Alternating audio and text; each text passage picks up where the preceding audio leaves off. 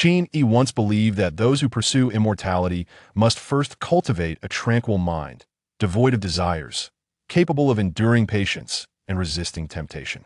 However, he ultimately discovered that the character for immortal contains the radical for person. Chapter 1 Prologue. The origin. In the small southern kingdom of Nanli, at the western border, lies a mountain known as Qin Yi Mountain. This mountain is perpetually shrouded in red mist, exuding an ethereal aura, with jagged rocks at its summit appearing as if they had fallen from the heavens, accentuated by the crimson clouds.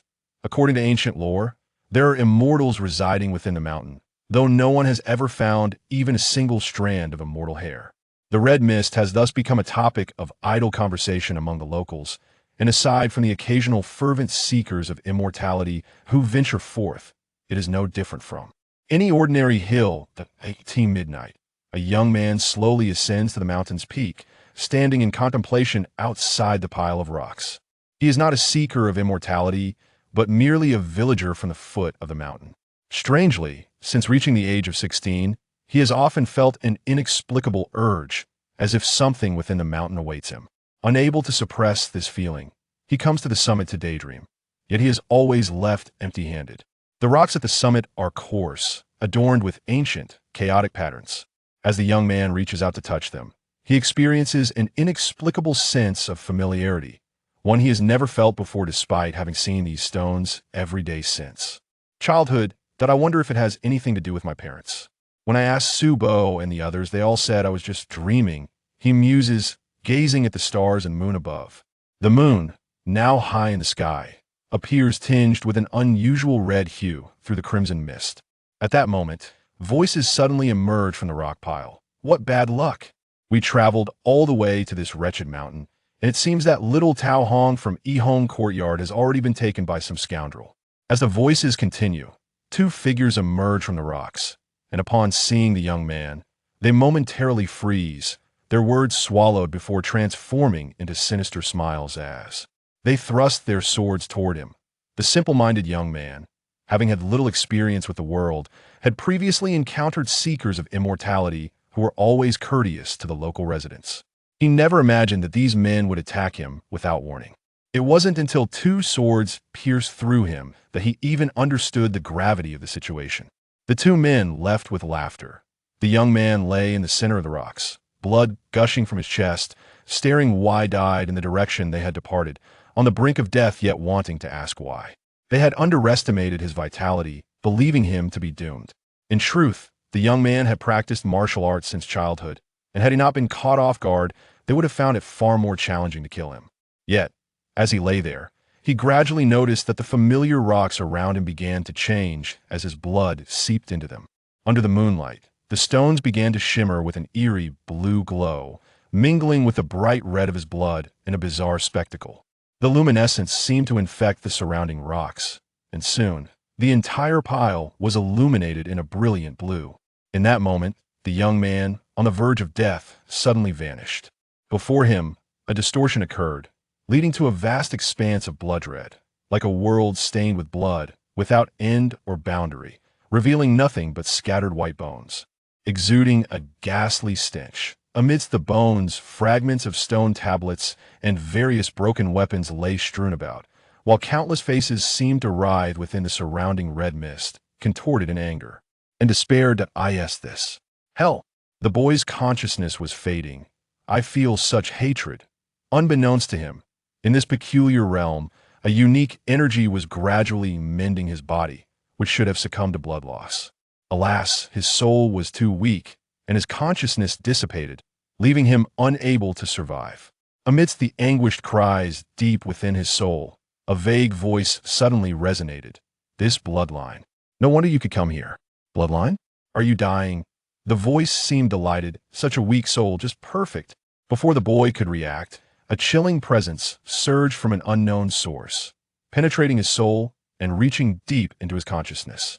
He could only perceive a terrifying face grinning at him from within, as boundless darkness enveloped and consumed him. Seizing the body was the last thought that crossed his mind. What a stroke of misfortune. First, he was killed, and then his body was seized. Well, since death was inevitable, the boy's soul let out a final roar of indignation. If you take my body, then go ask the national master why. At that moment, a foreign soul inexplicably intruded upon this distorted space-time. As if sensing the loss of the previous soul, it blindly burrowed into the boy's body. The face that had attempted to seize his body seemed taken aback, only to quickly realize that the newly arrived soul was not powerful and decided to consume it as well, attempting to digest it. With a thunderous boom, an overwhelming influx of information surged in, disorienting the face. With a muffled grunt, the new soul was completely expelled.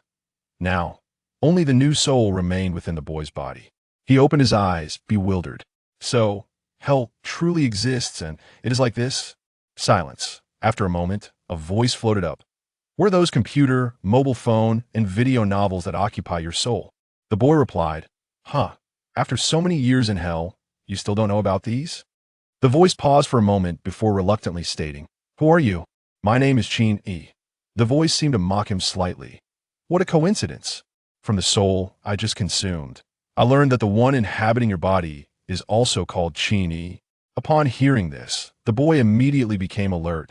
Wait, this isn't hell. Who are you? You may call me Lu Su. The voice replied slowly. This is not hell. It can be considered hell. Do you wish to leave? How do I leave? Pick me up, and you shall be able to exit. Pick you up? Beside you lies a wolf-toothed club, slanted against the ground that is me. Qin Yi. In that instant, as Qin Yi withdrew the club, the space distorted, and the entire region suddenly vanished. He opened his eyes again at the mountain's peak, where the moon shone brightly with sparse stars, and the crimson mist swirled around him. Meanwhile, at the foot of the mountain in the small village, an elderly farmer sat up from his bed. A woodcutter opened the door to gaze at the moon. The yellow dog at the village entrance turned its head to look at the mountain peak. The door has opened? It hasn't. That is because I guard the door while you merely guard grave. Actually, I never intended to guard the grave. Then why don't you leave? It has left this place, is no longer a grave. I have never found your words to be so reasonable. In the palace of Nanli, may father be well. Qing Lin, Qing Jun, you have arrived just in time. I took the National Master's elixir last night and feel rejuvenated. Do you see? My white hair seems to have lessened. The young prince fell silent for a moment before quietly saying, Father, there is no. Seeing his father's expression darken, he swiftly changed the subject. Last night, the Grand General reported that the Western Wilderness Kingdom has mobilized troops at Shurchen, seemingly up to something. The king waved his hand impatiently. You handle it. Yes. The prince silently retreated. His gaze gradually turned cold. Does brother also dislike Dong Huazi? A crisp voice rang in his ears.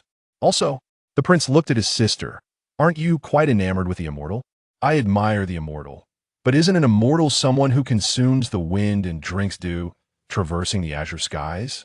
How could they descend into this mundane world to serve as some national master? The prince chuckled softly. Indeed. Hey, many places still speak of immortals. Let us seek a true immortal. If we find one, I shall follow them to cultivate. Returning to the starting point, all begins anew. Please support this venture. Chapter 2, Seeking Immortality. 2 months later, the autumn air is crisp and refreshing. At dusk, at the foot of the mountain, a quaint village is enveloped in wisps of smoke rising lazily into the air.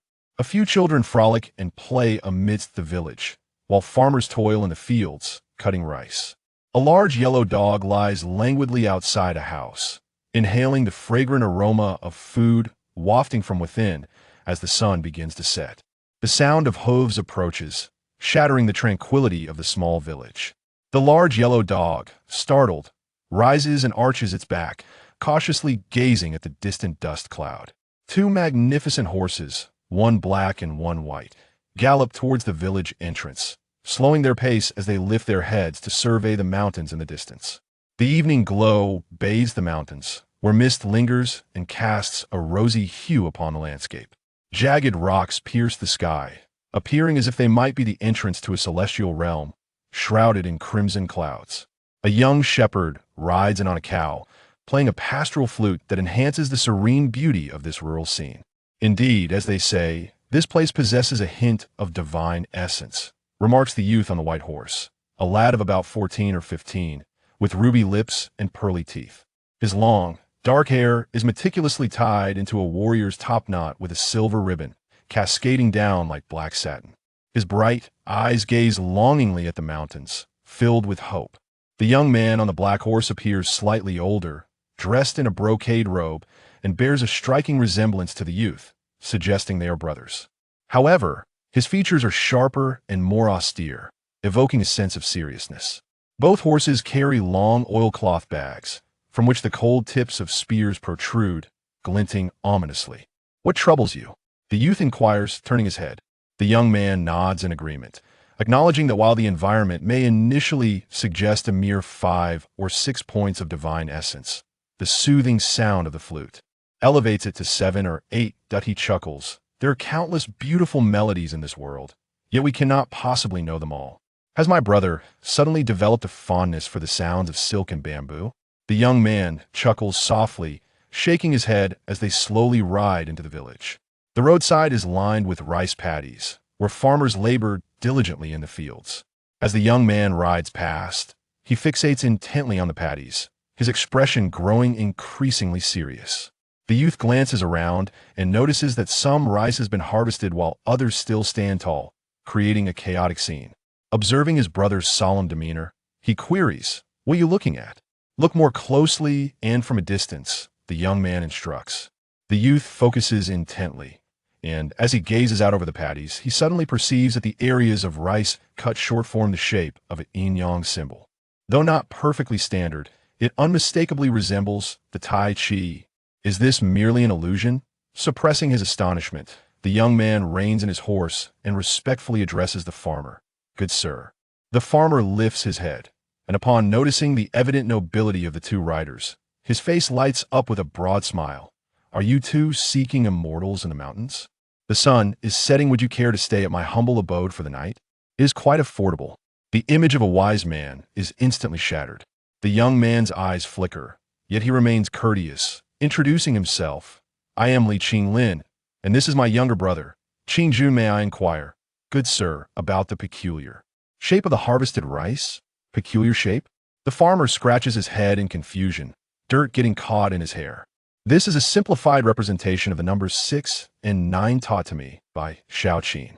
He said that when combined, it forms a certain figure." "I do not understand. I just remember how to write the numbers while cutting the rice like this." "Is that so?" The brothers exchange glances, stifling laughter. Although the concept of writing numbers is unfamiliar, it is certainly more acceptable than the notion of a farmer creating a Tai Chi symbol in the fields. The farmer continues, "My home is the most comfortable for lodging, with a warm Kong and fresh milk, all for just 3 won." "No need," the two reply with smiles, urging their horses onward. Hey, hey, the farmer calls after them. "Do not venture into the mountains. So late there are poisonous mists and strange tigers. It is dangerous." The youth, Qin Jun, pats his quiver and turns back with a grin. To face difficulties heat-in is to show sincerity. "How about we assist you in dealing with the fierce tigers?" The farmer glances at their weapons, hesitating momentarily, but simply says, "Just be careful." As they approach the village's edge, the mist thickens, obscuring the last few houses. A woodcutter ambles towards them, seemingly traversing the fog, casually singing a song. Everyone knows the joy of immortals, yet fame and fortune linger on. Where are the ancient and modern lords? Just a pile of grass atop a desolate grave. Everyone knows the joy of immortals, yet gold and silver cannot be forgotten. All day long, one laments the lack of wealth, but when the time comes, the eyes shall close. The brothers stare, entranced, as the sound of hooves slows to a complete stop. Arriving in this place, everything feels distinct. Even the song of a humble woodcutter possesses a certain quality. It is no wonder people speak of this mountain as having divine presences. There is indeed some truth to it. "May I inquire?" Good Sir Qin Yi interrupts the woodcutter. "Who composed this song?" The woodcutter chuckles. "A young lad from the Qin family sings this song. Isn't it interesting?" "Interesting hardly captures it." "Where are they?" This is Qin Yi Mountain, a place where seekers of immortality have flocked throughout history. Hearing such a song in these surroundings is profoundly meaningful. "May I ask where this Mr. Qin resides?" The woodcutter gestures casually into the depths of the mist, the last house at the village's end, where they dry herbs. "You will recognize it upon arrival." The courtyard is indeed easy to identify, filled with racks and trays stacked high with various herbs. The faint fragrance of medicinal plants lingers in the air, creating a soothing atmosphere. In the center of the courtyard sits a young boy, busily pounding herbs with a pestle, appearing completely at ease, oblivious to the approaching guests. As the two observe from their horses, their initial anticipation of meeting a sage dissipates. The boy appears no older than 16 or 17, hardly older than Li Qingjun, making it difficult to associate him with any wise hermit. Moreover, from their martial perspective, he seems merely a practitioner, his skills inferior to their own. Notably, his pestle is a formidable wolf-toothed club, appearing larger than his thigh, its vicious spikes glinting in the sunset, creating a stark contrast with his delicate features. This his weapon for martial training? Hey! Li Qingjun exclaims, unable to contain his laughter. Can a wolf-toothed club be used for pounding herbs? Isn't the front too sharp? The boy pauses, turning to glance at them, his gaze lingering on their quivers, and responds, traveling into the mountains at night can be quite inconvenient. You should be cautious. There are strange tigers at the summit. Do not approach them. If you happen to provoke one, run immediately. It will not chase you. Li Qinglin inquires, are you named Qin, young brother? He introduces himself again, adding, my brother and I have come to the mountains seeking immortality. We heard the woodcutter sing a song filled with meaning, which is said to be composed by you. Oh, I heard it from a wandering Taoist long ago. It has nothing to do with me. The youth had already sensed that this boy, seemingly of the same age, could not be a sage. Upon hearing this, he politely says, I apologize for the intrusion, and prepares to ascend the mountain. However, Li Qinglin suddenly interjects, you seem to be a pharmacist, young brother. Do you have any antidotes? We would like to purchase a few. Li Qingjun looks at his brother in confusion. They are well prepared and do not require any additional medicine at the moment. I do not have various types, only one pill that cures all. Qin Yi casually tosses a cloth bag over. Inside are 2 pills, 10 taels of silver. Li Qingjun accepts the bag, peering inside to find 2 pill-like objects resembling red jujubes, and scoffs. What kind of antidote is this? What pills are these? His voice is bright and clear, and with that scoff, the imposing aura he initially projected softens considerably, leaving him with a somewhat endearing quality. Qin Yi stares at him for a moment, then suddenly breaks into a grin. These are called Zhao Yaowan. Chapter 3. Refusing the immortal. What on earth is eating jujube and taking medicine? And where is the antidote for all poisons? Surely, I must have encountered Swindler? Li Qingjun's expression reflected his indignation, and just as he was about to speak, Li Qinglin gestured to silence him, handing over some silver and saying, my brother and I have come to the mountains in search of immortals, but we lack the luxury of time to waste. Young brother, you reside here and are familiar with the surroundings. Might you accompany us as a guide? There will be generous rewards. I won't go, Qin Yi replied lazily, rising and turning to walk back inside. What is the point of seeking immortals? Isn't being well-fed, well-rested, and carefree the essence of immortality? Young Li Qingjun retorted angrily. Hey, what kind of attitude is that? Yet, Qin Yi had already entered the house. Li Qingjun, furious, was about to dismount when his elder brother restrained him, saying, do not act rashly. Why extend such courtesy to him? He is clearly a fraud. Where is the antidote for all poisons? Li Qinglin urged his horse forward. According to Li Lu's report, there have been recent cases of poisoning in the mountains, and a young man from the village named Qin has healed with a single potion. Perhaps he is familiar with the unique toxic miasma of the mountains and has tailored his medicine accordingly.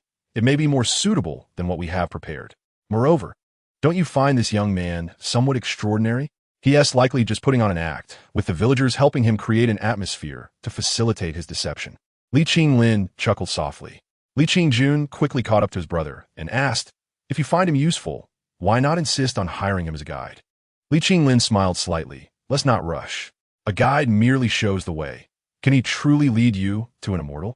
Li Qingjun paused, clearly realizing the truth. They were not here merely to hike and watch the sunrise.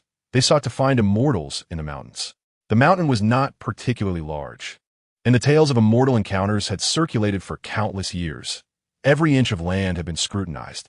Thus, there was no actual destination, and naturally, no correct path.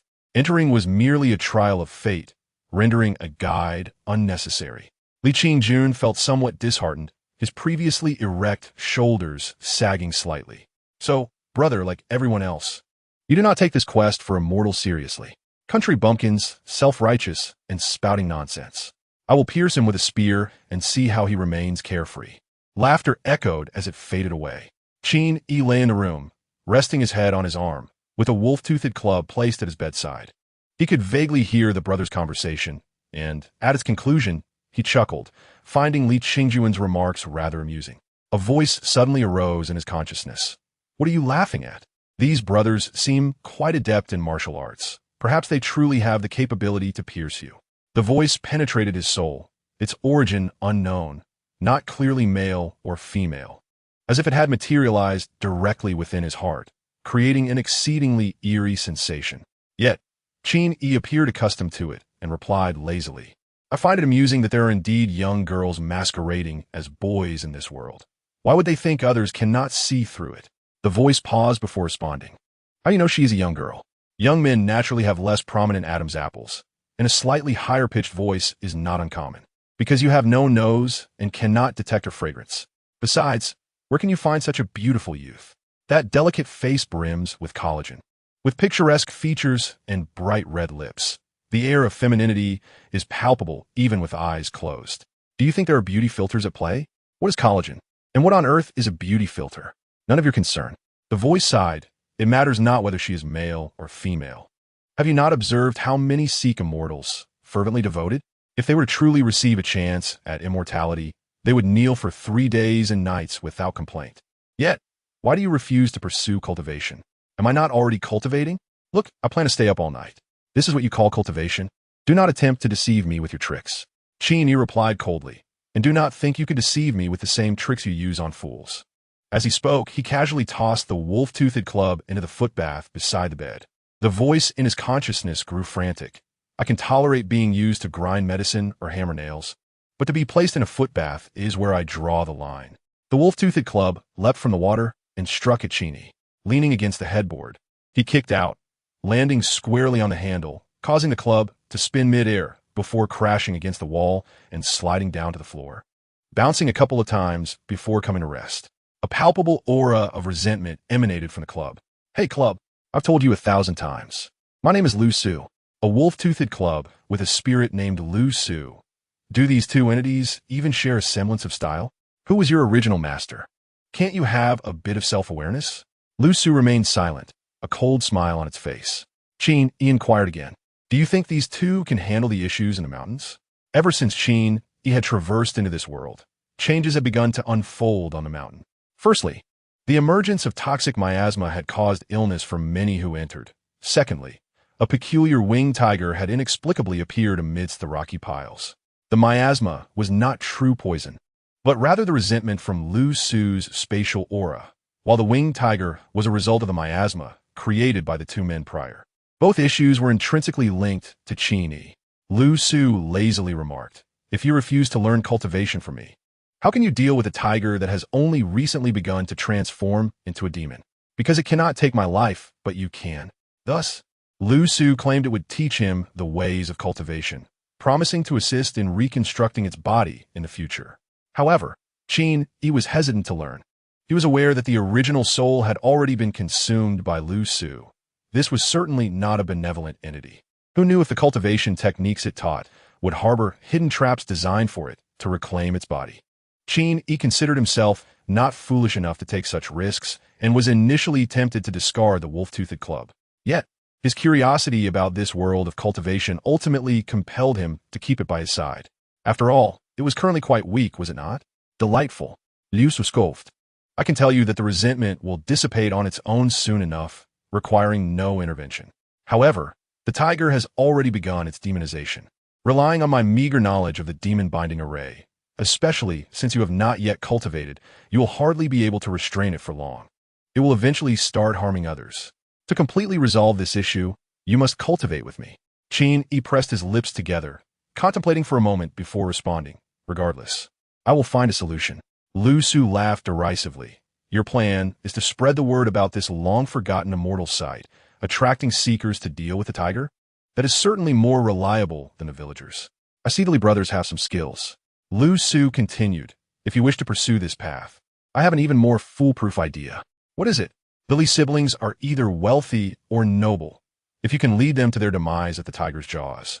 The creature is guaranteed to be skinned alive, leaving no room for survival. Yet, you instead caution them to flee when they are outmatched. The tiger will not pursue them. Bah! Qin Yi sprang to his feet, rushing to the corner of the room to retrieve the wolf-toothed club and once again submerging it in the footbath. Lu Su erupted in curses from the water. Foolish and sentimental. If they are injured and manage to escape, the first one to vent their anger will be you. Qin Yi ignored it entirely and walked to the corner of the room. There, a small furnace awaited the fire, and a ceramic jar radiated warmth, subtly releasing the fragrance of medicinal pills.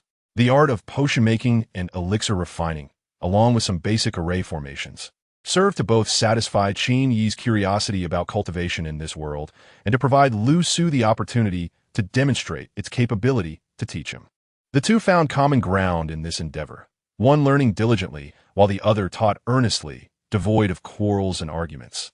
Qin Yi gazed at the furnace fire for a while, silently calculating the time, then casually poured himself a flask of wine and walked to the window, sipping slowly.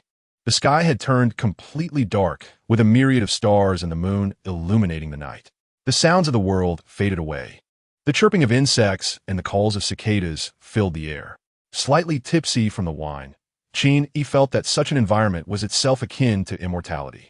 Having distanced himself from the clamor of carts and horses and the intrigues of the mundane, how many in the secular world truly appreciated the moonlight-esque clarity and the fragrance of the fields? In the quest for immortals in the end, did they not encounter their own duplicitous deceptions? Qin Yi has always felt that if he could resolve the issues in the mountains, there would be nothing wrong with spending his life here. In his previous life, he met his end by plunging off a cliff. Being transported to this realm is akin to a second chance at life. Why not savor the joy of existence? When he sang the How Lu song, it was not an act of pretense, but rather a genuine reflection born from his encounters with seekers of immortality. How beautiful this night is, he murmured, as if in a dream. In her sulking, Lu Su let out a derisive snort, seemingly unimpressed. In truth, it was precisely this demeanor that led her to believe Qin Yi was exceptionally suited for the path of cultivation. He exuded a serene aura, unperturbed and unambitious, devoid of worldly desires for titles or power, as though a humble thatched cottage could suffice for a lifetime. Such a person was far more suited for cultivation than those fervently bowing and begging for enlightenment. Unfortunately, he was reluctant to pursue it. Heaven knows, this so-called detachment from the world is merely referred to as Zhai and Qin Yi's perspective. Chapter 4. Disbelief in immortals, uncertain how long he had been gazing. The ceramic pot over the hearth trembled slightly, a faint glow flickering within, its fragrance wafting through the air. Qin Yi swiftly covered it, extinguishing the flames. Carefully lifting the lid, he discovered a jade-green pill lying quietly inside, a subtle luminescence flickering around it. Is it done? He thought. Indeed, Lu Su's voice reemerged, commenting on his lack of desire, despite his patience in the tedious task of alchemy. How can you remain so calm while fixating on something so unchanging? Give me a game, and I can remain still for longer. You consider alchemy a form of gameplay? More or less, it's just a step up. Forget it. Lu Su replied, exasperated. The pill you crafted previously merely alleviated grievances causing illness. It was not an antidote. This one is a genuine elixir capable of resolving myriad poisons. Admittedly, it is merely a ninth-grade concoction, suitable only for mundane toxins and contingent upon the severity of the poisoning. Nonetheless, it signifies your foundational entry into the craft. Though Qin Yi displayed little outward emotion, a tumult stirred within him. Cradling the elixir in his palm, he could genuinely sense a flow of energy, as if imbued with profound, inscrutable significance. After more than 2 months, he had finally forged his first transcendent pill. This achievement was accomplished without any cultivation techniques. Devoid of spiritual energy, special herbs, unique flames, or extraordinary alchemical vessels, relying solely on sophisticated methodologies and mastery of fire. Now you see I was not deceiving you, Lu Su remarked coolly. Qin Yi retrieved a wolf-toothed club from the corner, its dark surface hinting at a faint crimson hue in the moonlight. Resembling the remnants of ancient blood, a thought both grim and unsettling. He sighed. Without cultivation, I can still set up formations and create elixirs. The techniques you imparted to me must be quite advanced, correct? Indeed, it is your compatibility that matters. You are the most suitable candidate for cultivation I have ever encountered. Lu Su acknowledged, foregoing further argument and instead praising him. With such discernment, patience, and clarity, you surpass many self-proclaimed cultivators. Stop trying to coax me into cultivation every day. My life is paramount. The thought of body snatching is terrifying. Who would dare gamble on such a fate? You fear death too much, Lu Su replied coldly. You didn't dare consume any of the pills I taught you to create. Don't think I don't know what you mean by wanting to eat dates. What will you name this new pill? Right, Lu Su retorted. I suggested sending you out to find a master, yet you refused. Many seekers of immortality would treasure you. So why persist in this pointless struggle with me? Day after day, you wear me down with the same tiresome rhetoric. Does it amuse you? Liu Su continued coldly. Over the past few months, you have been wary of me, but have I not observed you in return? Though you are fearful and suspicious, your heart is kind. Unlike others, as but a remnant soul, I possess no means of self-preservation and fear being entrusted to the wrong person, leading to eternal damnation. Qin Yi chuckled. You, a malicious spirit, fear being entrusted to the wrong hands? I'm not merely a tool, Lu Su replied nonchalantly. It is precisely because I am a spirit that I understand the consequences of encountering a kindred spirit. That makes sense. Of course it does, Lu Su said thoughtfully. After waiting in these mountains for countless millennia, I am quite patient. Since you exhibit interest in alchemy and formations, there will come a day when you cannot resist the urge to cultivate with me. To be honest, if I asked you to cast me aside, would you have the heart to do so? Qin Yi twitched his lips, but remained silent. Lu Su smirked, just as you recounted your little tales. The essence of humanity is indeed quite delightful. Have I ever told you another aspect of humanity? What? A parrot. Qin Yi straightened his face. It matters not if you do not comprehend. Simply know that it closely resembles you. Suddenly, a silver streak shot through the air as Li Qingjun, garbed as a boy, drew her spear like a dragon, impaling a suddenly emerging green python against the mountainside. This girl, disguised as a boy, possessed exceptional martial skills, having already entered the realm of mastery. A faint noxious gas wafted forth, prompting her to furrow her brow and wave her hand to disperse it. Li Qinglin appeared quite at ease with his sister's prowess, choosing instead to observe the mountainous terrain intently. The clouds and mists enveloped their surroundings lightly, minimally obstructing visibility. He reached out, and the mist seemed to shy away from him, parting as if avoiding contact. Qingjun, upon entering the mountains, do you feel any discomfort? I feel an eerie sensation from my scalp to my bones, as if my skin is tingling, Li Qingjun replied, crossing her arms and shivering, reminiscent of the sound of two gun barrels scraping against each other. Before she could finish, a sudden chill surged through her, making her scalp feel as if it was ready to burst. The two turned to see a fully crimson wild boar leap out from behind a boulder, its fangs gleaming ominously, a foot long, with a stench of blood wafting from several paces away. Li Qinglin also readied his spear. With a roar, the wild boar charged, stirring up a cloud of dust. The pair swiftly dodged to the sides as the boar skidded to a halt, its hooves creating a shallow pit in the ground. Just as Li Qingjun was about to strike, Li Qinglin's spear tip arrived first, its dazzling brilliance piercing through the boar's skull. The creature thrashed and bellowed, yet did not perish immediately. Its tusks continued to flail, as if animated by some spirit, contorting in the most bizarre manner. With a soft command, Li Qingjun leaped gracefully, her spear driving straight into the boar's mouth. After a moment of struggle, silence fell. In a matter of moments, they had vanquished the beast, yet neither felt any sense of pride, as if it were entirely natural. Li Qinglin gazed at the boar's carcass and suddenly smiled. The villagers at the foot of the mountain are remarkably resilient. With such ferocious beasts lurking in the mountains, they manage to live contentedly. That Qin Yi resides right at the base. Does he not fear for his life? Li Qingjun hesitated. Could it be that some cultivator is hiding in the mountains, protecting the villagers? Absolutely not, Li Qinglin declared resolutely. There are no immortals in this world. Listening to the mournful sounds, Li Qinglin remained unmoved, contemplating. I believe the clouds and mists are not divine energies, but rather the accumulation of resentful spirits. This wild boar may very well have been influenced by some malevolent force. His assessment was at least partially accurate. The mists were indeed manifestations of resentment, though the boar's mutation was unrelated. Li Qingjun inquired curiously. Then why is it such a vibrant red, resembling ethereal energy? Li Qinglin responded indifferently. Whoever claimed that red clouds denote divine energy. What color is blood? Thus, the mist evades me. Perhaps my battle-hardened aura is denser than this resentment that has lingered for millennia. Li Qingjun, convinced by her brother's reasoning, remarked, so, it stands to reason that many must have perished here 1,000 years ago. I don't know. It seems to be nearing its dissipated state. Li Qinglin produced Qin Yi's pill, shaking his head with a smile. The so-called mountain toxins are merely the result of resentful spirits. Those amateur alchemist pills are, in fact, more effective than genuine antidotes.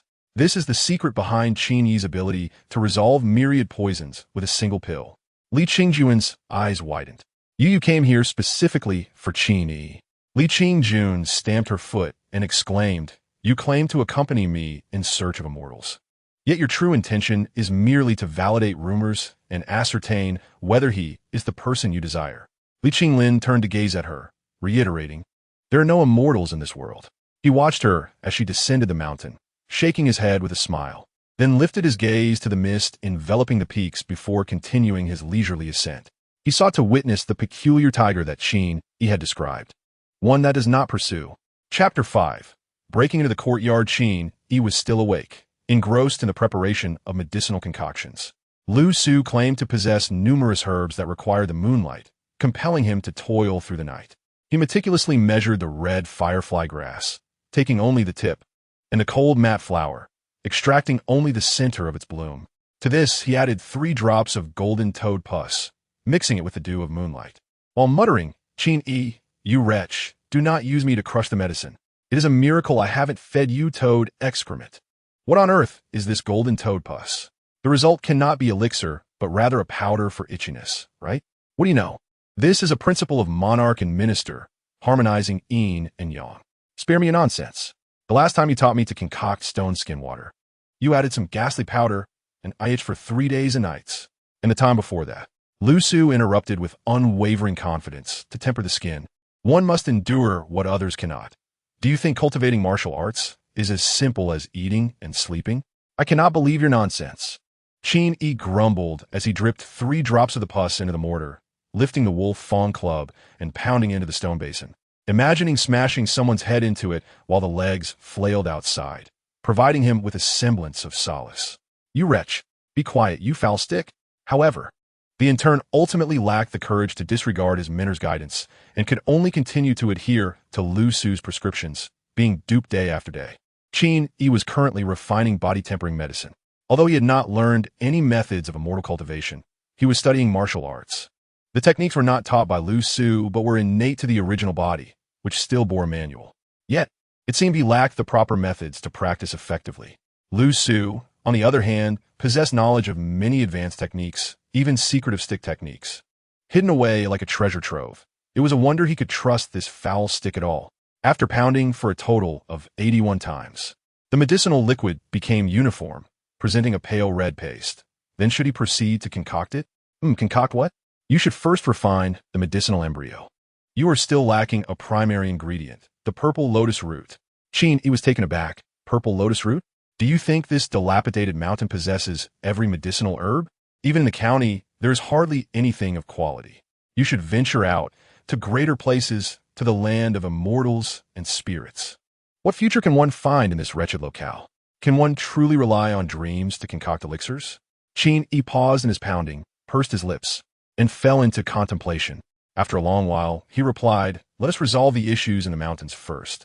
He said no more. Fetching a bucket of water and sprinkling it with the previously concocted stone skin water, blending it into a batch of body-tempering liquid. Then he stripped down completely and, in the courtyard, slowly immersed himself in the water under the moonlight. Before the medicinal power could disperse, the courtyard door was suddenly kicked open. Li Qingjun, holding a gun in one hand and a wild rabbit in the other, barged in, shouting, fraud. No sooner had she spoken than a water pouch above her head burst open, drenching her with a strange milky white liquid. Reacting instinctively, Li Qingjun attempted to dodge. But with less than a foot separating her from the falling water, evasion proved futile. She was thoroughly soaked, her head and face covered in the substance. As if this were not enough, in her forward rush, her foot landed upon something, and a vine swiftly ensnared her ankle. Li Qingjun exerted her strength in an attempt to break free from the vine, only to realize that the water she had been drenched with was peculiar. She felt weak and unable to muster her strength, and the vine, seemingly crafted with some special technique, resisted her diminished energy. With a swift motion, the vine tightened its grip, and with a scream, Li Qingjun found herself hoisted upside down, suspended from the doorframe, swaying back and forth. At the same moment, two additional vines emerged from either side, binding her hands tightly. Her vision, obscured by the liquid, allowed her to vaguely see Qin Yi seemingly huddled within the bucket, staring at her in utter astonishment. From the moment she burst through the door to being hoisted upside down, only a breath had passed, and Qin Yi had yet to comprehend the situation when a girl dangled at the entrance.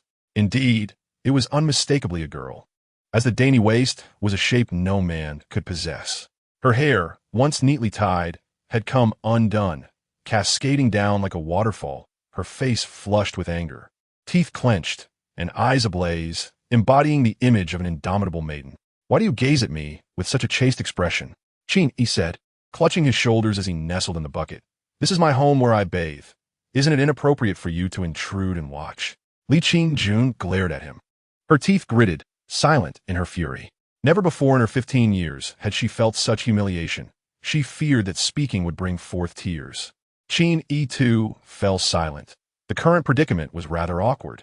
Li Qingjun was facing the courtyard, directly opposite his bathing bucket. He was unsure whether to rise or remain seated. The two stared at each other for what felt like an eternity before Li Qingjun finally seethed. "Let me go." Qin Yi could only respond, "You must close your eyes first." Li Qingjun, wary, asked, "What do you intend to do?" Qin Yi slowly raised the wolf fawn club that leaned against the side of the bucket, saying, "Do you see this stick?" Li Qingjun. Qin Yi continued, "As a young lady, please conduct yourself with dignity, would you?" In Qin Yi's mind, Lu Su's laughter echoed. This girl is amusing. Qin Yi ignored it. He had yet to master soul communication. A sound of rushing water followed, and after a while, footsteps approached, as if someone stood before him. Li Qingjun tightly closed her eyes, waiting for what felt like an eternity, but Qin Yi did not release her. The thought of his gaze wandering over her was utterly chilling. She could not help but feel a twinge of panic. "You don't do anything reckless. My brother will be here soon. He will kill you." Qin Yi tilted his head, admiring the sight of the maiden hanging upside down. The gun tightly gripped in her hand, revealing the turmoil within. Li Qingjun suddenly opened her eyes, glaring fiercely. Upon opening, she realized Qin Yi was fully clothed and stood 2 feet away, bringing her some measure of relief. She angrily commanded, "Let me down." Qin Yi suddenly made a move, pressing a point on Li Qingjun's acupoint. Li Qingjun exclaimed in shock, "You?" "A little caution never harmed anyone," Qin Yi said, gently pushing her shoulder while dragging her ankle, skillfully turning her upright without any inappropriate actions. Li Qingjun had braced herself for an unwarranted advance, yet Qin Yi's conduct surprised her. This seemingly flirtatious person was, in fact, quite respectful. Her overwhelming anger and embarrassment were somewhat quelled by his actions. As soon as she was back on her feet, the vines that had ensnared her vanished, creating a surreal scene. Li Qingjun silently observed, rubbing her wrists, yet said nothing. At the very least, this person was no ordinary villager. No common villager would set traps at their doorstep, nor could they devise such intricate mechanisms infused with some form of array. Qin Yi casually pulled a chair for her and inquired leisurely, "Young lady, having trespassed into my courtyard, would you now enlighten me as to your purpose?" Chapter 6. The Alchemist. As the evening breeze swept by, Li Qingjun, drenched and unable to summon her true energy, shivered slightly. Qin Yi appeared oblivious, offering no sign of concern. Li Qingjun gritted her teeth against the cold, lifting the rabbit from the ground. "I administer my own poison to it. Your so-called antidote cannot possibly work. I demand an explanation." Qin Yi chuckled. "I sell medicine at the foot of the mountain, specifically for this mountain. The toxins brought from outside are of no concern to me. Should an African swine fever outbreak occur, would you hold me accountable?" Li Qingjun filtered out the incomprehensible African in her mind. Fuming, "I knew you would say that." Do you possess the skills to neutralize its poison? If you cannot, you are nothing but a fraud devoid of medicinal knowledge. Qin Yi took the rabbit, discovering it was as rigid as iron. It was not poisoned, but rather afflicted by a technique that rendered muscles as hard as stone, beneficial for use in battle, though it carried some side effects. Qin Yi casually tossed the rabbit aside, remarking that the medicinal effect would dissipate in half an hour, questioning what else he needed to do. Did he have to invigorate its muscles and bones, alleviating any residual effects? He thought better of it. Li Qingjun stared at him, momentarily at a loss for words. To put it plainly, it was her own stubbornness that led her to feel indignation over her brother's ostensible companionship in her quest for immortality, while he had ulterior motives, rendering her enthusiastic journey seem trivial. Frustrated, she aimed to prove her brother wrong, yet it appeared he was right. The Jinshi Sen was indeed concocted by the national master Dong Huazi, a formula not easily recognized by ordinary pharmacists. Qin Yi recognized it immediately, confirming he was indeed a recluse adept. As her anger subsided, Li Qingjun felt a chill envelop her, curling up in her chair while hugging her arms and shivering. The white liquid continued to drip from her hair, her face marred with spots, and her tresses were in disarray, giving her an air of helplessness. Just when Qin Yi thought the girl might burst into tears, she gradually rose to her feet and slowly said, "I apologize for misunderstanding you, Mr. Qin." With that, she abruptly turned and marched out, her slender figure standing tall like a spear. Such a determined young lady. Lu Su commented in her mind, she is completely exhausted, devoid of true energy, yet refuses to seek your assistance. Isn't she afraid of being preyed upon by wolves? I say, are you a eunuch? Aren't you going to do something? This remark prompted Qin Yi to call out, "Miss, please wait." Li Qingjun paused her steps and replied coolly, "Are you perhaps seeking to compensate me?" The humble abode offered lodging services, a warm kong, hot tea, herbal baths, and treatments for invigorating muscles and promoting blood circulation. All for merely 3 won a night. After a moment of silence, she produced a piece of broken silver and placed it on the stone table in the courtyard. Passing by Qin Yi with an impassive expression as she entered the house, "Innkeeper, fetch me some water." Qin Yi turned to watch her retreating figure and couldn't help but chuckle. What a peculiar young lady. Lu Su scoffed, "What a peculiar man." As he watched the door close, Qin Yi lowered his voice, "What is peculiar about me? Who else brings a wolf-tooth club into a bathing tub? Isn't that a sign of camaraderie, being inseparable?" "Spare me that," Lu Su retorted with sarcasm. "You shrank away when she barged in, yet you weren't afraid of me. A female, seeing you in the nude?" Qin Yi scoffed. "Does a weapon spirit have a gender? Fine, even if it did. Could such a masculine wolf-tooth club give rise to a female spirit? And do you expect me to be a kept man? Don't be absurd.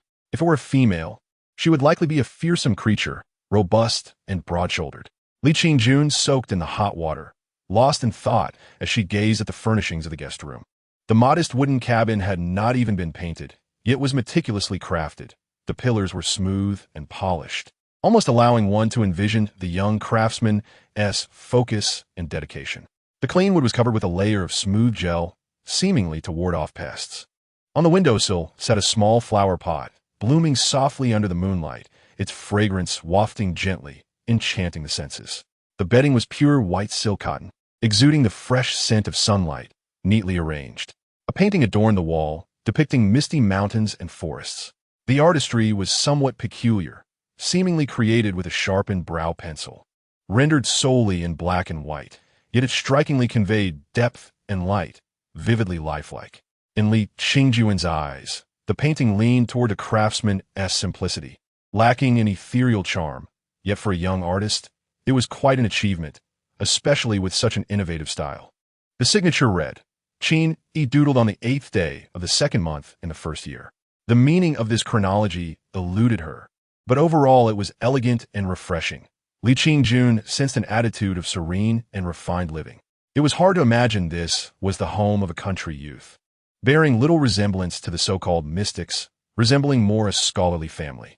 The hot water in the tub was infused with herbs, its warmth permeating her limbs, dispelling the chill from earlier and expelling the effects of the muscle-relaxing medicine, allowing her blocked meridians to flow freely as her true energy surged back. Li Qingjun found Qin Yi to be quite contradictory. He set traps at the gate, whether to ward off beasts or people, suggesting a person plagued by insecurity and caution. Yet, under the current circumstances, he dared to leave her in his home, removing all restrictions. Was he too soft-hearted? Did he truly believe she would not seek revenge? A basin had been brought in after Qin Yi finished preparing hot water, containing towels and some peculiar items. Among them was something called xian, which Qin Yi claimed to have made himself, a substitute for the commonly used soap pods for cleansing the body, alongside a type of bath bean, said to be for washing the face. Li Qingjun tried it. The water was smooth and silky, akin to washing with cream, subtly fragrant, and incredibly comfortable, leaving her thoroughly clean. Her hair, previously matted with the strange, sticky liquid, was now restored to its lustrous state. There was also a peculiar wooden handle, one end densely packed with stiff bristles, affixed by an unknown means. Qin Yi explained it was for brushing teeth, replacing the usual tender willow branches. Paired with a self-made substance he referred to as toothpaste, a substitute for salt powder. Everything exuded oddity, yet she had to admit it was remarkably effective. Was this the specialty of the mystics? Each concoction was stranger, yet more practical than the last. How come Dong Huazi and his group had not produced such items, but instead focused solely on concocting elixirs for eternal life? Li Qingjun even mused that for these items alone, it would be worth capturing Qin Yi and bringing him to the capital. In an unexpected alignment with her brother, she found herself wanting to laugh, yet quickly adopted a serious demeanor. Qin Yi had deeply offended her. She would not easily let him off the hook. Finally, she rose, retrieving a set of male attire from her bundle and donning it. With a swift tie of a sash, she transformed into a handsome young man. Pausing, she muttered to herself, Danlu? Isn't that quite common? At this point, she suddenly fell silent, turning to where Li Qingjun stood. A gentle breeze rustled, her garments fluttering lightly, her hair still damp from the bath. Despite her male attire, the essence of her femininity could not be concealed. Yet, she possessed a pair of strikingly spirited eyes, paired with her long spear, standing tall, exuding a pride and grace distinct from ordinary maidens. She was indeed a remarkably beautiful young lady. Qin Yi's gaze shifted, and he asked, Aren't you going to rest? Li Qingjun maintained her serious demeanor, declaring, You lack medicinal herbs and a quality Danlu, do you not? And what of it? Your personal Danlu, even if someone were to transport it for you, may not satisfy your needs. Moreover, your financial situation. Li Qingjun surveyed him, a hint of mockery creeping into her smile. I fear you cannot afford much of what you require. What does that have to do with you? I, the young master, am hiring you as my alchemist. You merely need to serve me and refine my medicines. All your needs will be covered by my family. Absurd. Qin Yi rolled his eyes. You, a young master? Haven't you been hanging around too long? You. Indeed, if I were to say that what I need is you, would your family cover that? Li Qingjun's expression darkened. Qin Yi, do you know what you're saying? I do not. Qin Yi replied. Being taken care of implies one must fulfill certain responsibilities. Yet you wish to support me without allowing me to share your bed. As a person of professional integrity, I would feel quite uncomfortable with that. Perhaps we should reconsider. Li Qingjun fought the impulse to thrust her spear into him, swiftly turning around and slamming the door behind her. In her mind, Lu Su's voice echoed, TSK, TSK. An Unlefintmann. The girl is a bit proud, but what's wrong with saying a few flattering words to win over a young lady? Zing you repliet lazily. Are you acquainted with the big yellow dog at the village entrance? What of it? That poor creature licks Su Laobua's shoe soles daily. Yet Su Laobua has not even built a doghouse. Clearly, a sycophant has no home. Lu Su had long grown accustomed to Qin Yi's occasional bizarre remarks and did not take them too seriously, merely retorting, Are you uninterested in women? I've never seen you engage in conversation with any female. I assumed you looked down upon the village girls. But this girl possesses celestial grace, her features naturally exquisite, with an aura of heroism that is extraordinary. Even I am moved. Qin Yi was taken aback. Hey, what do you mean by that? You encourage me to pursue immortality while simultaneously urging me to pursue women? Aren't these two pursuits contradictory? Li S fell silent for a moment, as if pondering whether to speak or hold back, and suddenly laughed. Though the principle is not as binary as you imagine. The xian men has dual cultivation, and the demonic path has its own methods of absorption. One day, when you tread upon the path of immortality, if you continue to adopt such a defensive and withdrawn demeanor, I might often find myself witnessing your terror, exclaiming, immortal, please maintain your dignity, as the new week began. The book rankings surged. A request for clicks and recommendations followed. Chapter 7. Exorcising the Tiger. At this moment, Qin ascended the mountain peak alone. The summit, shrouded in the densest clouds and mist, presented a scene where various jagged stones stood in disarray, obscured in the fog, resembling a veritable paradise. He extended his hand to touch the rough edges of the rocks, noting that they had not been frequently caressed by human hands, revealing nothing remarkable. Yet, upon closer inspection, dried bloodstains were faintly visible on the surrounding stones, as if someone had suffered grievous wounds, blood spilled upon the mountaintop. He pondered for a moment, deliberately reaching out to scrape a shard against the stone, smearing it with blood and waiting attentively for a moment, but to no avail. It seemed this blood held no significance, no mystery at all. Instead, the ground bore intricate, irregular carvings, resembling the idle scribbles of a child, their purpose unknown. After a moment's contemplation, Qin removed a jade pendant from his waist and placed it nearby. The clouds that initially seemed to evade him no longer did. Rather, they shifted away from the pendant. Shaking his head, he felt a subtle radiance emanate from him, as his true energy repelled the mist. Although it was indeed infused with resentment, it was not a malignant force fleeing from him, but rather a reaction to his treasure. Conversely, their martial energy could also counteract this resentment without issue. As he stowed the jade pendant, he intended to investigate the cluster of chaotic stones for the elusive tiger. At that moment, a sudden scent of blood wafted from the center of the stones. Gripping his spear, he focused his gaze, and in the dim light of night, a pair of blood-red eyes the size of copper bells slowly emerged. A tiger, half the height of a man, gradually revealed itself. Qin squinted at the fleshy wings sprouting from its back, which had expanded to several feet in length. The crimson pupils reflected a hint of displeasure at being disturbed, and compared to the mutated wild boar he had previously encountered, this tiger evidently possessed a modicum of intelligence and had transformed into a demon. With a roar, the tiger lunged forward. Qin, wishing to test the notion of not pursuing, withdrew from the stone formation. Indeed, it seemed as if an invisible barrier restrained the tiger from emerging. His gaze returned to the ground's carvings, and he smiled faintly. This must be the formation binding the tiger. Clearly, a master resided here. Since that is the case, allow me to rid you of it. Qin thrust his spear, unleashing a silver dragon form, the spear whistling as if it were a dragon's lament.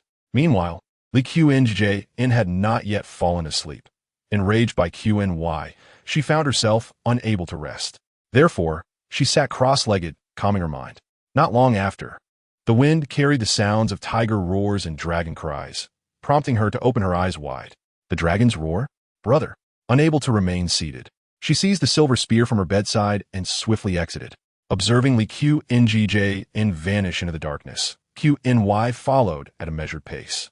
He had deliberately spread the news of the long-forgotten immortal traces to lure new seekers to exorcise the tiger. This tiger had already transformed into a demon.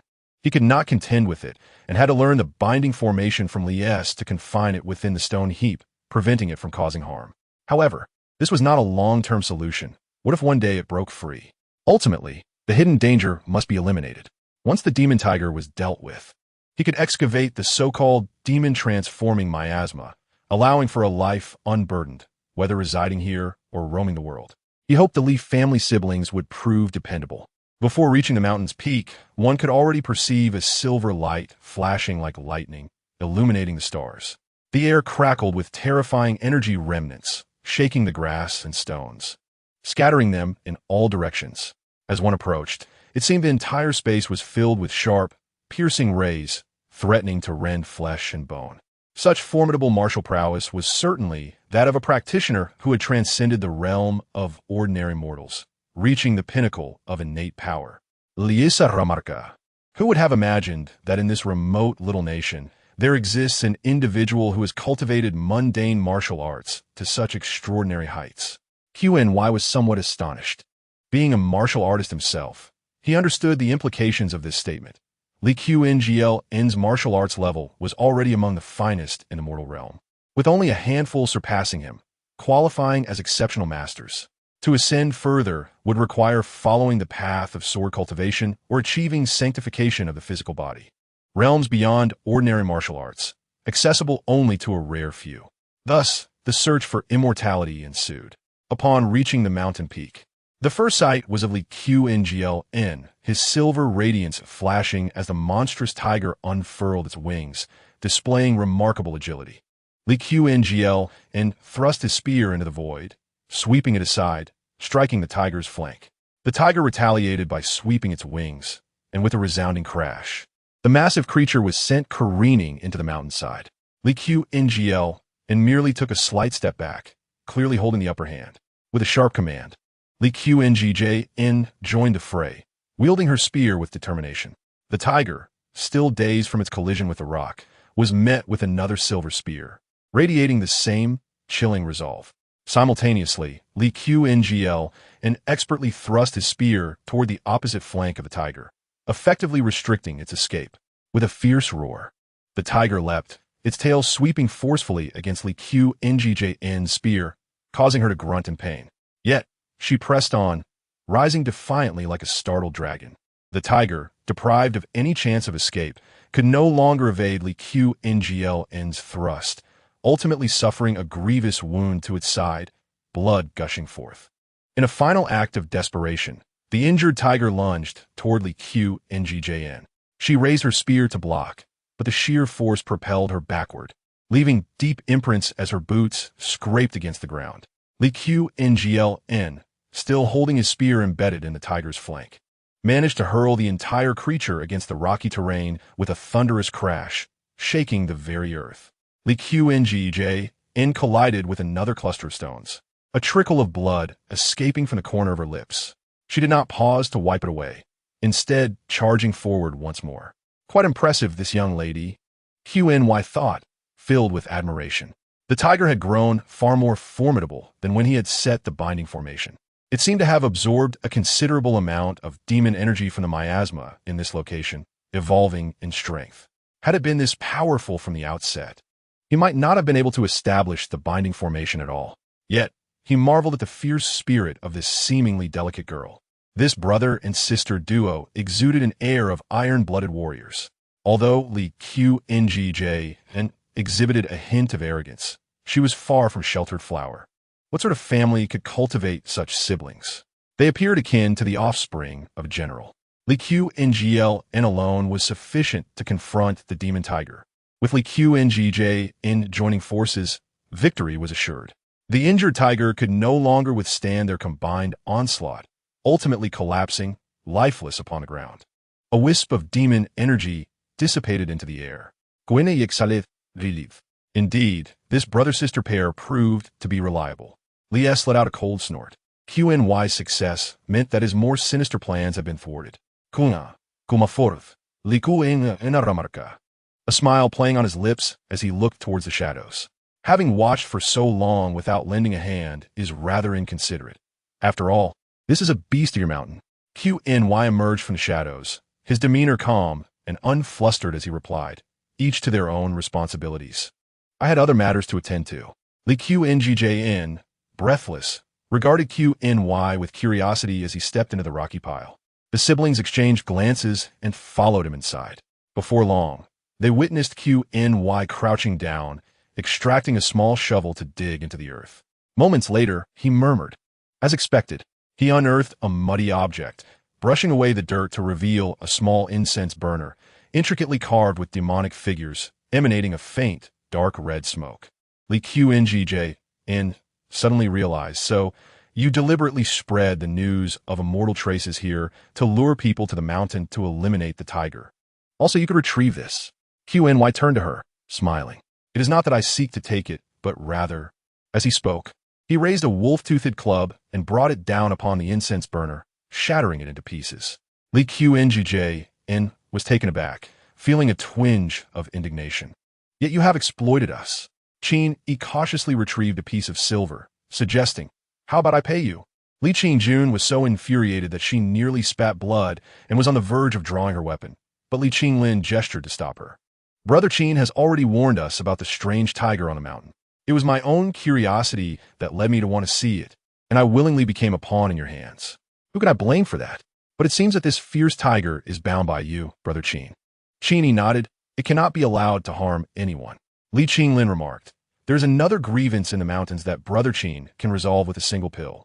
Furthermore, with your familiarity with such peculiar substances and your understanding of the binding formations for demons, it is evident that you possess genuine skills in various arcane arts. I wonder which school you have studied under? I merely fumble through it myself. I cannot claim to be a sorcerer, Qin Yi replied. Is there something you wish to advise me on, brotherly? Ah, yes, Li Qinglin sighed. In recent years, my father has been misled by some charlatans posing as sorcerers, abusing elixirs which have led to his declining health. As his children, we are deeply concerned. Since you possess true skills, might you consider coming down from the mountain to help rectify his condition and restore the truth? As for compensation, I assure you it will be satisfactory. He paused, then added, for this reason, Qin Jun has always held a disdain for deceitful sorcerers, and her actions may have been a bit extreme. I hope you will not take offense. It seemed he believed that his sister's earlier confrontation with Qin Yi had been a sign of Qin Yi's misfortune, hence the plea for understanding. Li Qingjun remained silent, and Qin Yi was at a loss for words, finally responding, I am but a recluse, accustomed to a leisurely life. I fear I may disappoint you, brotherly. Qin Yi choked momentarily before breaking into a smile. So it appears, brotherly, you have a plan beyond just dealing with the tiger. Meanwhile, he felt utterly clueless. As if he were a fool, Qin Yi still wished to decline. His nature was more suited to solitude in the village, and he had no desire to become embroiled in disputes among sorcerers. After a moment of contemplation, he produced an antidote pill he had just prepared and said, let this medicine serve as my gratitude for your assistance with the tiger. Li Qinglin sighed, preparing to persuade him further. But Li Qingjun could no longer contain herself and exclaimed, if you won't go, then so be it. What's so great about it? We have sought out others. I refuse to believe that you are the only sorcerer in Nanli. Li Qinglin gently reassured her. Qingjun, you know that searching for others will only prolong the matter. Li Qingjun retorted angrily, with his cunning. Who knows if he isn't the second Dong Huazi? Just as Qin was about to turn and leave, the name Dong Huazi struck him. He abruptly halted and turned around, demanding, who do you intend to confront? The original owner's soul had been devoured by Lu Su, yet within the body lingered a profound obsession and hatred. That lingering resentment was directed at the so-called national master, and he wanted to ask the question, why? The deep-seated obsession had influenced many of Qin Yi's nightmares. In recent days, he had indeed been inquiring, and the national master of Nanli, known by the title Dong Huazi. Seeing the change in Qin Yi's expression, Li Qinglin regretted revealing that they were targeting the national master, knowing that this would deter Qin Yi from joining them.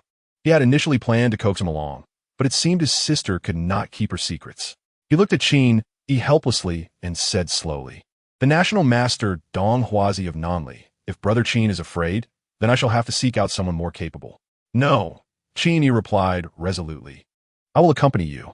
Li Qinglin was taken aback. Brother Qin, what do you mean? Qin Yi coldly pointed to the shards of the incense burner on the ground. I wish to ask him why. Even Li Qingjun was stunned by Qin Yi's sudden intensity. She had never imagined that this seemingly aimless individual could display such a fierce and imposing demeanor, as if ready to devour someone whole. Chapter 8. Leaving the mountain, are you truly going to leave with them?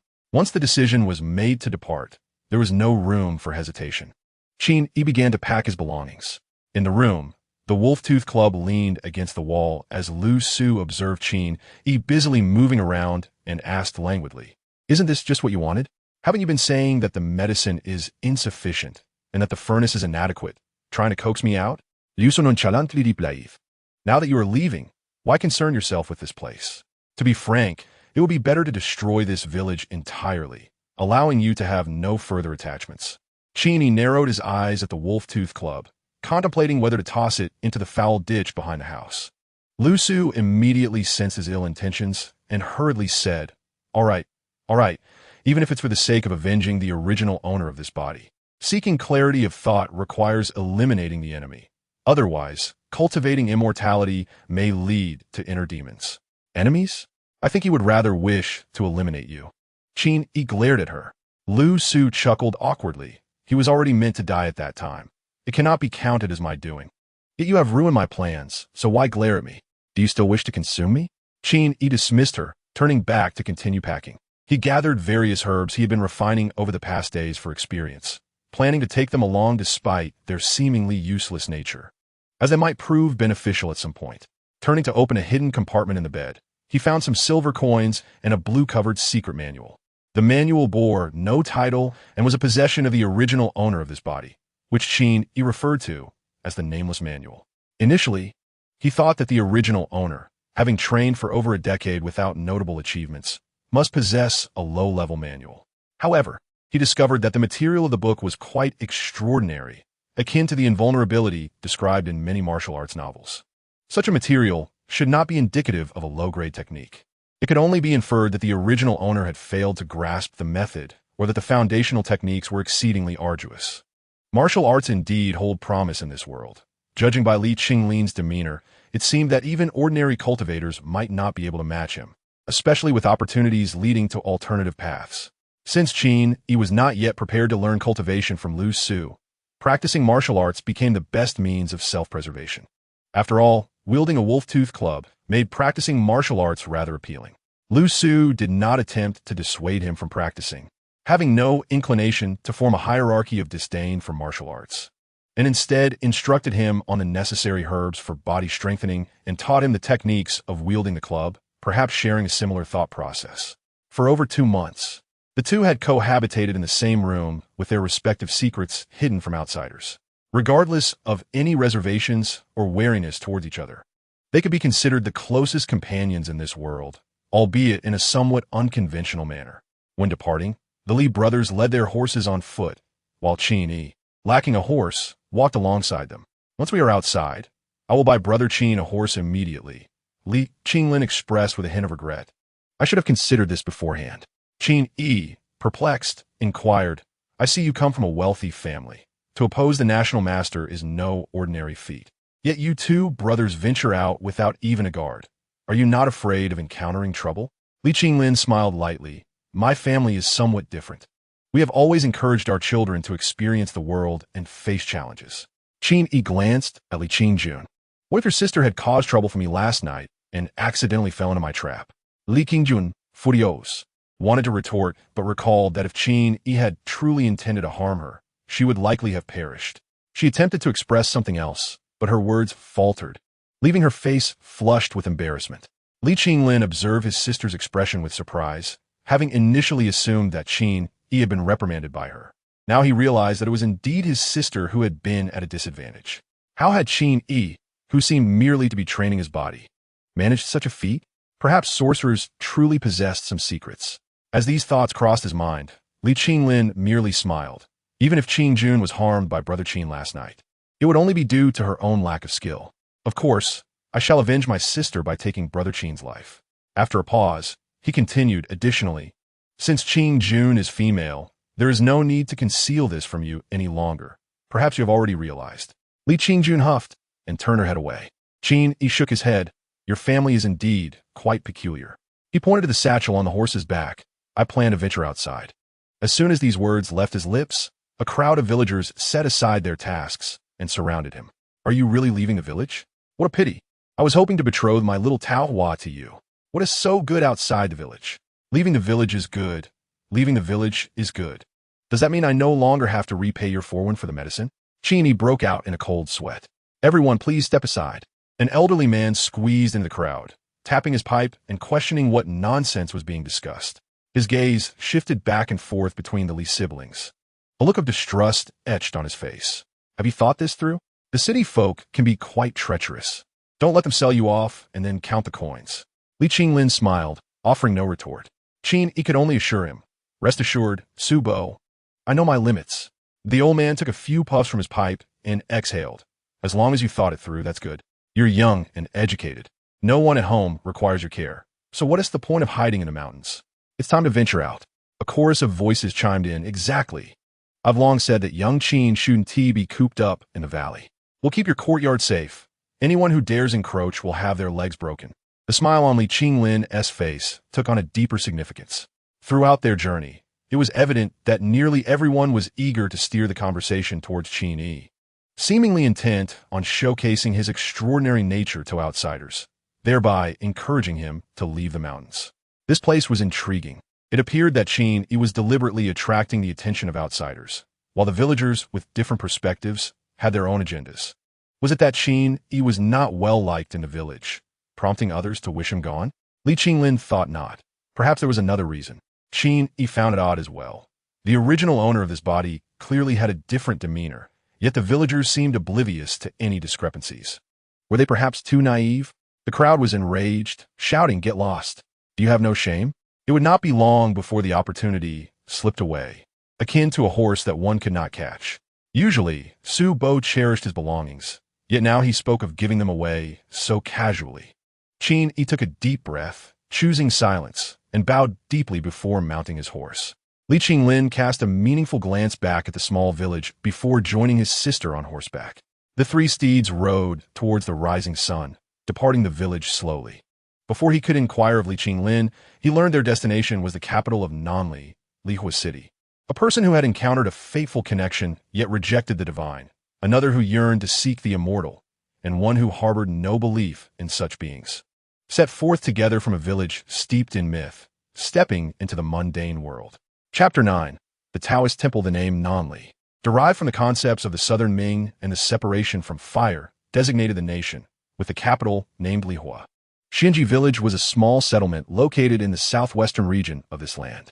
For over 2 months, Qin Yi had ventured into the city, deliberately seeking knowledge and discovering that this was a vast continent with numerous nations. Nanli was merely a small, remote country, with a deep rift to the south that seemed bottomless, a place where even birds struggled to cross. It was uncertain if there was anything beyond the rift. Theoretically, Nanli was the southernmost territory of the continent. Due to its isolated position, surrounded by mountains and dense forests, with rugged paths making communication with the central lands exceedingly difficult. The region was somewhat cut off, self-sufficient. Qin Yi had tried to gather information about the central lands, but much of it was hearsay, distorted by the passage of time.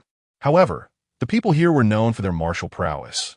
While great powers rose and fell in the central lands, this remote nation had stood firm for countless generations, seemingly blessed by the gods.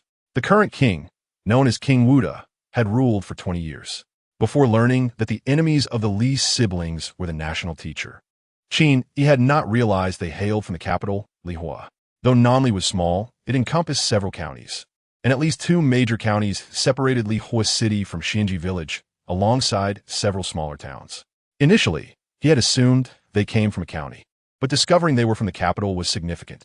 It suggested that Li Qinglin had ulterior motives beyond merely seeking the legendary, ethereal Xian as she traveled such a distance. "Qin, won't you change horses?" "No need. The path is treacherous, and switching horses one tee make much difference." Qin Yi would not reveal that he was merely proficient at riding slowly. Galloping would likely lead to his own downfall. Every little speed helps. "I truly don't understand how a young man like you can be so leisurely." "Qin Jun," Li Qinglin interrupted her fuming sister. "Qin does not change horses out of sentiment. It is a commendable quality. Besides, he is right. This path is unsuitable for galloping, and changing horses would yield the same result. Oof. We could have been faster on our way here." On the mountain road, 2 fine steeds bore riders clad in brocade, adorned with gold and silver belts, wielding dark iron spears. Behind them, an old horse followed, carrying a youth in rough clothing, a filthy wolf-toothed club hanging from its side, and a gourd in hand. Leisurely sipping wine, while ignoring the strange gazes from passers-by, and Li Qingjun's disapproving glances. Li Qingjun chose not to engage with Qin Yi, sighing to her brother. "I truly wish there were real immortals who could ride on clouds and traverse the winds. Such freedom." The girl had initially been upset with her brother, but her familiarity and fondness for him returned, a testament to their deep bond. Qin Yi observed her with a sideways glance, sensing that she was perhaps lacking in common sense, likely to assist someone counting coins even after being sold. Perhaps everyone wishes for such a thing. Suddenly, a song echoed from behind. Morning glimmers over Kangwu. Evening falls. Within the cave, the sun and moon are my domain. The sword within the scabbard roars, unencountered. Li Qingjun gazed dreamily at the sky. Regardless of her opinions about Qin Yi, his occasional musings truly resonated with her aspirations. Yet, the song halted abruptly after the 4th line. Li Qingjun turned and asked, "What comes next?" "Oh, The next part speaks of a vow of not passing on the original text. I don't know why it insists on sharing the vow instead of the original, so I want to sing it. Li Qingjun felt she understood the original meaning, but after Qin Yi's interpretation, it became unclear. She rolled her eyes. Is this another wandering Taoist song? Very clever, you've caught on. Li Qingjun sighed. Perhaps that could be a true immortal.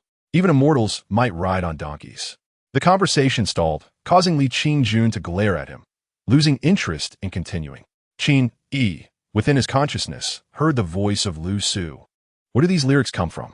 Don't try to fool me with tales of wandering Taoists. Qin Yi silently replied. Why should you care? Just a song I composed. Lu Su sighed. It's evident that you long for such scenes. Why not join me? Be quiet, you parrot. If it comes down to it, I can seek the immortals myself, just like Li Qingjun. The quest for immortality is rare. Do you truly believe everyone has such fortune? Since that year, Qin Yi had grown accustomed to the veiled conversations, casually tilting his gourd so that the wine spilled onto the wolf-toothed club. Who doesn't he yearn for immortality? Who doesn't he dream of roaming the North Sea by day and Kangwu by night? Can we not be honest about it? Qin, Li Qinglin suddenly called out ahead. The weather seems ominous. It looks like rain is coming. Qin Yi also glanced at the sky. They had been on the road all day, and dusk was settling in. Dark clouds loomed on the horizon, casting a shadow over the land, indeed suggesting that rain was imminent. Ahead lay a town at least an hour away, and they might not make it in time. To better understand the world around him, Qin Yi had previously ventured to the county town, familiarizing himself with the route. To the right, there was a Taoist temple not far off, a suitable place to seek refuge from the storm. All three reined in their horses and veered towards the right mountain path. The sky darkened further until they glimpsed the eaves of the Taoist temple peeking through the trees. The oppressive clouds had settled heavily, prompting the three to dismount and hastily lead their horses into the temple. Qin Yi observed Li Qingjun's back, marveling at her demeanor. She was not a pampered girl, but resembled a seasoned heroine of the martial world. Qin, Li Qinglin, who was ahead, suddenly paused, hesitating as he asked, "Is this temple uninhabited?" Having visited before, he recalled that the temple had a caretaker. In such dark weather, if someone were present, candles would surely be lit. Yet the temple stood in utter darkness, shrouded in silence. In the autumn breeze, leaves swayed on either side, occasionally drifting down and swirling in the wind.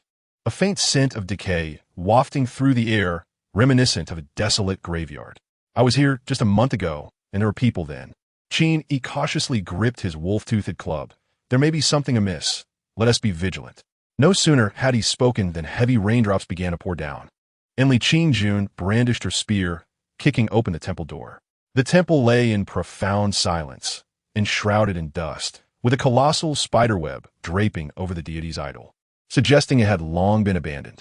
The ground was littered with dead mice, the foul odor emanating from them. Li Qingjun sighed. It seems people have moved out. Nothing particularly noteworthy. Qin Yi scratched his head, pondering the absurdity of the romantic tales often depicted in television dramas and novels, feeling something was amiss amidst such filth. How can one find romance here? Li Qinglin had already unwrapped provisions, yet the voice of Lu Su suddenly resonated in his consciousness. This temple harbors secrets. Remain vigilant. Qin Yi, excusing himself to the entrance, whispered, "What do you mean?" Lu Su replied, "There may be demon creatures lurking outside the back door. Can you sense their presence?" Qin Yi inquired, "My spiritual energy is weak. I cannot detect the demon aura," Lu Su explained. "Your family has been absent for a month. Would such a large spiderweb exist otherwise? I suspect the presence of a spider demon that may have hidden upon your sudden arrival." Qin Yi was startled. That kind of demon is likely far more sentient than the spirit tiger. Their powers may surpass our capabilities. We must alert others. Wait, Liu Su Koshand, immediately speculate. It could be embarrassing if I'm mistaken. Rest assured, Lu Su reassured, if it is hiding, it has its own understanding. The Li siblings possess formidable presence. It will not dare provoke. However, spider demons loathe disturbances and the destruction of their webs. Thus, as long as we remain quiet and do not damage the web, we should coexist peacefully. Qin Yi breathed a sigh of relief. That's acceptable. The Li siblings are not the type to cause a ruckus. Just then, he rushed forward, grabbing her arm. "What are you doing?" Li Qingjun turned, glaring at him. "I should be asking you the same thing. Such a large spiderweb nearby. Doesn't it seem eerie?" "Oh, I merely meant to say this dirty work shouldn't trouble a lady. I can handle it myself, Qin Yi replied. Li Qingjun ralanta, allowing him to take the stick while she moved towards the back door. Qin Yi sees her again. Where are you going? Li Qingjun slowly shifted her gaze downward, her expression impassive as she regarded his grasp on her wrist. Recognizing the impropriety of his actions, Qin Yi glanced at Li Qinlin, whose expression had grown peculiar, and released her, saying, "It's dark and stormy. Venturing out alone is perilous." Before he could finish speaking, a group of wandering martial artists burst into the temple, exclaiming, "A temple! We could take shelter from the rain." Qin Yi placed a hand on his forehead, wondering if their arrival would startle the demons. As the campfire flickered, the group entered, laughing boisterously. Qin Yi felt a pang of dread, noticing Li Qingjun calmly consuming her provisions, seemingly unfazed by the provocations. He was surprised. Her temperament did not appear to be so placid. Li Qingjun cast him a sidelong glance. "Weren't you supposed to clear the spiderweb? Why are you just sitting idle?" Qin Yi casually replied, "We can tidy up when it's just us. Why should I clean for a bunch of outsiders?" "Who are you calling insiders?" Li Qingjun spat. Yet she too seemed unwilling to engage in cleaning for such rude individuals. The laughter of the martial artists rang out. "Have you heard? The Zhang family in Hengshan County is haunted. The master has fallen victim to the spirits." "If Taoist Sangsong says there are no ghosts, then there are none," another asserted, while others nodded in agreement. "He is a man of the Tao, capable of wielding true fire and plunging his hands into boiling oil." Thus, they concluded that the Zhang family must have reaped what they sowed due to their misdeeds. The opinions aligned, and they laughed heartily indeed. What good can come from wealthy families? One day, we should rob them to aid the poor. Li Qinlin sipped his drink, a faint smile gracing his lips. Qin Yi understood his amusement was one of cold irony. Even wandering martial artists believed in the supernatural, and such deceptions thrived, breeding discontent among the discerning. Qin Yi felt more distressed than Li Qinlin, as the raucous laughter posed a significant risk of provoking the lurking demons. Yet he found himself unable to stop them. This was not his domain. Why should he silence them? Expecting the martial artists to whisper was unrealistic. The conversation shifted again. What about the Lin family? What business is it of ours if the foolish monarch lives or dies? The national master is a true immortal. We cannot afford to offend him. How could such an immortal concoct pills for a foolish monarch? Li Qingjun erupted. Juicy grass and blazing stones are all the work of the national master. Why do you blame the monarch and not him? A martial artist regarded her with disdain. Isn't it the monarch who ordered the national master to concoct pills? Why would a true immortal engage in such mundane affairs? The county officials exploit these matters for their own gain. The root cause lies with the monarch. Li Qingjun intended to counter, but Li Qinlin offered her a piece of cake. "Eat something." Observing Li Qingjun's face turning purple with indignation, Qin Yi suddenly warned, "I advise everyone to be cautious with your words." One of them scoffed.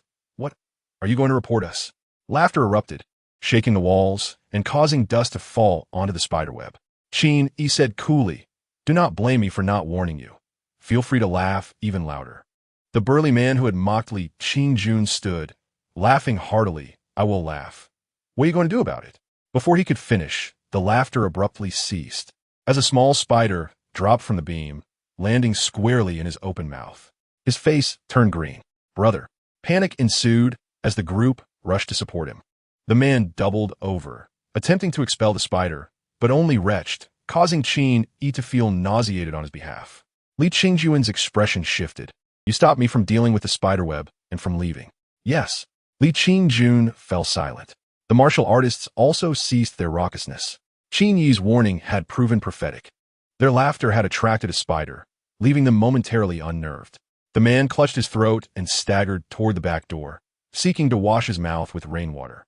As he rounded the deity's altar, his eyes suddenly brightened. There's a massive coral tree outside. Qin Yi and Li Qinlin exchanged glances. They had surveyed the area upon entering and had seen no such tree. An unsettling realization dawned on Qin Yi. This must be a trap set by the demon, now luring them in. Capturing humans and insects is fundamentally similar. It merely involves baiting the prey. The group of martial artists rushed towards the back door, while Li Qingjun implored, "Do not go out. It's a trap." But no one heeded her warning. In the courtyard beyond the back door stood a magnificent tree, glowing vibrantly amidst the rain, utterly enticing. The burly man was the first to rush outside, touching the tree. Indeed, it's coral. What a magnificent coral tree. Having touched it without consequence, the others disregarded Li Qingyuan's counsel, rushing forward, their eyes gleaming with greed. Li Qingjun remained by the altar, watching as the burly man's eyes, ears, nose, and mouth began to emit wisps of white silk. The scene was grotesquely surreal, yet those surrounding him remained oblivious. The sight of white silk oozing from a person's orifices was profoundly repulsive, causing Li Qingjun to cover her mouth, nearly retching. In the next moment, the white silk surged forth, as if 1,000 beams of light were erupting from every pore, swiftly ensnaring those nearby and transforming them into cocooned figures. The burly man morphed into a monstrous spider, his body still resembling a spider, yet his head bore a human visage, with protruding fangs and a fierce countenance. What had appeared to be a coral tree was nothing more than a twisted, dead tree covered in webs. And the vibrant colors once admired were now revealed to be the decaying remains of mice and cockroaches. Li Qinglin remained silent, sipping his drink, while Li Qingjun, standing at the side, gripped her spear tightly, her hands trembling slightly, betraying her fear of the spider demon's horrific form. The demonic tiger, despite its fearsome appearance, retains the essence of a tiger, yet the giant spider with a human face evokes an entirely different and repugnant sensation. Qin Yi felt similarly disgusted, a shiver crawling down his spine. The voice within his consciousness whispered, "You have two choices. The first option is to maintain a tacit understanding with this creature.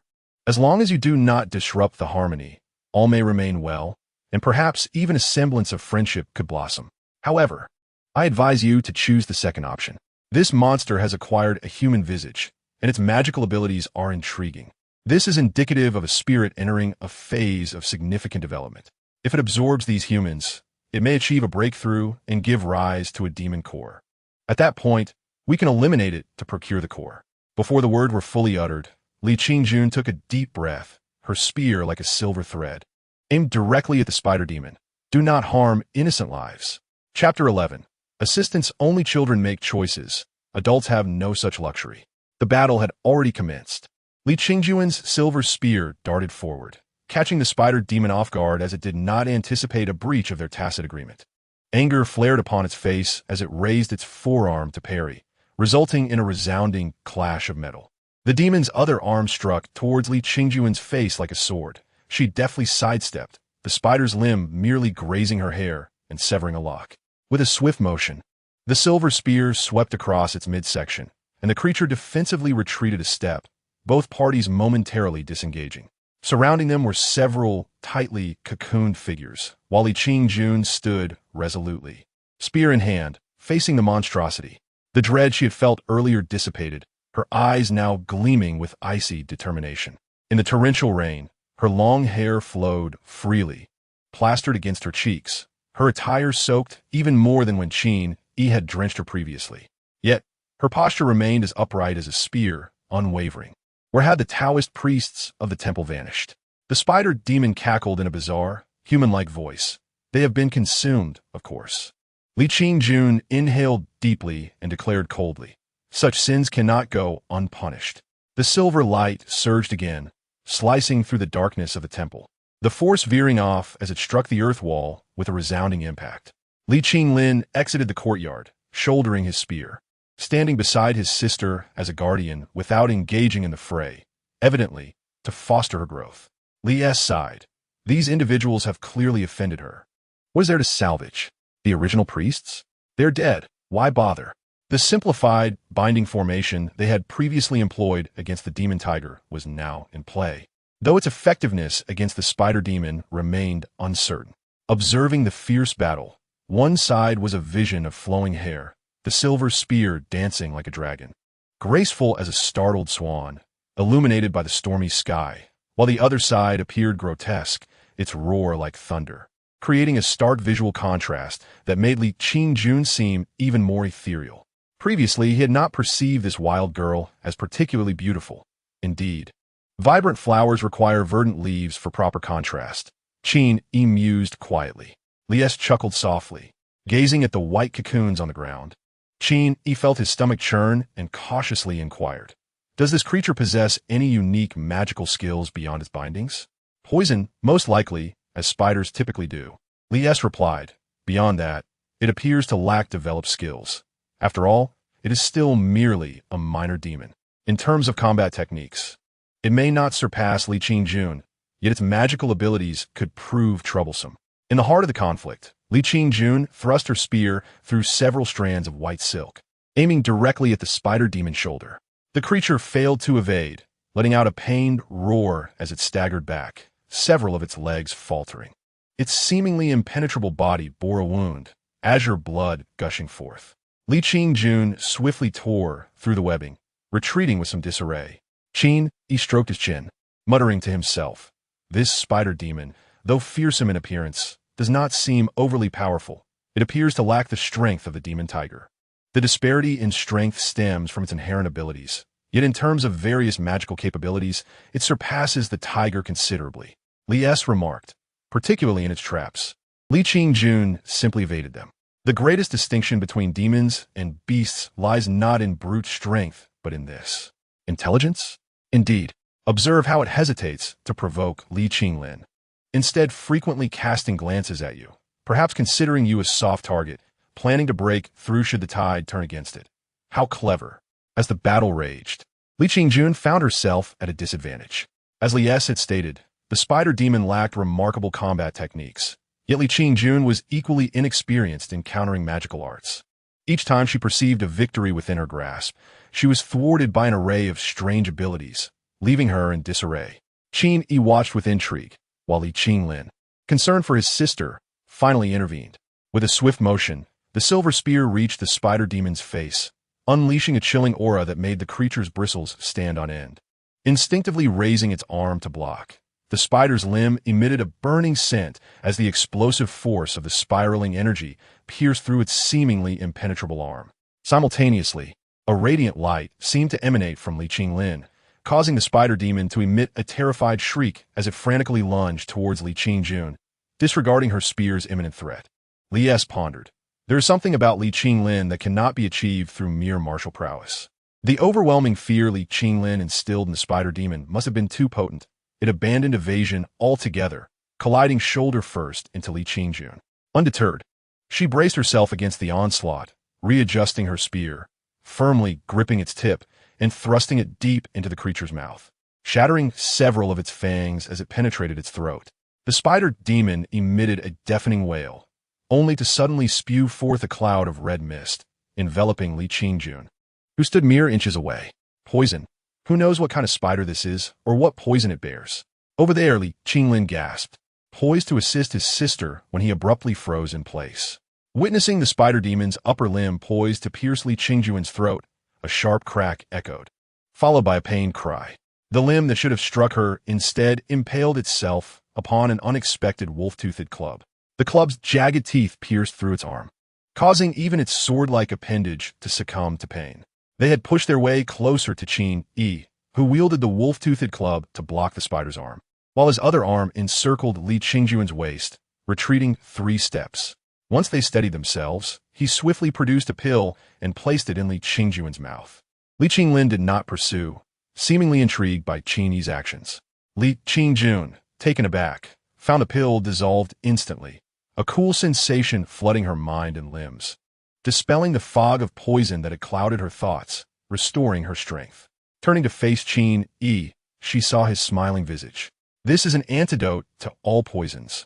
I had offered it to your brother, but he declined."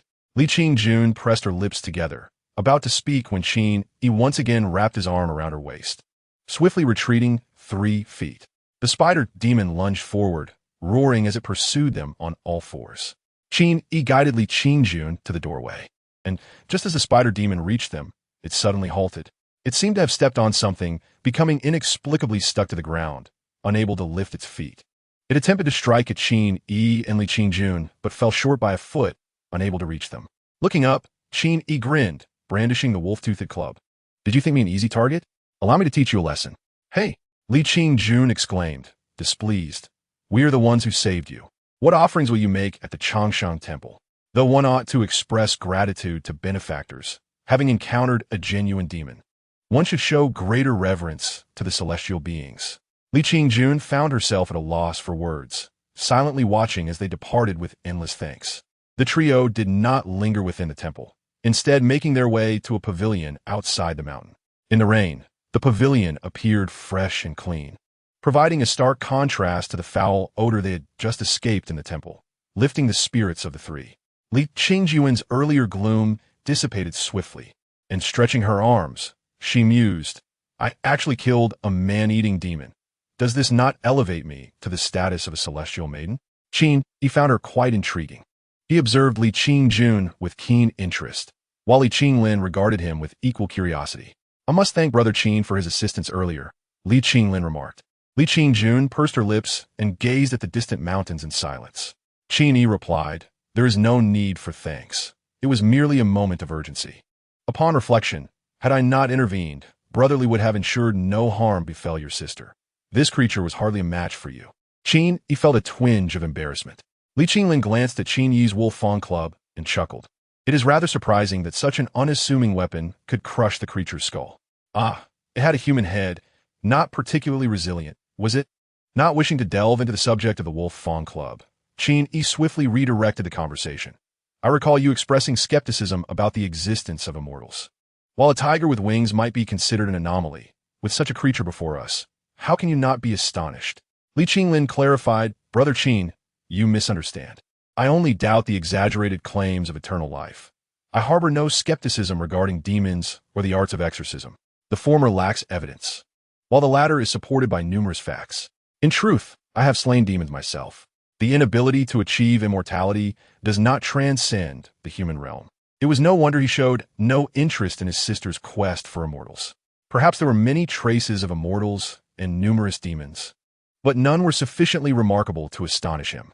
Li Qinglin continued, In fact, dealing with demons is rather straightforward.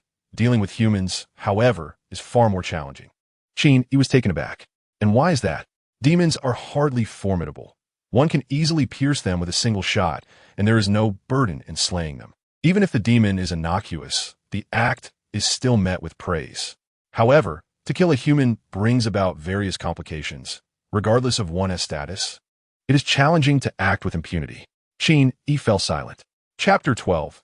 Responsibility. Last night, Li Qinglin had spent the entire night atop Xinji Mountain without sleep. To ensure he had the energy for travel, he refrained from idle chatter for long. Before long, he was seated on the railing of a pavilion, leaning against a pillar, with his weapon cradled in his arms as he dozed. Li Qingjun, however, did not sleep. Her piercing gaze was fixed on Qin Yi. Having also stayed awake the previous night, Qin Yi felt weary and found Li Qingjun's behavior perplexing. Why are you staring at me instead of sleeping? He asked. Li Qingjun replied, What if I sleep and you harbor ill intentions towards us? You're quite paranoid, Qin Yi retorted, ignoring her and leaning against the pillar in a daze. He was somewhat astonished by the ease with which the Li siblings handled these demons. He often felt that a low-level cultivator casting rudimentary spells against the earlier winged tiger or the current spider demon would not fare as well as them. He too relished the thrill of striking down an enemy, yet martial arts evidently had limitations and could not counter some peculiar spells. Otherwise, Li Qinglin would not have needed to seek his assistance, nor would Li Qingjun repeatedly fall into low-level traps and poisons. It seemed that the girl was perhaps too reckless and inexperienced. Lost in thought, he couldn't help but glance at Li Qingjun again. She was perched on a stone table, resting her chin on one hand, still observing him. Qin Yi sighed in exasperation. What do you want from me? You seem cold and cautious, yet when we faced the tiger, you didn't act. Besides, we have our differences. Why did you come to my aid? After all, we are partners now. If something were to happen before me, would it not be proper for me to intervene? A hint of a smile graced Li Qingjun's lips. Partners? That expression is not one of joy, but rather tinged with mockery. Qin Yi shot her a sidelong glance, coldly stating, I understand your esteemed status. I feel I am merely a climbing vine. That is not what I meant, Li Qingjun replied with a chuckle. It's just that I haven't heard such a term in quite some time. It feels somewhat new. Noticing her demeanor was not as he had imagined. Qin Yi softened his tone and sighed. What exactly is your status? I initially thought you came from a military family, but your speech suggests otherwise. My brother is a prince. Qin Yi was momentarily taken aback, his expression growing awkward. If Li Qinglin was a prince, Then what was Li Qingjun? It dawned on him that he had been swinging the national princess around by the door. Fortunately, he had not been clumsy. Otherwise, he would have had no recourse for explanation. What a peculiar nation this was, where the prince and princess ventured into the deep mountains alone, without a single guard, eagerly confronting demons themselves. The prince even stated that if the princess hung on his arm, it was a reflection of his lack of skill. The princess, meanwhile, aspired to be an immortal. Qin Yi believed this kingdom was quite mad. What? Are you scared? Li Qingjun asked with a tone of irony. Qin Yi admitted honestly. A bit. Afraid I might retaliate using my status? She said lazily. Rest assured, I have endured the insults of those in the martial world without retaliation. I seem to be more than just a figure of insult. Qin Yi thought but did not voice it. Instead, he remarked, members of the royal family, seeking magicians. I feel as though I have become entangled in the most troublesome matters of the world, hence my fear. Li Qingjun quickly understood what he meant and could not help but laugh. You, a mere villager, find this attitude towards royal disputes utterly astonishing. Fear not. My brother's search for you is unrelated to this. You may view it as a conflict between good and evil. Good and evil indeed. Even if it is not a dispute over succession, it is inevitably a struggle for power within the court. Qin Yi refrained from mocking her naivety and countered, You, a princess, are not a chivalrous hero. Faced with such a repulsive demon, I distinctly saw you tremble with fear, yet you were the first to advance with your weapon. What were you thinking? Li Qingjun replied calmly, This temple is within my territory in Nanli, and the priests inside are my subjects. Even those from a martial world are. It is our duty to protect the land and its people, not merely the role of a hero. Qin Yi's gaze shifted, observing the earnestness in her expression. She remained resolute and spirited. Care for a drink? Qin Yi produced a gourd. This is freshly filled. I haven't tasted it yet. He tossed the gourd over, and Li Qingjun caught it effortlessly. Qin Yi then produced his own gourd from earlier, raising in a toast to your words. Li Qingjun smiled, uncorked the gourd, and took a hearty swig, her demeanor quite carefree. Qin Yi followed suit, taking a generous gulp. Outside the pavilion, the rain fell softly, and he contemplated that this journey to Lihua City might prove to be rather interesting. Lu Su commented, a tedious sense of mission. Even a princess would not engage in such. Qin Yi maintained his expression, quietly letting out a sigh towards the Wolf Fawn Club. The following morning, as the night rain began to clear, Li Qingjun awoke from the table to find her brother and Qin Yi conversing outside the pavilion. She felt a rush of embarrassment, having intended to keep watch over Qin Yi, only to have fallen asleep without realizing it. Given their current state, it was probable that Qin Yi had stood guard over them throughout the night. Memories of being held by Qin Yi twice last night flooded her mind, leaving her feeling uncomfortable, as if her waist still radiated warmth. However, he had acted to save her. Li Qingjun found herself at a loss for words, only able to stare at him in silence. Stepping outside the pavilion, she overheard her brother asking Qin Yi, Brother Qin, did you not sleep all last night? I am accustomed to staying up all night, refining medicine and watching the flames. Li Qinlin nodded, not inquiring further, but gazing pensively at the temple, he sighed. It should be burnt. Qin Yi responded affirmatively. Indeed, the temple should be burned. As Li Qinlin reached for a fire starter, Qin Yi suddenly interjected, Wait.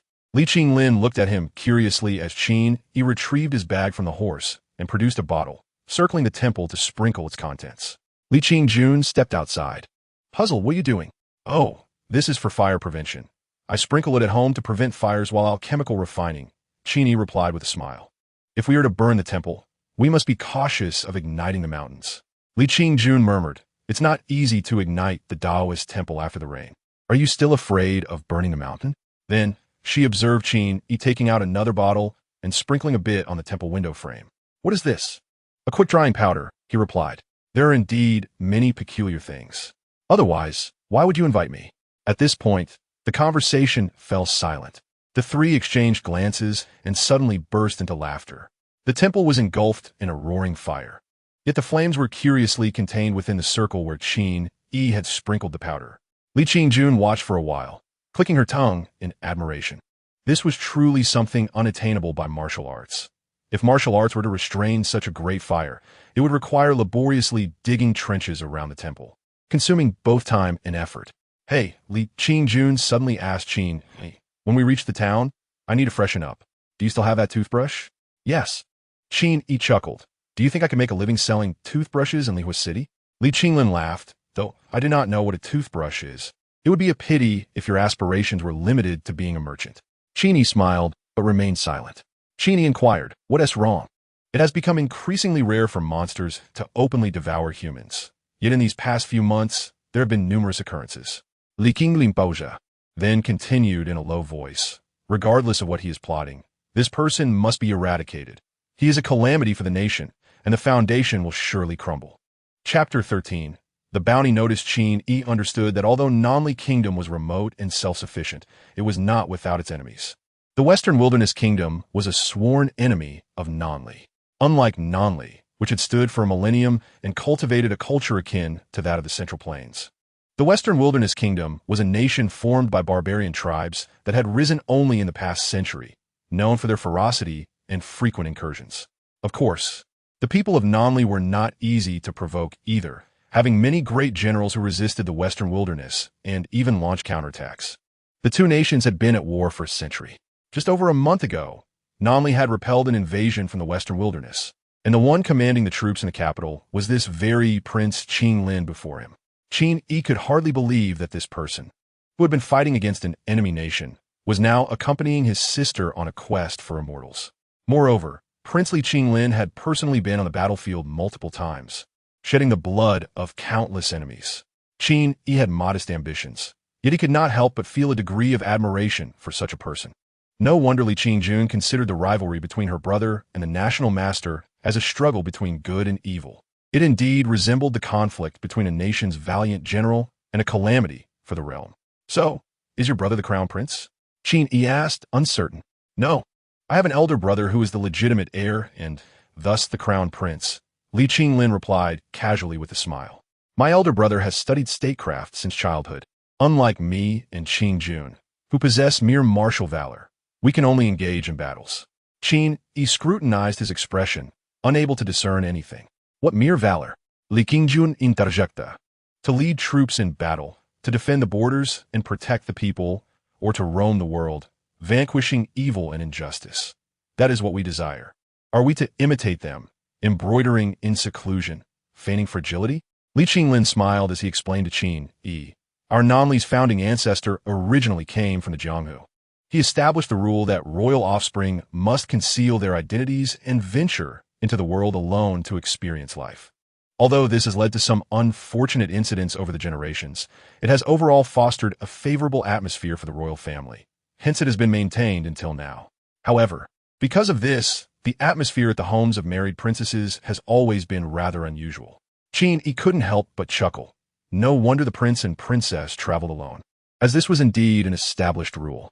It was rather interesting, yet one could hardly expect a typical prince consort to endure such a princess. Who needs to get married? Li Qingjun scoffed. Once I find an immortal, I will soar through the sun and moon, slaying demons and vanquishing evil. How exhilarating that would be. Qin Yi also laughed, feeling that this young lady ought not to have been born a princess. She would have made a fine heroine instead. Speaking of which, since this girl yearned for immortal encounters, one wondered what would transpire if she were to meet Lu Su. Given the differences in their worldviews, their quarrels would likely be fiercer than any they could imagine. At this moment, the trio had been traveling for quite some time, and the outline of the county city was faintly visible ahead. This was Hongshan County. After passing through it, they would reach Lihua City in less than 2 days. Allowing for a brief respite here, Li Qinglin dismounted and, like an ordinary figure from the Jianghu, led his horse into the city. Qin Yi followed suit, assessing the grandeur of this ancient city. Having been here for just over 2 months, and having only ventured as far as the county town, he had not truly observed the splendor of this ancient metropolis. With a modest population, Nanli did not exude a bustling atmosphere. Many pedestrians carried weapons, reflecting a fierce spirit that contrasted sharply with the tranquil ambience of the secluded immortal village. Various notices adorned the city gate, including bounties from the locals, though they appear to have been posted for quite some time, as passers-by nonchalantly walked past. Yet, if something were to happen, the blame would inevitably fall on the king. Of course, some local officials might curry favor with the national master or seize the opportunity to enrich themselves, leading to public discontent. In summary, The Nanli kingdom seemed somewhat unhealthy. Li Qingjun cast a sidelong glance at him, her meaning ambiguous. Qin Yi understood her implication when she had previously solicited his assistance. She had mentioned being able to procure rare medicinal materials. Given her status, her words were not without merit.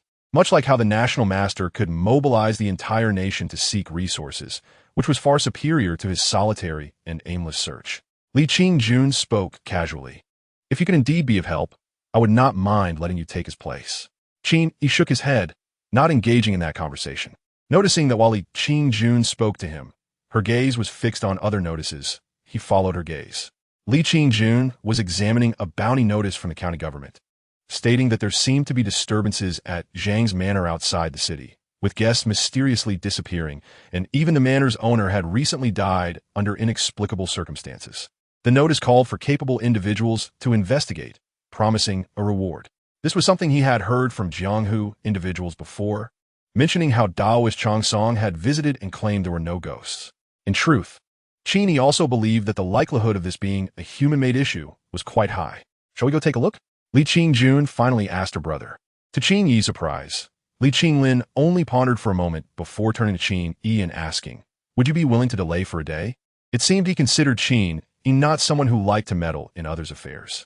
Qin Yi inquired, "Is the national master not responsible for dealing with such anomalies?" "I have not seen him do anything of substance," Li Qinglin replied with a mocking smile. "And this situation may not necessarily involve ghosts. The possibility of human involvement is much greater." "Well then, let us go take a look." Qin Yi did not refuse, after all. "It does not matter if we take a little more time on our way to the capital." A smile broke through Li Qingjuan's previously stern expression. Lu Su was utterly astonished.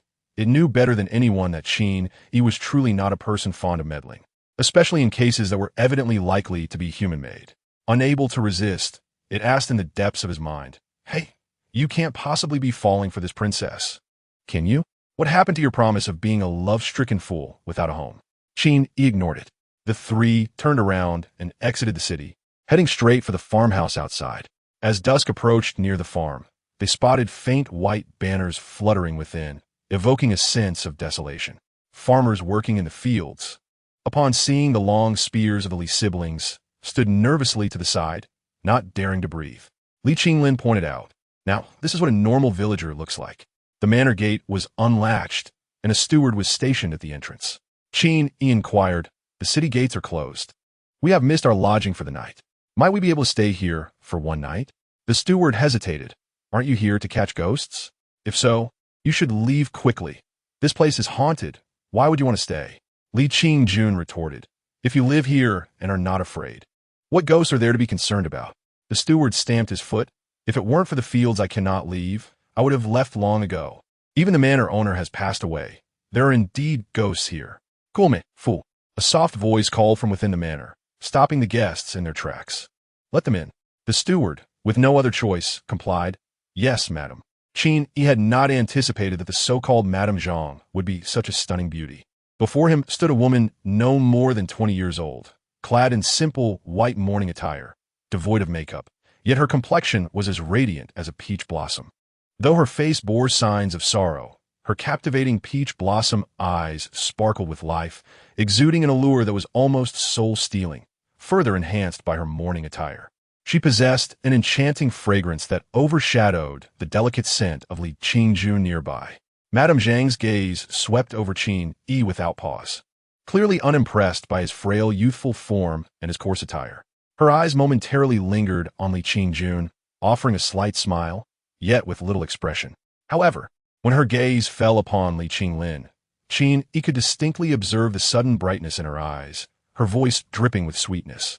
When venturing out, who does not face inconvenient moments? If the three of you do not mind the uncleanliness of this manor, staying a night would pose no issue. Chapter 14. Investigating the case, what could you possibly be thinking? In the chamber, Lu Su incredulously questioned Qin Yi. "When did you develop such curiosity for investigations?" Lu Su faltered slightly, realizing that perhaps after millennia of isolation, she had forgotten even the basic principles of social interaction. Others may find your temperament peculiar and refrain from pressing you, not wishing to provoke you. Li Qinglin is remarkably composed. Do you think he is as na-vi as Li Qingjun? Perhaps, Qin Yi replied with a smile. In any case, this matter seems to bear no relation to us. Yet Madame's gaze could almost devour Li Qinglin whole. Lu Su chuckled. A young man like Li Qinglin, evidently from a wealthy family, indeed held a certain allure for mature women. Do you think Madame is plotting to murder her husband to seize his estate? I am uncertain. I do not possess the ability to read minds. Have you sensed any demonic aura in this manner? Lu Su lazily remarked, I already informed you about the spider demon. I am currently too weak, with my spirit energy at a low ebb. Being able to see and convey sound is quite an achievement. Discerning demonic presence is beyond my capabilities. If you cannot even sense demonic energy, how can you claim to teach others cultivation? Lu Su retorted through gritted teeth. I am weak, not incapable. Then what methods do you possess to determine if someone is human or demon?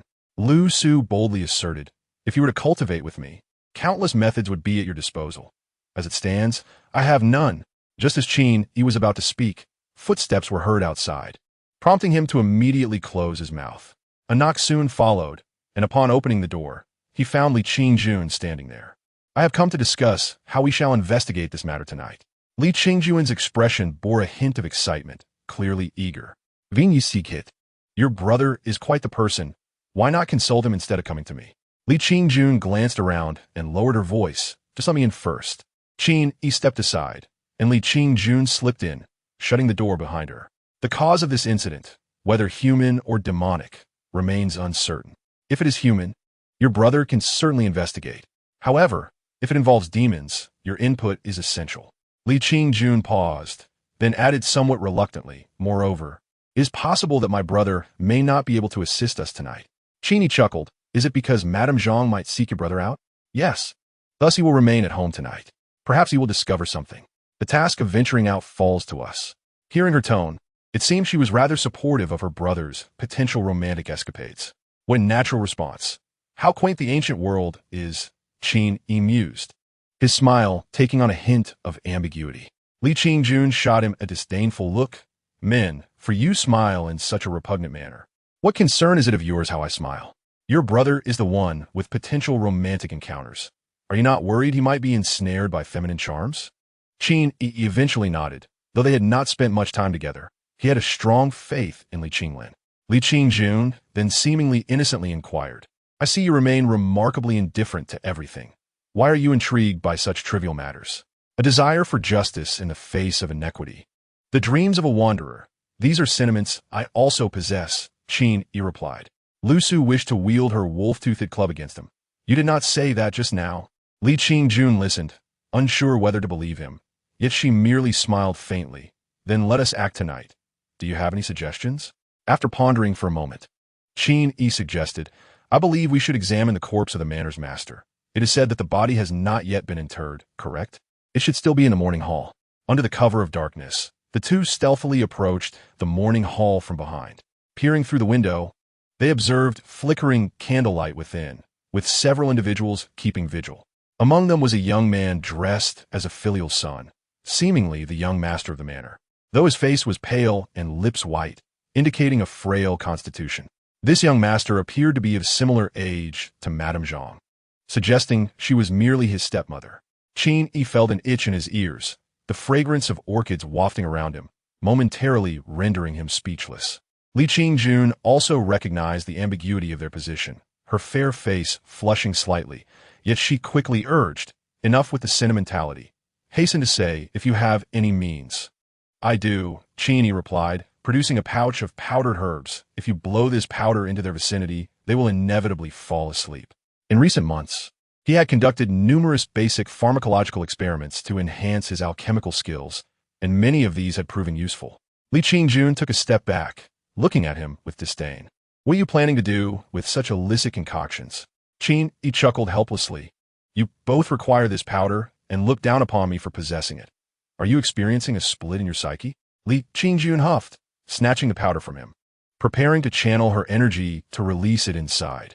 At that moment, the conversation inside concluded, and several manor guards bid farewell to the young master. Li Qingjun was taken aback. Aren't they supposed to keep the young master company during the vigil? Just as she pondered, she noticed the young master standing alone in the center of the morning hall. In the dark of night, with the candle flames wavering, his pale visage appeared ghostly, sending chills down one's spine.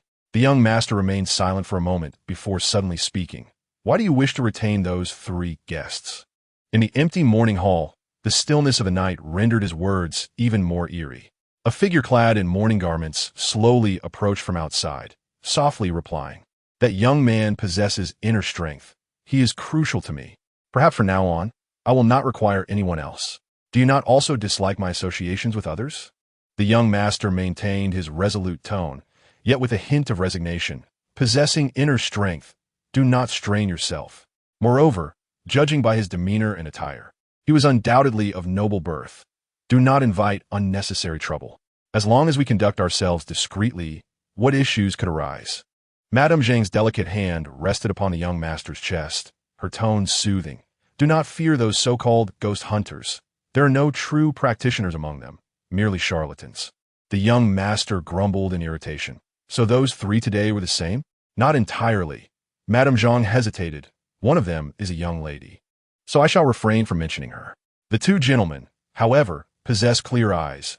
The one surnamed Li may be accustomed to beauty due to his affluent background, while the one surnamed Qin, despite his humble garb, appears calm and composed, far from ordinary."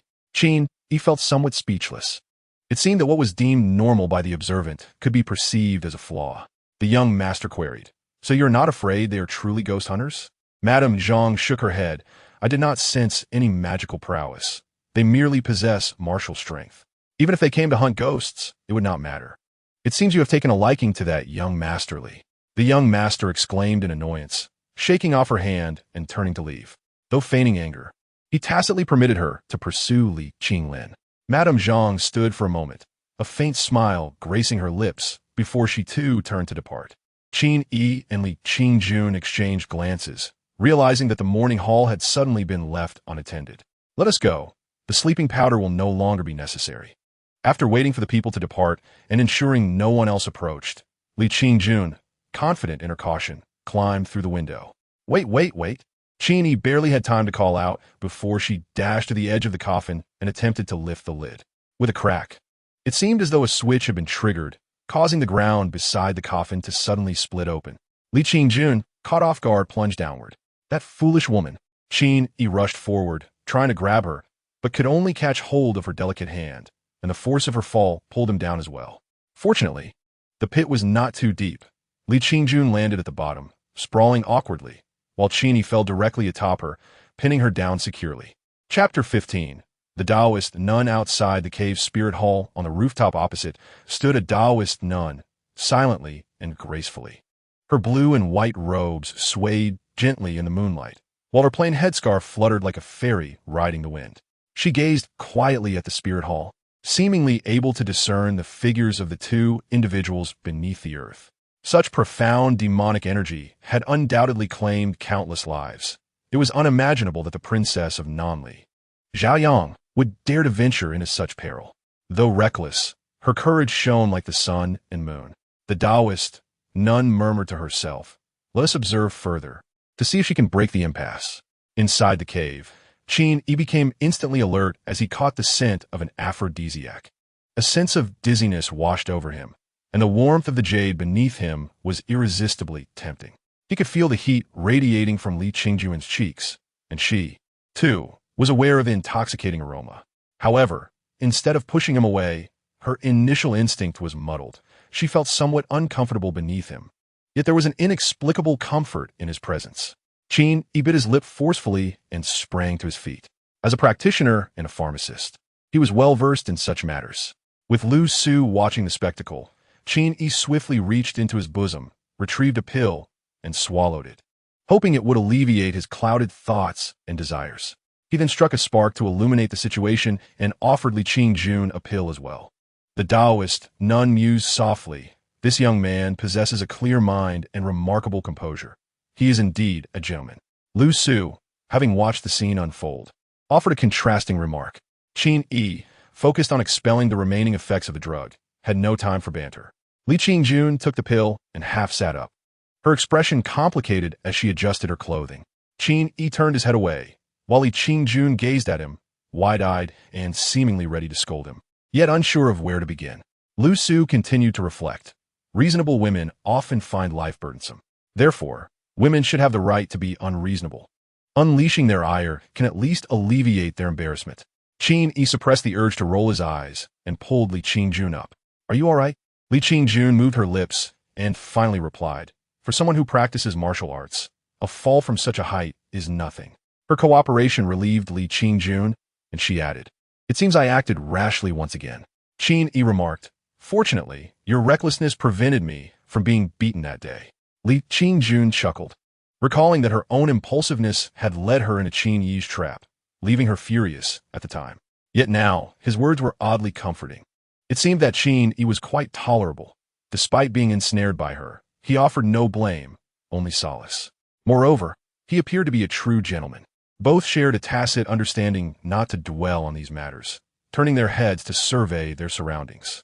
Sudendi, Li Vingyun shivered, Heshaotik tots abruptly halted. Qin Yi clenched his lips tightly. Surrounding them were stark white bones, not haphazardly strewn, but arranged in 8 orderly positions, each housing a skeleton. The bones had been disassembled and formed into a platform-like structure, with skulls placed atop. They found themselves at the center, encircled by 8 skulls, their hollow, dark eyes glaring ominously, their closed jaws seemingly mocking. A faint red mist emanated from the skulls, quickening their heartbeats and rendering them unwilling to meet each other's gaze. Li Qingjun spoke with difficulty. So these are the so-called missing persons? It seems so, Qin Yi replied quietly. This is a man-made formation. Our intrusion has certainly been detected by its creator. Now is not the time to investigate further. We must leave immediately, or we shall face death. Li Qingjun looked up, noticing that the pit's opening had closed, and there seemed to be no escape. The stone slab above appeared difficult to break through. How we get out? She asked Qin Yi, her voice filled with expectation. You understand such formations, don't you? As he listened to Lu Su's guidance, Qin Yi explained, this is a gathering formation, designed to accumulate spiritual energy for cultivation. It also contains elements of the 8 gates golden lock technique.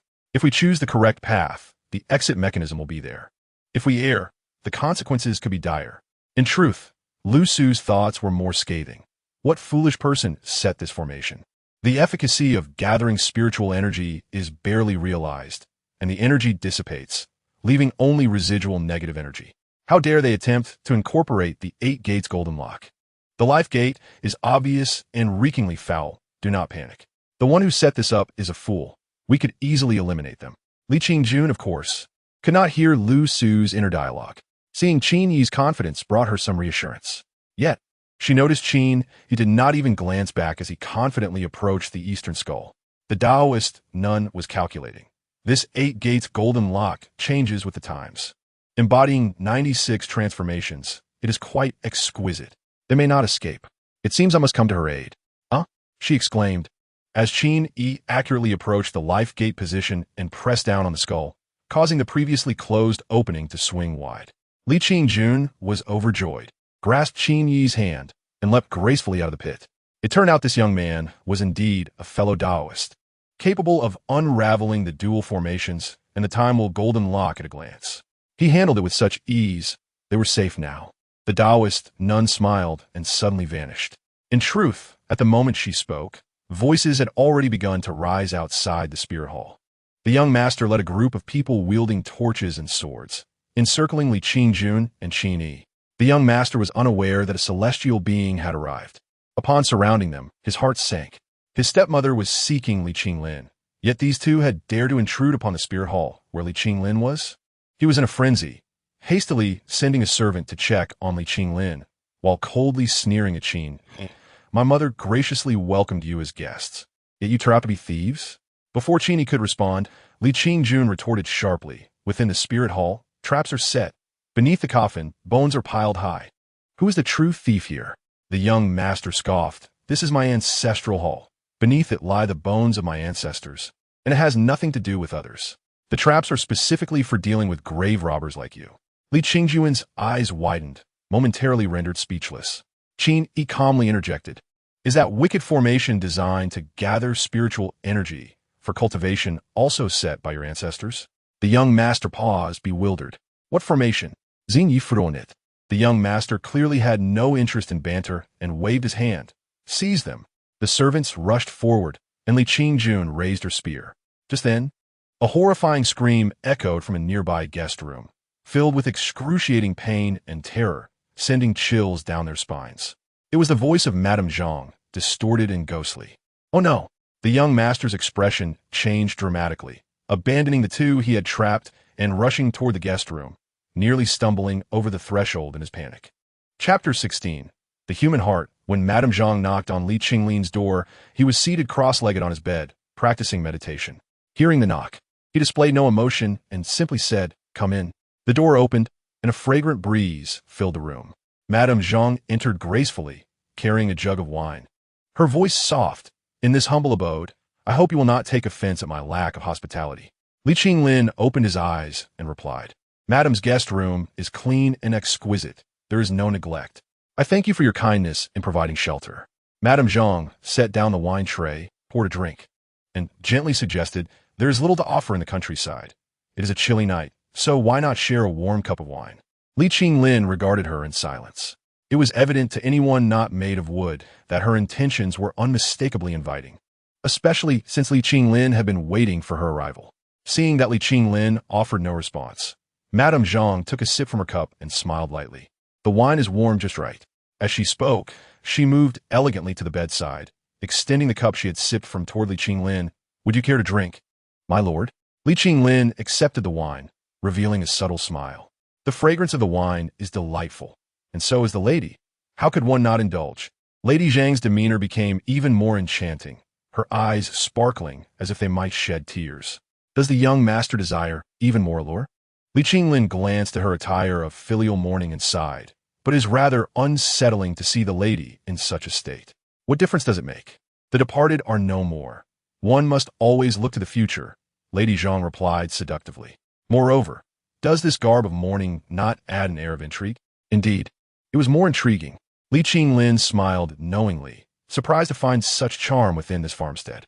Lady Zhang remarked, "It seems the young master is either wealthy or noble, well-versed in the world." Unbeknownst to him, his sister and Qin Yi had eavesdropped and gleaned valuable information. From his perspective, he had also acquired the answers he sought. If it were not for the allure of the farm and what she managed, it would be the fear of his clandestine secrets being uncovered by the highborn of the capital. Even if the peculiar events of the estate were not directly orchestrated by her, they were undoubtedly linked to her. Thus, he could not bear to dismiss the lady's good intentions. Finally, Li Qinglin raised a cup to drink. Upon seeing him indulge, a flicker of joy appeared in Lady Zhang's eyes. At that moment, the Taoist priestess had arrived outside the guest room, standing atop the opposite roof. Observing the scene, she shook her head subtly. Such a dense aura of death could not be masked by any amount of incense. This woman was either a demon or a fiend. Li Qinglin, appearing shrewd, was nonetheless bold enough to drink the wine she offered. She failed to perceive that he was testing her, believing instead that he was beyond redemption, a typical victim of seduction. It was curious, however, as she looked at the turtle shell in her hands, which had been a medium for her divination since she first laid eyes on Li Qinglin. Dragons battle in the wild, their blood dark and yellow. Why did Li Qinglin receive such an omen? Had he not already left the battlefield? Inside, Li Qinglin's gaze began to blur, revealing a lustful expression as he reached to embrace Lady Zhang's waist. The Taoist priestess sighed, no longer inclined to interpret the divination. Regardless of the prince's actions, she could not ignore the harm caused by the demon. Just as she was about to intervene, a sudden change occurred within the room. The lady, who had been nestled contentedly in Li Qinglin's embrace, brushed her hand across the jade pendant at his waist. Suddenly, the pendant emitted a brilliant display of multicolored light, radiating an ominous heat that coursed through her entire being. "Ah!" The lady recoiled as if electrocuted, clutching her head in agony and stumbling against a chair, causing wine vessels to scatter across the floor as she wailed in distress. This was the very sound that Qin Yi and the others had heard. The Taoist priestess was momentarily taken aback by the jade pendant and chose to observe coldly rather than act. The commotion within the estate escalated as the young master, accompanied by a group of estate guards, hurriedly rushed over. Taking advantage of the chaos, Qin Yi and Li Qingjun slipped away from the remaining guards and directly entered the room. The sight that greeted them nearly caused Li Qingjun to retch. The lady's once beautiful visage had begun to decay, resembling a layer of human skin shedding, revealing a writhing mass of maggots beneath. A truly grotesque sight. The radiant aura surrounding Li Qinglin also began to dissipate, settling back into calmness under the watchful eyes of the onlookers. A massive corpse worm slowly detached from the entire human skin, darting out the window and vanishing in an instant. The young master and the guards behind him were left dumbfounded. Recalling the previous tender moments, they all simultaneously leaned over to vomit at the sight. The corpse worm demon was indeed the true form of Lady Zhang, merely cloaked in exquisite human skin. The corpse worm demon, Liusi remarked within Qin Yi's consciousness, is merely clad in human skin, not even transformed, relying on the essence and life force of others for growth. Thus, the young master, appearing intoxicated from indulgence, was actually drained of his vitality. Qin Yi, drawing upon his observations from the morning hall, reached the same conclusion. The young master had desired to monopolize the demon, yet was fortunate not to have done so. Overindulgence could have led to his demise. The estate guards who had gone missing were likely victims of her essence extraction, perhaps stored in caves to form a formation aimed at gathering spirit energy, fully transforming into human form, and then engaging in a dual existence with the young master. Li Qinglin's immense allure stemmed from her belief that consuming his innate cultivation would aid her transformation, rather than from any superficial charm he possessed. With this realization, he felt a sense of relief. Casting a glance at the young master, he noted that after vomiting, the young man's expression had turned vacant. She truly did not need to struggle so hard, he murmured. For many years, she treaded cautiously, and only in recent months did she begin to feel anxious. Li Qingjun overheard and paused, sighing. Perhaps it was indeed true. You will compensate me. You will pay the young master, he demanded, his expression gradually warping into a mask of rage. Li Qingjun shook her head. You are mad. She is a demon, and everyone in the estate has perished at her hands. Qin Yi tugged at her sleeve. He knows the arrangements beneath the cave. He even helped concoct the lie of ancestry. The so-called harm was indeed a conspiracy. Li Qingjun fell silent, momentarily stunned. Where's the demon? Did any of you see it? The young master snarled, glaring at the guards. Who witnessed it? The guards recoiled in fear, taking a step back. We saw nothing. We swear. The young master glanced once more at Li Qinglin, who appeared to still be in a dazed state, his complexion flushed, eyes vacant. Suddenly he laughed, his voice sharp. You three have conspired to murder my stepmother. Do you still believe in the law? Li Qingjun retorted sharply. Stepmother? Such a massive worm. No one saw the demon. The young master sneered. We know that the moment you arrived, my stepmother perished. If it is not you plotting for wealth and murder, then who else could it be? Li Qingjun refrained from arguing, sighing. Do you intend to seek vengeance for her? Qin Yi interjected, brave sir. Are you certain you wish to resort to violence here? I suggest you report to the authorities instead. The young master regarded Li Qingjun's weapon with trepidation. Qin Yi's words reminded him that regardless of the outcome, engaging a martial artist to the death would only lead to destruction for himself. After all, a demon remains a demon. Even if she had genuine feelings, the sight of such a repulsive corpse worm dispelled any lingering sentiment. Why risk everything for revenge? Perhaps a quiet resolution would be preferable. The young master pondered, slowly stating, if we involve the authorities, the three of you will certainly face troublesome suspicions regarding the murder of my stepmother. I have certain connections in the county. Even if you are a dragon crossing the river, you may not be able to act freely here. Qin Yi replied, there is no need for your concern. I trust the officials. Li Qingjun chuckled softly. The young master, unaware of their confidence, pointed at Li Qinglin and added, your brother has been affected by my stepmother's unique drug. I do possess the antidote. Oh, Qin Yi Simidet. What do you wish for in exchange? Just surrender that jade pendant, and we will provide the antidote, allowing this matter to be forgotten. The hidden dagger was revealed. Remembering the extraordinary nature of the pendant they had just witnessed, it was evident it possessed the ability to ward off evil. The young master, regaining his composure and abandoning his thirst for vengeance, felt a surge of greed, wishing to possess it for himself. Liusi whispered to Qin Yi, this jade may indeed be a remarkable treasure. I am rather intrigued. Qin Yi silently shook his head. Meanwhile, Li Qingjun, incensed, shouted at the young master. You are even worse than that demon. Though she harmed many, she at least held some sincerity towards you. whereas you are not even worth a piece of jade. Should he genuinely seek revenge, Li Qingjun might have praised him. Instead, she was now utterly enraged. Outside, the Taoist priestess sighed. Beneath her feet, a corpse worm had split in two, revealing the escaping corpse worm demon, which had evaded even her sword. She gazed down at the demon's remains and murmured, "Why bother?" Suddenly, a sigh emanated from the bed within the room. Everyone turned to look, only to see Li Qinglin, who had been lost in confusion, now sitting upright. His gaze clear, devoid of any trace of bewilderment. He smiled at Qin Yi. "Brother Qin, I have long said that sometimes humans can be more troublesome than demons." Chapter 17. Unexpected changes. Seeing Li Qinglin suddenly return to normal, the young master of the manor's expression shifted slightly. "How is it that you are unharmed?" Li Qinglin spat out a jet of water and replied, "The wine was encased in my true energy and never reached my stomach.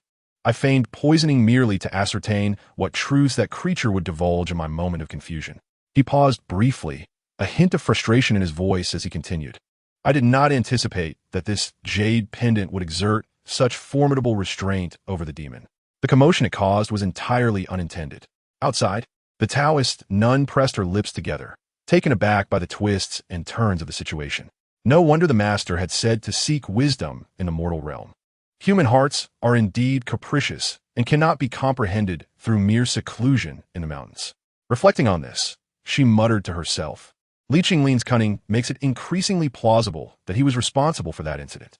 As if in response to the nun's thoughts, voices could be heard approaching from outside the manor, accompanied by the sound of galloping horses that burst into the courtyard. Upon recognizing the leader of the group, the young master of the manor was taken aback and bowed respectfully. Commoners pay their respects to Lord Wang, the county magistrate. Lord Wang hastily dismounted, pushing the young master aside, and knelt on one knee. "I am Wang He, here to pay my respects to the second prince and to Princess Xian." The entire manor fell into a stunned silence, the young master's face paling to a shade of earth. Li Qingjun sneered, "Surely, you are not here to support the people of this farmstead? It is quite impressive that you, esteemed magistrate, would personally come here." Wang He wiped the sweat from his brow. "Your Highness misinterprets my intentions. I do not know this person. I merely heard from others that I had seen the two of you near the city gate at dusk. I urgently sought you, hence my visit." "Oh, Li Qinglin Ninkidat. What pressing matter has arisen?" Wang Yi hesitated before bowing again. "Last night, the crown prince was assassinated and perished." Li Qinglin's pupils constricted slightly, and the color drained from Li Qingjuan's face. In the face of such a monumental event, matters concerning the manor became trivial. The young master, not waiting for the magistrate to assert his authority, revealed everything like a bamboo tube spilling beans. The previously inexplicable death of the manor steward was due to the corpse insect demon draining his essence, and the master had thus issued a bounty for the capture of the demon, never suspecting that it was his own wife's doing. Therefore, the master would not have died had it not been for his monstrous son. This indicated that the unusual occurrences in this place involved both demons and human actions. Prior judgments had been mistaken, for the king had only these two sons. It was no longer a time for personal growth. It seemed that henceforth, Li Qinglin would no longer have the opportunity to travel alone. Throughout the journey, the expressions of the Li siblings remained solemn, devoid of any frivolity. On a grand scale, it signified an impending upheaval in Nanli, while on a more personal level, they had lost their elder brother. Particularly for Li Qinglin, the mingling of these emotions must be exceptionally complex. Qin Yi rode beside them in silence. In stark contrast to the Li siblings, the crown prince felt distant to him, a figure he did not recognize. What feelings could he possibly harbor? Yet the matters concerning the manor deeply affected him. Such a beautiful woman was merely a fade. Beneath the surface lay an utterly repulsive corpse insect, embodying what cultivators referred to as the red-skinned skeleton. No matter the calamity, it was ultimately just a mere shell. To transcend appearances and not be beguiled by superficial allure is indeed a necessary path towards enlightenment. Yet, to incite such a horrific act of patricide over a mere guise, the tenderness of affection ultimately fell short against the allure of a piece of jade. Thus, who is more malevolent, the demon or the human heart? He trailed behind the group, quietly conversing with Lu Su. "With your limited cultivation, you ought not to involve yourself in such enigmas. Do you truly believe that when faced with a genuine femme fatale, you could resist her allure?" This is the essence of knowing but failing to act. Lu Su replied languidly. In any case, after witnessing such matters repeatedly, they become rather mundane. Once you have lived for several millennia, would such things still stir your heart? One can gain understanding without direct experience. Qin Yi quietly asked, if understanding can be achieved without experience, then what is the essence of cultivating immortality? Lu Su responded, the essence of cultivating immortality is simply introspection. How does one introspect? The tumult of the mortal world reveals all. You believe that isolating oneself on Qin Yi Mountain for a lifetime is truly transcending the world? That is a profound error. Without engaging with the world, how can one claim to have transcended it? Is that why you initially urged me to pursue romantic conquests? If one has not experienced anything, one should not speak of the Tao. That is all. Some matters require at least some exposure. Lest you presume my thoughts to be malicious simply because I have witnessed much. In the fleeting span of a century, what merit is there in the mundane constraints of the secular world? Qin Yi, unusually, refrained from retorting and instead said earnestly, I am grateful for your guidance. Lu Su paused, then shifted the topic. Now that we have encountered the creature adept at donning a disguise, are you not curious about the knowledge of demon cultivators? I know you cannot resist sharing your thoughts. Lu Su grumbled in frustration. I will not divulge anything, not even at the cost of my life. Oh, Qin Yi casually remarked. In any case, being turned into something neither human nor ghost by a jade pendant. Perhaps this madam is not even as formidable as that demon tiger. Lu Su scoffed. You know nothing. After delivering that retort, Lu Su proceeded to explain the knowledge of demon cultivation in great detail. The lowest rank of demon cultivators is referred to as the Ing stage, where animals and plants have just begun to awaken basic sentience and possess a few peculiar abilities. This corresponds roughly to the human cultivation stage of Xian. There are also 9 levels of distinction within this realm. Once a Ing reaches completion, their intelligence becomes indistinguishable from that of humans, thus achieving the state known as Ing. Qin Yi nodded thoughtfully. Upon reaching full Ing, one may attempt to break through to the Ing stage, which signifies the transformation into human form. Countless small demons find themselves stuck at this juncture, each employing various chaotic methods to seek a breakthrough. Madame Zhang's use of disguise is one such desperate measure for those yet to transcend to the Ing stage. Now I see, Qin Yi mused. This implies that if one encounters a demon that has genuinely transformed into a human, that demon is considerably powerful. Once a demon has truly transcended to the Ing stage, they outwardly appear indistinguishable from humans. However, they often retain subtle characteristics of their original form that are difficult to conceal, such as a tail or an overwhelming aura of demon energy, which may reveal their true nature under certain stimuli. Lu Su added, nevertheless, such beings can still navigate among humans with relative ease, seldom being discovered. Compared to your preoccupation with foundational cultivation, this could also be considered as having established a foundation. And what lies beyond that? Chapter 18. Mingyi upon arriving at Lihua City. The scrutiny at the city gates was stringent. Upon seeing Li Qinglin leading his party back, the city guards knelt in unison, their expressions grave. The once vibrant and bustling Lihua City was now enveloped in an atmosphere of somber restraint, with white flags fluttering everywhere and soldiers inspecting passers-by. The citizens hurried by, wary of raising their voices. The death of a crown prince constitutes a grave political incident, sufficient to instill fear throughout the capital. Qin Yi suddenly felt relieved that Li Qinglin had not been in the capital at the time of the incident, and that the princess could testify to their absence in the mountains.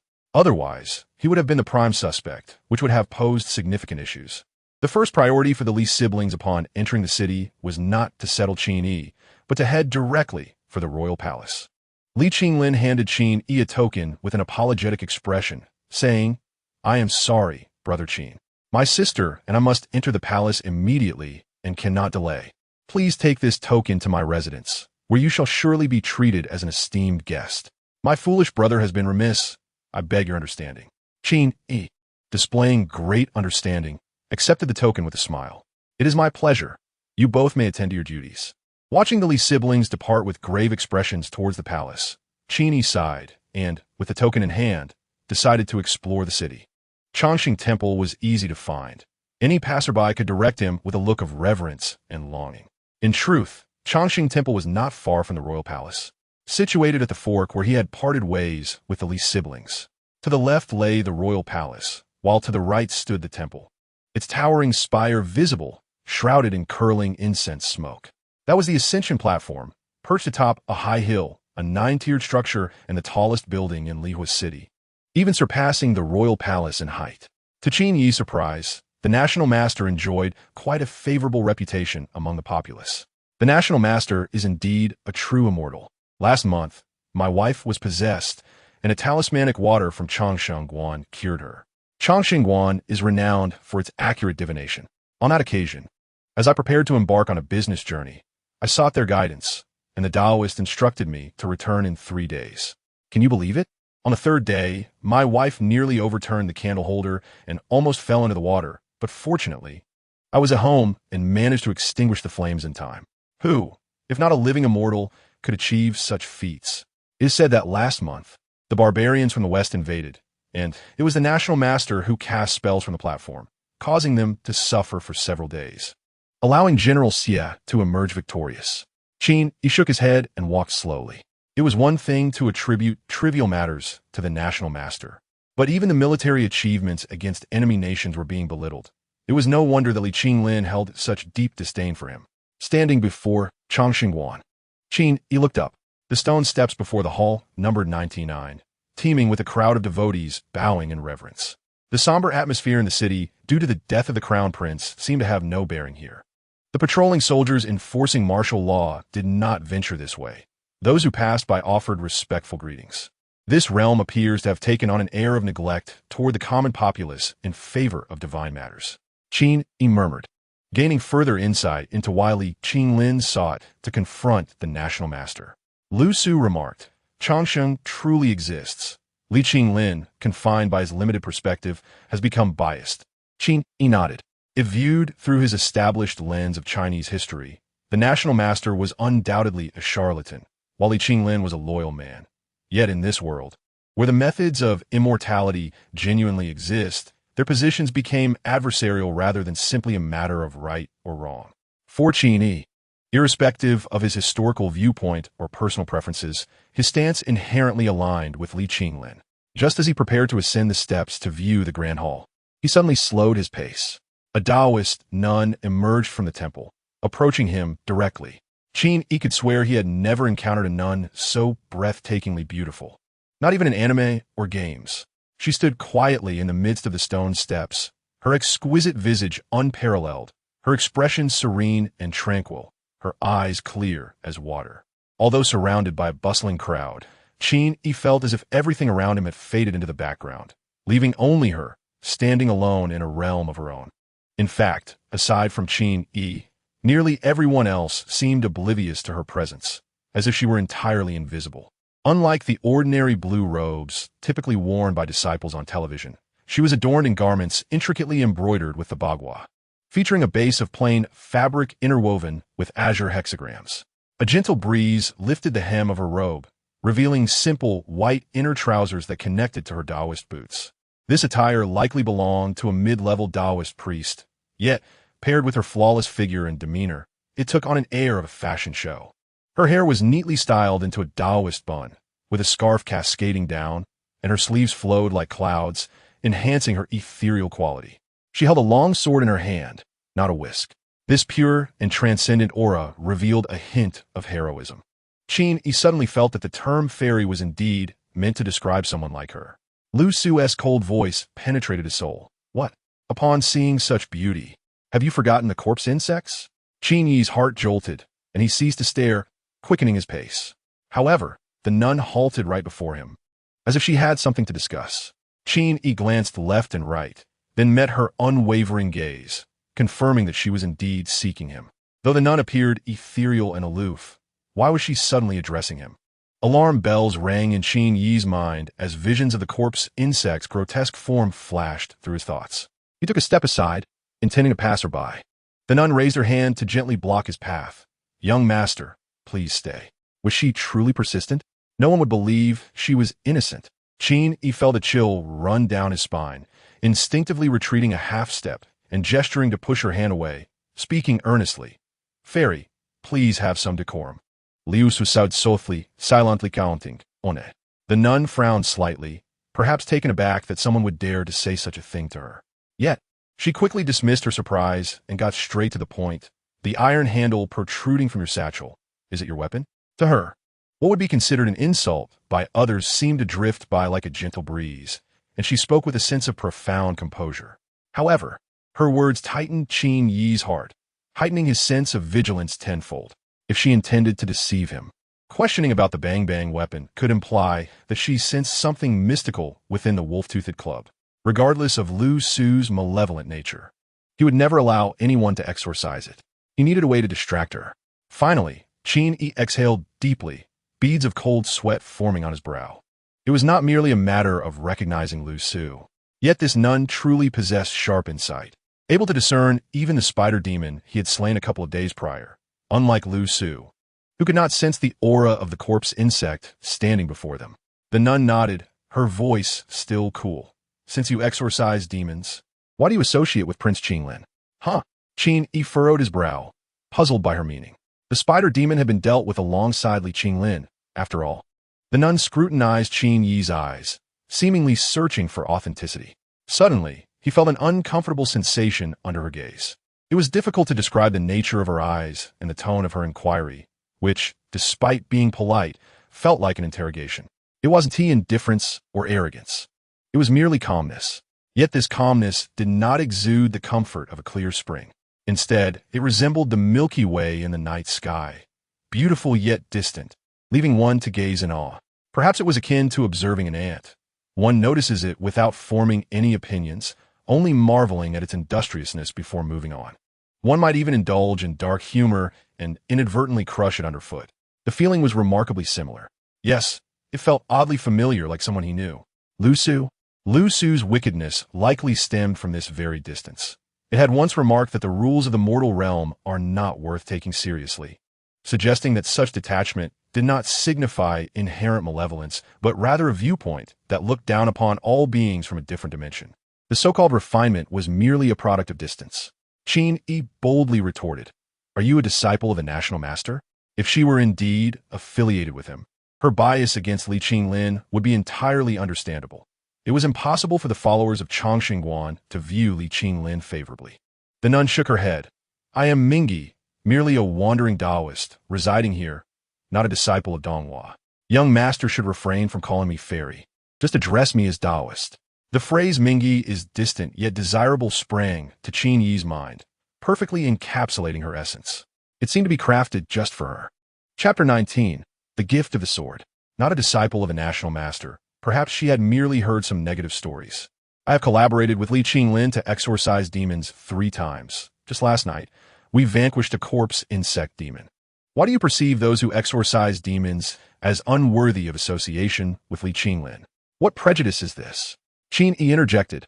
"Last night, I intended to see Prince Qinglin to confirm certain matters, but unexpectedly encountered the 3 of you at the farm." Mingyi replied coolly, "Li Qinglin possesses the ability to exorcise demons, yet he feigns weakness, allowing the demons to escape. His intention is merely to unravel the mysteries of the estate. The fate of the demons, whether they flee or perish, is of no consequence to him. He is a strategist, not an exorcist." Qin Yi felt a flush of embarrassment. Indeed, it was accurate to say that Li Qinglin was not a chivalrous hero slaying demons.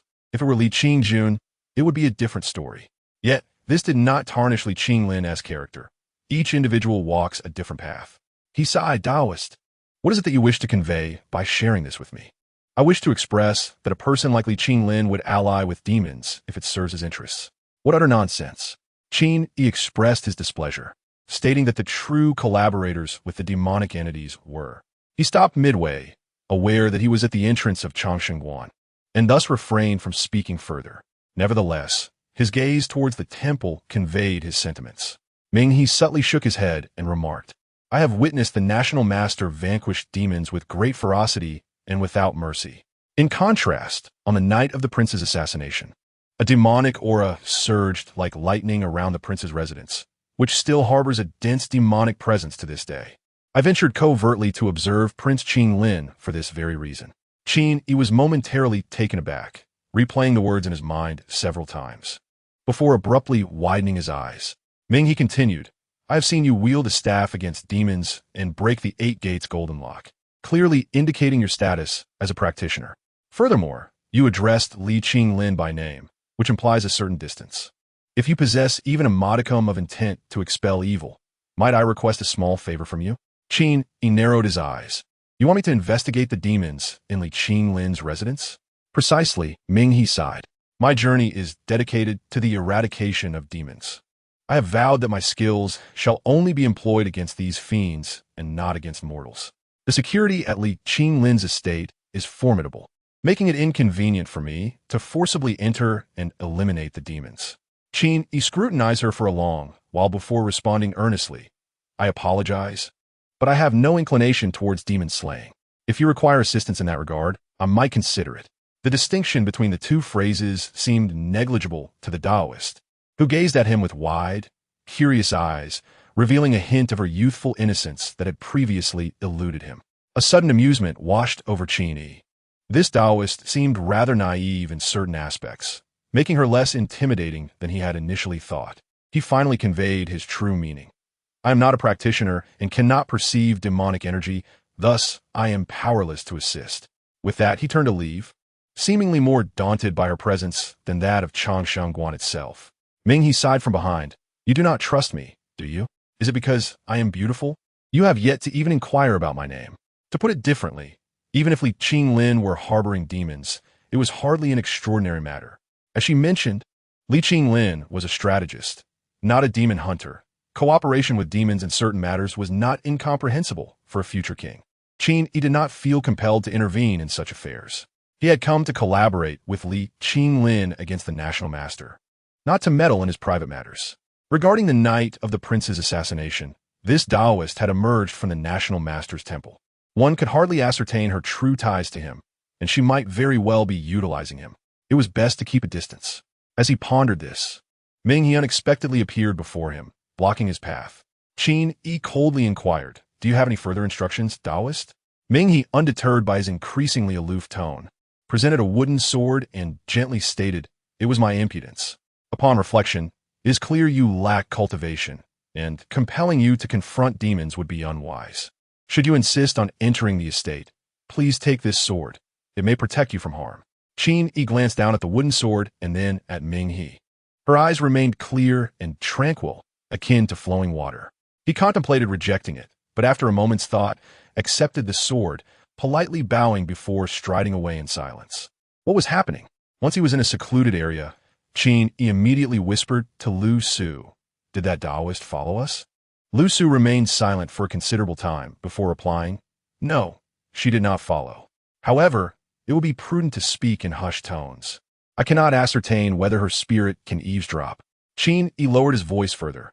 What is the matter with you today? You are usually chattering away, yet now, when your insights on this Taoist are needed, you remain utterly silent. Lu Su replied softly, She is a formidable practitioner.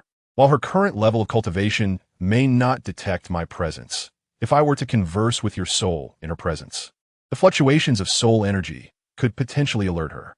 Caution is advisable. A formidable practitioner? Qin Yi was taken aback.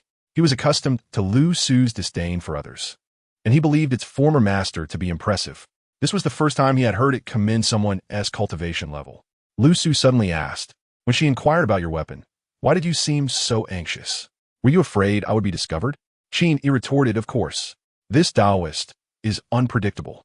What if she intends to harm you? Lu Su fell silent. After a long pause, it chuckled softly, the meaning behind it unclear.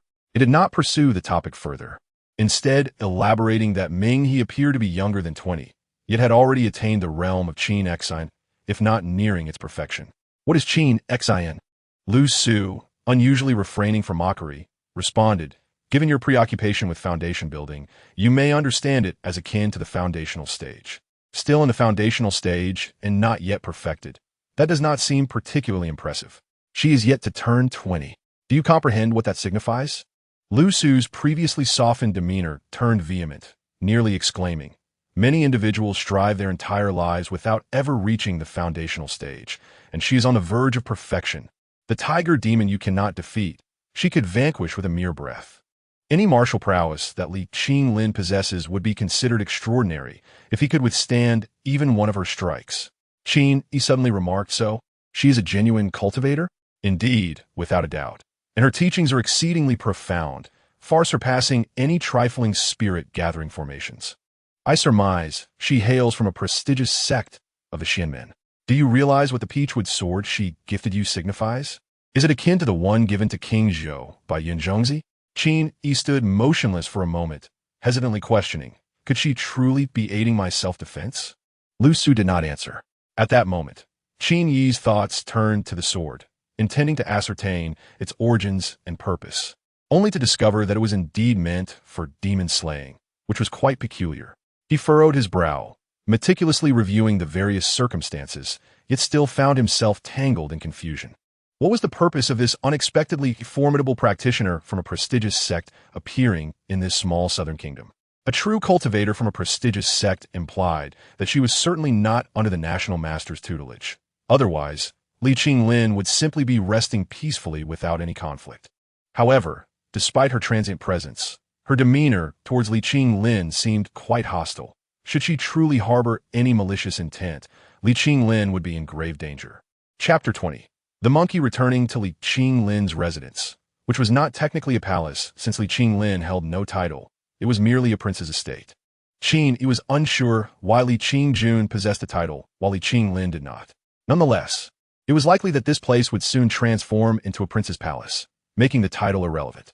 Qin Yi stood at the entrance, retrieving Li Qinglin's waist token, ready to announce his presence, when he noticed the main gate wide open, revealing Li Qingjun standing before him. My father, brother, and royal brother are in deliberation, and since I was merely sitting, I thought I might as well come out to see you, Li Qingjun stated with a blank expression. I was initially concerned that you might struggle with your accommodations, but it seems you haven't even entered the estate. I just took a stroll and purchased a few items. Li Qingjun's gaze fell upon his bulging satchel. The once exposed handle of a wolf-tooth club now seemed out of place, especially with an additional unknown wooden handle sticking out, resembling a rustic country bumpkin entering the city. Li Qingjun remarked irritably, if you need something, instruct the estate's steward to procure it for you. They will do their utmost to accommodate you. Why wander about aimlessly? Is it really that good? Immediately, a steward from the estate nodded and bowed. Princess, Mr. Qin's quarters have been prepared. Li Qingjun replied in a detached manner. Lead the way. Qin Yi observed Li Qingjun with keen interest, finding the situation rather amusing. He was convinced that the Li Qingjun he encountered in the world of Jianghu represented her true self. Yet he was curious whether the Li Qingjun in the capital was merely an act or another facet of her character.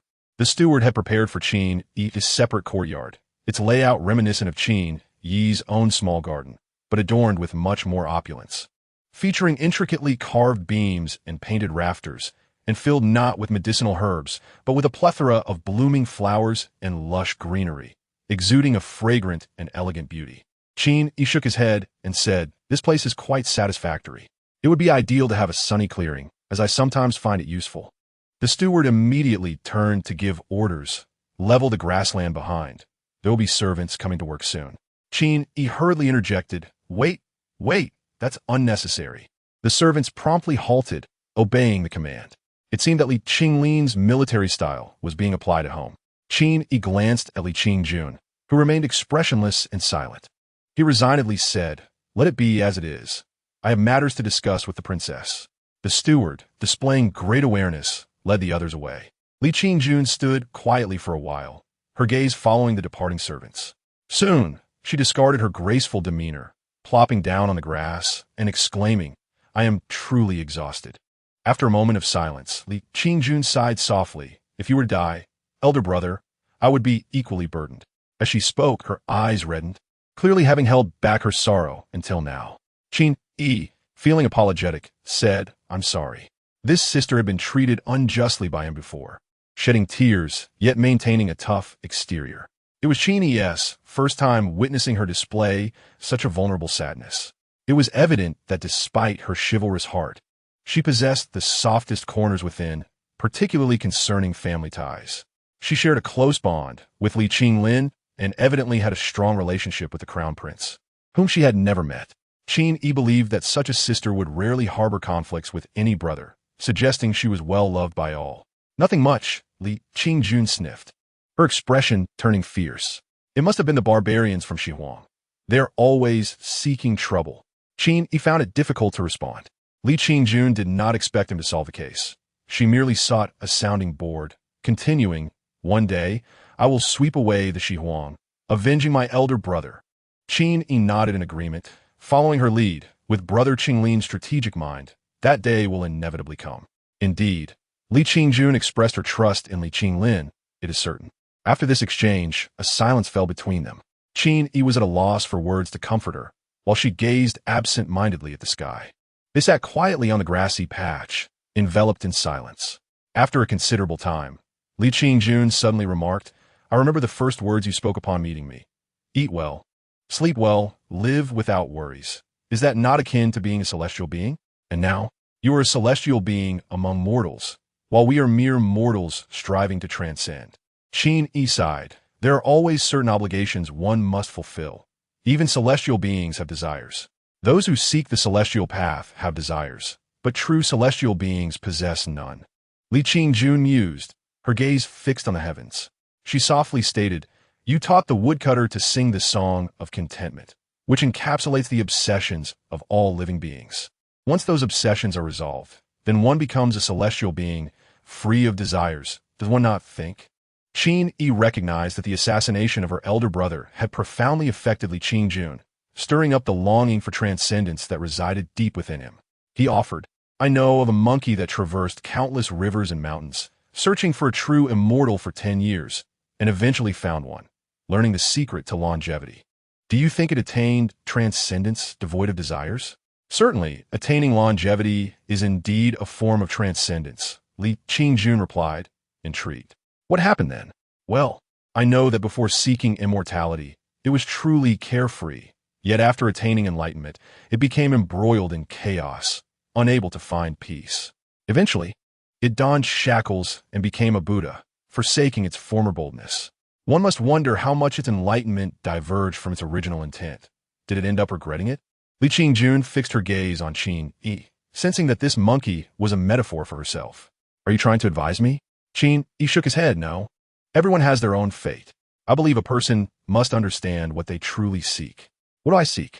Li Qingjun gazed thoughtfully at the sky, murmuring, "What I desire is to wield my silver spear, traversing the world, soaring through the azure skies, sweeping away all injustices, rather than becoming a noble woman in the capital.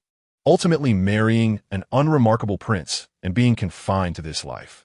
Qin Yi could not help but exclaim, "You truly have been born into the wrong life." Li Qingjun chuckled lightly and shifted the topic. "Could you elaborate on that monkey's story?" "That would take some time," Qin Yi replied. At that moment, Li Qinglin was preoccupied, and Qin Yi, being new to the capital, was uncertain of what to do. Fortunately, having Li Qingjun to converse with, the only familiar person in the capital, made him feel at ease. He began to recount the tale of journey to the west. As he spoke, he narrated the tale of the havoc wreaked in the heavenly palace, captivating Li Qingjun with stories she had never heard before, prompting her to smile and say, "What a wild and audacious monkey." Outside the courtyard, Li Qinglin's voice rang out. "This is a monkey that dares to resist and fight for its rights, even if its actions may be deemed sinful. It is a most fascinating tale, and I look forward to Brother Qin's continuation." Both stood up, and Li Qingjun's expression grew serious. Once more, "What is the situation?" "There are no leads," Li Qinglin replied solemnly. "The assailant was swift, according to my brother's guards. They only caught a glimpse of a shadow before my brother fell. Personally, I suspect it is the work of Xihuang." Li Qingjun pressed her lips together. Li Qinglin continued, "At the time of the incident, you and I were absent, and we could not interfere. Father is conducting a thorough investigation. Results will eventually emerge." Li Qingjun sighed. "Are you to become the crown prince?" "Yes," Li Qinglin replied, his face betraying no joy, shaking his head instead. "It truly feels like being roasted over a fire." Li Qingjun inquired, "Do some suspect you?" "Yes, though only a few do. It is unavoidable. However, such doubts are meaningless." "Indeed, they are meaningless. For there are only two sons of the king. He cannot treat the remaining son as a suspect based on unfounded insinuations. Li Qinglin chose not to linger on the topic and turned to Qin Yi. Brother Qin, I sincerely apologize. The events unfolded abruptly, and I have been remiss. How could the princess spend an entire day with me and call it neglect? Qin Yi pointed to the sky. The sun has set, and it would be neglect if you did not invite me to dinner. Li Qinglin laughed heartily. Chapter 21. Li Qinglin, the welcoming banquet was rather unremarkable. The siblings of the Li family, mourning the death of their elder brother, clearly lacked the spirit for revelry. It was, however, a customary gathering, introducing Qin Yi to Li Qinglin's trusted confidants. The so-called confidants numbered 4 or 5, a mix of scholars and warriors, who treated Qin Yi with a rather formal demeanor. After all, those who had reached such positions rarely displayed their preferences openly. Even if some might look down on this enigmatic sorcerer, they would never express such sentiments. What Qin Yi could see were only the gentle smiles, tinged with subtle scrutiny and distance. Even Li Qingjun no longer exuded the familiar camaraderie of a comrade. She maintained a similar distance from Qin Yi. During the banquet, her demeanor was more reserved than anyone else's. Qin Yi even noticed her delicately covering her wine cup with her small hand, taking only the slightest sips. The sound of flowing silk teased. Do you regret coming down the mountain with them? Wasn't it so carefree at Xinji Mountain? Where one resides is not of utmost importance, Qin Yi replied, pulling out his wine gourd. After taking a sip, he discovered it was nearly empty and carelessly set it aside. Go ahead and pretend, Lu Su said.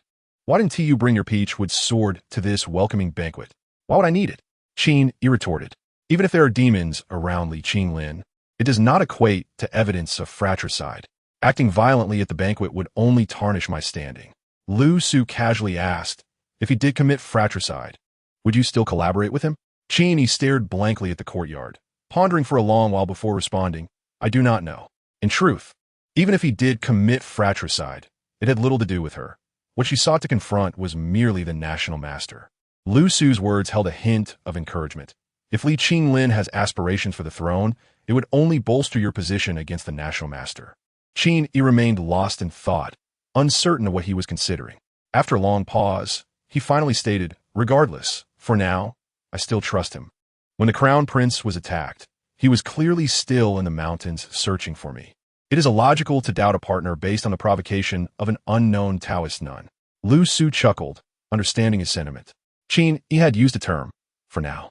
Lu Su understood that although Qin Yi professed his trust, a thread of confusion inevitably lingered in his heart, prompting him to pay heed to this matter in their daily interactions. Suddenly, Qin Yi inquired, can you control this sword? I do not wish to have such an uncontrollable object by my side. Lu Su chuckled, join me in cultivating immortality. Qin Yi retorted with disdain, I highly doubt you are capable.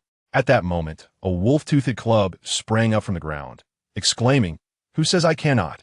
Meanwhile, in a secluded chamber, Li Qinglin conferred with his trusted aides on how to navigate the impending shifts in the political landscape, meticulously arranging matters until the night deepened. As his confidants took their leave, Li Qinglin let out a sigh, sitting alone in the chamber, gazing at the luminous glow of the night pearl, remaining motionless for a considerable time. In the shadowed corners where the light of the night pearl did not reach, a female voice suddenly emerged. In these past days, a formidable divine consciousness has continuously loomed nearby, preventing me from even stepping outside.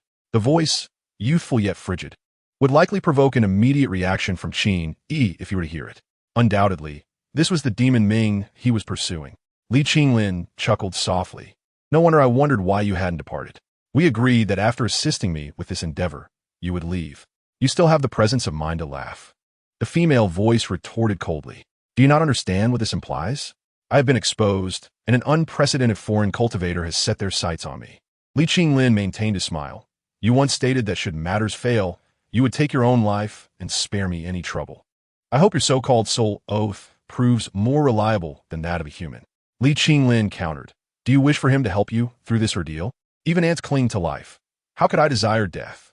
After pondering for a moment, Li Qinglin sighed, since the adversary does not enter the estate. You may remain here for now. Tomorrow, I shall speak with Qin Yi and then consider our options. The female voice was taken aback. You are still willing to assist me? This may embroil you in trouble, and could arouse suspicion in Qin Yi. Everyone knows that the optimal solution is to fulfill the oath and take one's own life. Not even the outside cultivators would uncover the presence of a demon here, extinguishing the last trace of the Crown Prince case. The girl seemed genuinely astonished that Li Qinglin would choose to assist her, exceeding her expectations of him.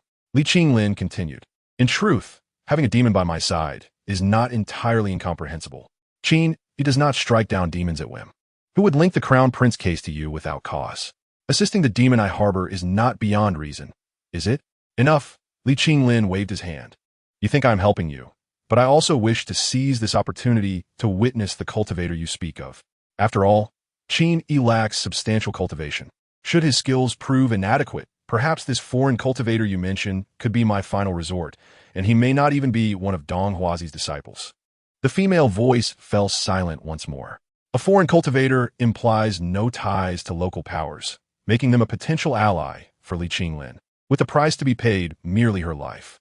Are you not afraid that such precarious schemes may lead to your downfall? The outcome of plans lies in human hands. Li Qinglin replied lightly. At least for now, all seems to be proceeding smoothly. Li Qinglin pondered aloud.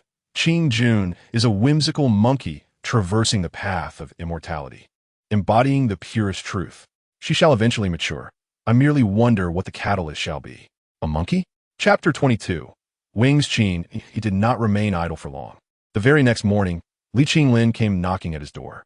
Over the past few days, Qin Yi had not enjoyed a sound sleep, and on this night, he had barely rested, awakening late in the day. He was still in slumber when Li Qinglin waited patiently outside, refraining from disturbing him. Upon awakening, Qin Yi remained oblivious to Li Qinglin's presence outside, leisurely attending to his morning rituals before finally opening the door, intending to practice his staff techniques. He immediately spotted Li Qinglin in the courtyard, admiring the flowers, accompanied by a young maid clad in black, standing quietly behind him. Qin Yi was taken aback for a moment, but soon heard Lu Su's voice in his mind. He has been standing there for quite some time, preventing others from calling for you. Why did you not inform me while I was grooming? Qin Yi retorted, unable to express his frustration, and thus greeted Li Qinglin with a smile. How could I trouble His Royal Highness to stand at the door awaiting my arrival? Isn't it about time? Vin you market. If you do not take action, who will? Li Qinglin did not respond to this, instead regarding the wolf-toothed club in Qin Yi's hand with a peculiar expression. Is it your practice to carry that club out so early in the day? Feeling a bit embarrassed, Qin Yi could only reply, "You shall see it often from now on. Shall we head inside?" Li Qinglin chuckled and walked alongside him into the house, with the young maid following closely behind. Qin Yi did not concern himself with the maid, considering that young attendants were not uncommon in ancient times. However, he felt a sense of comfort from Li Qinglin's demeanor. One could imagine that the feelings Zhuge Liang experienced upon seeing Liu Bei outside his door after a spring nap were quite similar to his own.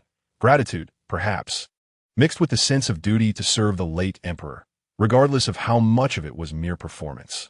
But unlike Zhuge Liang, who dedicated his life to service, Qin Yi was reluctant to do the same. As he mused, a flash of light erupted from a corner of the room where packages were stored. Qin Yi suddenly realized the peachwood sword. Without a moment to contemplate, the radiant light darted forth like a bolt of lightning, zipping past Qin Yi and aiming directly at the maid behind him. The sudden turn of events caught even Li Qinglin off guard. He instinctively raised his hand to block. Yet the sword whizzed past, and the maid swiftly transformed into a blur of black, retreating rapidly to evade the light. The peachwood sword was relentless, changing direction to pursue its target. Qin Yi recalled Li Qinglin's account of the Crown Prince's assassination. He had merely seen a shadow flash by before his elder brother. He said nothing but turned to Li Qinglin, who, curiously, remained silent, watching with keen interest as the shadow and the sword engaged in a struggle. "This is a demon," Qin Yi finally spoke. As he spoke, the radiant light of the peachwood sword grazed the shadow, drawing a thin line of blood, causing a plume of black feathers to fall to the ground. The young maid let out a soft sound and collapsed, instinctively shielding her head with her wings, awaiting her fate. In that fleeting moment, Qin Yi, almost on instinct, swung the wolf-toothed club and commanded, "Stop." This seemingly unrelated action caused the radiant light to halt abruptly behind the girl's head, remaining still thereafter. The light dimmed, revealing the peachwood sword, which then fell to the ground with a soft thud, bouncing a couple of times. Its tragic appearance seemed to question Qin Yi. "What are you doing?" Li Qinglin, oddly amused, remarked. "Qin Xiong has a rather unique way of handling his techniques." Qin Yi asked sternly, "Is she one of yours?" Li Qinglin replied, "Indeed. Yet you do not intervene, even as she faces death. I know that your regard for my face will prevent you from causing her harm." Qin Yi pursed his lips and sighed. His words did not seem to convey the intended meaning. "If you do not speak up, I might have taken her for an assassin masquerading as a maid and killed her without a second thought." He refrained from voicing these concerns, turning instead to the maid, who was indeed just a girl of 12 or 13, her face still quite youthful. At that moment, she knelt on the ground, pale and frightened, clutching her right arm where a wound had formed, gazing anxiously at the peach with sword as if fearing it would strike again. On her back were a pair of black wings, folded against her sides like a cloak, not unfurled. The dark feathers glimmered under the sunlight, sleek and sharp, quite striking. No demonic traits were evident on her face. She appeared to be a remarkably delicate young girl. Had one not known she was a demon, one might easily mistake her winged form for a specially designed cloak. It was not uncommon to encounter people with peculiar attire in the martial world, and thus, she was not particularly remarkable. Qin Yi himself had not paid her much attention at first glance. Regardless of how long she had been in her transformed state, it was equivalent to a human at the foundational level. Without the constraints imposed by Ming He, she could likely roam south Li without consequence. It is no wonder that Li Qinglin could confidently venture into the mountains alone. Li Xiong Qin Yi's gaze lingered on the young maiden's face for a considerable time before he cautiously inquired, "Aren't you going to introduce her?" Li Qinglin's mind raced, and she suddenly smiled, saying, "It is indeed a first to see Qin Xiong so captivated by a young girl. Perhaps you should take her along, considering you have no guards by your side." Lu Su also covertly sharpened her teeth, remarking, "Qin Yi, so you are this sort of person." Qin Yi remained expressionless. "I dare not trouble a transformation stage great demon for protection," he stated. Has Li Xiong already forgotten how recently the incident at Zhang's village transpired? Li Qinglin chuckled. "Indeed, she is a demon, one who has attained transformation. Her current appearance is her natural form, and her age is a result of natural progression, unlike Madame Zhang, who merely donned a fade. Qin Yi turned to look at Li Qinglin, who maintained his usual demeanor. "I recall mentioning that, often, demons do not pose trouble for humans. Humans can be useful. Why should demons not be?" Li Qinglin remarked. "Yi Ling has sworn a blood oath and is known for her loyalty. I have a feeling that you and she would get along quite well. However, my foolish brother would still advise caution. The lessons from Zhang's village are still fresh in memory. Even if you have an affinity for this, it is best to avoid entanglements." Li Qinglin's calmness rendered the fact that he harbored a demon as a rather ordinary matter, not worth mention, even suggesting it could be passed along. Typically, one would not associate his nurturing of a demon with the assassination of the crown prince. On the surface, these matters appeared unrelated. Even if they were connected, theoretically, they had nothing to do with Qin Yi. Li Qinglin patted Qin Yi's shoulder, smiling. "Let's discuss this inside. Surely, no swords will appear again?" Qin Yi shook his head and ultimately led the two into the house. He and Li Qinglin sat across from each other, while the black-clad maiden known as Yi Ling stood silently behind Li Qinglin, her curious gaze fixed on Qin Yi, seemingly searching for any signs of distress on his face. Qin Yi's expression remained calm, though internally he felt a sense of unease. Despite her youthful appearance, this demon had achieved transformation and was a formidable being, only slightly weaker than the highly praised Ming He. The fact that Li Qinglin had such an exceptional individual hidden away at home, while seeking out other extraordinary beings, was perplexing. He pondered for a moment before addressing her. "So, Miss Yi Ling, please take a seat." "Ah, a silent little girl?" Qin Yi observed as he poured tea from a kettle.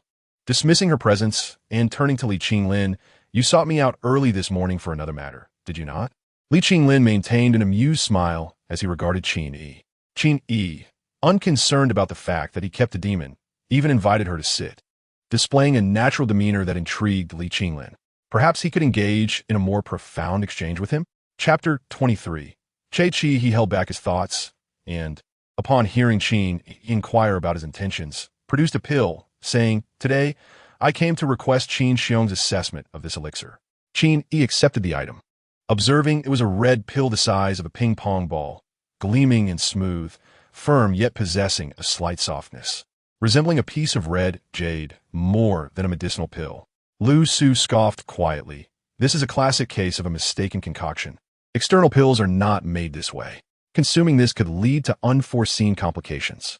The pill contained various metallic substances, and without Lu Su's input, Qin Yi could deduce. This concoction would provide a temporary invigorating effect, but its long-term effects on the body would be detrimental. Li Qinglin rarely displayed genuine delight. Yet now a hint of joy surfaced on his face. It was indeed a rare sight. Although he often smiled, Qin Yi never perceived it as true happiness. Only this momentary smile, quickly withdrawn, indicated that Li Qinglin was genuinely pleased. Such an assessment revealed the importance he placed on Qin Yi's ability to discern the properties of Dong Huazi's pill. I wonder, Qin Yi mused, this large pill. Would your father consume a whole? Li Qinglin sighed. Indeed, he would swallow it whole. I feel a pang in my throat just thinking about it. I am amazed he can manage it.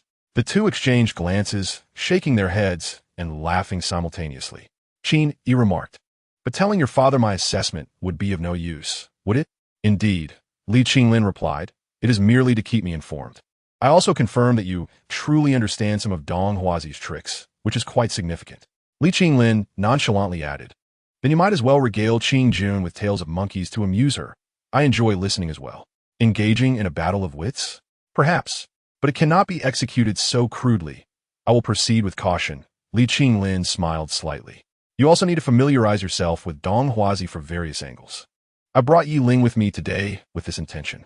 What does she have to do with it? Xin Yi inweed it, even without your peachwood sword. I intended to clarify her identity to you. Yi Ling is more knowledgeable about Dong Huazi's situation than many others. She could tell you everything you wish to know. Li Qinglin's smile became somewhat ambiguous. Hence, I have allowed her to accompany you. Will you truly refuse? She is not your servant, after all. You cannot simply decide for her without considering her willingness. It was at this moment that the previously silent Yi Ling suddenly spoke. I am willing.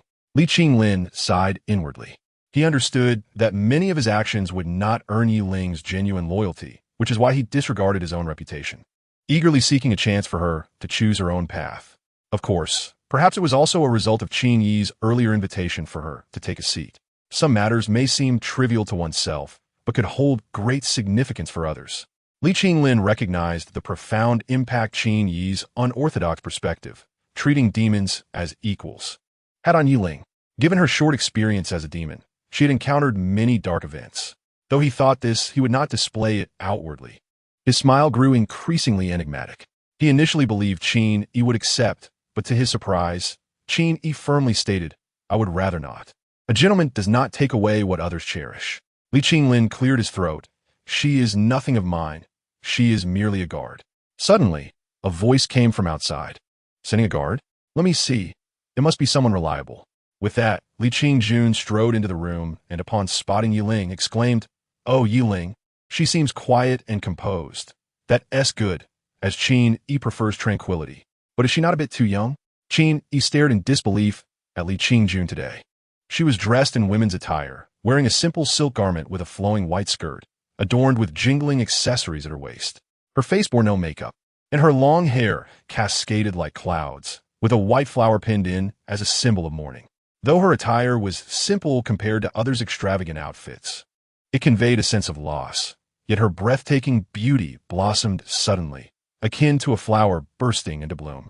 Qin Yi had previously thought Ming He, whom he encountered yesterday, was the most beautiful woman he had ever seen. Perhaps her celestial demeanor contributed to this impression. However, upon seeing Li Qingjun in women's clothing, her stunning beauty rivaled that of Ming He, even surpassing it with her vibrant spirit. This was alarming.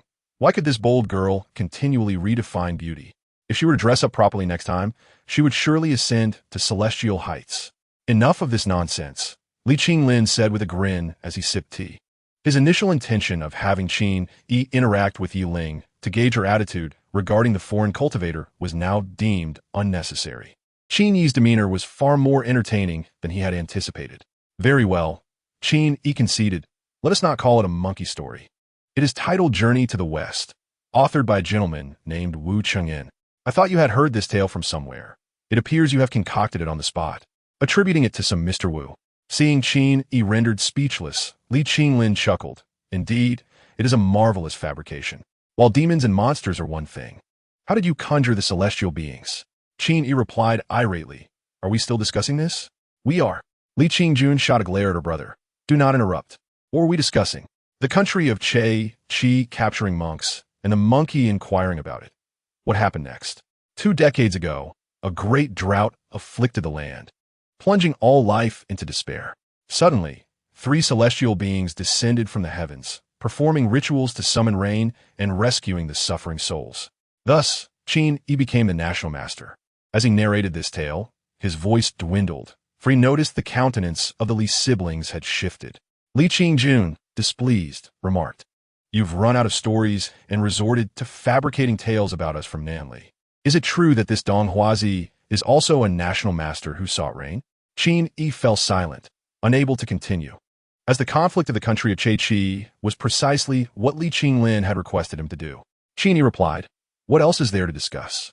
The monkey and the national master battled, and the national master perished. What followed? Did the king convert to Buddhism and capture Taoists? Of course, it was a dual outcome. Oh, the monkey taught him the unity of the 3 teachings, honoring both monks and Taoists, nurturing talents, thus ensuring the longevity of the kingdom." Li Qinglin chuckled, rising. "Let us end it here for today. I am most grateful to you, Brother Qin, for this delightful tale. For the sake of this monkey's story, my journey to Xinji Mountain was not in vain." Chapter 24. Yiling made no formal greeting and simply vanished. Li Qingjun shook her head. "I wonder where my brother found this peculiar little guard. Their skills are decent, yet they wear that strange cloak daily for reasons unknown. Are you truly considering her as a guard? A lone man and a lone woman." Qin Yi grimaced at her words. Before her, you praise her quiet demeanor. Yet when she departs, what do you say? Li Qingjun huffed, uncertain of why she spoke thus. After a pause, she remarked, with Brother S matters in turmoil. It seems second Brother 1T be planning anything else for some time. If you find yourself bored here, you may visit the princess's residence, which is nearby. Qin Yi countered, "I am not bored. I can spend an entire month at home without stepping out. Reading and concocting potions suffices. By the way, please help me find some books, along with medicinal herbs and an alchemical furnace, as you are familiar with my needs." Li Qingjun choked, flaring with indignation. "Let the people of the Wangfu assist you." With that, she strode away, sleeves fluttering. Lu Su was both amused and exasperated.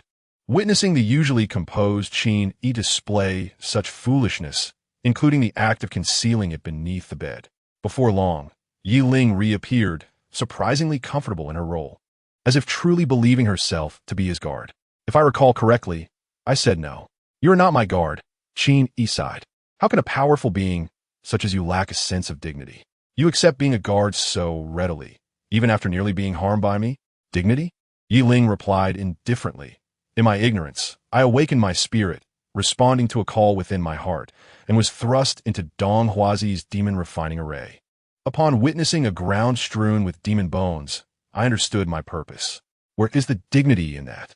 I was merely an ordinary little snake, brought forth by Dong Huazi's demon metamorphosis miasma, awakening as a demon, not knowing why I grew wings. His intent was to create small demons through this miasma to obtain demon cores for refinement and longevity. This is our purpose." Her youthful visage bore traces of resentment, yet more so a profound indifference towards both others and herself. Qin Yi pursed his lips, recognizing that this child's very existence was a tragedy, explaining her demeanor that belied her age. At her age, she ought to be attending school with a backpack, not discussing themes of slaughter and bones like a miniature adult. He sighed softly. It became clear that Dong Huazi's goal with the demon metamorphosis miasma was not to disrupt the world or cultivate power, but rather for his own gain of demon cores for cultivation. This aligned with Ming He's perspective. Ming He believed Dong Huazi was merciless in his extermination of demons. And indeed, he was. Yiling continued, "I do not understand why my breakthrough was so rapid. The demon refining array could not restrain me, and I fought my way out, albeit barely alive, thanks to your highness's intervention. Even my name was bestowed by you at that moment, likening me to a tender feather, revealing a frightful crimson hue in the night." Qin Yi remarked in surprise, "I did not expect Li Qinglin to possess such literary sensibilities." "What do you mean by literary sensibilities?" she inquired. "Oh, I meant he surprisingly shows compassion towards demons." "It is not compassion. I voluntarily bound myself with a blood oath for my rescue. Your Highness realized I had escaped from Donghuazi and deemed me of use. Yiling's tone shifted slightly. Just moments ago, your peachwood sword aimed to kill me, and he stood idly by. Perhaps it would be better for him if I perished. Qin Yi discerned the reason behind Li Qinglin's inaction. It was likely that Yiling's death might indeed be preferable to her survival. He surmised that this young girl not only lacked understanding of many cultivation principles, but perhaps also of numerous life lessons, learning gradually within the Wangfu, including her manner of speech and demeanor, all influenced by Li Qinglin, devoid of any charm. At the very least, her understanding of Donghuazi had deepened. She was astute in her comprehension of Li Qinglin, showing neither loyalty nor reverence, speaking of his thoughts with casual ease. She was undoubtedly a valuable ally, not naive enough to be easily misled, which could avert potential calamities. Finally, Qin Yi asked, "Do you know why I do not wish for you to be my guard?" Yiling, with a hint of sardonic amusement, replied, "I am unattractive. Compared to Princess Zhao Yang, I resemble a winged monster before a true phoenix. You are too young to concern yourself with such matters. Why compare yourself to others?" Qin Yi said, "It has nothing to do with that. I actually find your wings quite dazzling. I would love to possess a pair like yours." Yiling's expression flickered slightly. However, Qin Yi continued, "The real reason is that a formidable cultivator has set their sights on you. If you were to associate with me, it would spell doom for us both. I suggest you consider fleeing instead." Yiling's demeanor changed, so you are aware. "You know," Qin Yi chuckled, "it seems your intentions for seeking me today were not as innocent as they appeared." Yiling fell silent, lowering her head to gaze at her shoes, her bashfulness evident. Qin Yi found this amusing. Despite her cold exterior, she was far more sensitive than Li Qinglin. Why should a powerful demon attach itself to her? It must be, for survival, mistakenly believing herself formidable. Qin Yi sighed. "Is Li Qinglin's motive for having you follow me solely for this?" "Not entirely," Yiling whispered. "I believe your Highness truly values you." Her perception was unmistakable. Li Qinglin's attitude towards Qin Yi was indeed worlds apart from his demeanor towards her. Is he so obsessed with Donghuazi? Qin Yi wondered aloud. You, a powerful demon, would he genuinely be willing to bestow such favors merely to win me over? He would indeed, Yiling stated resolutely. Not to mention, to him, a scaled and horned demon is insignificant. He could acquire more if he wished. Furthermore, I am his sworn enemy to Donghuazi.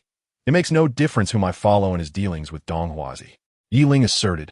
To dethrone Donghuazi is your Highness's greatest obsession, more crucial than the throne itself. Qin Yi was intrigued. Is it that dramatic? Donghuazi has not caused him any harm, has he? Yiling remained expressionless, unable to comprehend. Qin Yi pondered for a moment before saying, I believe we need not pursue the guard arrangement. It's quite inconvenient for a solitary man and woman. Instead, we can foster a friendship. Regarding Donghuazi, I will require your counsel. Yiling, unaware of the multitude of secrets Qin Yi harbored, felt emboldened by his invitation. Her gaze softened further as she nodded. I am not your guard. Our collaboration holds greater significance. I have a small courtyard where you may visit me. As she gestured to illustrate the size of her little courtyard, a childlike innocence shone through, akin to someone proudly showcasing their treasures. Qin Yi could not help but smile. You may also visit me. When we discussed Journey to the West, I noticed you listened intently. Perhaps you enjoy it? Yiling appeared somewhat bashful before vanishing without a trace. Qin Yi found the Journey to the West truly remarkable. It seemed that Li Qinglin, Li Qingjun, and Yiling each discovered a distinct sense of identification within it, seeing reflections of themselves in its narrative. Once again, the room was left with only Qin Yi when a wolf-tooth club lazily rolled out from beneath the bed. He gazed at it, unsure of what to say. His mind was brimming with words, yet he found himself momentarily speechless. Chapter 25. Tang Shi, this is not a snake. Liusu leisurely initiated the conversation. I never expected that such a peculiar species could emerge from the remote nation of Nanli. It is indeed fascinating. Not a snake?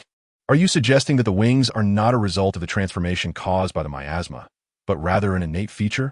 Certainly, the fierce tiger may develop wings from the miasma, but a snake with wings is altogether different. Do not tell me it is a dragon. It is Tang Shi. Liusu replied softly. This type of snake is an ancient species, not inferior to the dragon kind. However, her bloodline is thin, and she is still far from realizing her potential. If she were to encounter the right opportunities, perhaps she could elevate herself further. But I doubt she will have such chances. Nanli is simply too small, akin to sitting at the bottom of a well and gazing up at the sky, for a place so diminutive to produce cultivators of Mingyi's caliber and individuals like Li Qinglin is already a remarkable convergence of fate. Suddenly, Qin Yi recalled the kingdom of Yelong. Although the metaphor may not be entirely apt, it certainly held some significance. But interestingly, in a place as limited as Yelong, there exists Liusu, he remarked with a smile. Liusu replied calmly, when I was present, Nanli had yet to exist. It was many, many years prior.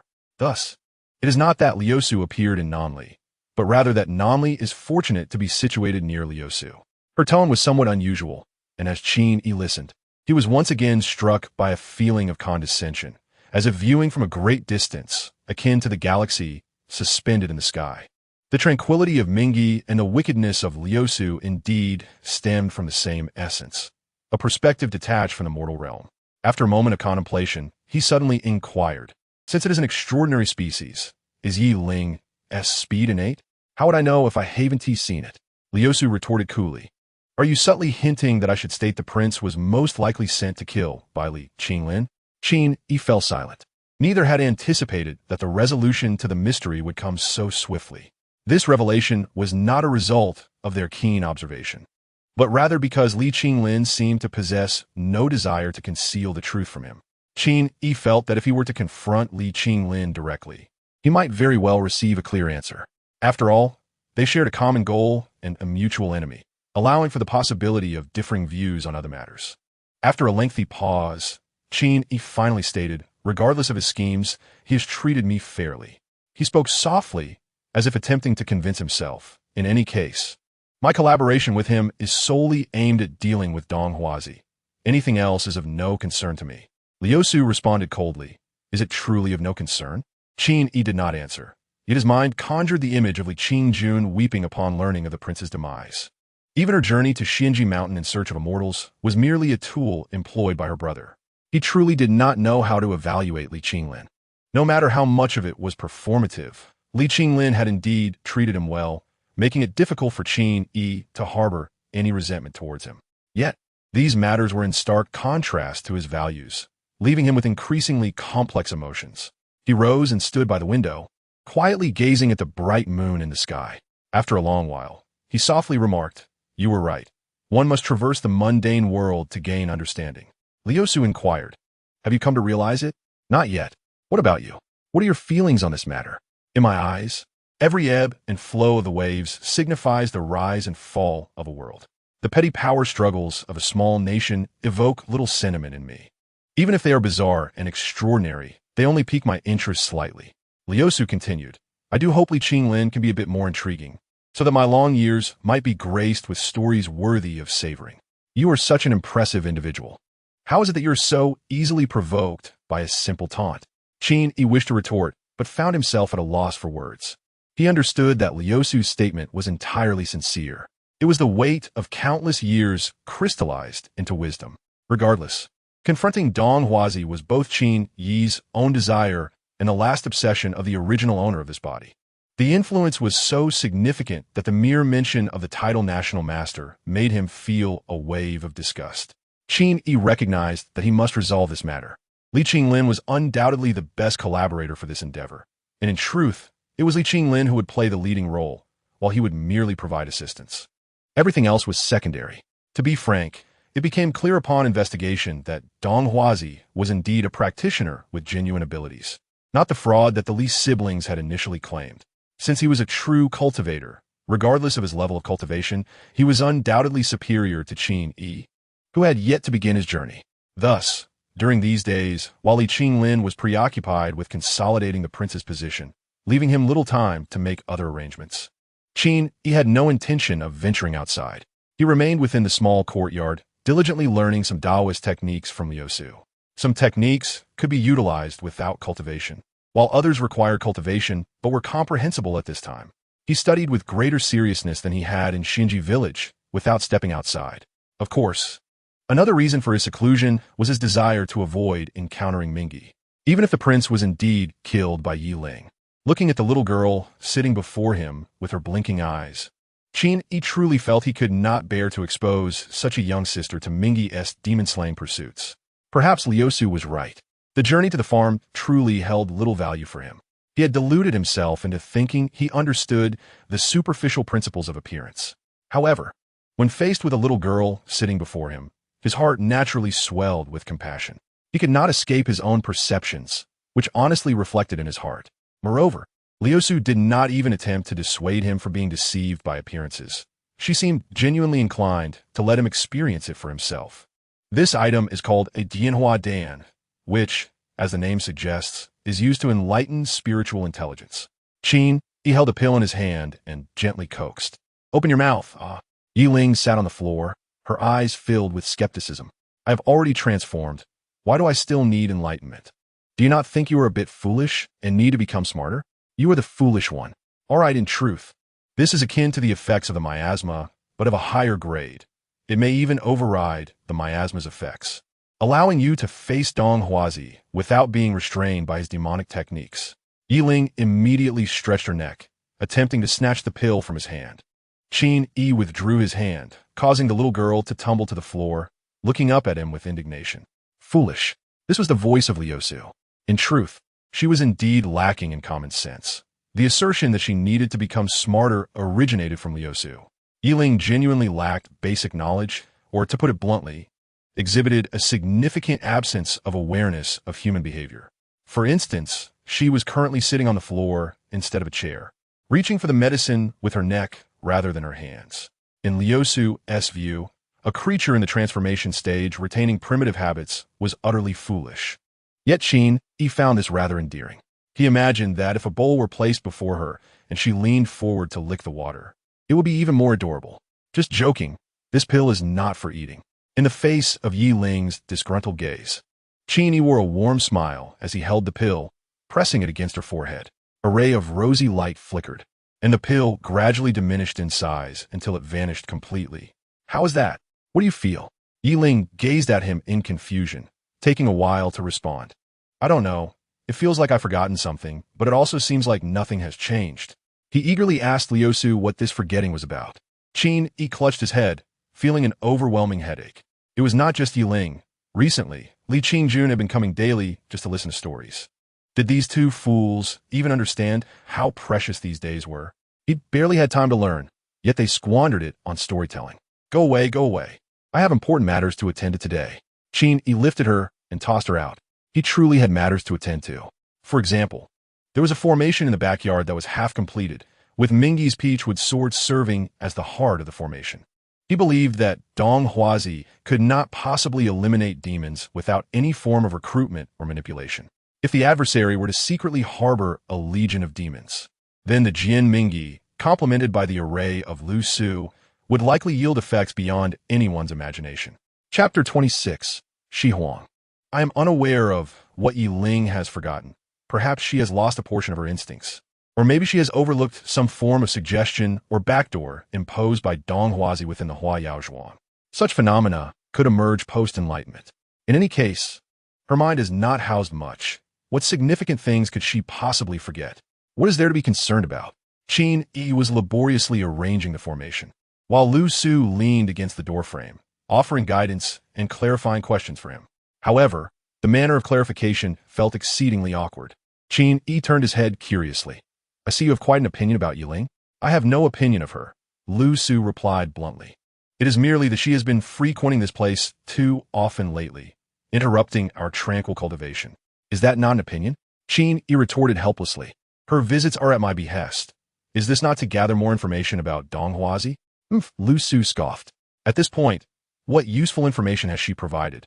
Other than knowing that Dong Huazi is an old man, and that his cultivation certainly does not match the depth of the Qin Xian, that alone is quite valuable. At least I know Dong Huazi is not a woman. Liu Su gasped in astonishment. "You actually consider that?" Qin Yi confessed honestly. "I did ponder that. If she were a great beauty, would I have to slay her to attain enlightenment?" Liu Su inquired incredulously. "Slaying a woman for enlightenment? Where did you hear such nonsense?" "What? It does exist, doesn't it?" Liu Su paused for a moment, then suddenly chuckled coldly. If you wish to tread that path, it is not out of the question.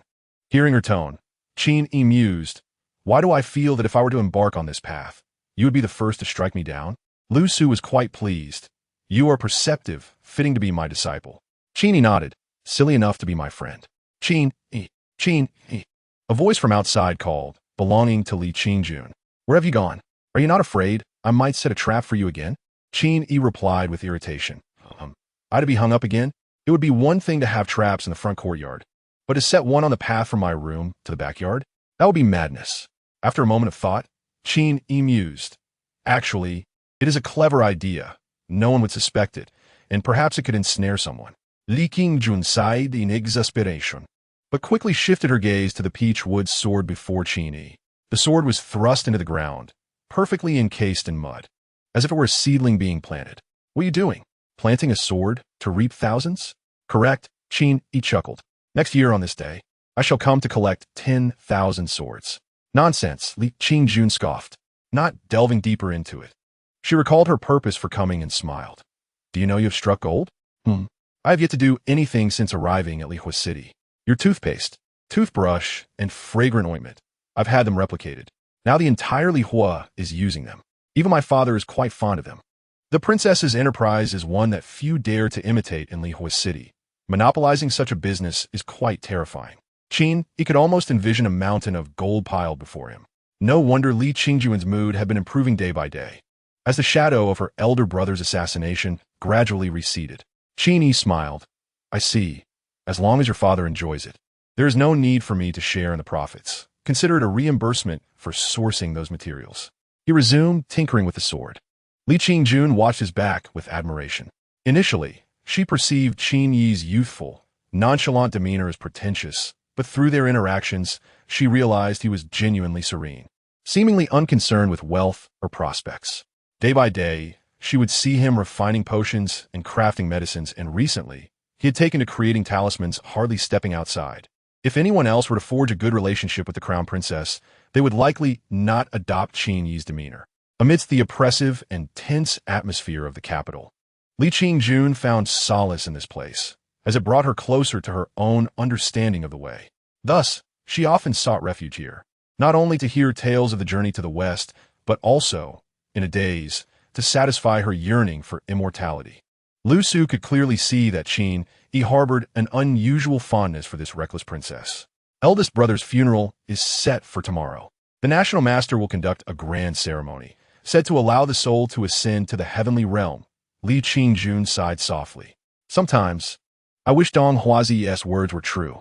It is only human nature, Qin Yi remarked, having finally arranged the sword. Let us go. It is time to drink. Li Qingjun followed behind. I feel that you are the true national master. Once we drive away Dong Huazi, you should take up the mantle of the national master. Such words have been spoken before, but the tone was now entirely different. Me? I'm not suited for that role. Qin Yi laughed. Who would recognize a national master who hides away and sleeps all day? Li Qingjun countered. Whether people recognize it or not does not require you to take action. Then what is needed? We simply need to proclaim that you possess great abilities. Qin Yi paused momentarily, sighing.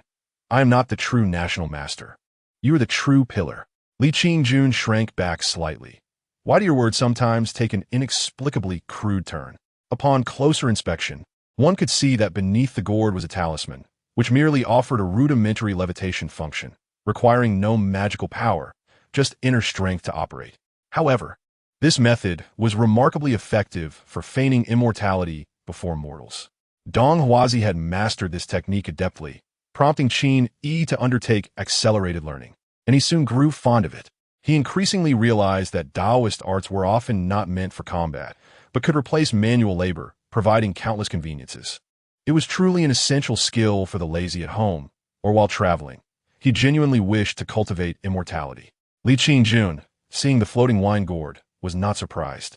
She deftly seized it to pour wine and urged, continue the journey to the west. Qin Yi thought that should he speak of it, Yiling would likely burst into tears, so he diverted, I have not seen your brother for 3 days. What is he up to? Every day, he faces attacks from the National Master South faction in the court. As they seek to frame him with accusations, Li Qingjun replied, her expression unwavering. What infuriates me is that my father actually seems to be swayed by their words. Qin Yi widened his eyes in astonishment.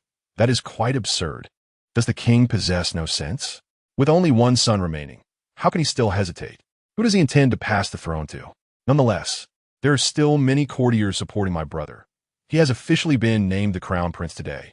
Could he not speak without gasping for air? Is there a difference? Li Qingjun murmured. Ultimately, my father trusts the national master more than he trusts my brother. Qin Yi fell silent. Suddenly, footsteps were heard from outside. Someone rushed in, calling from beyond the door, "Princess." It was the voice of one of Li Qingjun's own attendants. Li Qingjun inquired curiously, "What is it?" "We have just received news that the Prince of Shihuang, Mangzhan, has led a delegation to pay respects to the crown prince. They have just arrived outside the western city gate." Li Qingjun sprang to her feet, her eyes wide with fury. They dared to come. Before Qin Yi could react, he saw Li Qingjun sweep out the door like a gust of wind, snatching the spear from her attendant's hands and charging out of the royal residence. How could he have once thought this reckless girl was cute and charming? Truly, he had been blind, though his speed could not match Li Qingjun's. He hastily made his way to the western city gate, and the first sight that met him was a silver flash, like a falcon striking, aimed at a remarkably imposing bearded man atop a horse at the front of the group. Qin Yi could even see Li Qinglin beside the bearded man, his expression one of utter astonishment. The only princess of Nanli, at her own city gate, was unexpectedly bombarded by arrows from her own troops, while the newly appointed crown prince of Nanli, bemused, soared into the air, shouting to his subordinates to cease fire while desperately attempting to shield his sister from the onslaught of arrows raining down from their own ranks. Qin Yi truly could not find words to articulate this absurd scene. Surely, the reckless girl had never anticipated such a turn of events. The Prince of Shihuang, Mangzhan, was momentarily taken aback by the scene before him. However, his reaction was swift as he quickly seized the spear hanging by his horse, effectively blocking Li Qingjun's silver spear. With a loud clash, the weapons met, producing a thunderous sound. Having been struck by his own arrows, Li Qingjun's momentum faltered, and it was evident that Mangzhan was not to be underestimated. In this encounter, Li Qingjun gained no advantage and was instead forced back. With no solid ground to land on, she had no choice but to flip backward. The spear struck at her midsection like an insatiable leech, making it impossible for her to evade. At that moment, Qin Yi's Wolfang club ferociously collided with the spear. Chapter 27. Friends, a sound more resounding than the previous clash erupted, and Qin Yi once again embraced Li Qingjun's waist, retreating gracefully to the street corner. Mangzhan nearly lost grip of his spear, his heart filled with astonishment at the strength of this seemingly frail youth. He adjusted his stance, preparing to thrust again. But another spear suddenly appeared and blocked his weapon. Recognizing the familiar spear, Mangzhan knew it belonged to Li Qinglin without even glancing at it. "My apologies," Li Qinglin said with an impassive expression. "In terms of civility, I only know that compared to my younger sister, you, Mangzhan, are insignificant. If you continue to prattle, I shall end you right here, and should you choose to start a war, I shall be ready to respond." "Younger sister?" Mangzhan was momentarily taken aback. Then his gaze towards Li Qingjun transformed into something peculiar, gradually shifting to eagerness. Mangzhan was momentarily lost in thought when a bearded aide beside him quipped, "It seems that Prince Qinglin has yet to earn the right to instigate conflict." Li Qinglin scoffed, "You are welcome to try."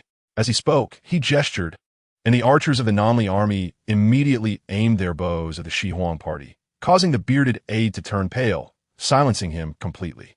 Mangzhan, regaining his composure, laughed heartily. "So, it is Princess Xiaoyang. Since this is a misunderstanding, let us forget it. We have come to pay our respects, not to provoke." Li Qingjun, defiantly lifting her chin, retorted, "How many lives of Nanli people have been lost at the hands of this murderer? He has just attempted to assassinate my brother. What need is there for him to feign condolences? That is not for you to decide." Li Qinglin replied meaningfully, then bowed to Qin Yi. "Thank you, Brother Qin." Qin Yi waved his hand, feeling somewhat at a loss as he stood by. He had been observing Mangzhan's movements, initially fearing an unexpected attack. But upon hearing Mangzhan's eager reaction upon learning of the younger sister, he thought, so this brute is attracted to such impulsive girls? Mangzhan's gaze shifted to Qin Yi, and upon noticing the latter's arm around Li Qingjuan's slender waist, his eyes narrowed coldly. And who is that person? Fuming at being disregarded, Meng Zhan bellowed. Today, I have truly witnessed the demeanor of Nanli. Yet Meng Zhan continued. I came here with the intention of reconciling with Nanli. But it seems that the so-called peace-loving Nanli does not share our sentiment. Li Qinglin was momentarily stunned. Then please enter the palace. My father has prepared a welcome feast, awaiting only your arrival. A luncheon? Meng Zhan suddenly became enthusiastic. Might the princess be present? Li Qinglin's gaze grew more meaningful. Turning around, Qin Yi had already led Li Qingjun around the corner.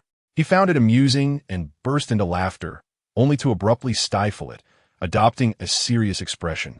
My younger sister does not drink with beasts. You.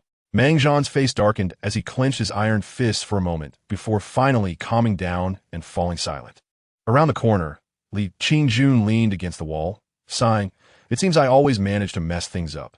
Because you are too straightforward, Qin Yi chuckled. Perhaps your family's composure has all been passed on to your brother. I don't know. I've always found such formalities rather strange. However, it seems they exist everywhere. Perhaps it is because there are no eternal enemies between nations, only interests.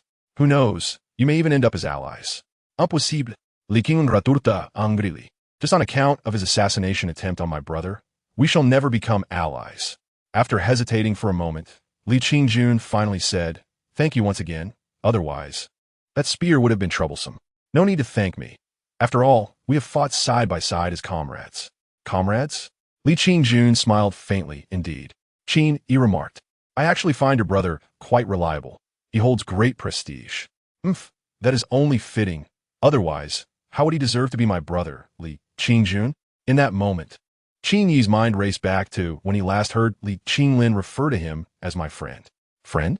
Qin Yi thought, regardless of sincerity or pretense. For someone of royal stature to use such a term to refer to a mere country bumpkin like him was quite remarkable. He could have simply called him a guest. And Qin Yi would not have found it inappropriate. He could have even used the term noble guest, but he chose friend instead. The weight of that word carried a different significance. As he pondered, a sudden impulse urged him to glance towards the other end of the street. Just as Li Qingjun was about to speak, she noticed Qin Yi abruptly turn his head. Following his gaze, she beheld a breathtaking Taoist priestess approaching them, illuminating the empty street with a gentle, ethereal glow. Upon witnessing the priestess's enchanting beauty, Li Qingjun felt a twinge of discomfort, instinctively straightening her posture as if to showcase her own alluring figure. Lu Su could not help but tease, Don't puff up. The more you do, the more you lose. Qin Yi nearly choked on his breath. Are you not afraid to speak out of turn in front of Minghe? Young Master Qin. It is good to see you again, Minghe said, gracefully approaching and bowing slightly. I have awaited you for many days. Feigning ignorance, Qin Yi asked. Awaiting me for what purpose? Minghe sighed. The wooden sword has inexplicably changed hands. Naturally, I wish to know the reason. Initially, I feared you had fallen into harm's way, but I consulted an oracle, and it revealed a favorable omen. Intrigued, Qin Yi inquired, What omen? Minghe glanced at Li Qingjun and replied, A favorable omen of peace and stability, with the earth boundless. With that, she turned to leave, as if her sole purpose was to convey this message to Qin Yi. It seemed she had already gleaned what she desired from that omen, and saw no need for further words. Li Qingjun watched her retreating figure with trepidation, feeling an unsettling sense of being seen through a chilling sense of danger. It wasn't until Minghe had disappeared into the distance that she remembered she was still armed with a spear. It was as though the very presence of Minghe had rendered her unable to even contemplate drawing her weapon. What does a favorable omen of peace and stability with the earth boundless mean? Li Qingjun asked Qin Yi. Qin Yi was equally perplexed. As soon as Minghe approached, Lu Su had vanished, and without her guidance. He could not possibly answer such a profound question. He could only say, It must be a good omen, regardless. What does it matter? This Taoist priestess approaches mysteriously, spouting a bunch of nonsensical words. She doesn't seem like a good person. Who knows if that omen is genuine? Li Qingjun warned, Stay away from such supernatural charlatans, lest you become the second Dong Huazi. Qin Yi chuckled, That is highly unlikely. Why is it unlikely? Isn't this priestess quite beautiful? I see you can't take your eyes off her. Even if she is beautiful, she is but like the Milky Way above, illusory. I have beauty beside me that does not pale in comparison. Why would I look at her? Li Qingjun was momentarily stunned, and then suddenly realized the implication behind his words, her cheeks flushing a deep crimson. Lu Su's voice suddenly emerged in her mind, shattering the moment's budding romance. A gentleman walks a path, first losing his way, then finding his course. In the southwest, he gains friends. In the northeast, he loses friends, yet ultimately finds celebration. A favorable omen of peace and stability, with the earth boundless. Someone rushed towards them, bowing respectfully. Princess, His Majesty has summoned you to the banquet. After a pause, he added, the Crown Prince asks that Mr. Qin also attend. Chapter 28. Confronting Dong Huazi as they made their way to the palace. Qin Yi found his mind still swirling with the meaning of that oracle. Li Qingjun was nearby, unable to delve deeply into the intricacies of how Lu Su would elaborate. Almost all of his attention was captivated by the term sang peng, rendering any other discussions, no matter how auspicious, utterly futile. In this world, where could he find friends? The very Li Qinglin, who just claimed to be his friend. While he referred to him as such, it was widely understood that this designation might not hold true. In Qin Yi's heart, Li Qinglin was merely a collaborator, thus should bear no real significance to him. Lu Su? At present, their rapport seemed intimate enough to share anything. Yet both were acutely aware of the lingering barriers, making it difficult to ascertain if they could truly be called friends. Naturally, these barriers were diminishing, and if one were to insist that Qin Yi had a friend, it could only be Lu Su, though he was uncertain if Lu Su felt the same way.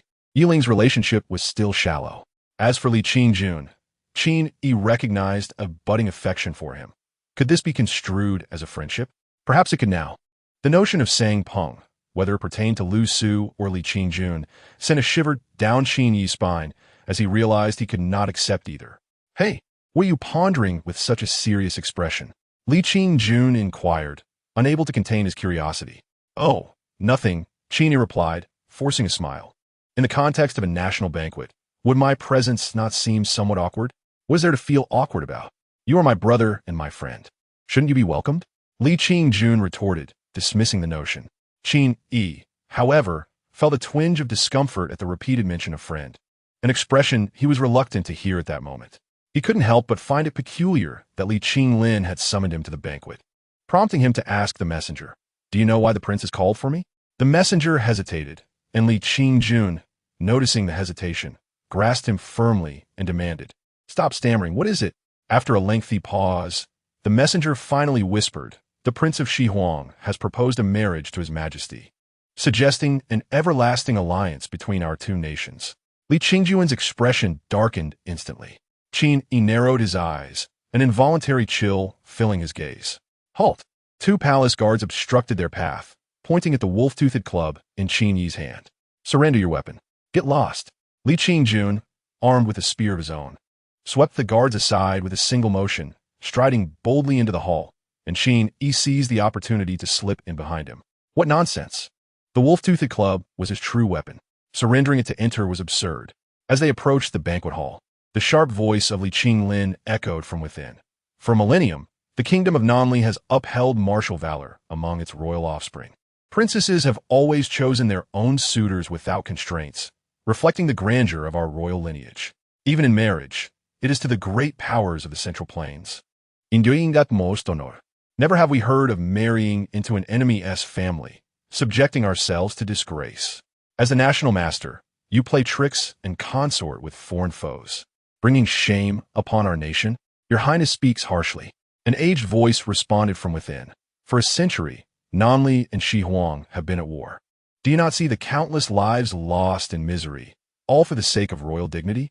Moreover, having consulted the divination, our nation is Li, and Shihuang is Dui. Li and Dui signify separation. How can this be interpreted as auspicious? It is a matter of marital harmony. Where does the notion of disgrace come from? The king nodded repeatedly, evidently convinced by this interpretation of the divination. Li Qinglin's demeanor was cold and severe, his frustration palpable.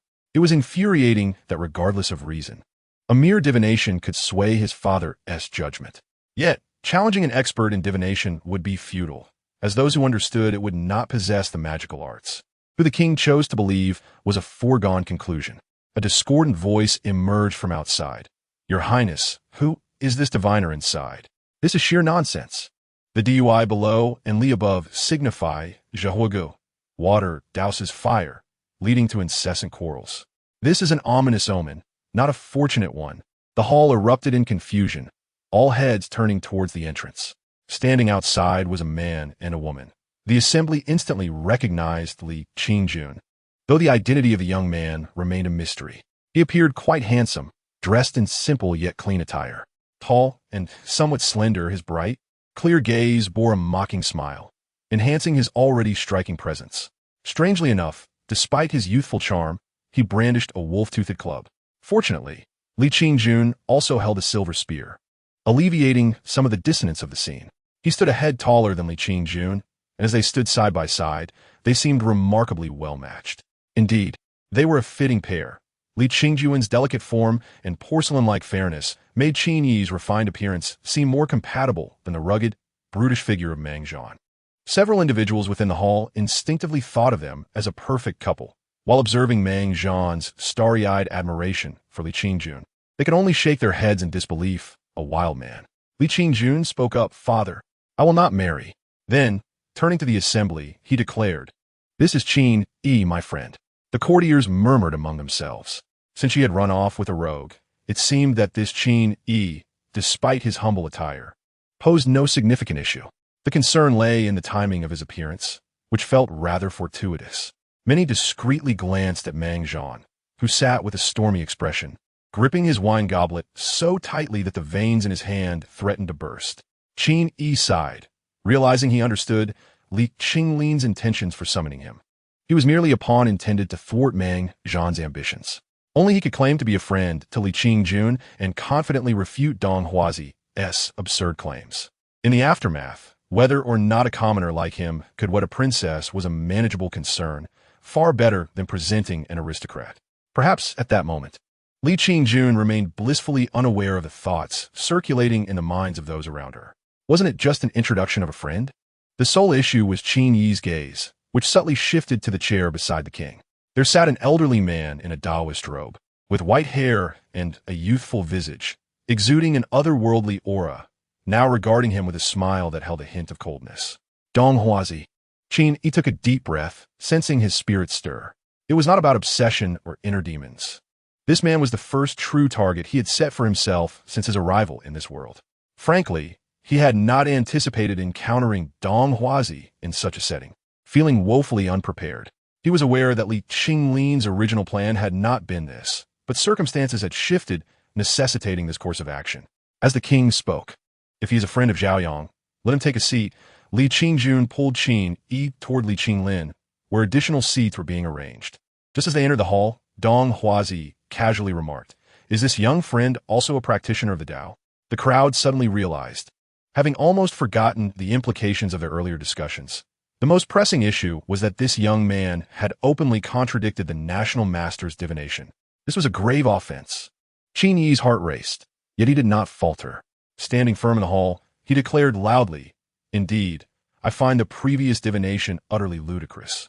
I have heard that Dong Huazi possesses profound insights into the Tao. Surely he should be the one to interpret such matters, not some novice speaking without thought." The expressions of the courtiers shifted dramatically, as he had dared to call the national master a novice and denounce him as a quack. Chapter 29.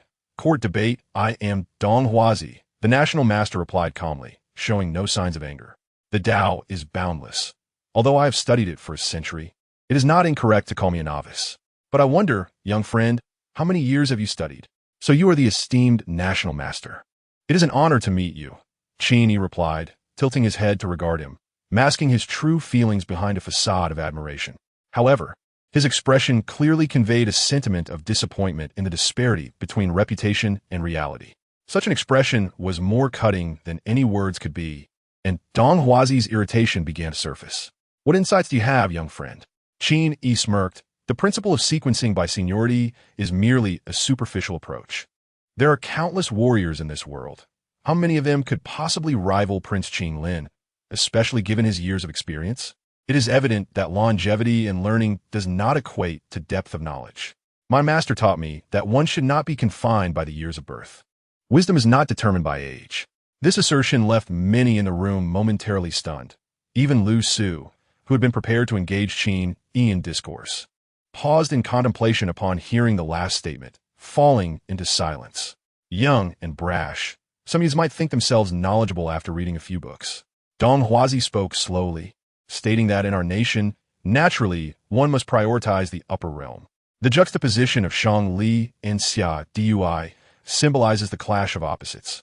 Young people, lacking understanding, naively believe that the harmony of Shang Dui and Xia Li stems from the king's magnanimity, failing to perceive the underlying tensions. He cautioned against such impulsiveness in the future. Qin Yi silently acknowledged the shrewdness of this seasoned official. This was not a matter of philosophical debate. Lu Su, too, was at a loss for words, uncertain how to counter such remarks, while Qin Yi himself could muster a few retorts. He feigned astonishment, inquiring whether marriage was not solely a matter between men and women, revealing his ignorance of the Taoist customary positions, and expressed gratitude for the enlightening lesson.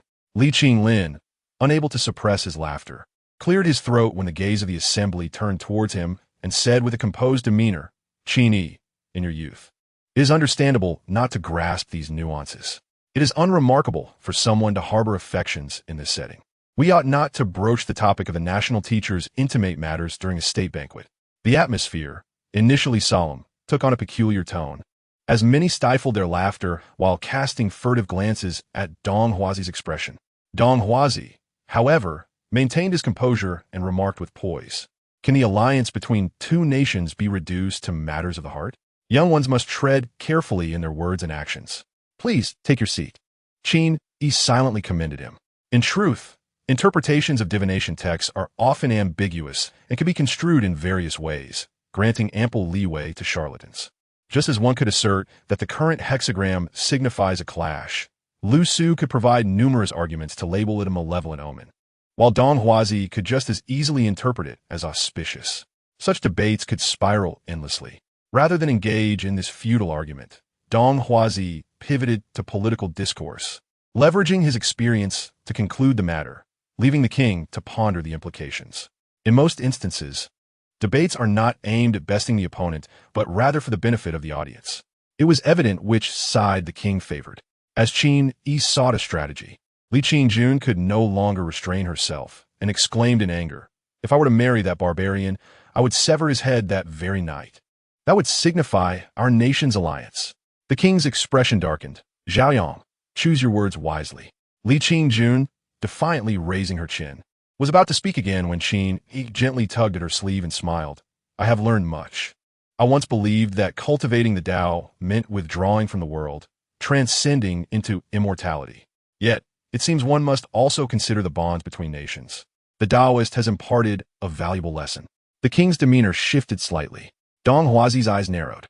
Those who understood recognized the young man's cleverness. What did the king desire? Immortality. "I am unworthy. I have learned." Qin Yi refrained from continuing the argument, as it was unnecessary. He bowed respectfully and guided Li Qingjun to her seat. Yet, everyone was aware that this young man would face difficulties in the future. Observing Qin Yi, they found him smiling gently, seemingly unperturbed. The king nodded subtly, noting the young man's ethereal demeanor and pondering from where his daughter had found such companion. This intimate rapport elicited varying thoughts among the onlookers. Finally, the long-silent Mang Zhan spoke up. "I have come bearing the wish for peace for my nation, to transform a century of conflict into harmony. We were once enemies. Thus, forging an alliance requires a bond. Alas, I have no sisters. Otherwise, marrying Brother Qinglin would have been a delightful tale."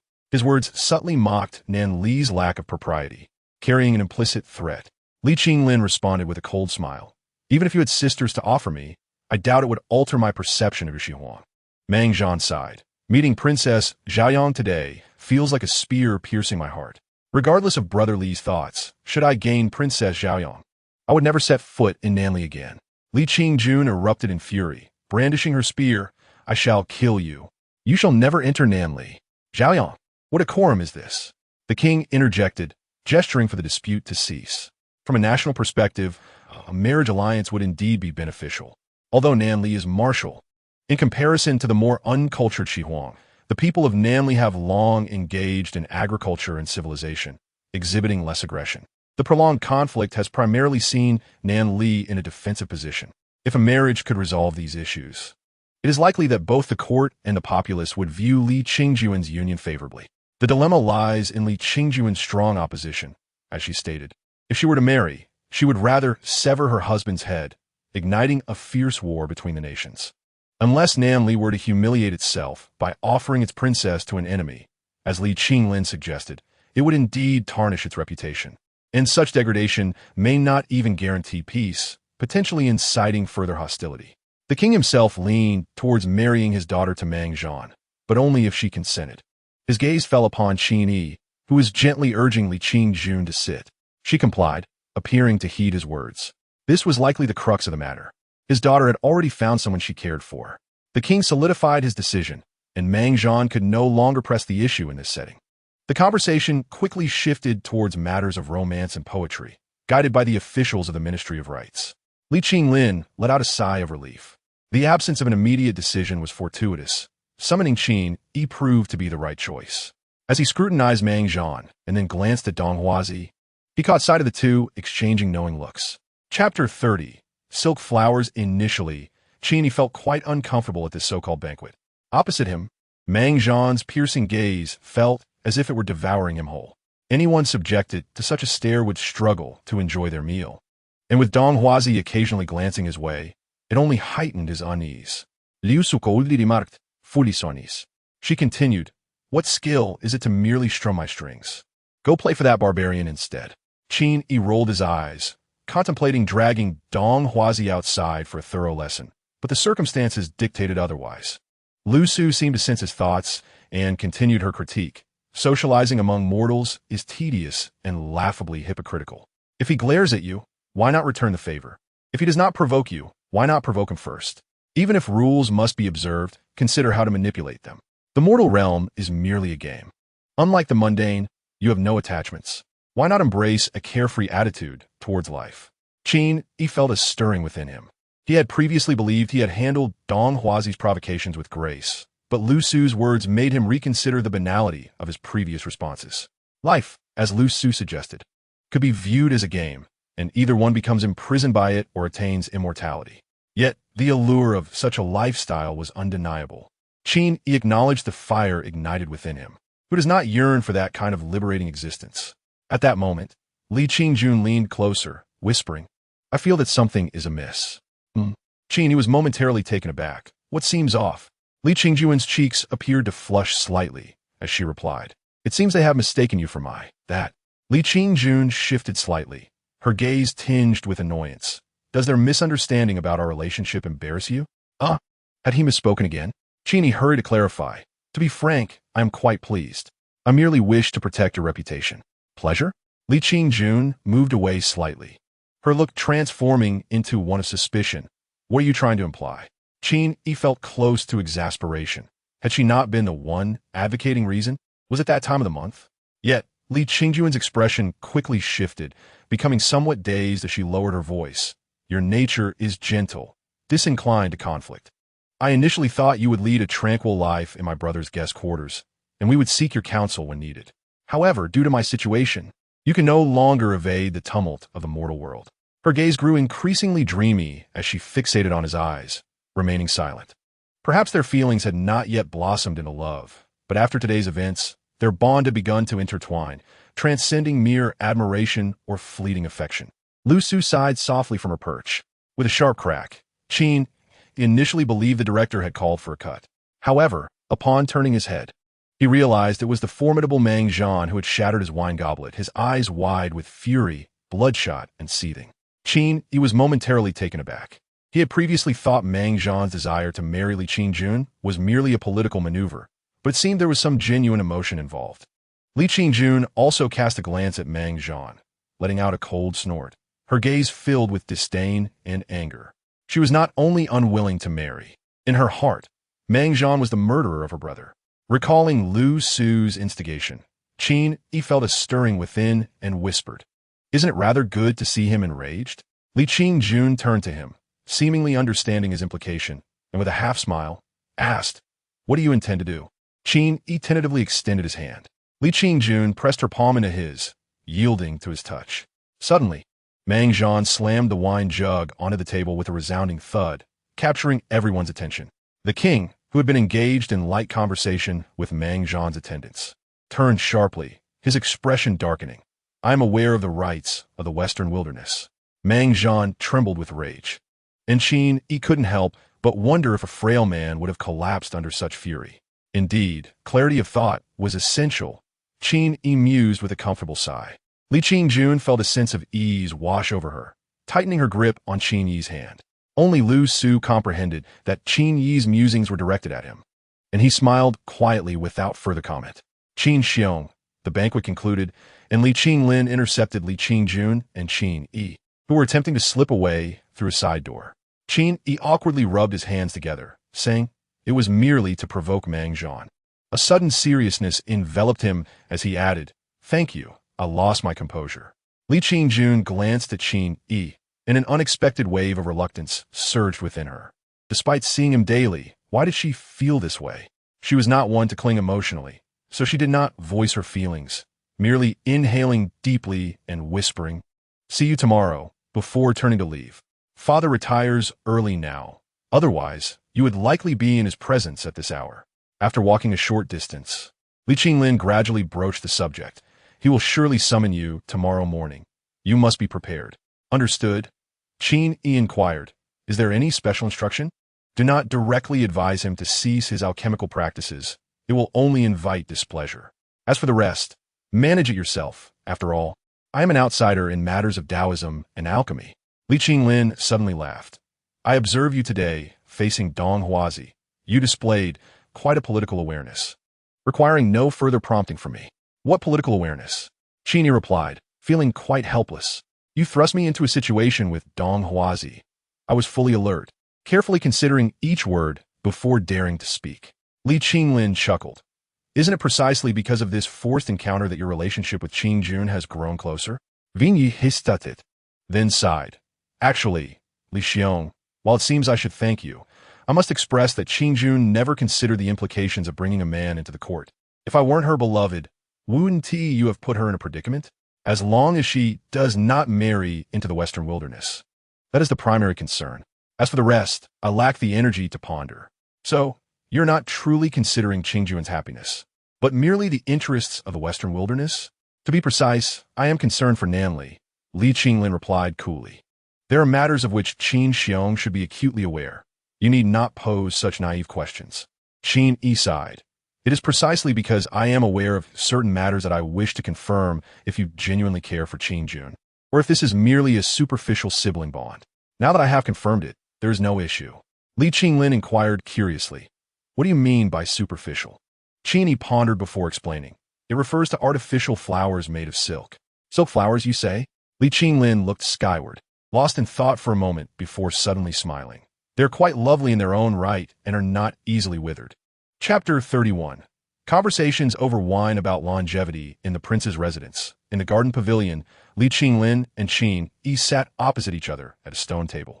The night had fallen, the moon hung high in the sky, and a gentle breeze caressed the air, filling the garden with fragrant aromas. With no attendants present, Li Qinlin personally warmed the wine, gazing at the flickering flames by the small stove, lost in reverie. Qin Yi observed him for a while, finding him to be an exceedingly contradictory individual, his demeanor complex beyond measure. He could discern that some of Li Qinlin's gestures were not mere pretense. As he warmed the wine himself, it was not a display of false humility, for there was no need for a servant to intervene. From the moment they had met, Li Qinlin had always presented himself as self-sufficient, resembling not a prince, but rather a warrior, or perhaps a pure martial artist. Yet, this warrior also engaged in many actions typical of a cold-hearted politician. "Do not feel obliged to keep your gaze upon me." Li Qinlin suddenly chuckled. "While I share some resemblance to Qingjun, I am not disguised as a woman." Qin Yi found himself amused, laughing in return. "You rarely jest. I've mentioned it before. I lack the energy for frivolity. Were I like Qingjun, lost in dreams, I might enjoy such humor." Li Qinlin smiled. Who wouldn't desire to smile brightly every day? Frowning and burdened with worries, consumed by schemes, is not a pleasant state. And you? Qin Yi pondered before asking, why then choose such a state? One must possess an ideal and strive toward it. Otherwise, life is but a drift, living in a daze. Devoid of purpose. What value is there in that? Qin Yi was momentarily taken aback, recalling Lu Su's similar sentiments about the meaning of existence. Yet their perspectives were diametrically opposed. One believed that without unfettered thoughts, life was meaningless. The other felt that a life devoid of ideals was akin to being a salted fish, equally devoid of purpose.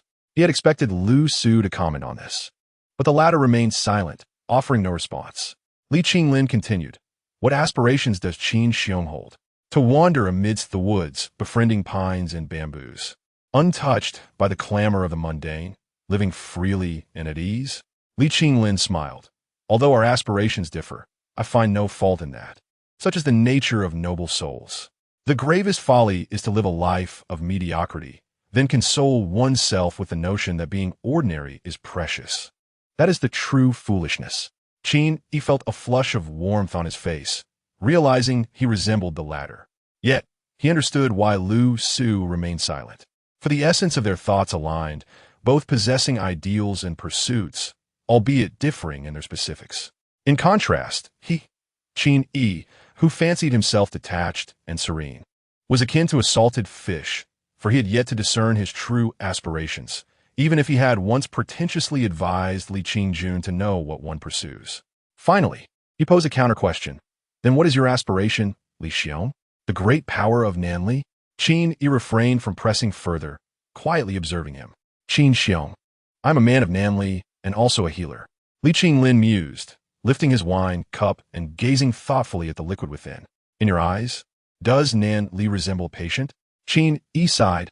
Indeed. My father is wholly devoted to the Tao, neglecting state affairs. Even the news of the Western wilderness invasion pales in comparison to his alchemical pursuits. Li Qinglin spoke slowly, in matters of state. Listening to the rants of sorcerers outweighs heeding loyal and righteous ministers, even surpassing the words of his own son. When the southeast trembles, it is not to first address disaster relief, but to perform rituals. When enemy nations invade, it is not to prepare arms and provisions, but to beseech heaven. Qin Yi fell silent. Such was the king's demeanor, and even more so among the common folk. In the court, fawning over Dong Huazi, flattering and currying favor. While neglecting pressing matters, everyone was preoccupied with the study of Tao. Some even dared to don Taoist robes to court, and rather than be reprimanded, my father joined them, which is nothing short of farce. Li Qinglin scoffed. In the realm, demons reign unchecked, and no one respects the king, instead venerating Taoist temples. Households languish in idleness. Couples engaged in spiritual pursuits, their intimate relations fractured, leading to a decline in population. Qin Xiong, this nation is not merely ill, it is afflicted with a terminal condition. Vinyi Saludinodit. Though he lacked profound insight into state affairs, Li Qinglin's assertions were evidently true. If such was the case, the nation indeed faced its demise. When did all of this begin? It was when the king heeded the counsel of Donghua and commenced his pursuit of immortality. Therein lies the crux of everything. Li Qinglin remarked, I too have offered counsel, formed alliances, and engaged in treachery in attempts to politically unseat Donghuazi, yet all was in vain. I am but a secondary prince, lacking sufficient political capital. At this juncture, he finally consumed the wine he had been contemplating. Qin Yi raised his gaze, locking eyes with Li Qinglin. It was I who orchestrated the assassination of my elder brother, Li Qinglin stated calmly. He sought to please our father and pursued the path of cultivation, yet that is where it must end. He should never have brought such winds into the military. That is the final bastion of Nanli. From that moment, I began to entertain the notion that perhaps, aside from him, I could assume the role of the crown prince. And perhaps then there might be hope. Do you think I seek power for its own sake? Indeed, I desire this power. Without it, I cannot save Nanli. Qin Yi sighed softly, silently sipping from his cup. Lu Su suddenly interjected. Ask him what he would think if there truly were a method to attain immortality.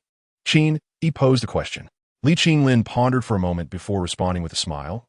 Brother Qin, you are a practitioner yourself. You must believe in such matters.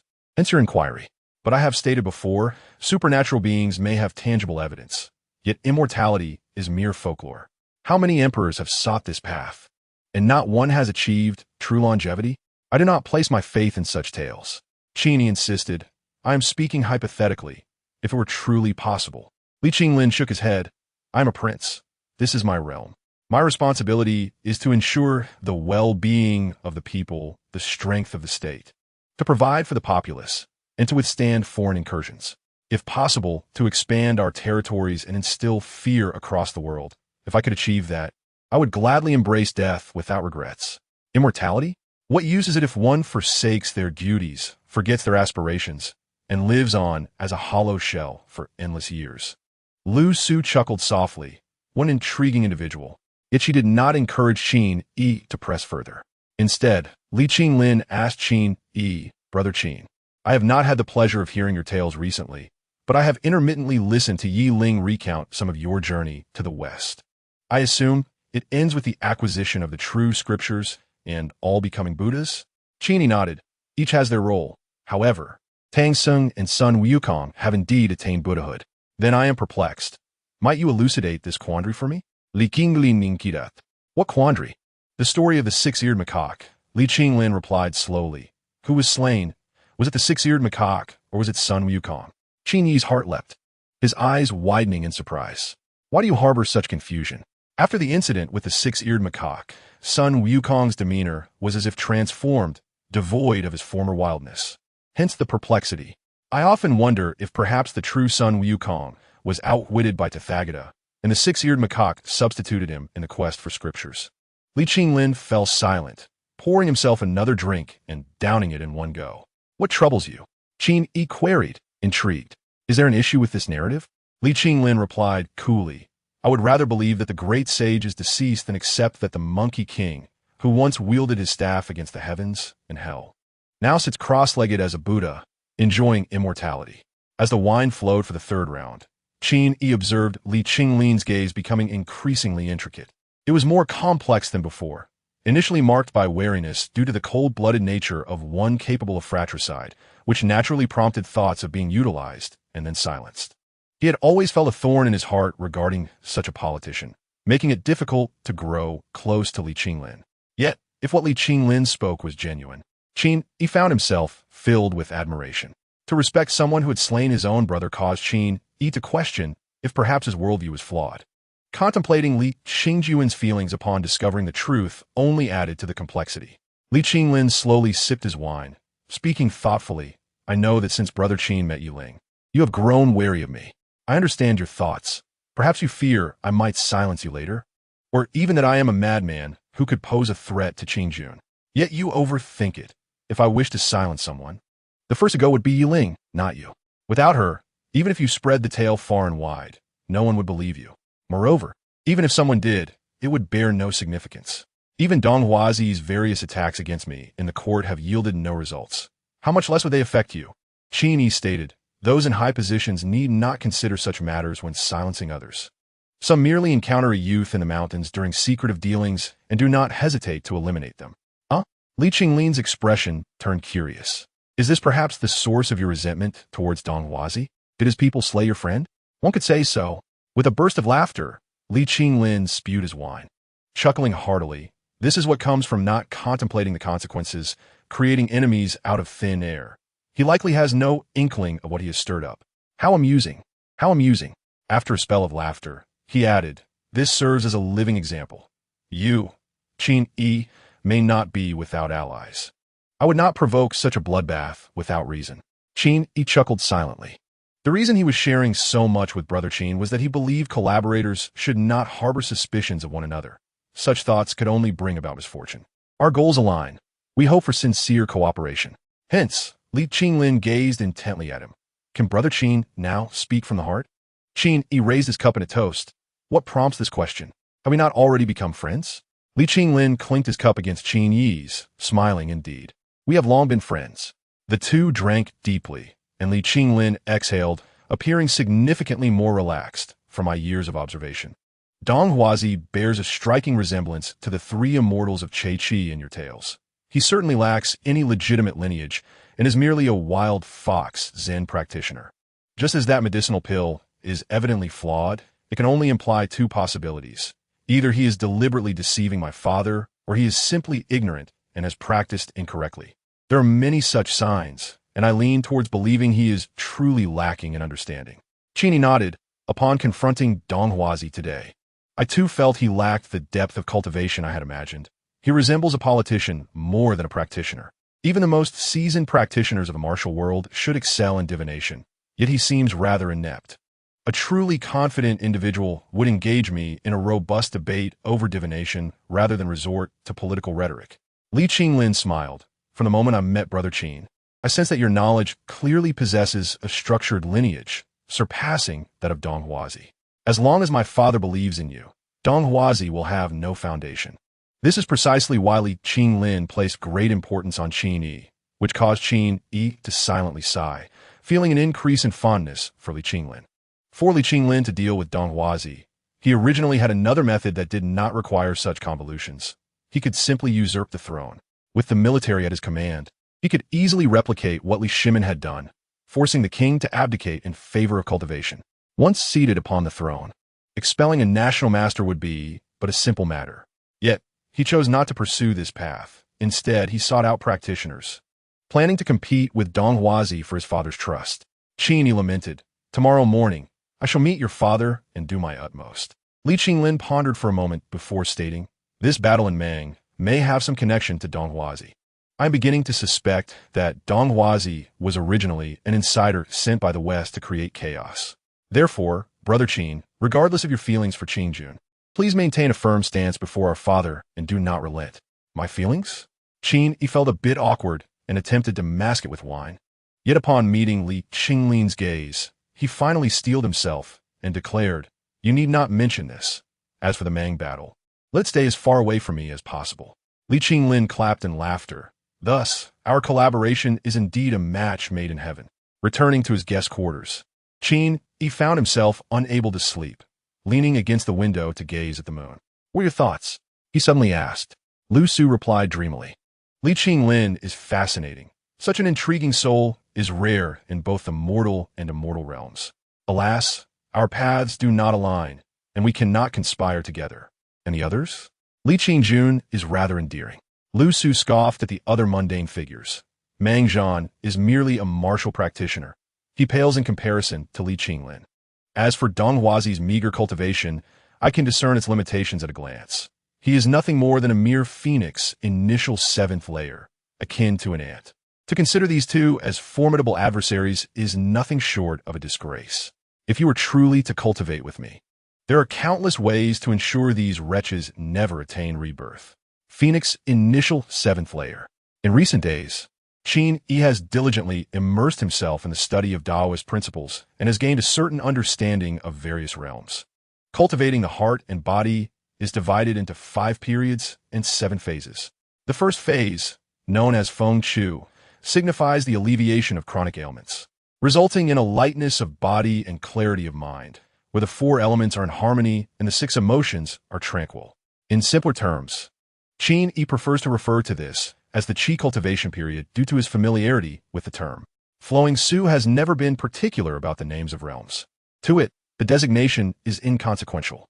You may call it whatever you wish, even the Fool's Realm, and it matters not.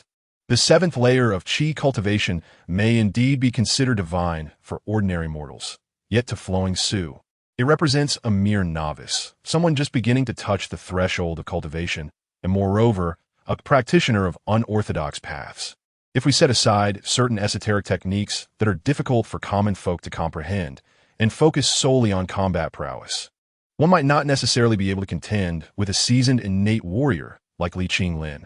In fact, even Dong Huazi would struggle against Yi Ling, provided Yi Ling is not countered. Thus, if Dong Huazi were truly to be ousted, he would find it difficult even to escape unscathed. Do not underestimate Dong Huazi. Caution Qin Yi. He has Ming He on his side. Who knows what their relationship entails? Ming He does indeed pose a complication, Flowing Su remarked. If Ming He truly stands with Dong Huazi, both you and Li Qinglin might as well prepare for sleep. For it would be more akin to a doomed couple than a fateful union.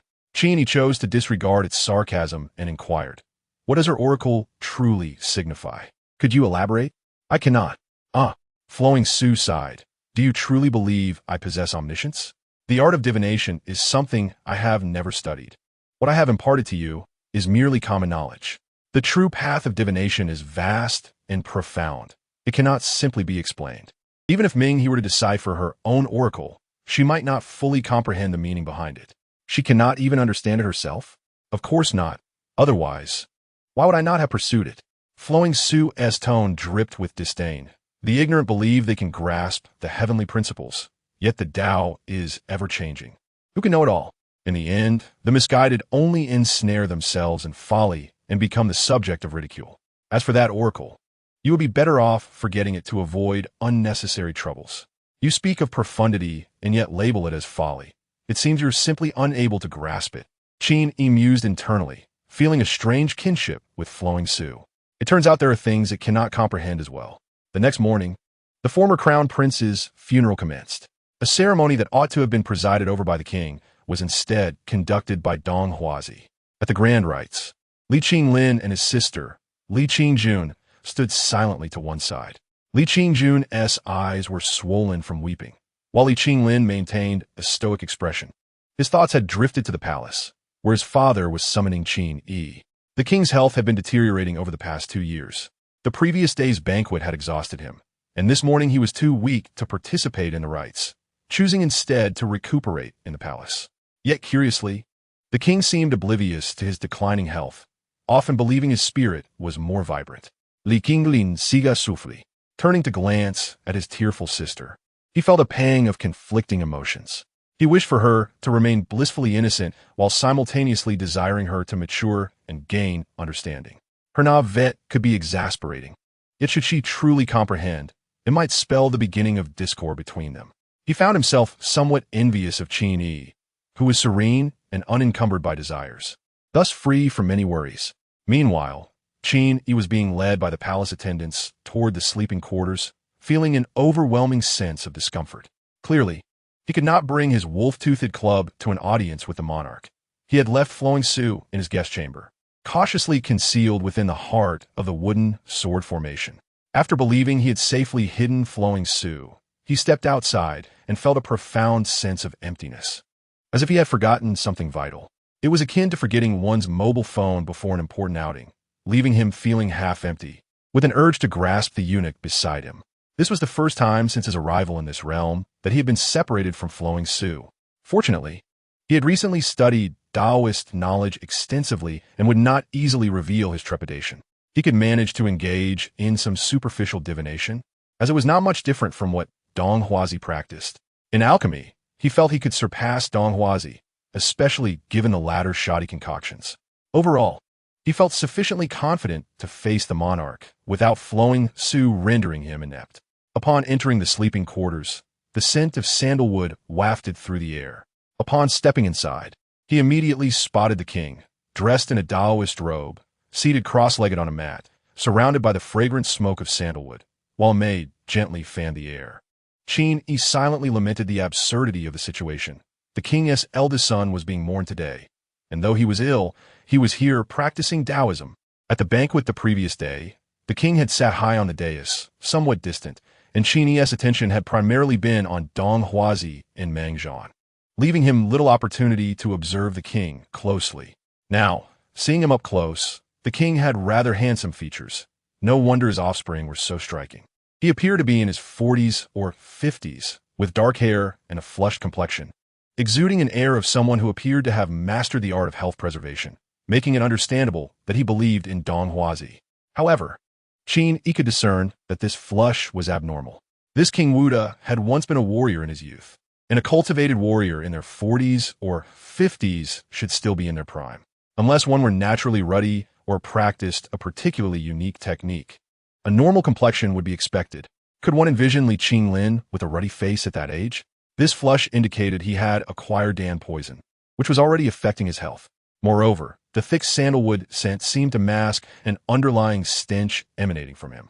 "Your Majesty, Qin Yi has arrived," a eunuch whispered.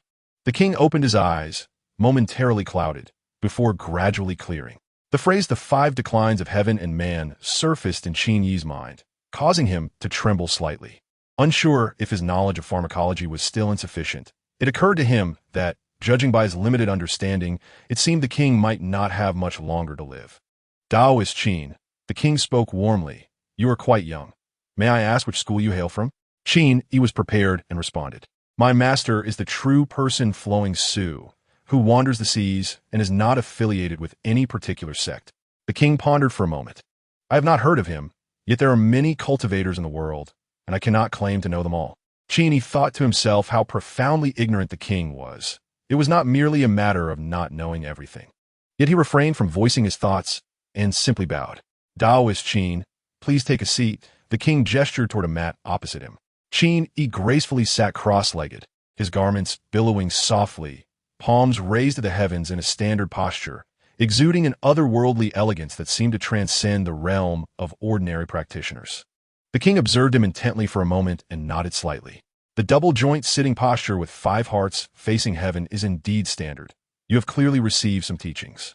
Qin Yi found himself speechless, pondering what exactly Dong Huazi had taught the king that such basic knowledge was regarded as a measure of judgment.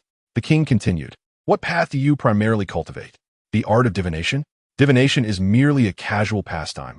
Qin Yi replied, I primarily focus on the path of external alchemy, which can aid in alleviating ailments and extending life. The king's eyes brightened slightly, and he remarked, this aligns with what the national master studies. Taoist Qin should seek his counsel, as it may prove beneficial. This statement positioned Qin Yi as a student of Dong Huazi in the king's eyes, demonstrating the high regard in which Dong Huazi was held. Qin Yi replied mildly, exchanging insights is certainly not out of the question. The king continued, the national master's alchemy can achieve the 9 transformations leading to immortality, while you merely extend life and alleviate ailments. Though you are young and vigorous, possessing some teachings, you must remain humble in your pursuit of the Tao.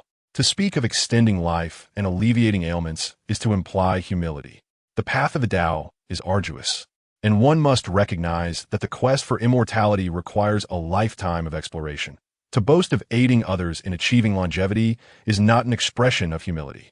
The king paused for a moment and said, the national master has not spoken in absolutes. The true method of 9 transformations leading to immortality is still being explored. However, my experience with ordinary pills has left me feeling clear-minded and perceptive with tangible effects. Qin Yi nearly blurted out that those pills were of little use. But recalling Li Qinglin's warning, he suppressed his words and said, I will seek the national master's guidance on another occasion. The king nodded, then suddenly remarked, since you are a seeker of the Tao, you and Zhao Yangqin immediately bowed, stating, 2 hearts in mutual affection.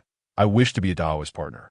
Qin Yi directly interrupted, has the national master ever mentioned this in relation to the Tao of alchemy? The king, taken aback but not displeased, kindly replied, please speak. Dear friend, when lead and Mercury first unite, when the dragon and tiger first embrace, when the sun and moon intersect, and when yin and yang resonate. Thus the elixir is born from chaos. If one is unaware of the roots of the dragon and tiger, and the essence of yin and yang, and recklessly casts gold and stone to forge an elixir, it is akin to seeking chickens and rabbits in water or fishing for dragons on a mountain. Utterly mistaken. The king fell into a moment of contemplation, his mind adrift. Qin Yi felt invigorated. It was futile to plead in a sorrowful manner for his daughter not to be married off. Flaunting his expertise in alchemy was the true display of arrogance. Chapter 34. Lead and Mercury poisoning. There are many schools of thought in cultivating the Tao. As Lu Su once remarked, the xian does not universally advocate for absolute renunciation of desires. It primarily hinges on differing interpretations. The principles of the sun and moon intersecting and yin and yang resonating can conventionally be explained as the interplay of yin and yang energies within oneself and the cosmos. However, if one insists on interpreting them in terms of male and female, there exists an entire self-consistent system. You may disagree, debate, or even denounce it as heretical. Yet that merely reflects differing paths, not a negation of its validity as a cultivation system. In fact, what Dong Huazi imparted to the king was largely similar. Otherwise, why would he practice alchemy? The ruler has ailments, thus it would be easiest to achieve breakthroughs from here. Advising him to clear his heart and desires may not yield success. Qin Yi recalled Lu Su's remark to Li Qinglin about why no emperor in the mortal realm can attain longevity. because their desire for immortality stems from an unwillingness to part with everything they possess. This is fundamentally contrary to the essence of transcending mortality, leaving them forever incapable of success. Thus, you are more suitable. Come, let us cultivate the Tao together. Lu Su then sulked away. In truth, Qin Yi's resolve had already been shaken. He earnestly desired to cultivate the Tao. As his relationship with Lu Su deepened, the wariness he felt upon first arriving in this esteemed land began to fade. He no longer believed Lu Su would harm him. The atmosphere in the palace was peculiar. The king gazed at Qin Yi, lost in thought, while Qin Yi seemed to drift in reverie, appearing as two seemingly righteous individuals engaged in philosophical discourse. After a lengthy silence, the king slowly spoke. The alliance of our two nations is of great significance. Should Taoist Qin choose to abandon Zhao Yang and persuade her to marry into the West Wilderness, I shall grant you 500 maidens to assist in establishing the foundation of the dragon and tiger. Without a moment's hesitation, Qin Yi replied, even with 1,000 unparalleled beauties, I only desire Qin Jun. The king squinted. You put me in a difficult position, dear friend. Qin Yi could not help but add, the crown prince is most likely to be assassinated by the West Wilderness. Qin Jun views the battle at Meng as an enemy. Even in my absence, she would not be willing. The king replied coolly, one must take things step by step. You are merely the first step. Qin Yi shifted his perspective. If the West Wilderness assassinates the crown prince, would we not be sending the princess in marriage? Has the king considered how the world would perceive this? The king shook his head. The national master divined that the murderer is in the capital. Your son is dead, and instead of investigating, you are consulting divination. No wonder the national master suspects Li Qinglin. You truly hesitate. Qin Yi, exasperated, stated, I too divine that the murderer is in the West. Shall we not allow the national master to debate further? The king regarded Qin Yi for a long moment, then slowly said, this divination was not conducted by the national master. It was by Ming He Zhenrun, who hails from the first palace of the heavenly pivot. Ming He, a true cultivator involved in mundane affairs. It is truly vexing. Ming He must have confirmed Li Qinglin's suspicions, yet it remains unclear what she disclosed to Dong Huazi. If she merely divined that the murderer is in the capital, and the rest is Dong Huazi's own interpretation, that would be manageable. However, if she also indicated that there is demonic energy present in the royal palace, that would be disastrous. Before Qin Yi could speak, the king continued, in truth, whose divination is accurate does not matter. The identity of the murderer is equally unimportant. Convincing the populace that the murderer has been apprehended is merely a matter of words. What truly matters is achieving lasting peace between our two nations. Do you not agree? A chill ran through Qin Yi. The heartlessness of the imperial family is most profound. This king is colder than Li Qinglin. He abandoned any notion of persuasion and directly produced a blue elixir, stating, I believe the king will find more interest in this item than in a marriage alliance. Oh, the king's interest was indeed piqued. What is this elixir? A Qingua pill. Qin Yi fabricated a name with utmost seriousness. I cannot claim it will grant the king immortality, nor can I assert it will bestow clarity of mind and enlightenment akin to ascension, but it is remarkably effective for alleviating your symptoms of drowsiness, fatigue, lower back pain, and diminished eyesight. A fierce glint flashed in the king's eyes. How did you know I suffer from these ailments? Qin Yi replied nonchalantly, if one cannot perceive such matters, it would be a disgrace to the Tao of alchemy. Should the king suspect those around him of leaking information, I could even reveal symptoms that others cannot discern, such as occasional palpitations. The king's hands trembled slightly, and with a gesture, a eunuch hurriedly approached to retrieve the elixir, carefully placing it in his hand. This pill, unlike those crafted by the national master, was not perfectly spherical and glossy, but bore peculiar patterns, glimmering with an ethereal light, exuding a celestial aura. Having practiced the Tao for many years, the king possessed a fundamental understanding. I can sense the Tao within. This is indeed a true elixir. The eunuch cautiously suggested, allow me to try it first. Get lost. Such a precious celestial item cannot be wasted. Without further ado, the king swallowed the pill, which indeed dissolved instantly upon entering his mouth, leaving a fragrant aftertaste. The medicinal power rapidly spread, providing immediate relief from the discomfort in his lower back caused by prolonged sitting. The king was overjoyed, rising abruptly and exclaiming, indeed, a divine elixir. What clarity of mind and enlightenment akin to ascension. Though such hallucinogenic substances may be addictive, their efficacy in alleviating physical ailments is unparalleled. With a single pill, Qin Yi's standing in the king's eyes soared to unprecedented heights, nearly equating him with Dong Huazi. Qin Yi sighed. This medicine was not a cure, but an antidote. A detoxifying pill he had perfected before departing the mountains. He had administered one to Li Qingjun to combat the spider demon, and recently produced a few more. The king was a classic case of lead and mercury poisoning. This antidote was precisely what he needed, albeit only capable of alleviating the immediate effects. His chronic ailments were far beyond the remedy of such a low-grade elixir, especially considering he continued to consume toxins daily. Who would have thought that a young friend possesses true cultivation skills? The king surprisingly bowed in respect. I have failed to recognize the mountain's majesty. Qin Yi rose from his seat. I dare not accept such flattery. As fellow cultivators, we ought to assist one another. I can also refine other elixirs based on specific conditions. While I cannot promise immortality, at least I can extend your lifespan. The king, regaining some composure, nodded slightly. So, your condition is Xiaoyang? Qin Yi, cautious and composed, replied, I would not dare to call it a condition. It remains as I mentioned before, mutual affection, a desire to be companions in the Tao. I hope for your understanding.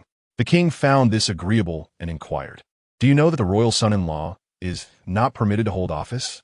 Do you realize what you could have obtained? Qin Yi reiterated, I desire nothing but Xiaoyang. The task seemed to have been completed satisfactorily. Encountering such an eccentric king was indeed rare.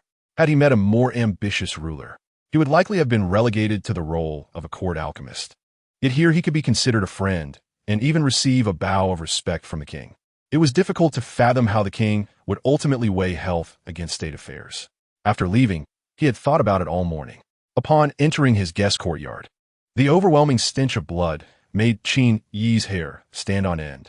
In that instant, he felt as if something within him was about to explode, and he rushed toward the back courtyard in a frenzy. Several corpses lay in the courtyard, shattered amidst a wooden sword array. The spike club stood quietly beside the sword. As if observing him, Qin Yi felt a wave of relief, sprinting forward to embrace it, heedless of the spikes piercing his skin. You scared me. I'm glad you're unharmed. The usually sardonic Lu Su was unexpectedly quiet, taking a moment before saying, Fool. Chapter 35. The Fleeting Flower of Dreams. All right. Let go of me. Embracing a mere club. Do you not feel foolish? Lu Su remarked. If Li Qingjun were to see this, she would likely assume you possess some peculiar proclivities, and your good intentions would be thwarted. Qin Yi, seated nearby, rested his wolf-fawn club upon his knee and confessed. I feel quite unsettled in your absence. Should anything happen to you, I fear I would not know how to carry on. Lu Su fell silent for a moment, exhaling a sigh without further words. The darkened club, a symbol of boundless desolation, reflected its feeble spirit power. It could only manipulate the club within a limited radius. Unable and unwilling to venture far. In this tranquil solitude, the ceaseless loneliness echoed endlessly. To remain eternally isolated in Xinji Mountain would be one thing. But once one has tasted the flavors of the mortal realm, the desire to relive such feelings becomes unbearable, even when an outsider unexpectedly breached the walls. Despite its confidence in the array's defenses, a fleeting sense of helplessness washed over it, longing for Qin Yi's presence. Qin Yi declared, in the future, when facing the monarch, I will take you along, otherwise I shall not go. Lu Su chuckled lightly. So, will you let me take over your body? Not in fear of me taking over. Lu Su indeed harbored thoughts of seizing control, which constituted the crux of their relationship. Qin Yi's bloodline was unique and advantageous to it. Their mutual suspicion had persisted until now, leaving both parties uncertain of their connection. Qin Yi sighed softly. Do you truly wish to kill me? Lu Su remained silent for a prolonged period. Eventually, it shifted the subject. These individuals are low-level cultivators who evaded the guards of the Wangfu and infiltrated the backyard. I suspect they are likely from Donghua's faction, seeking to ascertain your background while you meet the monarch. An unexpected adversary capable of debate would surely raise alarms for Donghuazi. Qin Yi listened attentively to Lu Su's somewhat verbose diversion without pursuing the previous topic. After a while, he inquired, what sect is the Tianshu Shan Kei's first palace? Lu Su paused. I have not heard of it. Qin Yi tapped his head. realizing that Lu Su had been secluded in the mountains for countless millennia. How could it possibly know the rise and fall of so many sects? It seemed that knowledge of the contemporary cultivation world required alternative means of acquisition. Ming He emerged from this sect. From the king's tone, it appeared to be quite renowned, akin to how tales of the heavenly court or Yaoqi resonate in the stories of the journey to the west. As anticipated, Lu Su questioned, what? Is she truly aligned with Donghua Zi? At the very least, she stood opposed to Li Qinglin. This represented the greatest variable, if left unaddressed. Li Qinglin's calculations would be futile. When faced with an absolute disparity in power, mundane wisdom becomes utterly inadequate. Liu Sukuli advised, I suggest you prepare for a hasty retreat and craft a Shunxing Fu. That shall be today's lesson. Qin Yi pursed his lips, choosing not to respond. Was he reluctant to part with Li Qingjun? Lu Su quickly discerned his inner turmoil and laughed. What did the king say? Qin Yi's face flushed slightly as he candidly replied. He mentioned further deliberation. However, I suspect he has already formed a bias.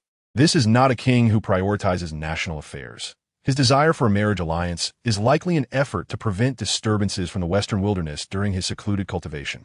Given such a character, the allure of my elixirs will probably outweigh his concerns about foreign invasions. Lu Su fell silent once more. Qin Yi asked, what troubles you? Lu Su replied, at this moment, you are simultaneously on Donghua Zi's and Meng Zhan's kill list. It's best to refrain from venturing outside. I hardly ever go out. Vinje retortet, momentary stundet. Yet, he soon heard Lu Su reciting continuously, a torrent of words spanning several hundred sentences. He seemed to grasp something, committing it to memory. Danja, Dan Yi, Hija Dan Yi. Only Tao is without opposition, hence it is called Dan. Lu Su concluded, the foundational principles of Niden are uncertain.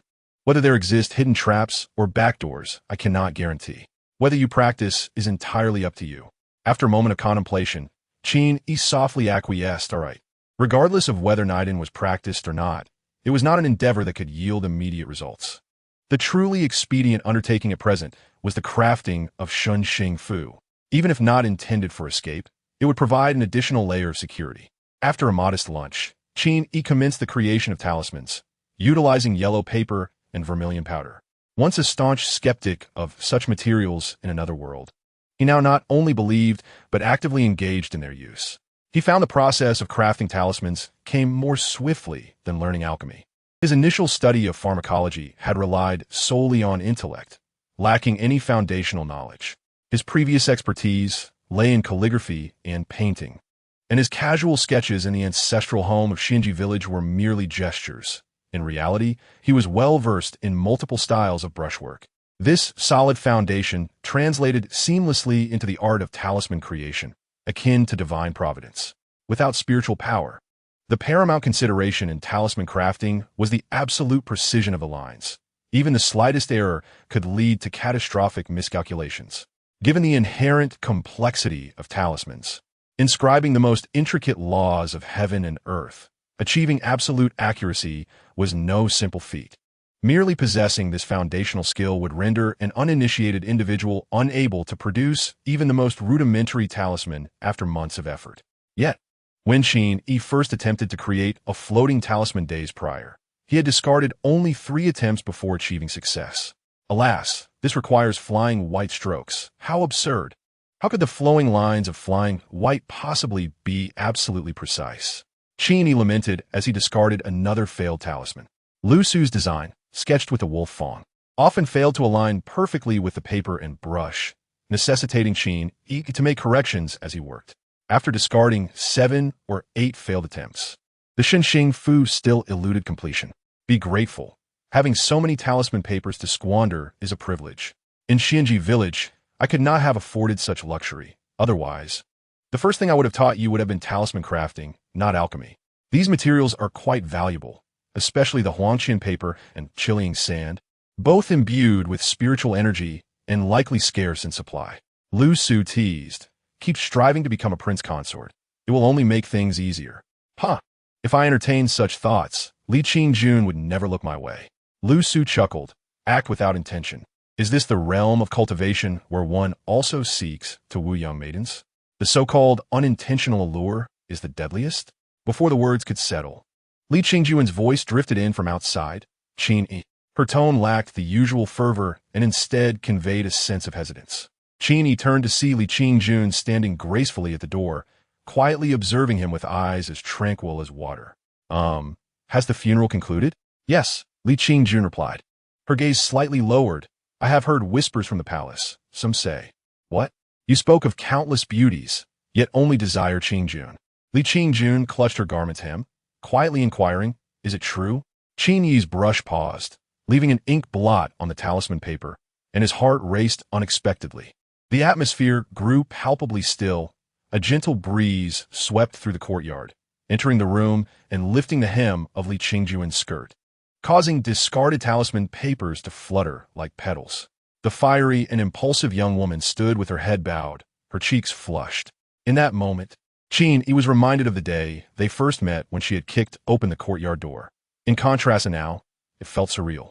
Chapter 36. First love. Qin Yi sometimes found it difficult to comprehend why he had so resolutely spoken words to the king that he would have never uttered in the past.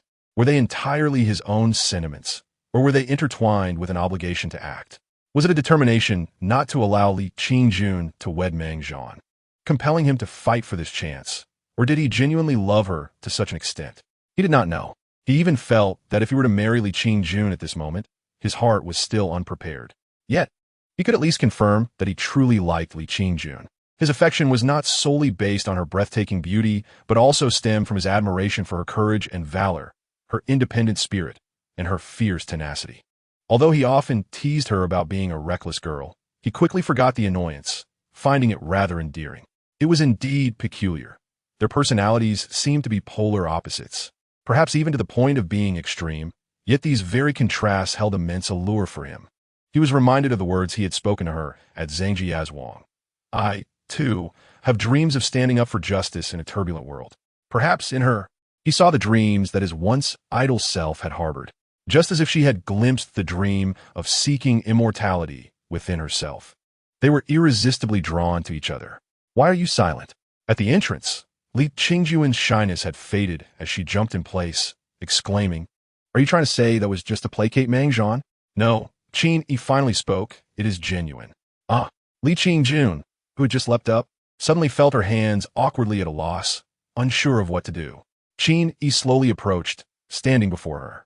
The normally strong-willed Li Qingjun instinctively took a half-step back, stammering, but I'm not ready, am I? With a gentle smile, Qin Yi replied, I understand. Li Qingjun paused, finally raising her gaze to meet his warm eyes. The feelings between them mirrored each other perfectly. Her heart gradually settled as she murmured, I seem to like you, but is it too soon? We've only known each other for a little over 10 days, and I haven't even asked your exact age. Qin Yi extended his hand. Shall we take a walk? After a moment of hesitation, Li Qingjun slowly reached out her hand, intertwining it with his. The electric sensation from their previous handshake had dissipated, replaced by serene calmness. Qin Yi reflected on how many predecessors in this world seemed to act so decisively upon their arrival, discarding their linguistic habits entirely. Yet, that was inconsequential. What mattered was that, combined, their 2 lifetimes marked this as their first love. A sense of pride swelled within Qin Yi. While others at school flaunted their romantic exploits before the singletons, his first love was a princess. 16, 1 year older than me. Li Qingjun responded sumawaddazadli. Unsure of why she even inquired about his age. Did it truly matter if he was 16 or 17? Was he to be mistaken for a youthful spirit? She simply felt a comforting joy in holding Qin Yi's hand as they wandered through the small flower garden, cherishing the tranquility of their silence. When did her feelings for him transform from resentment to intimacy? It seemed to have happened effortlessly, a natural attraction. Unable to contain her curiosity, she asked, Qin Yi, did you used to dislike me? Not at all. Qin Yi chuckled softly. From the very beginning, I found you rather admirable. You thought so? Even after I barged into your courtyard so recklessly? You may appear impulsive, yet you possess a strong sense of reason and do not engage in petty arguments afterward. Is that so? Li Qingjun seemed a touch disappointed. A smile blossomed on her face. Qingjun, what troubles you? You mentioned not wanting to be a noble woman confined to a life in the capital, and I too yearn to escape the treacheries of this city. In the future, once this matter is resolved, we could seek immortality together, revel in the world, vanquished demons and monsters. Before she could finish her thought, Qin Yi lightly tapped his head, feeling a twinge of annoyance. How foolish. Is this truly a time for such fantasies? Li Qingjun, unaware of his frustration, inquired curiously, you genuinely desire to wander the world? Wouldn't it be more fitting for you to seek solace in the mountains? She paused, looking up into his eyes. Their eyes gradually filled with a dreamy allure. Li Qingjun was undeniably beautiful, a realization that struck Qin Yi countless times. At this moment, her porcelain-like cheeks flushed with a delicate hue, her lips luscious and inviting, drawing him closer as if caught in a whirlpool. With a hand gently pressing against his chest, she seemed nervous, attempting to push him away, yet found herself rooted to the spot, unable to retreat. Her long eyelashes fluttered slightly before she slowly closed her eyes. Just then, a surge of dark energy shot skyward from the courtyard, prompting Qin Yi to abruptly turn. It emanated from Yi Ling's small courtyard. Chaos erupted within the residence, footsteps echoing everywhere. Qin Yi even discerned shouts from outside, as someone hastened toward them. No, he brought people with him, disappearing mysteriously, Li Qingjun noted. She understood that probing into her brother's residence was not the priority. Dealing with external threats was paramount. Always decisive, she offered a brief farewell and promptly exited the courtyard. Lu Su sighed. What a pity, such a splendid show. It has been eons since I've witnessed anything like it. Upon reaching Yi Ling's small abode, they instantly spotted her sprawled on the floor, her petite form seemingly emanating smoke. A small piece of wood was clutched in her tiny hand, now charred beyond recognition.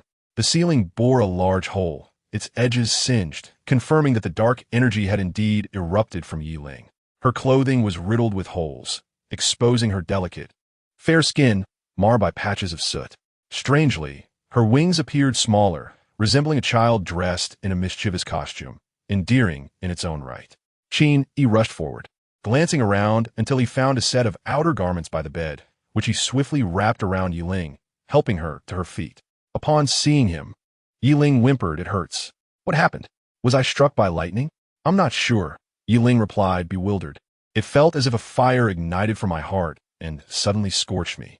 Qin Yi was at a loss for words, realizing asking this foolish serpent was futile. He would rely on Lu Su instead. Indeed, Lu Su remarked, the broken nether-pursuing darkness 7 stars array ignites demonic fire upon the body, driving the demonic energy to the heavens. It is remarkably effective against those small demons whose primal instincts and murderous intent are hard to suppress. This foolish serpent had fared well enough. At least she hadn't perished. If there were other demons concealed within the city of Lihua, they might have met their demise. Qin Yi's thoughts crystallized. This was likely why Ming he had ceased to pursue him. Perhaps upon sensing the wooden, sword-esque loss of connection, she concluded that Qin Yi had allied with the demons and chose to abandon hopes of collaboration, instead opting to set a formidable array to eliminate the demons throughout the city. Simple, brutal, and direct. The image of Ming he lingered in his mind, calm and distant, as if suspended in the starry sky. Qin Yi sighed softly, his gaze falling upon the charred piece of wood in Yi Ling's hand. What is this? I thought you might have meddled with something that caused all this. It's just an ordinary piece of wood, Yi Ling choked out. I was carving a little monkey to gift you, to listen to your stories and use your medicine. I had nothing else to offer. Qin Yi was taken aback, staring silently at the charred wood. Any lingering frustration he held towards her dissipated without a trace. Foolish serpent, you are the one who is foolish. Yi Ling struggled to rise. Have I exposed myself? I must flee. Thank you for your help these past few days. With that, she transformed into a streak of dark light, darting toward the rooftop's hole. Qin Yi watched the sky through the breach, where Ming he floated serenely above, gazing down. Knowing misfortune was unavoidable, he called out, Ming Yi Daoist, why not come in for a chat?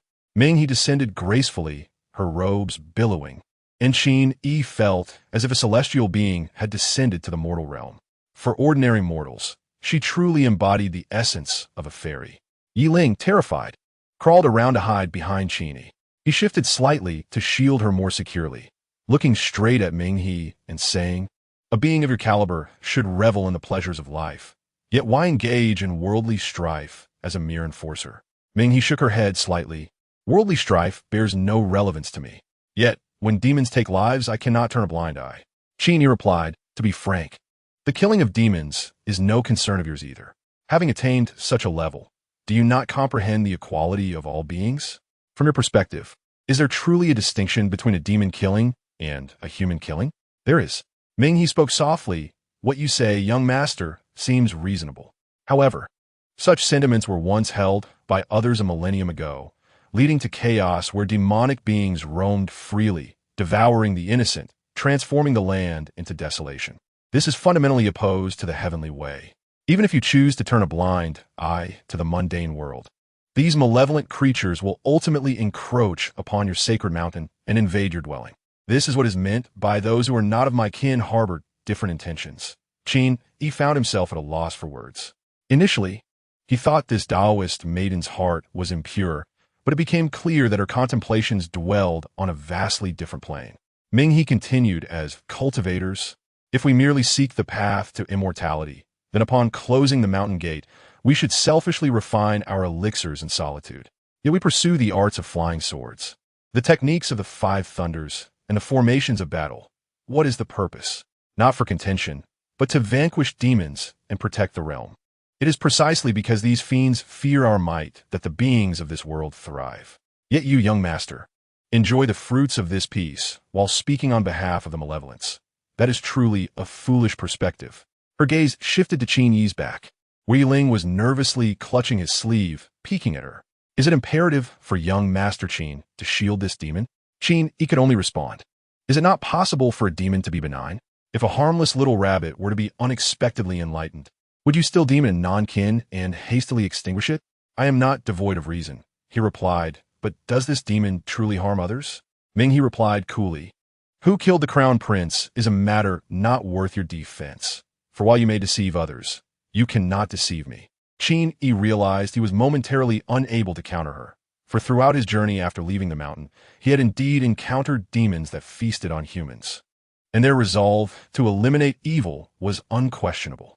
While one could argue that demons possess both good and evil, Yi Ling had indeed attempted to assassinate the crown prince, a transgression witnessed by Ming He. How could he absolve her of such guilt?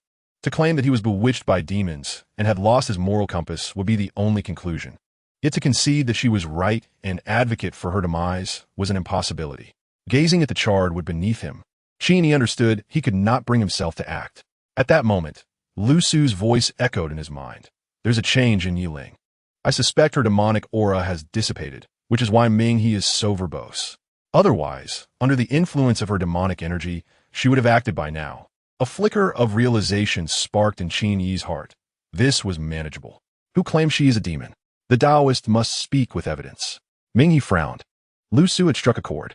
Upon entering the room, Ming He had been sensing Yi Ling, only to find her demonic energy so faint it was nearly imperceptible, starkly contrasting with the dense and fierce aura she had exhibited during the crown prince's assassination. Based on her previous aura, there should have been a serpent demon in the residence, likely a Tang Shi, known for its cunning, deceitful nature, and propensity for violence. Such demonic energy was easily distinguishable from that of the flora. Examining Yi Ling closely, she was wrapped in a coat, her small face blackened by smoke. Her large eyes filled with fear as she gazed at Ming He, appearing quite pitiable. Not only was her demonic energy weak, but there was also an absence of murderous intent. She had vowed upon leaving the mountain to slay demons without harming humans, and she would worry about inadvertently breaking her vow. Thus, she had spoken so much to Qin Yi. Otherwise, she would have acted long ago. Though her demonic energy was faint, it still existed. If she was not a demon, then what was she? Qin Yi jested. Her name is Zhou Dongdong. She is merely a foolish child. Ming He was not easily deceived, but rather cautious. Seizing the moment, Qin Yi continued, Taoist.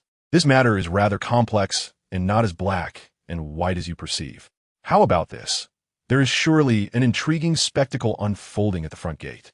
Join me to witness it, and after the show, we may deliberate further? Ming He regarded him for a moment before slowly saying, Do you understand, young master, that my vow does not entirely forbid the harming of others? It is permissible to slay if one seeks to deceive or harm you. Qin Yi nonchalantly replied, If I am not mistaken, Taoist, Your purpose in venturing into the mundane world is to inquire about the Tao, to witness the myriad facets of humanity. In essence, you are here to observe a performance. To be overly fixated on slaying demons and vanquishing evil lacks meaning. Ming He was momentarily taken aback by his words. Her heart stirred as she looked into Qin Yi's clear eyes. She suddenly smiled gently. Is the young master, who observes the performance, also an actor? Me? Qin Yi was momentarily stunned, contemplating before sighing. Perhaps I was once, but now I find myself amidst the play. Chapter 38. Once entered the mundane realm, when Qin Yi arrived at Yiling's courtyard, Li Qingjun had also arrived at the gates of the crown prince's residence. Brandishing a spear, a throng of people clustered at the entrance, their leader addressing the steward. There is demonic energy here. It poses a threat to the crown prince. Allow us to enter and eliminate this menace. The steward hesitated, knowing he could not permit entry, yet he was anxious about the dark energy within. Furthermore, this commander was a trusted confidant of the crown prince, often entering the residence. Thus he felt less wary, merely stating, the crown prince governs his household strictly. In his absence, I cannot allow unauthorized entry. I hope for General Lu's understanding. The steward, momentarily taken in, nodded. Then I entrust this matter to General Lu. General Lu's expression brightened as he prepared to enter, when suddenly, a glint of cold light appeared, aimed directly at his throat. Alarmed, he retreated, only to find Li Qingjun, her face stern, spear poised before him.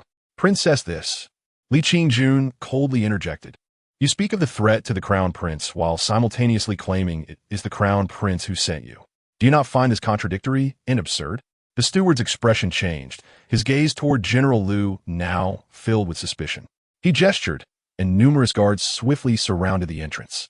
General Lu felt as though he had encountered ghosts. This Princess Zhao Yang had always been reckless, yet today she was remarkably astute, catching a slip in the steward's words that even he had overlooked. He could only argue, Princess, you are being overly cautious. I am merely concerned for the crown prince's safety, hence my words. It was indeed the crown prince's command that I came here. With one hand holding her spear toward him and the other extending, she demanded the token. Due to haste, the crown prince did not provide a token, General Lu replied. That is but a trivial matter. The crown prince would not require a token for every occasion, he added. Li Qingjun narrowed her eyes. Finally understanding why Qin Yi had instructed her to block any outsiders. This man was undoubtedly suspicious. While it was true he was a confidant of the crown prince, entering privately may not require a token. But how could an entire battalion enter without one? That was simply not the behavior of Li Qinglin. General Lu attempted to retort. But Li Qingjun's expression darkened. Leave. What unfortunate timing to encounter this princess here. Was he to force his way into the crown prince's residence? As the standoff continued, not far away, Qin Yi stood in the shade with Ming He, observing the scene. A trusted confidant of the crown prince, taking advantage of his absence to intrude upon the crown prince's residence. Isn't it amusing? Qin Yi remarked. Do you believe this does not concern you? Ming He turned a glance at him. If the Taoist enters to vanquish demons and subsequently presents their corpses to Dong Huazi, surely this scene would not unfold. Ming He pondered, quickly grasping the situation. It was clear that the sight of the demonic energy had prompted the dispatch of someone to collect the demon's remains. Could General Lu not handle this himself? Why bring a whole entourage unless? Qin Yi, as if reading her thoughts, interjected, earlier today, I entered the palace to meet the monarch, and someone infiltrated my courtyard, dying by the Taoist's wooden sword. The body has yet to be buried. How could this Lu, unaware of the details, possess the audacity to enter alone? Ming Yi nodded. Thus, regardless of the cause, this matter is indeed related to the Taoist. Qin Yi continued. In fact, while the Taoist believes she is merely slaying demons and not engaging in power struggles, she has unwittingly provided ammunition for Dong Huazi's political conflicts, becoming an unwitting enforcer. Ming He suddenly spoke. So you wish to suggest that I, too, am an actor in this play? Xin Yi repeated. Once entered into the mundane realm, one is inevitably enmeshed within it. To claim one is merely an observer is far from simple. Ming He countered. Then you're also an enforcer of Li Qinglin? Qin Yi pondered for a moment and shook his head, stating, at the very least, my feelings for his sister are mutual, and it would not be an exaggeration to say that I am akin to a close friend of his. Moreover, we share many common goals. Ming He remained silent, and, after a brief pause, let out a soft sigh. Indeed, once one enters the mortal realm, one is inevitably ensnared within it, believing oneself to be a mere observer, yet already entangled in cause and effect. One must bear the consequences. You speak wisely, my friend. It was the first time Ming He referred to Qin Yi in such a manner. Everyone has their own desires. The primary purpose of Ming He's departure from the mountains was to experience the mortal world. Slaying demons and vanquishing evil was merely ancillary. Qin Yi's invitation to witness the spectacle, along with his current remarks, hit the nail on the head. Those who understand my path, naturally, are considered friends. Lu Su felt a flicker of curiosity, for it had never discussed Ming He's journey to Nanli with Qin Yi. Various signs suggested that her travels were primarily for the purpose of subduing demons, with only a small possibility of a connection to Donghuazi. Yet, Qin Yi was able to ascertain that her true intention was to experience the mortal realm. It suddenly dawned on Lu Su that although Qin Yi was not particularly astute, possessing merely a modicum of cleverness, he seemed to possess an innate talent for perception. For instance, his initial suspicion regarding its intention to seize possession was due to Li Qinglin's hesitance along the way, which was indeed linked to this keen instinct. This was not something one could attain through cultivation. It was uncertain what the current state of the immortal cultivation world was like. Had it been in his own time, someone like Qin Yi would have thrived quite well. Lost in thought, Lu Su noticed that Qin Yi was still addressing Ming He in truth. During the earlier debate about demons and mortals, you were correct. Ming He appeared somewhat surprised. Qin Yi's previous demeanor had not suggested this. Qin Yi sighed. You say that cultivators slay demons and protect the world, thus allowing for its prosperity. I have enjoyed these benefits without awareness, akin to reveling in the peace of the city while reproaching the soldiers at the borders for killing.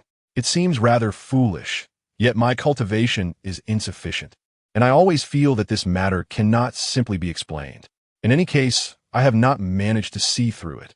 At the very least, I cannot bear to watch Yiling perish.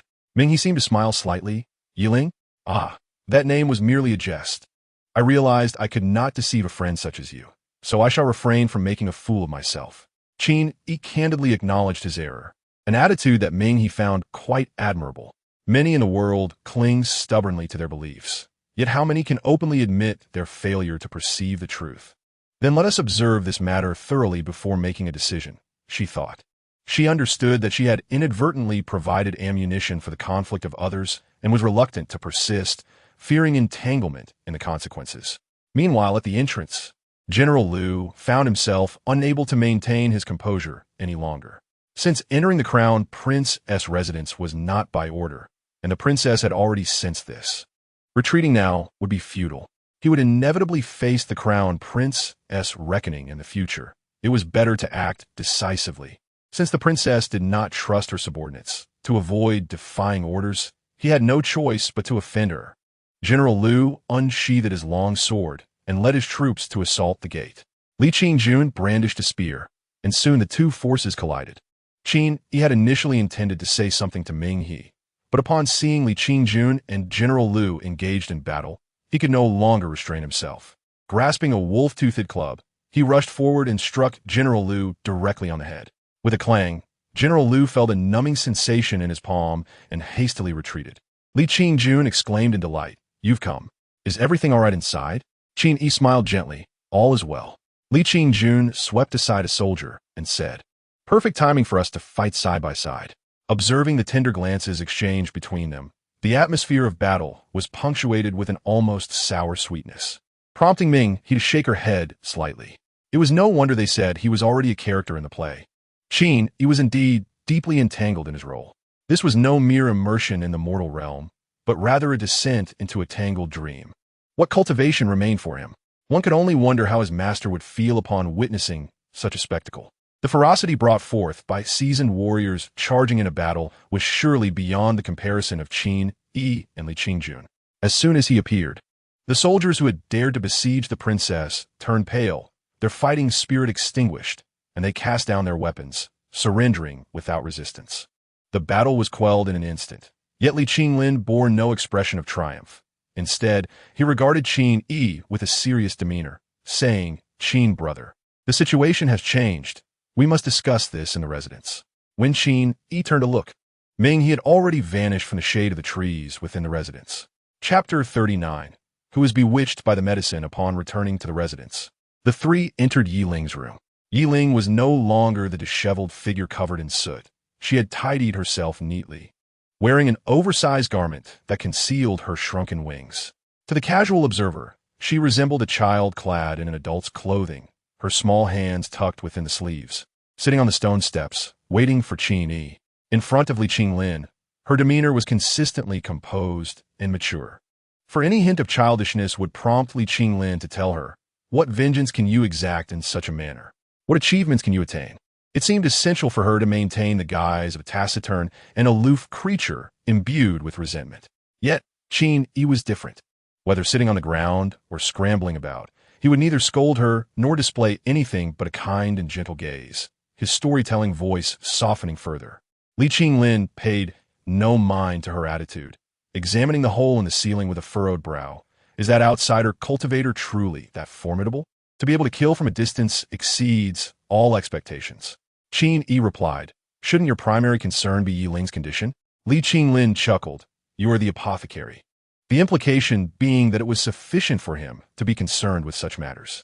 Qin Yi shook his head in resignation, letting out a sigh for now. "Do not worry about Ming He, but do not provoke her either." Li Qinglin laughed. "In fact, I have already encountered her. This morning, during the funeral of my brother Wang, she observed me from a distant mountaintop. I felt a sense of recognition, and upon turning to meet her gaze, I knew she was the outsider cultivator Yi Ling spoke of." Qin Yi, intrigued by the outcome of their meeting, inquired, "And then what?" There was nothing further. Li Qinglin replied, "She may have intended to say something, but upon seeing me, she seemed to lose that impulse. I had also considered speaking with her. Yet upon encountering her, I realized there was no need for words. We merely passed each other by, swiftly distancing ourselves." "Why?" Qin Yi pondered. It was clear that both parties recognized their fundamentally divergent paths and shared unwavering convictions that could not be swayed by mere words. Hence, even the significance of conversation was rendered moot. Unlike himself, who lacked such resolute beliefs, swaying like seaweed, able to engage with anyone. Li Qingjun Ramarka. "Are you speaking of the Taoist maiden we encountered that day?" Qin Yi felt a swell of delight. "You have grown wiser." Li Qingjun playfully pinched him at the waist. But Qin Yi caught her hand. She tugged, but could not free herself, eventually allowing her head to droop, her cheeks flushed. This open display of affection before her brother made Li Qingjun feel a twinge of anxiety. The statement was rather amusing. After some consideration, she found it somewhat humorous. Was this what they called the unpredictability of life? However, Li Qinglin's tone shifted, his expression turning grave. "Do you truly believe that all is settled in your favor?" Qin Yi's heart tightened. "Is there some new development with your father?" "This morning, when you entered the palace, we attended the funeral, seemingly unrelated. Yet every word exchanged between you and your father reached my ears, and of course, they also reached Dong Huazi's," Li Qinglin explained. "Perhaps you think your father would lean towards you, which is not entirely incorrect, but without your direct experience. You cannot fathom the depths of your father's trust in Dong Huazi." Li Qingjun exclaimed angrily, "What scheme is he concocting now?" "He met with the king in the palace." Li Qinglin coughed twice, adopting a hoarse imitation of Dong Huazi's tone. Though Qin Yi's elixir is remarkable, it merely addresses common ailments. Being but a trivial skill of immortal, it is not of the Tao of Yangshan. Should the king indeed admire it, he would grant a residence. Appoint him as the imperial physician, and have him attend to matters regularly. The youth is merely infatuated with beauty, being momentarily captivated by the princess's appearance. If high positions and wealth were truly offered, he would know how to choose. At that time, Qin Yi could cure the king's ailment, and the princess could still form an alliance with Shi Huang. Would it not be a perfect solution? Qin Yi replied with a smirk, claiming that the king would be blind to such a notion. Li Qingjun smiled sweetly, knowing that Qin Yi was certainly not that kind of person. Li Qinglin spoke coldly, stating that the crux of the matter lay not in the utility of his proposal, but rather in the fact that their father would choose to act upon it. This would lead to a stalemate between the king and Qin Yi, rendering the matter unresolvable in the short term and bound to change over time. Both understood, and Li Qingjun angrily questioned why Dong Huazi sought to create trouble, pushing her toward Shi Huang. Their demeanor suggested they were not eager for her immediate marriage, but rather wished to secure an engagement first. Li Qinglin smiled slightly, explaining that there were no precedents for collateral heirs in their country. Should anything happen to him, she would be the only legitimate heir of Nanli. Li Qingjun's eyes widened in surprise. Qin Yi felt a sudden jolt in his heart. It seemed they had never considered this issue. Thus, the budding relationship between the two had unexpectedly become the crux of all events. Li Qinglin cheerfully remarked, "Qin brother, put in some effort." Qin Yi, rubbing his temples, lamented that these politicians were utterly loathsome. Could they not let people simply fall in love? Lu Su suddenly urged, "Fool, just push her down. Once the rice is cooked, the matter is settled." Qin Yi discreetly pressed his wolf-tooth club into the mud a few inches. It was not that he was unmoved. He simply realized it would be of no use. The schemes of the other party were not contingent upon such matters. Even if he succeeded, it would not affect their strategy. Li Qingjun suddenly turned and walked away with her spear. Qin Yi hurriedly grabbed her, asking, "What are you doing?" Li Qingjun replied expressionlessly, "I'm going to kill Mang Zhan." "That would be impossible unless I mobilize troops to besiege the residence," Li Qinglin interjected. "If I openly mobilize troops in the capital, it would be tantamount to treason." Li Qingjun retorted angrily, "Then we shall elope." "Elope? That sounds splendid. I have long desired to do so. I truly do not wish to remain in this wretched place any longer. Dong Huazi can do as he pleases. I will not engage with him anymore." Observing her distressed demeanor, Li Qinglin commented, "The situation has not yet reached its worst. Why act so rashly? Do you know what I was just doing?" Li Qingjun looked at him expectantly. "To elevate Qin brother's standing, I may not have a means, but I do know how to diminish Mang Zhan's influence." Li Qinglin said leisurely, "Perhaps our father does not care who the true perpetrator is, but if it is solidified in public opinion, it will suffice. The princess could never marry her brother's enemy. Hence, I just led a group to berate Mang Zhan at his gate, demanding that the perpetrators of my brother's death come out to face justice. By now, the news is likely spread throughout the capital. It will not be easy for Dong Huazi to wash his hands of it." Li Qingjun joyfully exclaimed, "You are truly my brother." She continued, "Now that you have mentioned this, is there anything I cannot hear? If I were to ask Qin brother to drug you, would you comply?" Li Qinglin blinked. "That would not be very good." Li Qingjun blushed and scolded, "Behave yourself." Yet she did not insist on staying to listen, merely warning Qin Yi, "Do not allow him to do anything wicked." After speaking, she fled as if to save her life. Watching her retreating figure, Qin Yi sighed softly, realizing that berating Mang Zhan was merely a superficial act. It would ultimately serve no purpose. Luring her away was not to suggest how to drug her. It was clear who he intended to drug. Li Qinglin's gaze deepened, and the two exchanged silent glances. The autumn wind swept through, and the dry leaves danced like whirlwinds. Yi Ling, who had remained silent nearby, suddenly shivered at the sight of their expressions. Chapter 40. "I also consider you finally." Li Qinglin broke the silence. "If I reveal that answer, you would refuse, wouldn't you?" Qin Yi replied resolutely, "Indeed." "Why so? Are you afraid that Qin Jun will learn you poison her father?" Li Qinglin spoke with unnerving calmness, while Yi Ling instinctively shrank back, her expression one of horror. The thought had truly crossed his mind. He genuinely contemplated patricide. While brotherly conflict was not uncommon, even among ordinary families or within the animal kingdom, the idea of a son killing his father was shocking. Yet Li Qinglin spoke of it so calmly. Yi Ling felt that even a monster would not express such sentiments so openly. She would remain unaware. "But I cannot remain at ease." Li Qinglin chuckled, then asked, "Is that merely one reason? Perhaps a second reason is your fear that I might discard you as a pawn?" Qin Yi paused before slowly replying, "I do not wish for my friend to commit such an act, as it would prevent me from facing him seated upon the throne. And I could never be sure whether what he said that night over drinks was genuine." Li Qinglin was momentarily taken aback, gazing at Qin Yi without speaking. However, Qin Yi turned away, moving to Yi Ling's side to check her pulse. He soon discovered it was cold, entirely unlike that of a human. His rudimentary medical skills were inadequate. Even the legendary Hua Tuo would struggle to discern such a pulse. Just as he intended to inquire about Yi Ling's condition, Li Qinglin spoke from behind. "Shi Huang and Dong Huazi must have designs on Nanli, but Dong Huazi's influence in Nanli is greater than you might imagine. I cannot investigate it thoroughly. The most accurate and rapid means to resolve this situation is to ascend to the throne. At this point, such a step is imperative. To act with feminine compassion now would only result in disaster." He continued, Poisoning is the most effective method. Not only would my claim to the throne be legally sound, but it would also shift all blame onto Dong Huazi's elixirs, facilitating subsequent actions. Of course, there exists a less favorable alternative: mobilizing troops to control the imperial guards, directly coercing my father to abdicate and pursue cultivation. But this would compromise legal principles, destabilizing the situation and providing ample opportunity for Dong Huazi and Shi Huang to exploit. Li Qinglin added, "No one can be forced to take medication without prior testing. Perhaps that is the greatest purpose of my coming to Li Hua's city?" Qin Yi self-deprecatingly chuckled. "If that is the case, I could have chosen not to come." Li Qinglin sensed a deeper meaning in his words and frowned, asking, "What do you mean, Qin brother?" "I wish to convey that your father does not have long to live. There is no need for you to commit patricide. Dong Huazi may already know the king's remaining lifespan, which explains Mang Zhan's sudden proposal for an alliance and marriage. You should focus on preparing for contingencies in the coming days.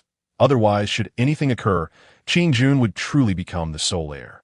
Qin Yi stated calmly, "I do not wish for her to be trapped in a gilded cage. That is not the life Li Qin Jun desires." Li Qinglin's pupils constricta. "Why did you not mention earlier that my father has little time left?" Taking a deep breath, Li Qinglin clasped his fists in gratitude. "Regardless of your thoughts on me, this news is of great importance. Foolish brother is sincerely grateful." He then turned and strode away. Lu Su's voice echoed in Qin Yi's mind. "Are you certain the king has little time left?" "Indeed," Qin Yi responded. "Initially, I lacked confidence in my judgment. But considering Li Qinglin's previous comments about Mang Zhan's sudden proposal, it has become evident. Dong Huazi clearly knows the king is dying. He would not willingly allow Li Qinglin to ascend the throne. If Li Qinglin is eliminated, the only heir to Nanli would be Qin Jun, and Mang Zhan has come early to establish his claim, preparing to reap the benefits. In your view, how many days does the king have left?" Liu Sukwidith. "His body is reeking, and signs of decline are apparent. I estimate he has about 5 to 7 days left. If I err, I take no responsibility. My master did not teach me well."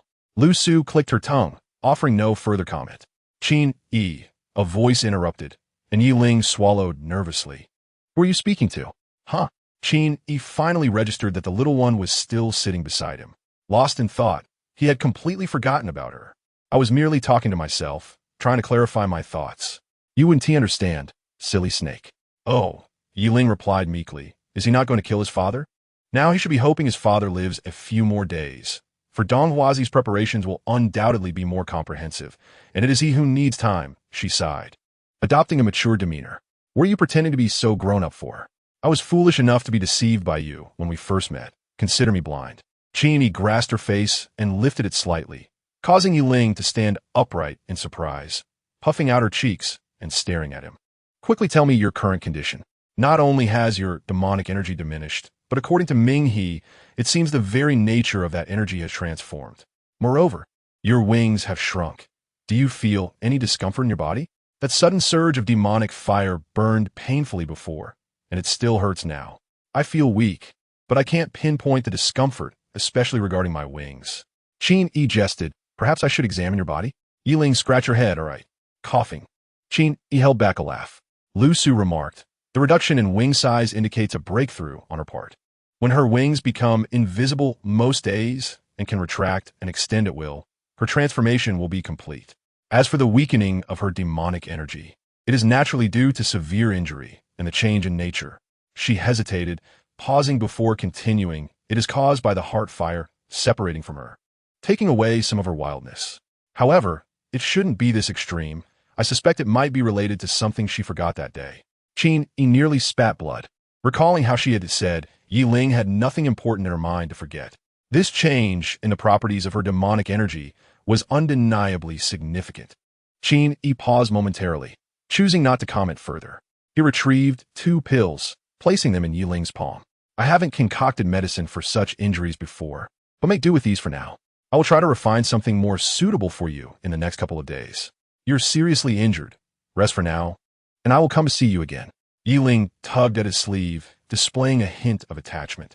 Qin Yi affectionately ruffled her hair and softly advised, "The winds are strong recently. Prioritize your self-defense for both our sakes." Yi Ling nodded appreciatively, understanding the gravity of his words. upon leaving Yiling's small courtyard. Qin Yi looked up, realizing the sky had darkened. Lu Su coldly remarked, I initially intended to teach you a lesson. The tongue she inherently possesses the ability to bewitch. Seeing how smitten you are after just one encounter, I find it amusing. Yet now, I cannot discern whether she is genuinely foolish or merely feigning it.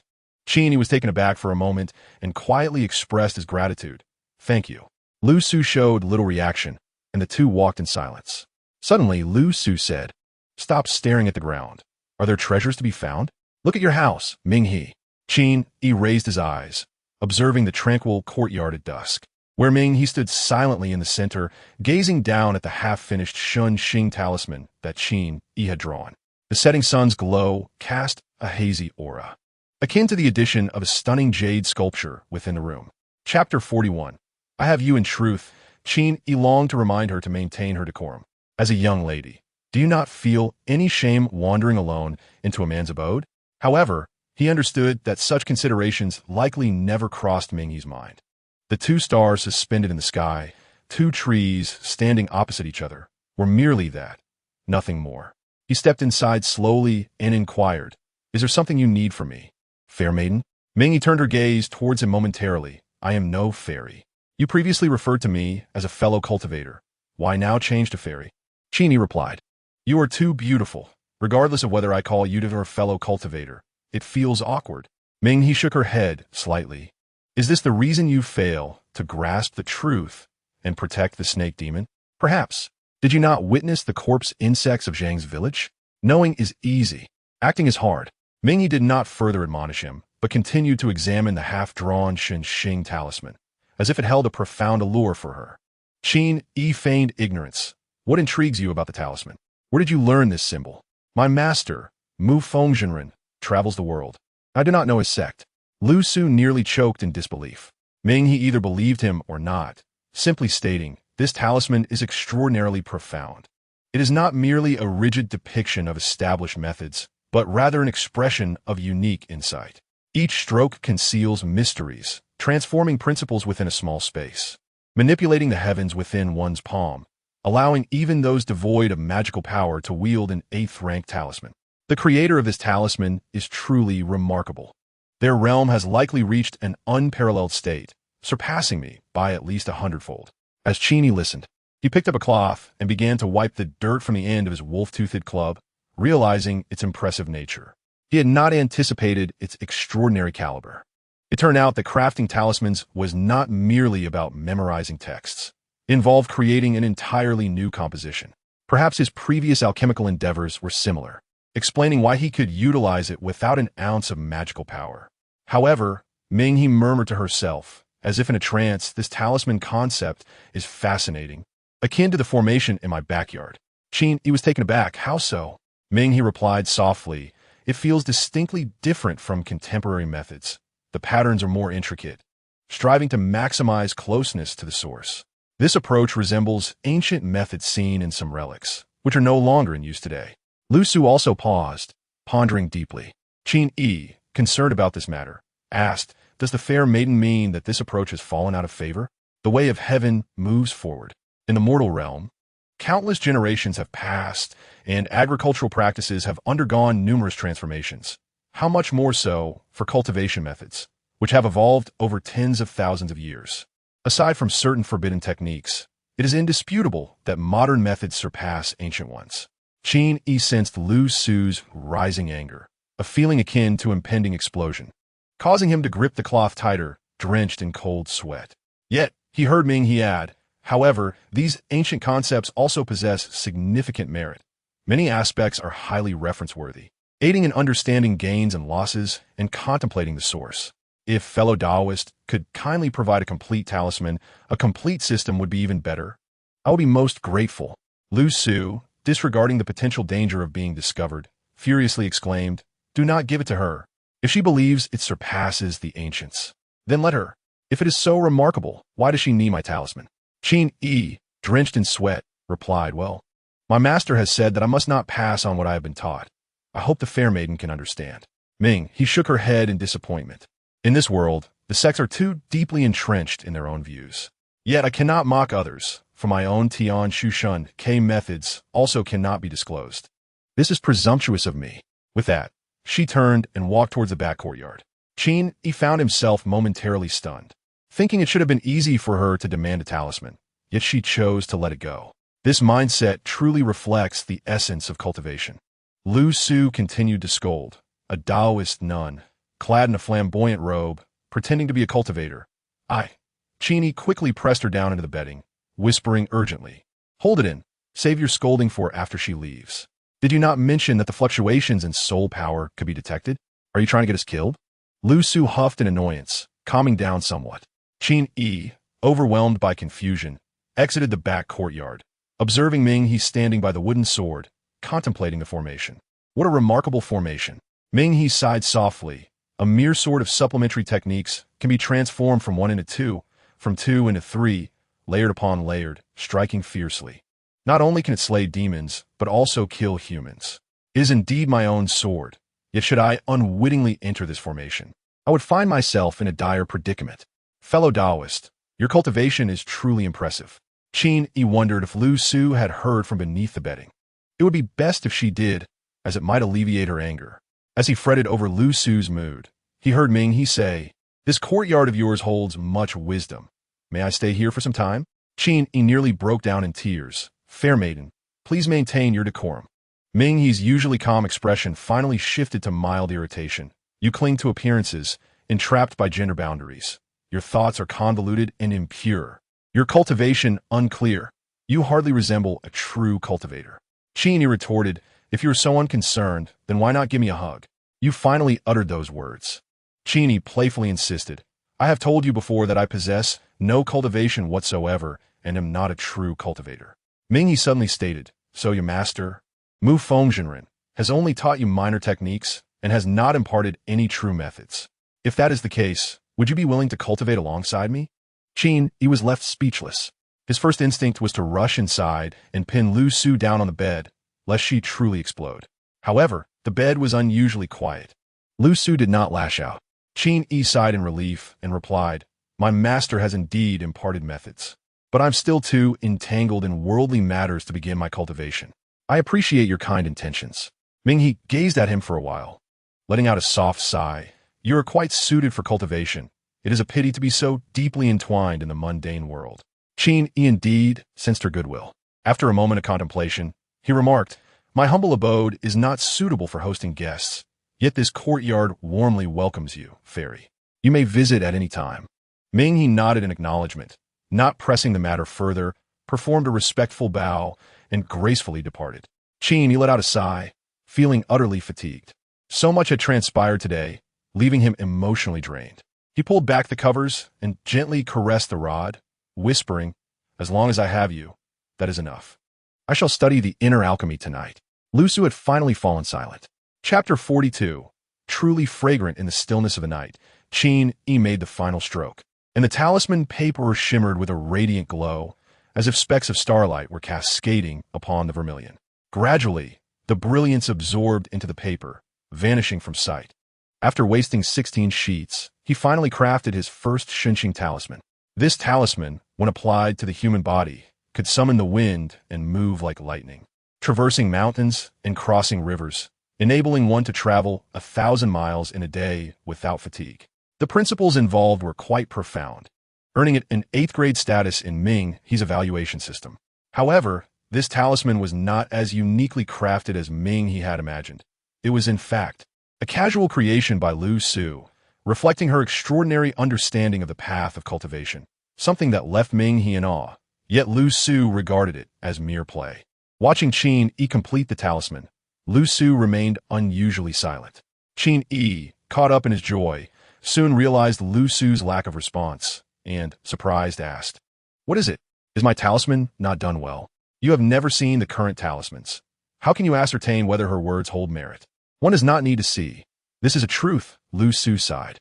"Every form of magic or core technique is built upon the foundations laid by predecessors, constantly refined and improved. Even I have made significant modifications to what my forebears regarded as sacred. Should a genius integrate various schools to create a groundbreaking new system, It would be too dismissive of the world's talents to claim that after thousands of years, it could not surpass the ancient. Qin Yi consolet. What if some profound methods have been lost that could lead to a schism in that lineage, causing the present to lag behind the past? Lu Su's mood lightened somewhat. There must be some, especially according to Ming He, who spoke of past calamities that may have severed many vital transmissions, leaving us to reconstruct based on mere remnants. Often only surface knowledge. What they have may not necessarily exceed mine. Qin Yi smiled. Then each has its strengths. Your cultivation far surpasses theirs. Even if you must relearn new knowledge, you shall do so more swiftly than anyone else. What is there to fear? There is nothing to fear, Lu Su replied slowly. I merely detest being outshone by others. Qin Yi was taken aback. Was this the reason for her sensitive nature? Yet, having reached such a level, could she still harbor such a competitive spirit? As if aware of his thoughts, Lu Su remarked, regardless of your level of cultivation, each person possesses a unique soul, an indelible mark. Perhaps I'm finding my focus on competition laughable, viewing it as a flaw or weakness, but that is who I am, and I embrace it. Do you believe that upon reaching profound depths in cultivation, all individuals become indifferent, lacking individuality, merely a mass of the same? That is not the path. It is akin to a horde of walking corpses. Qin Yi pondered this for a moment, feeling a stirring within. Lu Su's perspective was always unconventional yet intriguing, resonating deeply with him and possessing a remarkable persuasive power. The notion of pursuing truth, pursuing oneself, seeking the path, and inquiring within was indeed just that. However, compared to Ming He's demeanor, Lu Su seemed to tread a rather heterodox path, not suited for mainstream orthodoxy. Such matters are merely to be listened to. It is too early to contemplate the essence of one's true self, Lu Su finally said. The night is deep.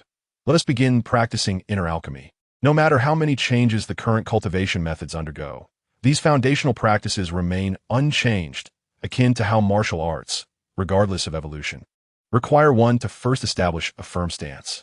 Her words carried a hint of concern about the teachings she imparted to Qin Yi becoming outdated, as if to encourage herself. Qin Yi found it rather amusing and, as he settled into a meditative position, suddenly recalled something, chuckling, truly fragrant. Lu Su was momentarily taken aback, then burst into laughter. To outsiders, it would undoubtedly be perplexing, perhaps a meaning known only to her and Qin Yi. For some reason, this sentiment brought her joy. The prospect of Qin Yi embarking on this journey of cultivation made her exceedingly happy. Qin Yi adjusted his posture correctly and inquired, You all say I am suited for cultivation, yet none have investigated whether I truly possess a spiritual root. If I lack a spiritual root entirely, I would be incapable of cultivating it all. What then? Lu Su responded curiously, Spiritual root? Whether a person is suited for cultivation or which direction they should pursue is determined by their spiritual root. Perhaps those unaware of the specifics may need to test it. But you and I have been together day and night. What need is there for testing? Do you think a spiritual root is something that grows on you? Qin Yi had already closed his eyes, gradually entering a state of clarity. Lu Su, somewhat astonished, observed him intently for a moment before suddenly smiling softly to herself. There has never been anyone more aligned with the Tao than you, and I can count them on one hand. Previously, she had only recited a passage of the technique without elaborating. Initially intending to explain further, she found Qin Yi had already begun his practice. Miraculously, not only did he not falter, but a wisp of celestial spiritual energy began to gather around him. Perhaps it was due to his extensive prior studies in external alchemy, formations, and Taoist knowledge, compounded by his intimate daily contact with Lu Su, that he had absorbed ample cultivation-related knowledge. His foundation was solid, and he encountered no barriers in understanding the technique and the methods of practice. However, this did not explain why the spiritual energy gathered so swiftly, as if summoned at will. The path of the Tao is arduous. It is not uncommon for individuals to struggle for decades without achieving anything, many having perished in their endeavors. Just look at the king. He could not possibly lack foundational cultivation methods. Yet after years, what has he achieved? In layman's terms, Qin Yi was likely destined to thrive in this realm. In martial arts vernacular, one might call it innate talent. In the language of cultivation, it could perhaps be termed a heavenly spiritual root. At this moment, Qin Yi felt an extraordinary sensation. From the perspective of his currently cultivated foundational level, The so-called Qi cultivation in Taoism bore little difference from the true Qi in martial arts, as both originated from the same concept, harmonizing yin and yang, connecting the myriad meridians, nurturing the dantian with a single breath, thereby creating a miniature universe within oneself. Both paths ultimately aim to strengthen the body, cleanse the marrow, dispel illness, and prolong life. Subsequently, both must traverse the Ren and Du meridians, bridging the connection between heaven and earth, drawing in the energies of yin and yang to achieve a grand cycle between oneself and the cosmos. In martial arts, this is termed the innate realm, a level already reached by Li Qinglin, yet still unattained by Qin Yi or Li Qingjun. However, now possessing both true Qi and spiritual energy, Qin Yi could discern a distinction in their natures. For instance, the true Qi of martial arts could enhance his strength and be projected outward, exhibiting direct destructive power. In contrast, the spiritual energy cultivated through Taoism seemed to lack this immediate effect, perhaps requiring greater development to manifest such properties. At present, the sensation was rather delightful. Indeed, it was exhilarating. Having just cultivated a wisp of ethereal spiritual energy that floated like down, he felt a profound sense of comfort, as if every limb and bone were being bathed in a sweet spring, cool and invigorating, so delightful that he wished to linger in this feeling indefinitely. No wonder some become so absorbed in their cultivation that they lose interest in worldly desires. Surely, reaching the realm of spirit and soul must be even more sublime. Before having encountered higher realms for comparison, Qin Yi perceived the true Qi of martial arts as yang, akin to fiery aggression against foes, while the spiritual energy of Taoism felt like yin, cleansing and refreshing the body. In truth, both the true Qi and spiritual energy he cultivated were neutral, each a harmonious result of yin and yang, and should not exhibit such a stark difference. After the harmonization of yin and yang, could they then each transform back into their respective forms?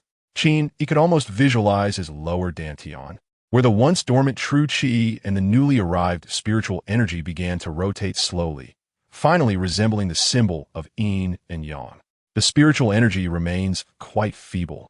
Despite years of cultivating true Qi, it feels as if two beings of vastly different proportions are engaged in a game of Lugio, creating a sense of dissonance. I wonder what it would be like to continue this practice. Ideally, the quality of Xianling Ji Qi should far surpass that of martial true Qi, and achieving balance seems improbable, let alone attaining yin and yang. This situation should not have arisen. Suddenly, Qin Yi's heart stirred. The nameless blue-covered secret manual he possessed might indeed contain a unique method to cultivate true Qi of exceptional quality, setting it apart from the ordinary. Chapter 43. A Misguided Teaching? Qin Yi slowly opened his eyes. The day had already brightened, and he could vaguely hear the sounds of people bustling about in the Wang residence, drifting in from afar, faint yet distant, as if residing in a realm of immortality, while this room remained a sanctuary. He had successfully taken the first step toward immortality. Although it was merely the most basic thread of spiritual energy, he understood that he had already transformed. With a flick of his hand, the floating gourd adorned with a talisman soared towards him, as if tethered by an invisible string. Previously, he could only manage a meager effect by employing true Qi, causing it to drift aimlessly. Now, with the application of magical power, it not only floated but shot forth like a bolt of lightning. Controlling objects is indeed the quintessential feature of magical power. The voice of Lu Su drifted in. Before you reach a certain level of cultivation, magical power itself lacks the potency to harm. Its utility lies in control, manipulating objects, commanding the elements, summoning wind and rain, and harnessing lightning. Its effect on one's own strength is rather limited. This is the most significant distinction from your true Qi. Do not assume the two are similar. Indeed, Lu Su anticipated he would initially perceive them as akin. Qin Yi smiled. I am well aware of the difference between a warrior and a mage. Qin Yi paused. So you previously taught me martial arts, which I thought was merely a transitional phase. According to your implication, can I continue to learn? Is it advised that you must persist in your studies, delving deeply into the martial path, emphasizing the physical form and combat techniques? This is fundamentally a system of cultivation. Otherwise, what you witnessed on Xinji Mountain would have been solely magical artifacts. Why else would there be a wolf-toothed club? Yes, indeed, that makes sense. I should follow the martial path. What do you mean by follow me? Oh, well, I shall support you. Regardless.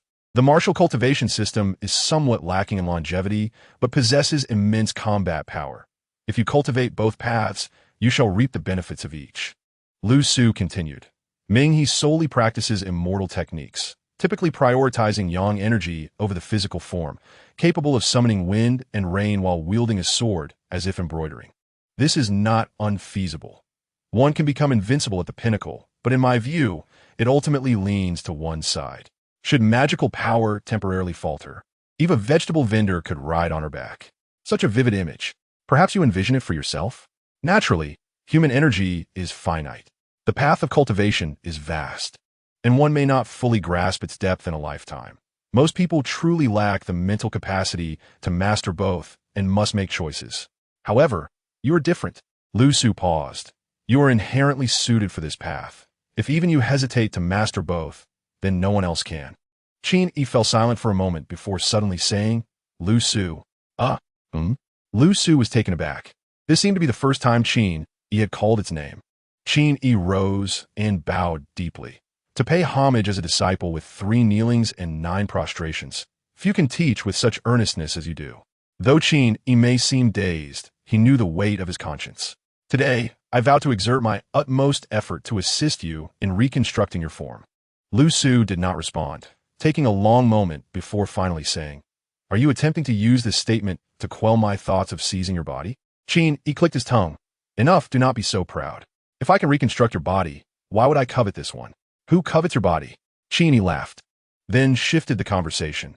If one day I, such as I am, cannot adapt to this powerful world, perhaps I shall never leave Nanli.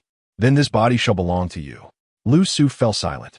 Qin Yi walked to the door, gazing toward the direction of Li Qinglin's residence. The day seemed to have already passed the hour of Chun, indicating that he had meditated for 7 or 8 hours, yet it felt like mere moments.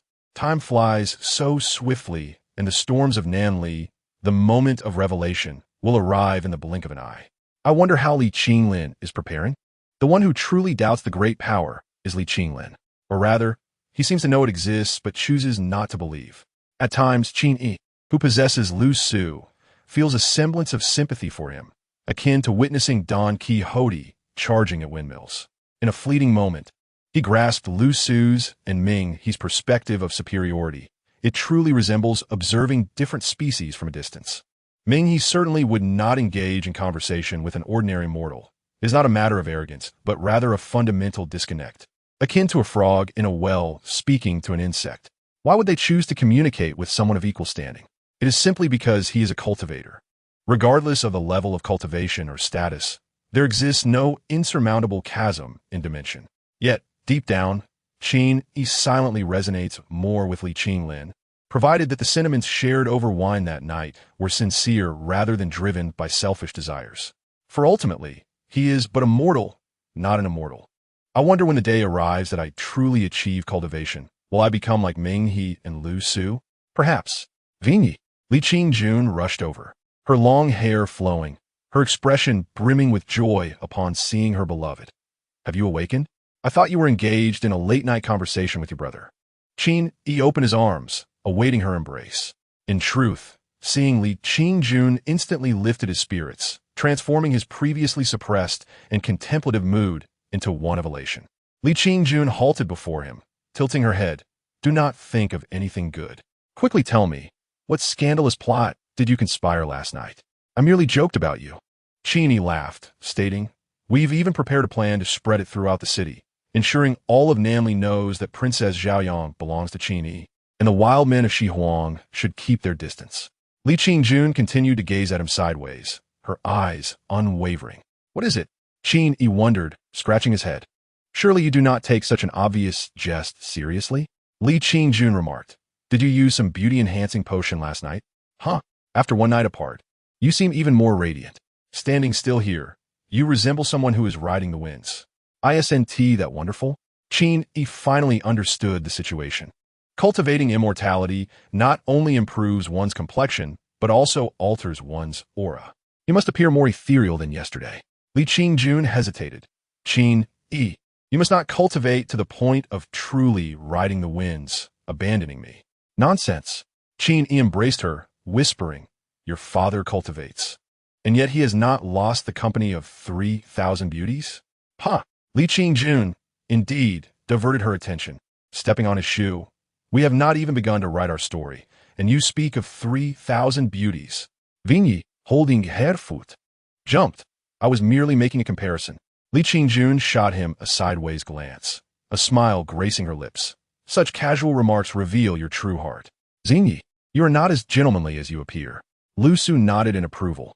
Qin Yi, rather astonished, mused, "You, a naive girl. How do you possess such depth in matters like this? Is a woman's intuition truly so formidable?" He refrained from disputing her words. A man who has not contemplated 3,000 beauties is not hypocritical. Actions speak louder than words, and arguing is futile. Thus, he shamelessly embraced her again, chuckling. "I am certainly no gentleman. For instance, I am quite tempted to steal a kiss from the princess." Lu Su again nodded in approval. The rapid growth of men in this regard is truly astonishing. Merely days ago, Qin Yi was still quite innocent, yet now, having a lover, he has undergone a transformation. Qin Yi swallowed hard and leaned down to kiss her.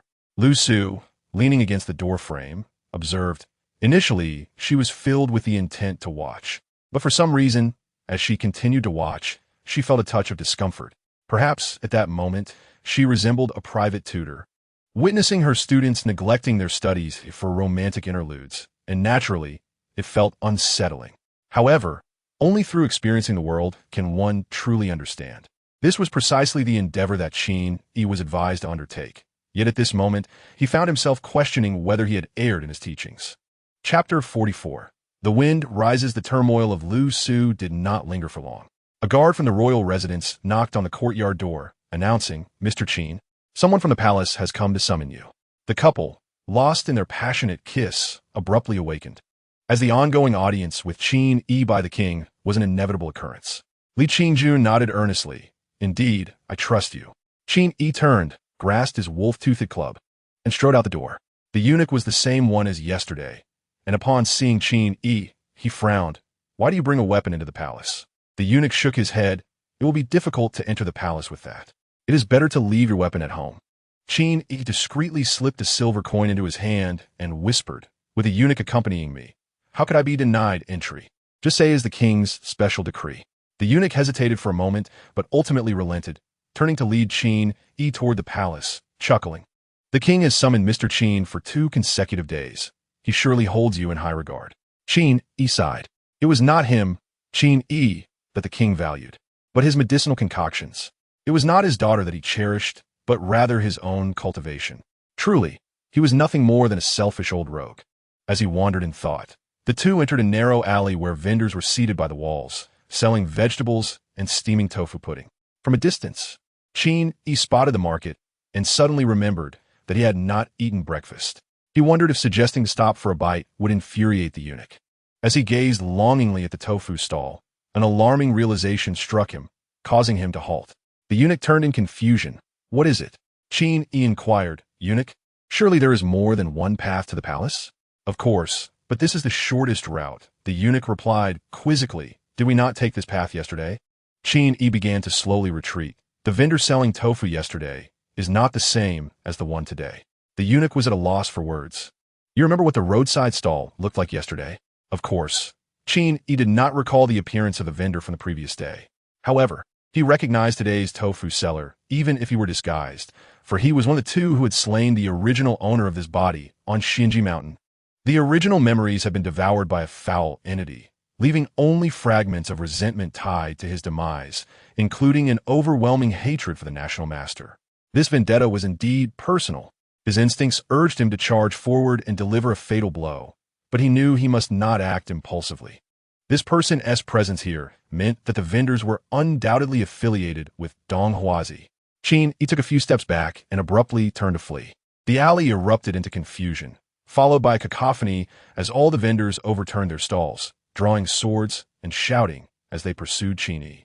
Even archers emerged from the walls, firing arrows at his retreating figure. It was of course futile. The poor eunuch, oblivious to the chaos, was shoved against the wall by an oncoming vendor and knocked unconscious. Qin Yi soon faced two glimmering blades, wielded by those who had previously intended to block his escape route, but were now forced to act hastily. Curved knives, meant for Mangzhan. A cold smile crept onto Qin Yi's lips. Being surrounded would indeed be troublesome, yet they truly believed he was merely a practitioner of the way. With a resounding crash, his wolf-toothed club sliced through the air, lacking any flourish, simply embodying the ferocity of a tiger. How could a mere blade withstand such an overwhelming strike? The weapon and its wielder were reduced to nothingness. For a brief moment, silence enveloped the scene. While onlookers often saw Qin Yi wielding his club, his true prowess had never been revealed. He appeared delicate and slender, a stark contrast to the ferocity with which he struck. The other assailant had no time to ponder. As Qin Yi dispatched his companion, he lunged forward with his own blade aimed at Qin Yi's side. With another resounding thud, the onlookers flinched at the thought of what it must feel like to be struck by that club. This youth was no ordinary practitioner. The wolf-toothed club was not merely for show. He was indeed a martial artist, possessing profound energy, immense strength, and mastery over his weaponry. His combat style was particularly ruthless. No wonder the Prince of Mangzhan had insisted on laying an ambush in a narrow alley. He had accurately assessed that Qin Yi's strength surpassed what met the eye. In what felt like an instant, Qin Yi swiftly eliminated the two obstacles in his path. Meanwhile, the throng of pursuers had yet to reach the alley's entrance. Looking out, he saw a dense crowd, with more armed individuals converging on him from all directions, their numbers unknown. Qin Yi turned to glance at the alley's mouth, a slight smile gracing his lips as he formed a spell with his left hand. Swiftly, it was as if invisible ripples spread forth, causing the first few individuals to feel as though their feet were weighed down with lead, making each step laborious. With this sudden halt, those behind them collided into one another, creating a chaotic tangle. Basic Taoist magic hinder. Qin Yi sidestepped a sword thrust aimed at him, dragging the attacker off balance with a swift motion. The assailant turned in fear, only to meet Qin Yi's smiling face. Bang! The onlookers flinched once more. Qin Yi laughed heartily. Farewell, everyone. Please extend my regards to the national master and my rival. With that, he vanished into the crowd. Just as Qin Yi exited with the eunuch, Li Qinglin sought out his departing sister, Li Qingjun. Brother, Li Qingjun, still blushing from her initial kiss with Qin Yi, felt a wave of embarrassment upon seeing her brother. Li Qinglin chuckled at her demeanor. After all these years, it was hard to imagine that his once fiery and headstrong sister could blush so easily. Yet in the past few days, this transformation had become all too evident. Li Qingjun pouted. What are you lingering here for? Do you wish for Qin Yi's medicine to take effect on me? Li Qinglin raised an eyebrow. Is it necessary for him to use medicine? His mere presence is a natural aphrodisiac for you. Li Qingjun stamped her foot. I won't discuss this with you. Wait. Li Qinglin intercepted his sister, his expression turning serious. Your princess residence is no longer safe. Someone may resort to desperate measures. Whether Qin Yi's medicine affect you or not is inconsequential. If Mangzhan's schemes ensnare you, it will be too late for regrets. Li Qingjun pausa, her expression sobering. Li Qinglin glanced at the sky. I must take my leave. Keep this. As she looked at the jade pendant being offered to her, Li Qingjun was astonished. This is your protective pendant. Why are you giving it to me? Li Qinglin smiled faintly. If Dong Huazi seeks to target me, he has surely accounted for this artifact, and its efficacy may not be as significant as imagined. However, no one would anticipate it being in your possession, which would change everything. Li Qingjun stared at him in bewilderment. Li Qinglin continued, if I should fall, at least South, Li still has you. Chapter 45. Cloudster. Li Qingjun held the jade pendant, standing motionless, her heart filled with uncertainty. Qin Yi's remarks about her lack of intellect were misguided. In essence, Li Qingjun was not inferior to him. As the sole princess of South Li, she had always been the center of attention, coddled by her father and indulged by her brother. Consequently, she had never faced situations requiring careful thought, leading to her current impulsive nature. At this moment, grasping the jade pendant, an ominous foreboding surged within her. Li Qingjun suddenly realized that the challenge before her was not merely about whom she would marry, nor could it be resolved through tantrums, but rather a monumental upheaval that could determine the very fate of South Li. The conversation her brother had interrupted last night regarding her clandestine meeting with Qin Yi was undoubtedly a matter of great gravity.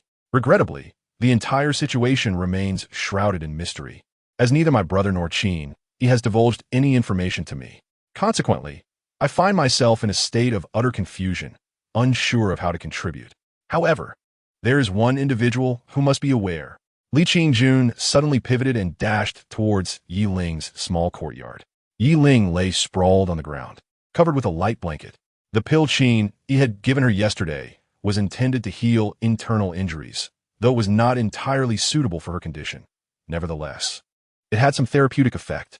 The sensation of her wounds healing made her exceedingly drowsy, and she had been in slumber for nearly 5 or 6 hours, oblivious to her surroundings. With a loud crash, the door swung open, startling Yi Ling awake. Li Qingjun clearly observed her wings unfurling dramatically from her back, and the fierce expression on her petite face seemed almost predatory. The moment she recognized Li Qingjun, her wings instantly drooped, and her countenance turned awkward. "Your Highness," she said. Her tone softened. "It's just a bit of morning grumpiness." Yi Ling retreated slowly. "Your wings can move. I once thought they were merely a cloak." Yi Ling backed into a corner, while Li Qingjun stood a few feet away, neither pressuring her nor breaking the silence. Yi Ling hung her head, murmuring, "I'm a monster, Your Highness. Now it makes sense why a mere little guard like you has a private courtyard and is assigned to protect Qin Yi. Even though you have yet to fulfill that duty," Li Qingjun replied, unperturbed. "Yesterday, the aura of monsters filled the mansion, and that was due to you. Hence, my brother and Qin Yi came here to discuss matters. You must know precisely what my brother and Qin Yi were doing, correct? I truly do not know their intentions. Yesterday, Qin Yi rejected His Highness's proposal, and then His Highness left on his own." "What proposal?" Yi Ling crouched down, covering her head with her wings. "I didn't hear it clearly." Li Qingjun gazed at her black feathers and then up at the gaping hole in the ceiling, the charred edges still vividly apparent. She stared for a long time before slowly stating, "The Black One, a monster. The one who killed my elder brother is you." Yi Ling sprang to her feet and bolted towards the back courtyard. "There's no need to run," Li Qingjun calmly stated. "If it is indeed you, then you are merely a blade in my second brother's hand." Yi Ling halted in her tracks. "No wonder Qin Yi wanted to keep this from me. He does not wish for me to know." Li Qingjun shuklad bitterly. "I was simply not using my intellect. Numerous signs pointed to the truth, which I should have discerned." Yi Ling cautiously observed her expression, only to find her remarkably composed. Li Qingjun opened her hand to reveal Li Qinglin's jade pendant, her expression growing increasingly complex. "This is a life-saving item belonging to Li Qinglin, yet it was given to me, based on the reaction of the corpse beetle monster upon encountering the pendant. It is indeed a true treasure of immeasurable value, perhaps even beyond the worth of an entire kingdom. You are the greatest flaw in my second brother's plan. Why has it not killed you?" Li Qingjun suddenly inquired. Yi Ling hesitated for a moment, shaking her head. The rationale behind Li Qinglin's protection of her, and the basis for her connection to Ming He, now seemed inexplicable. The most plausible explanation appeared to be that Li Qinglin had acted out of compassion, protecting her at the cost of exposing a significant vulnerability. Li Qingjun contemplated the jade pendant, reflecting, regardless of what they deliberated upon last night. "Since Qin Yi did not agree, I do not wish to know. I only desire to understand what my second brother is doing now." Suddenly, a thought struck Li Qingjun. "Oh no, Qin Yi has entered the palace alone. He is in danger." With that, she grabbed her weapon and prepared to leave, no longer wanting to delve deeper into the matter. A flash of darkness intercepted her path as Yi Ling stood before her, her previously playful demeanor replaced by a grave seriousness. "If you go out now, you would truly be alone." Yi Ling's speed caused Li Qingjun to narrow her eyes, though she did not blame her for blocking the way. "Then accompany me. Are you not Qin Yi's guard?" Yi Ling replied earnestly, "I can go, but you cannot. Regardless of whether it is His Highness or Qin Yi, your safety is their utmost priority. You should remain in Qin Yi's backyard, standing by that wooden sword formation. Do not wander elsewhere. In that place, apart from Ming He, no one else can harm you." Li Qingjun glared at her. "I have dedicated my life to martial arts, not to wait timidly for someone to protect me like a delicate lady." Yi Ling pursed her lips, regrettably. "In this game, your martial skills are no different from needlework." She lifted her gaze, peering through the hole in the roof at the sky, where fluffy white clouds danced, shifting shape in the fierce wind. "Your Highness, if I wish to kill you, I would likely only need a single strike. However, I am unaware of how many monsters like me are in Dong Huazi's hands."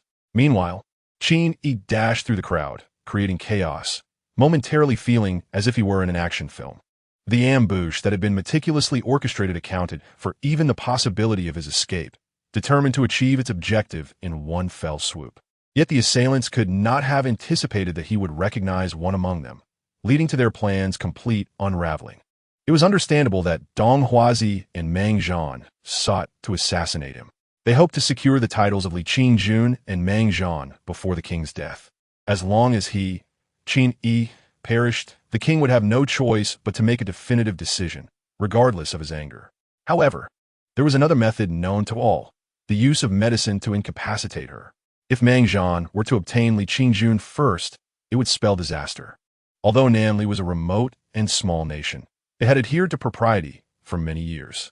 Observing Li Qingjun's bashful demeanor while courting Qin, he made it clear that she valued her purity. Should she find herself in such a predicament, she would either take her own life or resign herself to her fate. There would be no third option. Thus, if there were individuals lying in wait for Qin Yi, might there not also be those who would invade the princess's residence? Perhaps they feared Li Qingjun's notorious tenacity, believing that she would likely choose suicide, a strategy that could not be employed. However, given that the attempt on Qin Yi's life had failed, such a desperate tactic might be reluctantly resorted to. After all, the king had only a few days left to live, and they needed to resolve matters during this time. They could not afford delays. Having come to this realization, Qin Yi felt an urgent sense of dread, yet his mind remained increasingly calm. Ahead, a commotion arose as another group of people intercepted him. Someone remarked, "This Qin Yi looks rather familiar." "An enemy from a past grudge," another responded. Qin Yi's heart was as tranquil as a still lake, and he swiftly accelerated, darting into a side alley. Chapter 46. When warriors master magic, 7 or 8 individuals followed closely behind, entering the alley and exchanging glances. The alley was straight, with doors tightly shut, and there were no side paths. One could easily see the street on the opposite side. Yet Qin Yi had vanished. He had just entered. How could he have exited so quickly? The entire alley was visible, with only some residents' brooms and dustpans leaning against the wall. There was no apparent hiding place.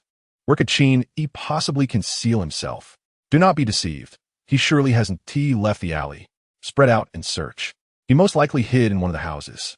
The group gradually dispersed, each heading towards different homes. Behind the enemies of Qin Yi, a wolf-toothed club slowly emerged beside a dustpan. Boom! A thunderous explosion rang out, causing everyone's eardrums to resonate. Turning to look, they saw a comrade whose head had been crushed, leaving them in shock over the force of the blow. Then, they witnessed another Qin Yi springing forth from the dustpan, dashing away at breakneck speed. The group stood in a daze, unable to react. This was a basic spell, concealment. It was neither invisibility nor illusion, but akin to adding a protective hue to oneself, deceiving the visual perception of onlookers. Of course, it was more sophisticated than mere camouflage. After all, it was a form of magic. At a glance, there were merely a few dustpans, and naturally, no one paid attention. Who would have suspected that Qin Yi was hiding nearby? Indeed, a warrior wielding magic was truly unstoppable. Meanwhile, Qin Yi sprinted out of the alley, exhilarated and flying high. This counter-ambush was precisely what he had anticipated for revenge, and he was fortunate that his enemy had been close enough for him to easily strike them down. Even in absence, he had planned to suddenly appear and strike down his enemies. The moment one of the two sworn foes was personally dispatched, the lingering resentment that had always weighed upon him dissipated significantly, as if a newfound lightness enveloped his body and soul, granting him immense satisfaction. He suspected that if this act of vengeance were to be completed, it might allow his long-stagnated true energy to break through to a state of innate mastery. Perhaps even his newly cultivated magical powers would benefit from it. As he pondered this, he noticed the vendor of Dohua rushing towards him amidst a crowd, shouting excitedly. Qin Yi smiled, revealing his gleaming white teeth. Instead of fleeing, he turned and charged directly into the enemy ranks. The throng of pursuers, initially in hot pursuit, was taken aback by his audacity, and in their surprise, they joyfully organized themselves into a tightening encirclement. Oblivious to the unfolding trap, Qin Yi dashed into the snare. Suddenly, a blinding flash of light overwhelmed everyone, causing tears to stream from their eyes, rendering them momentarily sightless. It was a basic spell, Radiance. In an instant, the brilliance faded, and through the haze, they beheld Qin Yi striking fiercely at the head of the disguised vendor. Seizing the moment while their vision was still recovering to burst through the encirclement, laughing heartily as he did so. The swift execution of his two adversaries brought him a sense of exhilaration unknown to outsiders. Throughout this, Lu Su remained silent, offering no guidance, as if observing Qin Yi's performance. Only when Qin Yi's laughter subsided did Lu Su finally speak. No wonder you admire Li Qingjun. It was one thing for Qin Yi to flexibly apply seemingly useless low-level spells in battle. That was expected of him. However, the heroic spirit displayed in his bold advance amidst overwhelming foes, departing with laughter, was utterly uncharacteristic of Qin Yi. It turned out that beneath the calm, reclusive facade he had always maintained, there lay a streak of chivalry, reminiscent of that night in the Taoist temple, where he had resolutely thrust towards the spider demon despite his fears. Perhaps it was this latent wildness within him that had been gradually drawn out by his acquaintance with Li Qingjun. Initially, Qin Yi admired Li Qingjun, thinking him merely a devoted admirer. It was a reflection of his own desires, gradually eroded by the comforts and peace of another world. Thus, in the oppressive atmosphere of the capital and the skirmishes he faced, the sight of his enemies finally awakened this primal instinct within him. Liu Su chuckled softly, her laughter imbued with significance. Qin Yi, slightly out of breath, turned to see that the pursuers had fallen behind. In fact, they were so outmatched that their momentum had waned, allowing him to slip away. He finally felt a sense of relief, as his magical energy had been nearly depleted, and his true energy had become sluggish, now only beginning to recover slightly. Qin Yi dashed forward and inquired the guard, "Is the princess inside?" The guard smiled up. "It's young Master Qin. The princess is within. Please come in." "Thank you." Qin Yi stepped forward but suddenly paused. "Wait, how do you know I am Qin Yi?" The guard replied with a grin. "The matter of young Master Qin and the princess has reached the royal banquet. How can we not be aware? Even if we haven't seen you, we've heard descriptions, and your distinctive wolf-toothed club is hard to miss." "Oh." Qin Yi tightened his grip on the club and asked, "I was causing a ruckus just a street away. Why did you show no reaction?" The guard hesitated. "A commotion outside has nothing to do with the princess's residence, and we had no way of knowing it was young Master Qin being attacked." Before he could finish, Qin Yi struck with his club. "If you knew it was a ruckus, then you already knew it was an attack." Qin Yi intended to merely intimidate, having prepared to pull back his strength, yet the charade could not hold. A spear emerged from within, striking the club's head and saving him. A sigh emanated from inside. "Brother Qin is quite perceptive. Your image with the wolf-toothed club contrasts greatly." The main door swung wide, revealing Mang Zhan standing in the courtyard with his subordinates. Two false guards retreated to stand beside him, appearing to be his trusted confidants. Mang Zhan feigned profundity. "What does Brother Qin think?" He spoke quickly, having nearly dashed halfway down the street as he finished. Mang Zhan's nose flared in anger as he led his men out, commanding, "Esteemed ones, if you do not strike soon, when will you?" The winds of the demon surged. A black owl swooped in from the left, its visage resembling that of a human. Simultaneously, the cobblestones of the street heaved, revealing a massive centipede before him. The display was truly formidable. Yet Qin Yi could not help but chuckle, raising his wolf-toothed club and launching a leaping strike at the centipede's head. Under the 7 stars formation, even a mere yearling is left with but a breath. For you two untransformed minor demons, it is already a stroke of luck to remain alive, and yet you dare to come forth and feign strength. With a resounding crash, the centipede, barely revealing its full form, was struck down on the spot. The owl screeched to a halt in midair, flapping its wings in a panic, dropping a feather that floated down in disarray. Mang Zhan, infuriated, chased after him, but Qin Yi had already vanished without a trace. He maintained a facade of casual disdain, but inwardly he felt grave concern. Although Dong Huazi had no military force at hand, he likely possessed numerous cultivators of considerable skill. Furthermore, the demonic forces should not all consist of such weakened creatures trapped within the city by the Mingyi formation. Surely, stronger demons were lurking nearby. Yet, throughout his battles, he encountered only ordinary warriors. This was undoubtedly because he was not the focal point of this conflict, though his enemies sought to eliminate him. His escape bore little consequence to the grand scheme. They were aware of the stakes and would not allocate their main forces against him. Their attempt to capture Li Qingjun at the princess's residence had been half-hearted, and the implications of this failure hinted at the immense pressure the crown prince's estate must be facing at present. Yet, this situation seemed peculiar. While the attack on the princess's residence could be construed as a stealthy strike, how could they openly assault the crown prince's estate to slay Li Qinglin? The king was not dead, and Dong Huazi, despite his growing influence, could not possibly orchestrate such an act. Was there some flaw in his reasoning? Chapter 47. The Value of Swift Action. Qin Yi had indeed misjudged a key detail. Having been ambushed, he felt that the entire affair was orchestrated by Dong Huazi, who held the reins of power and could arrange matters as he pleased. In reality, Dong Huazi had merely plotted to ambush Qin Yi. He dared not make any reckless arrangements involving major demons, as Mingyi was under his watch at Changshengwan. Even the two who had attempted to ambush the princess's residence had been brought out by Mang Zhan on his own accord. Politically, Dong Huazi maintained a significant advantage, encompassing both court and commonwealth. However, in terms of tangible military strength, it was Li Qinglin who excelled, establishing the foundation for their stalemate. The failure of the ambush against Qin Yi should have prompted reinforcements skilled in magic, yet they could not arrive, as they were preoccupied with their own troubles. The one under siege was not the crown prince's estate, but rather Dong Huazi himself. The gates of Lihua city swung wide, and a bloodthirsty army surged into the city, heading straight for Changshengwan. On the 99 stone steps, the ranks of red-armored soldiers crowded, ready to strike down any Taoist they encountered, cutting their way into the temple. The elite Nanming Lihua army of the southern Li, loyal to the royal family, was stationed just outside the city. Their leader, General Xie Yuan, was a seasoned veteran with 3 decades of experience battling the western wilderness and a staunch ally of Li Qinglin. This was a contingency plan Li Qinglin had prepared for the day when a military coup would force his father to abdicate. While there was no need to turn arms against his own father, he could now direct them against Changshengwan. Killing his father would not prove his worth. The true target of his sword should rightfully be his enemies.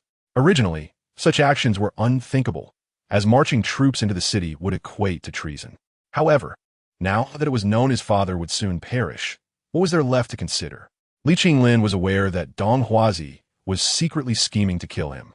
He would not take the time to prepare slowly, waiting until his father had truly passed before revealing his cards against Dong Huazi. Perhaps Qin Yi harbored such thoughts, and Dong Huazi did as well. However, seasoned generals of the battlefield prioritized swift and unexpected maneuvers.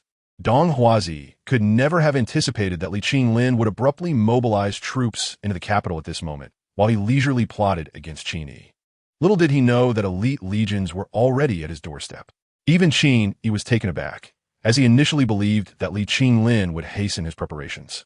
He could not fathom that the seemingly passive and unprepared Li Qinglin would, after just one night, launch a formidable counterattack with thunderous force. Not even Qin Yi, who had shared heartfelt conversations with Li Qinglin, could have foreseen this. How could Dong Huazi possibly anticipate it? Flames erupted throughout the Changshengwan, with Taoists suffering heavy casualties. Li Qinglin led the charge, brandishing his spear as he pierced into the temple, rushing unimpeded towards the ascension platform. A roaring flame surged towards him. Li Qinglin thrust his spear forward. A fierce and potent energy surged forth, akin to a tempest, deflecting the flames to a nearby tree, which ignited with a resounding crash. Li Qinglin looked up to see several senior Taoists seated in meditation, forming various seals. The ground bore scattered traces, indicative of a formation.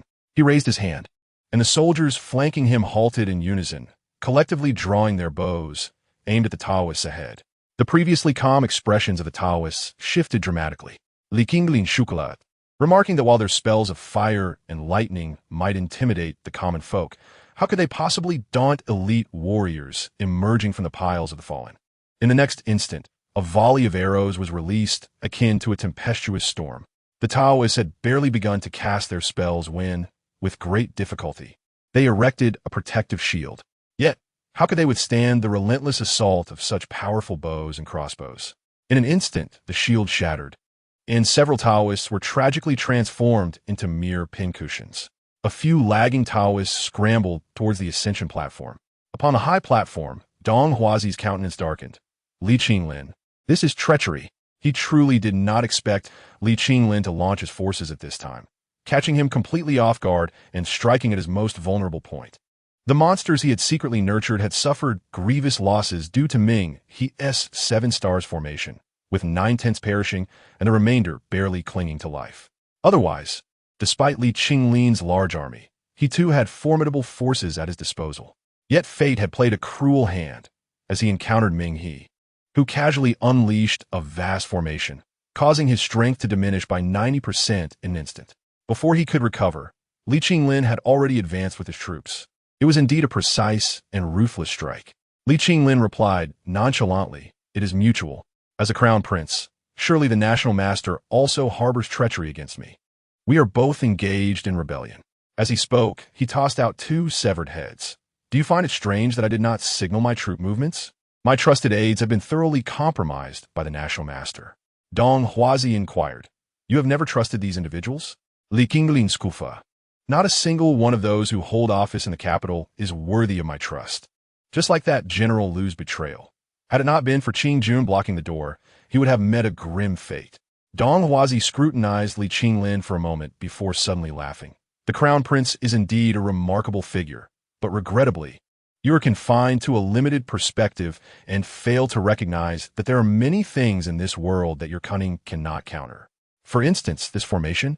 Li Qinglin circled the formation before him, tossing in a stone that erupted in a violent blaze, reducing the stone to ashes. "Such formidable flames. I see you have been hoarding blazing flint for this purpose." Li Qinglin smiled slightly and commanded, "Listen closely.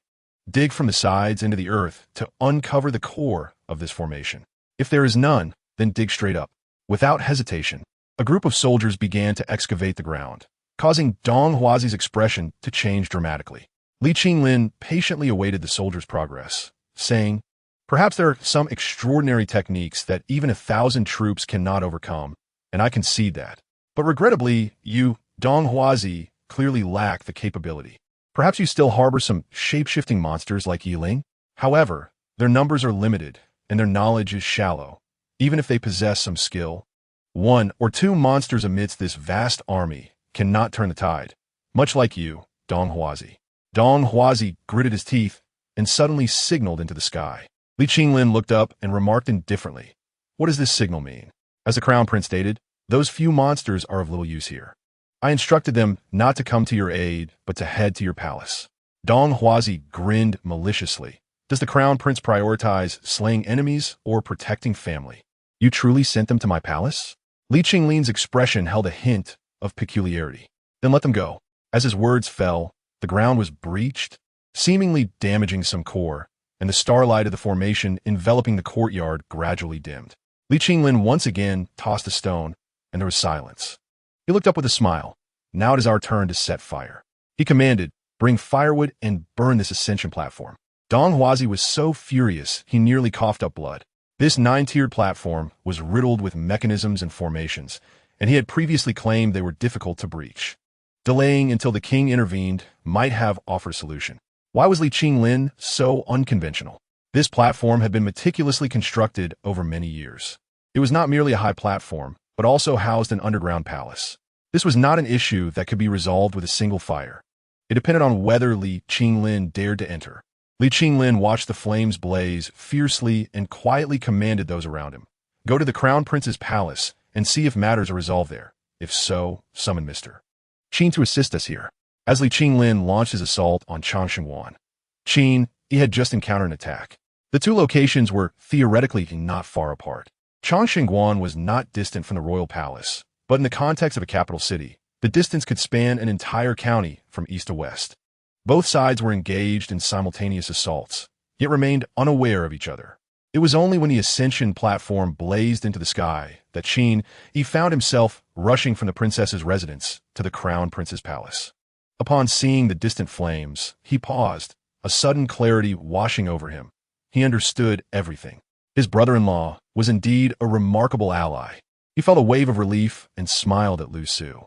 Lu Su merely acknowledged him with a quiet hum.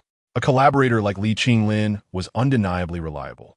to the point where it rendered her somewhat disenchanted, feeling as though there was no drama left to witness. Yi Ling, still recovering from her injuries, remained at risk should a powerful, shape-shifting demon appear. They could still be in danger. The wooden sword formation was inanimate and could not be moved or utilized. If the two sisters remained in the safety of the formation's heart, they would certainly be unharmed. However, the enemy's target might not necessarily be them. Once unleashed elsewhere, such as attempting to capture the family members of Li Qinglin, the crown prince would undoubtedly be unable to restrain himself from leaving the formation to provide rescue. Otherwise, he would not be Li Qinglin. The shape-shifting demons that appeared at the crown prince's palace were not one, but two. When Ming, he activated the Seven Stars formation. They fortuitously escaped its range, becoming Dong Huazi's last remaining forces. One was an eagle demon, the other a wolf demon, both having successfully transformed into humanoid forms. However, one bore a particularly prominent hooked nose, resembling a true hook. The other still had unsharpened fangs and was covered in a fair amount of gray fur. It was somewhat challenging for them to masquerade as humans, as it was difficult to find anyone so unattractive. Clearly, both were in the early stages of transformation. Yet achieving this was no small feat if they were two well-versed cultivators in foundational arts. Their cooperation could wreak havoc across the entire South Li, let alone a mere crown prince's palace. Fortunately, these two were akin to Yi Ling, having not learned anything of substance. If tasked with breaching an army of thousands, especially with Li Qinglin, a natural-born warrior, spearheading the charge, these two demons would indeed struggle to make a significant impact. However, to infiltrate the crown prince's palace and seize Li Qinglin's family, they would be utterly unstoppable. Should they succeed in forcing Li Qinglin to retreat, the outcome of the confrontation remained uncertain. Dong Huazi's on-the-spot decision-making could not be deemed erroneous. The two demons soared through the air, and before they could reach the inner courtyard, they were met with a volley of arrows from hidden archers, numbering in the hundreds. The eagle demon let out a sinister laugh, waving his right hand, summoning a fierce wind that scattered hundreds of arrows as if they were mere leaves. If it had been a volley of thousands, it might have posed some threat, but these few hundred arrows were nothing more than a tickle for your esteemed eagle grandpa. With arms outstretched, the eagle demon conjured a massive illusion of wings and dove down swiftly. The wolf demon, known for its speed, had already reached the courtyard entrance in an instant. Yet, they were unprepared for the fact that there was someone faster than them. A flash of black light darted past. Two dark feathers shot forth like lightning, targeting the throats of the two demons with an ear-splitting shriek that resembled the tearing of air. The two demons halted abruptly, narrowly evading the attack. Turning their heads, they beheld the diminutive figure of Yi Ling rapidly pursuing them, with Li Qingjun wielding a silver spear, desperately rushing toward them. Qin Yi had been correct. The moment Li Qingjun spotted the demons soaring toward the inner courtyard, she had seized her silver spear and dashed out. Yi Ling, renowned for her swiftness, outpaced Li Qingjun in her pursuit. The Princess Zhaoyang, seeing Li Qingjun behind Yi Ling, cackled. Capturing her would surely be more advantageous than capturing Li Qinglin's wife, wouldn't it?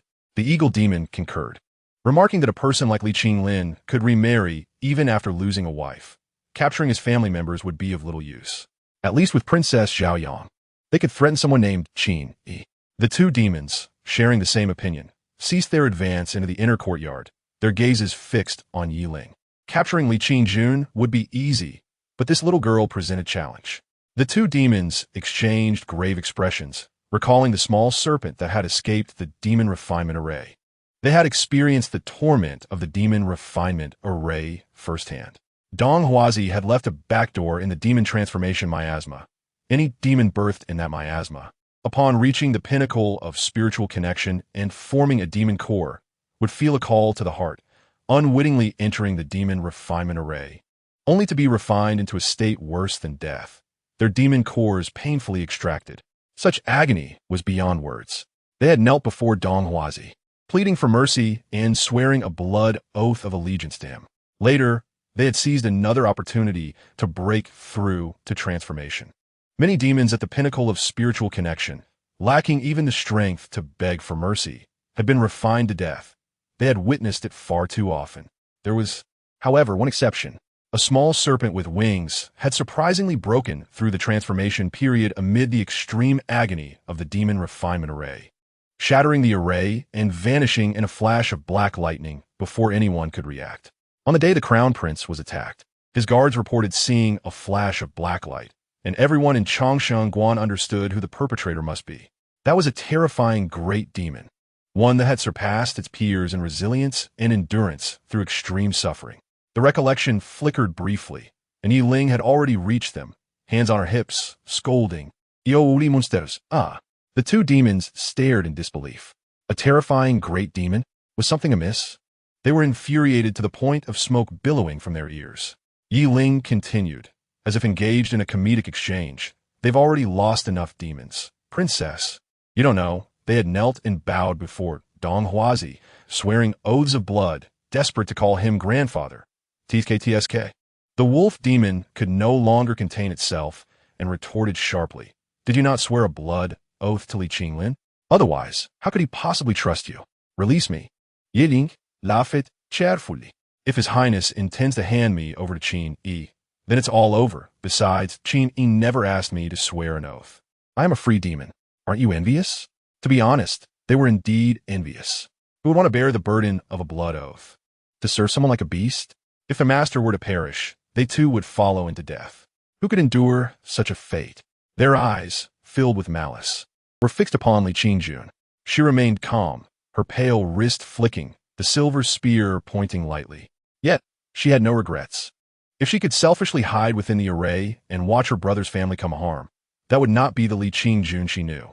Yi Ling sighed like a little adult, abandoning her intention to stall with banter. The flames of Changxingwan were already soaring high. Even these two demons were not foolish enough to be delayed by mere words. Confrontation was inevitable. Yi Ling's eyes suddenly turned fierce, her small hand flipping, conjuring a black flame that flickered with an eerie brilliance. Tung Shi, Fire God, Home and Sea, Master of Terror and Dread. Chapter 49. Unfading, the seemingly insignificant black flame ignited upon contact with their arms, instantly engulfing them in a searing pain that spread throughout their bodies, akin to the torment they had experienced within the demon refinement array. The two demons howled in agony, their furious demon energy surging forth, forcing the black fire away from their arms along with their charred flesh, blood streaming profusely. Yi Ling clapped her hands in delight, exclaiming, "It's ready. What a pity." This was Tung Shi's heavenly fire. Although her bloodline was thin and unable to unleash its true power, her injuries were the primary reason for the diminished effect of the flames. At that moment, Li Qingjun's silver spear was already at the eagle demon's face. By nature, eagles and serpents were natural enemies. Li Qingjun, uncertain of Tung Shi, instinctively aimed for the eagle demon. Yi Ling turned to smile at her, and just as suddenly vanished, reappearing with a dagger that plunged into the wolf demon's waist. She knew she could only hold one demon at bay, fearing that time would not last long. Once her injuries flared, it would all be over. Although it appeared to be 2 against 2, Yi Ling understood that they truly could not defeat these two demons. Li Qingjun was ignorant of the danger, but Yi Ling was certainly aware. She herself did not understand why she was foolishly accompanying this reckless princess. By her own reasoning, she should have been fleeing for her life. Perhaps she was just a foolish serpent after all. Meanwhile, the eagle demon tilted its head, evading the incoming spear tip with a swift motion, and struck with a hand, nearly sending Li Qingjun spinning. She barely managed to stabilize herself, shock coursing through her. Was the disparity truly this vast? Out of the corner of her eye, she caught a glimpse of the wolf demon and Yi Ling weaving in and out, their movements nearly imperceptible. The gap between a transformed great demon and a postnatal martial artist was indeed staggering. Was she merely a hindrance here? A moment of distraction, and the eagle's claw was already at her throat. Li Qingjun quickly retreated 3 steps, her spear flicking, unleashing 1,000 silver glimmers that coalesced into a dragon shape. Roaring upward, as her intense, true energy surged, a bright light flickered from her waist. Clang! The eagle demon also retreated 3 steps, its sharp gaze revealing a hint of astonishment. Where did this unusual power come from? It had no time to ponder further, as Li Qingjun's spear's shadow enveloped it, tightening like a vice.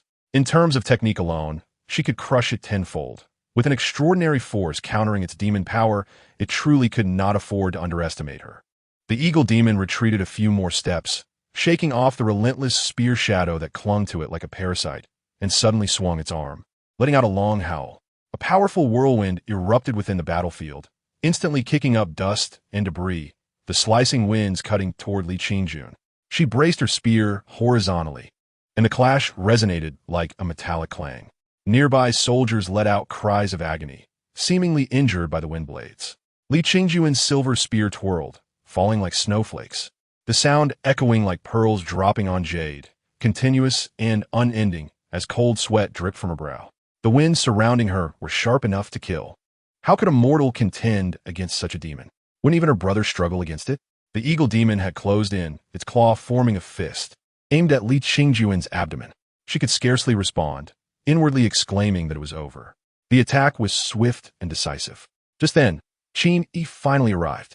The imposing presence of his wolf-fawn club forced the eagle demon to retreat slightly, also diminishing the ferocity of the wind blades. Qin Yi shouted, "Do not be careless." Before his words had fully escaped, a gray shadow darted swiftly behind Li Qingjun, striking her at the waist. It was the wolf demon, having finally shaken off Yi Ling's entanglement, launching a surprise attack. Qin Yi desperately swept aside the eagle demon, intending to rescue her, but suddenly froze. Li Qingjun, despite being battered and bleeding, radiated a brilliant light from her waist. A resplendent array of colors burst forth from the jade pendant, cascading over the wolf demon, which let out a pained howl as its humanoid form rapidly faded, transforming into a massive gray wolf that howled towards the heavens. Yi Ling pursued closely behind, plunging a dagger deep into its rear. The howl grew even more anguished, and the entire wolf body convulsed violently, flinging Yi Ling away, who crashed heavily against the courtyard wall, causing it to collapse and bury her beneath the rubble. Li Qingjun spat out blood, staggering to regain her balance. Without a moment to catch her breath, she twisted her waist and with a flourish of her weapon, pierced through the fierce winds, stabbing it into the wolf demon's mouth. Once again, the colorful light erupted, emanating from the wolf demon's maw, illuminating its head, which had already lost its breath. The eagle demon, startled, ceased its engagement with Qin Yi and transformed back into its original form, soaring away. It could not comprehend why, despite its advantageous position, it had suddenly fallen into such disarray. What was this five-colored brilliance? It had heard that Li Qinglin possessed a jade pendant capable of repelling evil spirits. But how could it be here? The air was filled with flickering black flames as it abruptly halted mid-flight and turned to see a stream of black light hurtling toward it like a thunderclap. The eagle demon, enraged, cried out, "Are you truly intent on exterminating us, disregarding any kinship as fellow demons?" In the air, the disheveled figure of Yi Ling appeared, hands on her hips, declaring, "Did you just realize how fierce I am?" Qin Yi looked up at Yi Ling, noting the bloodstains covering her small frame. She had not fared easily in her struggle against the wolf demon, and the signs of her previous injuries resurfaced, yet she forced herself to continue the pursuit. He said nothing, joining Li Qingjun as they ascended into the sky.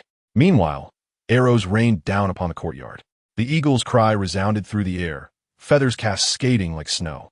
Qin Yi kicked the bodies of the eagle and wolf demons, muttering, "That was close. Now you realize your own limitations? Dare you act recklessly again?" You insisted on showing off despite being cornered. Though Qin Yi reproached her, his expression held no malice. Instead, he gently wiped away the blood from her lips, continuing softly, "As long as you're unharmed, that's all that matters." The two embraced and shared a kiss, while the bloodied and dusty Yi Ling squatted in a corner, clutching her knees. By the way, Qin Yi, panting slightly, pulled back and inquired, "How did your brother's jade pendant end up with you? It truly saved us today. My brother said that if anyone were to target him, he had already taken this into account. Thus, nobody would suspect it would be with me. It indeed proved useful, just as he anticipated." Qin Yi suddenly recalled a phrase from Li Qinglin. A flower made of silk is still beautiful and not easily withered. He had ventured into enemy territory, leaving behind his own life-saving item for his sister. Whether it was confidence, camaraderie, or the belief that Nanli needed Li Qingjun as this spark of hope, regardless, he had fulfilled his promise without fault. A soldier hurriedly approached, calling out, "His Highness requests Mr. Qin to assist at Changxingguan." Li Qingjun insisted on going, but Qin Yi restrained her, saying, You are gravely injured. Stay here with Yi Ling to recuperate. Do not wander off. I will go and investigate. After a moment of hesitation, Li Qingjun realized that her presence would only hinder their efforts. Thus she removed the jade pendant and handed it to him. Take this. After years of planning, who knows what strange occurrences may arise? Qin Yi accepted the pendant, turning to see the flames still rising from the distant Changxingguan. He took a deep breath. Today, he would finally put his obsessions to rest. Chapter 50. The Eastern Huagui Tomb. Upon arriving at Changxingguan, they found the ascension platform had collapsed. Li Qinglin was directing soldiers to extinguish the flames, the thick smoke causing discomfort. Amidst the haze, 9 eunuchs lay sprawled at Li Qinglin's feet, creating a somewhat comical yet grim scene. Qin Yi inquired, "What happened?" Li Qinglin chuckled. "The emperor came to issue a decree, but they got lost, and I received no orders whatsoever." Qin Yi chuckled in disbelief, returning the jade pendant to him. "Thank you for this life-saving charm. It is indeed a beautiful flower." Li Qinglin weighed the pendant in his hand, saying nothing further. He added, "I have already arranged for guards both inside and outside the city, as long as there are no tunnels leading dozens of miles outside. It will be difficult for Dong Huazi to escape. If there are indeed such long tunnels, we can only accept it and stabilize the situation. He cannot rise to power. A tunnel extending dozens of miles outside the city seems improbable. It is likely only leads to some location within the city." Qin Yi admired Li Qinglin's meticulous planning. With such a formidable ally, their opponents would find it hard to turn the tide. "So you call me here to search the tomb?" Qin Yi affirmed. The more intricate the protective formations, the more they indicated that the core below could sustain a prolonged presence. For instance, formations like the demon refinement array might be entirely contained beneath. It was uncertain how many traps and magical mechanisms lay below. Li Qinglin certainly did not dare descend recklessly. Approaching the entrance, soldiers had already cleared the charred wood, and the mechanism at the entrance had been destroyed, revealing a dark passage with stone steps leading downward. Their depth unknown. Li Qinglin remarked from behind, "I believe Brother Qin can easily decipher the formations below. However, in such conditions, if Dong Huazi is cunning, it would not be difficult for him to bury everyone alive who descends. We must strategize carefully and not act recklessly." Qin Yi shared this concern. Having seen enough television dramas and novels, he knew that any tomb typically had such self-destructive mechanisms, which had become a convention. Entering would be perilous. He pretended to walk around the entire area, observing the situation, muttering to himself, "Is there a way?" Of course, he was speaking to Lu Su, who responded, "The Wutu Earth Array can solidify the entire area, preventing it from collapsing even if self-destruction occurs. Such an impressive array exists?" Qin Yi felt somewhat intimidated, continuing to ponder aloud. "But my power may not suffice for the Wutu Earth Array. Your power may fall short, but we can supplement it with some useful spiritual items." Lu Su replied, "I see countless useful items amidst the ruins of the Ascension platform, many of which are quite suitable." The military swiftly mobilized, quickly transporting the items Qin Yi required. He drew a sword, its cold gleam flashing as he unsheathed it. It was imbued with spiritual energy, clearly refined. Lu Su remarked, "While it may not qualify as a magical artifact, its spiritual energy is quite suitable for inscribing array patterns." Following her guidance, Qin Yi arranged the various items in their proper positions, swiftly etching patterns in the center with his sword. All the soldiers stared at him, bewildered, as he appeared to be aimlessly scratching nonsensical lines. Below, an old general furrowed his brow, questioning, "Is this not another instance of Dong Huazi's trickery?" Li Qinglin raised his hand, signaling him to refrain from speaking, and smiled slightly. "In truth, Dong Huazi possesses genuine techniques. General Xia, what are we opposing? Do you not know in your heart? Yes, even with true techniques, they are of no benefit to the nation." The old general sighed. "I fear that His Highness may get too close to Qin Yi, repeating past mistakes." Li Qinglin gently shook his head. "I am Li Qinglin." The old general paused, nodded, and fell silent. Yet at that moment, Li Qinglin suddenly grasped his forehead, appearing somewhat dizzy. The old general quickly supported him. "Your Highness?" "Oh, it's nothing." Li Qinglin soon regained his composure. Upon introspection, he found no issues, and remarked, "Perhaps I have overexerted myself in recent days." The old general advised, "After this matter, your Highness should rest well." Meanwhile, Qin Yi's seemingly chaotic etchings had unknowingly unified all the items arranged in place. And the central cauldron suddenly blazed with light, spreading radiance from the ground's patterns, gradually enveloping the entire area in brilliance. The ground emitted creaking sounds, and a palpable solidity began to manifest. Qin Yi sighed with relief, smiling. It's done. The earth veins have solidified. Entering now should ensure we 1T be buried alive. If any formations below depend on the fluctuations of the earth veins, they might even become ineffective. Thank you, Brother Qin. Li Qinglin cupped his hands in gratitude and led the way down. As Qin Yi stood at the entrance of the stone steps, preparing to descend, he suddenly recalled something and called out, Minghe, my friend, are you not coming down to witness the spectacle? The underground is not shrouded in darkness. Rather, it is adorned with luminous night pearls that illuminate the walls, casting a gentle glow. As they proceed, the path opens into a vast hall. Before Qin Yi can discern the hall's details, Li Qinglin and his companions pause. Despite Qin Yi's prior preparations, the sight of countless demonic bones leaves him astounded. The entire hall is arranged in the formation of the Big Dipper, with grotesque faces on either side, from whose mouths emanates an eerie red smoke. Amidst the swirling red mist lie layers upon layers of corpses, most resembling human shapes, yet possessed of peculiarities, tails or wing-like bones. Their deaths are varied, but a commonality is the shattered marrow at the core, as if something has been extracted from within, leaving a hauntingly tragic scene. This is the brutal process of forcibly extracting the recently condensed demon cores from the marrow. Lu Su remarks that this is not the righteous method of exterminating demons, but rather a form of witchcraft and sorcery. The foundation of Dong Huazi's practices is not Taoism, but sorcery, and of an insidious nature at that. Qin Yi cautions Li Qinglin, Brother Li, this is sorcery, not Taoism. Sorcery?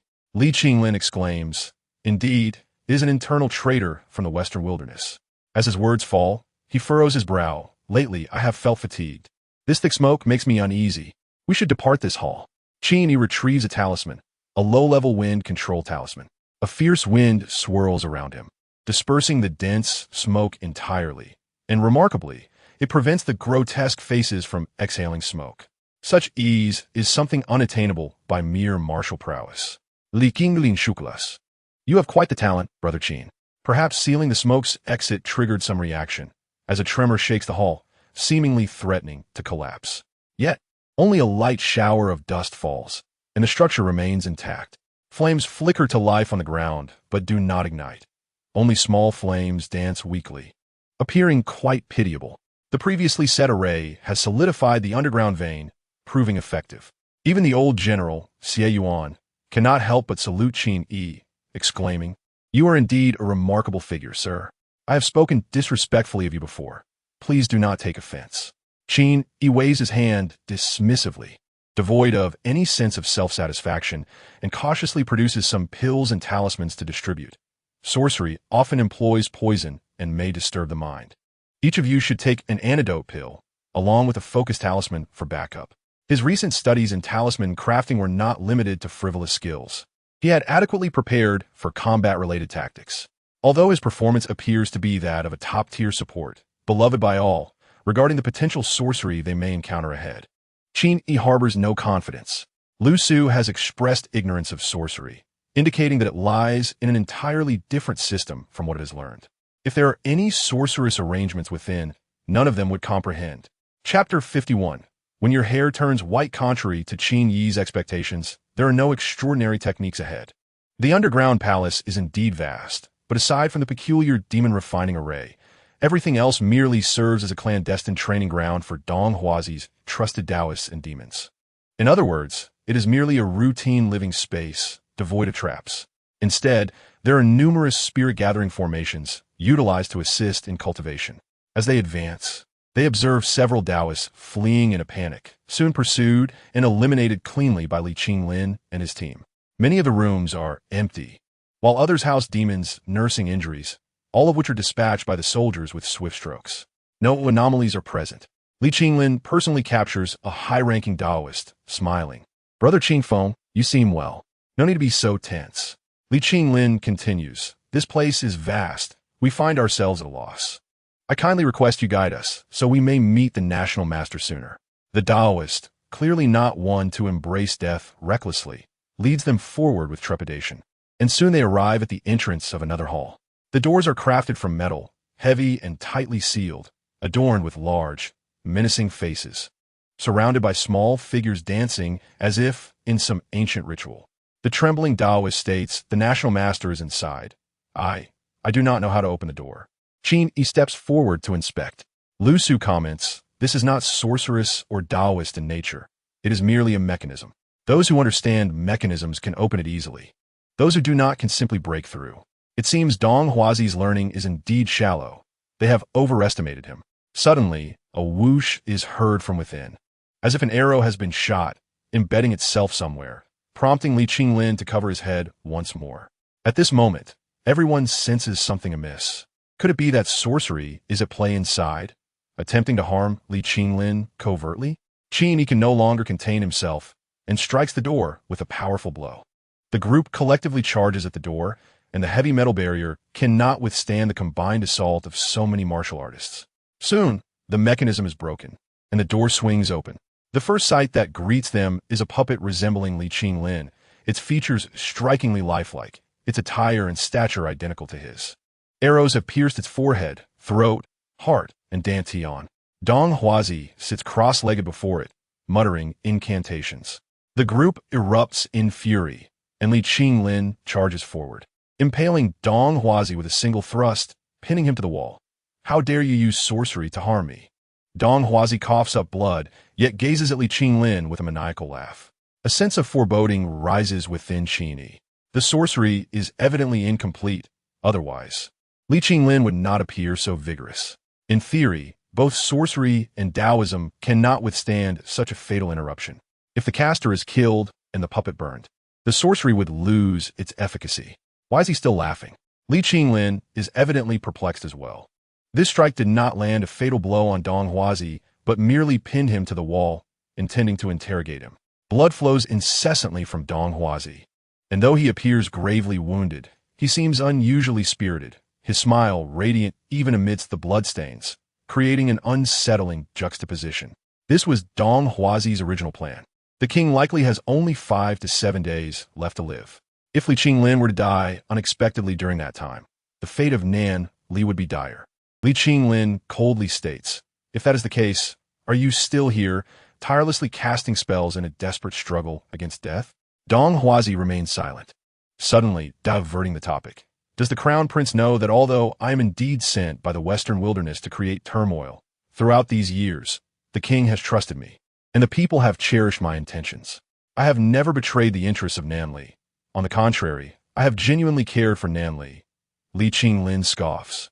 "Are you suggesting you are a paragon of loyalty, forced into rebellion by me?" "Loyalty is not for me to claim," Dong Huazi replies slowly. "I hail from the wilds, and I have not learned much. I do not know many profound principles. Perhaps in your eyes, I disrupt Nan Li and deserve death. But in the hearts of the king and myself, all I do is for the sake of longevity. In the pursuit of longevity, everything else is but vanity.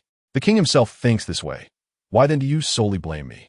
Qin Yi purses his lips, realizing that this perspective is quite similar to Lu Su's.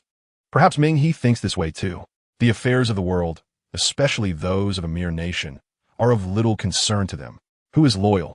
Who is treacherous? Does it truly matter in the grand scheme?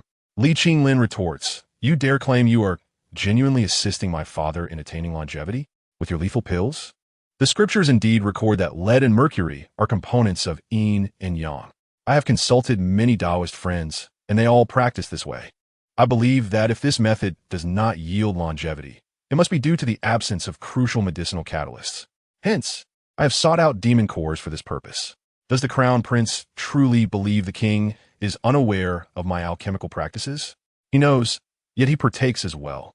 Li Qinglin protests. He is on the verge of death from consuming your pills, and you still spread such malevolent words. Dong Huazi replies slowly. The crown prince believes the king is nearing death. How does he know it is not the young god liberated, attaining ultimate freedom? The crowd gazed at him in utter disbelief. Such absurdity was hard to fathom. Yet, from Dong Huazi's demeanor, it appeared he genuinely believed his own words. Li Qinglin, weary of his nonsensical ramblings, retorted, then goaded as his eye. With a flick of his wrist, he intended to shatter Dong Huazi's heart pulse. However, Dong Huazi interjected, "Your Highness, are you aware of why I, knowing full well it is too late, still resort to this sorcery? Li Qingli nazitata momentarily." Dong Huazi grinned, "Because, Your Highness, witnessing this scene will undoubtedly incite your wrath, compelling you to strike me down with your own hands.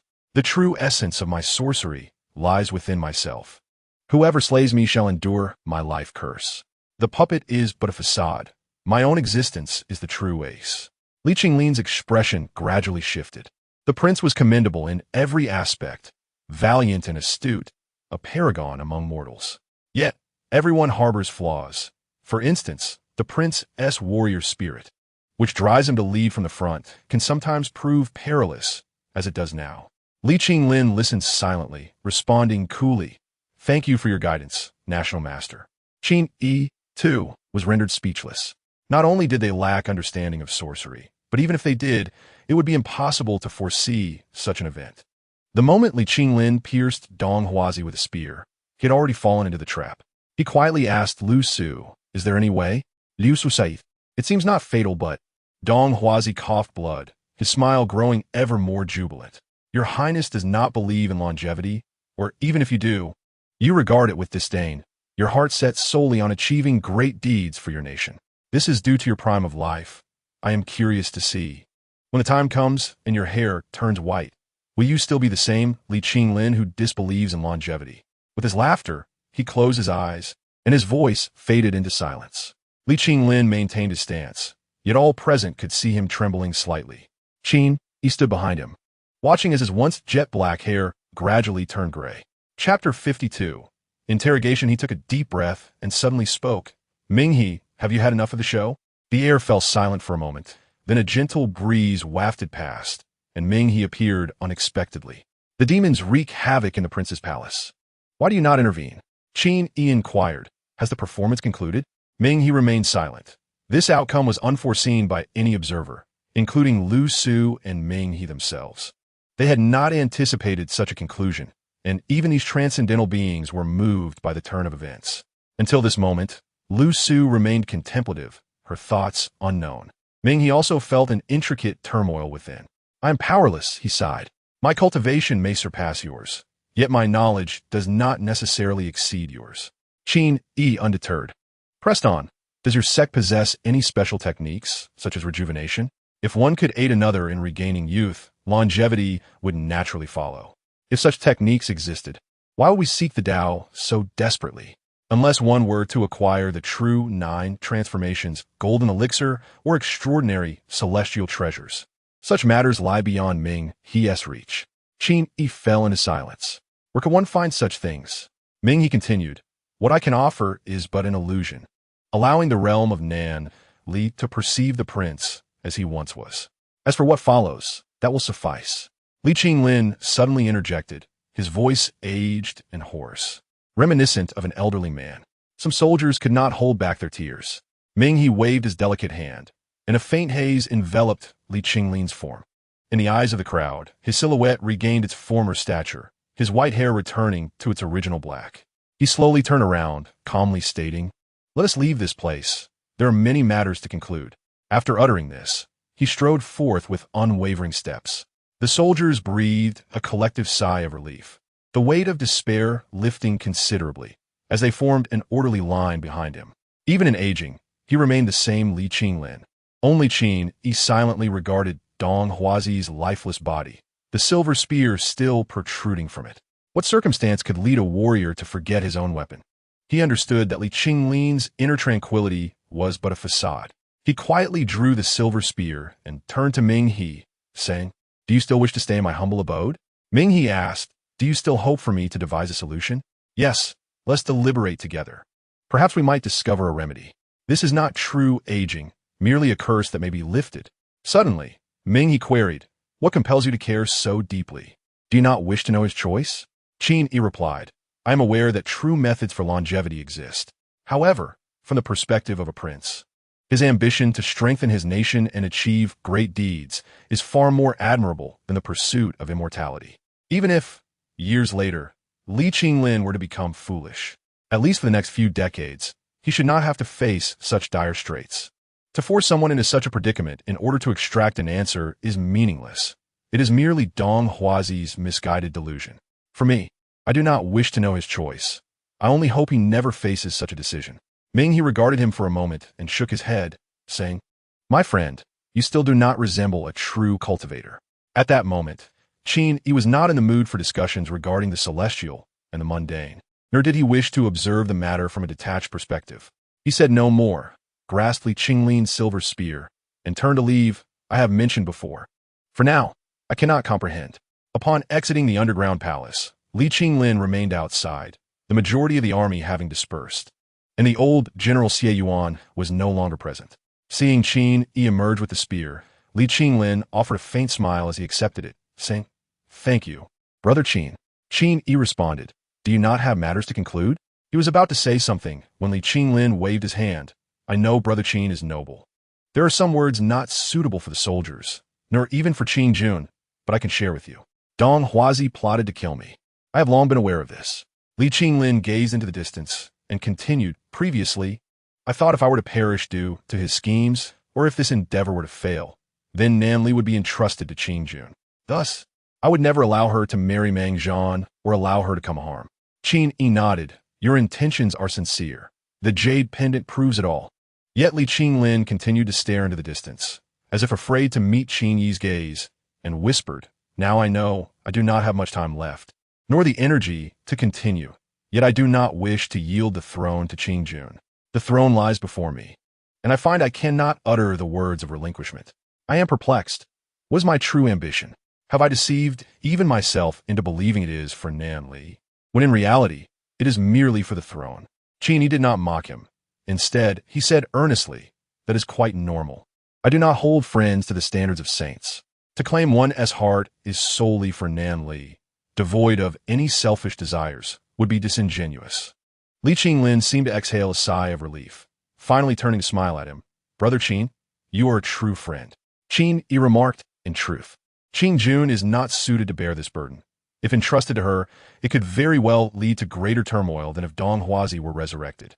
Li Qinglin laughed heartily. "That is quite possible." After a moment of hesitation, Qin Yi finally said, "You are, after all, a congenital warrior, your vitality stronger than ordinary people. Even in aging, you still have some lifespan left. Hold on for now. I will do my utmost to find a solution." Li Qinglin's gaze suddenly turned peculiar, and he said slowly, "I thought Brother Qin would suggest teaching me cultivation." Qin Yi's heart skipped a beat. Having said that, he strode away.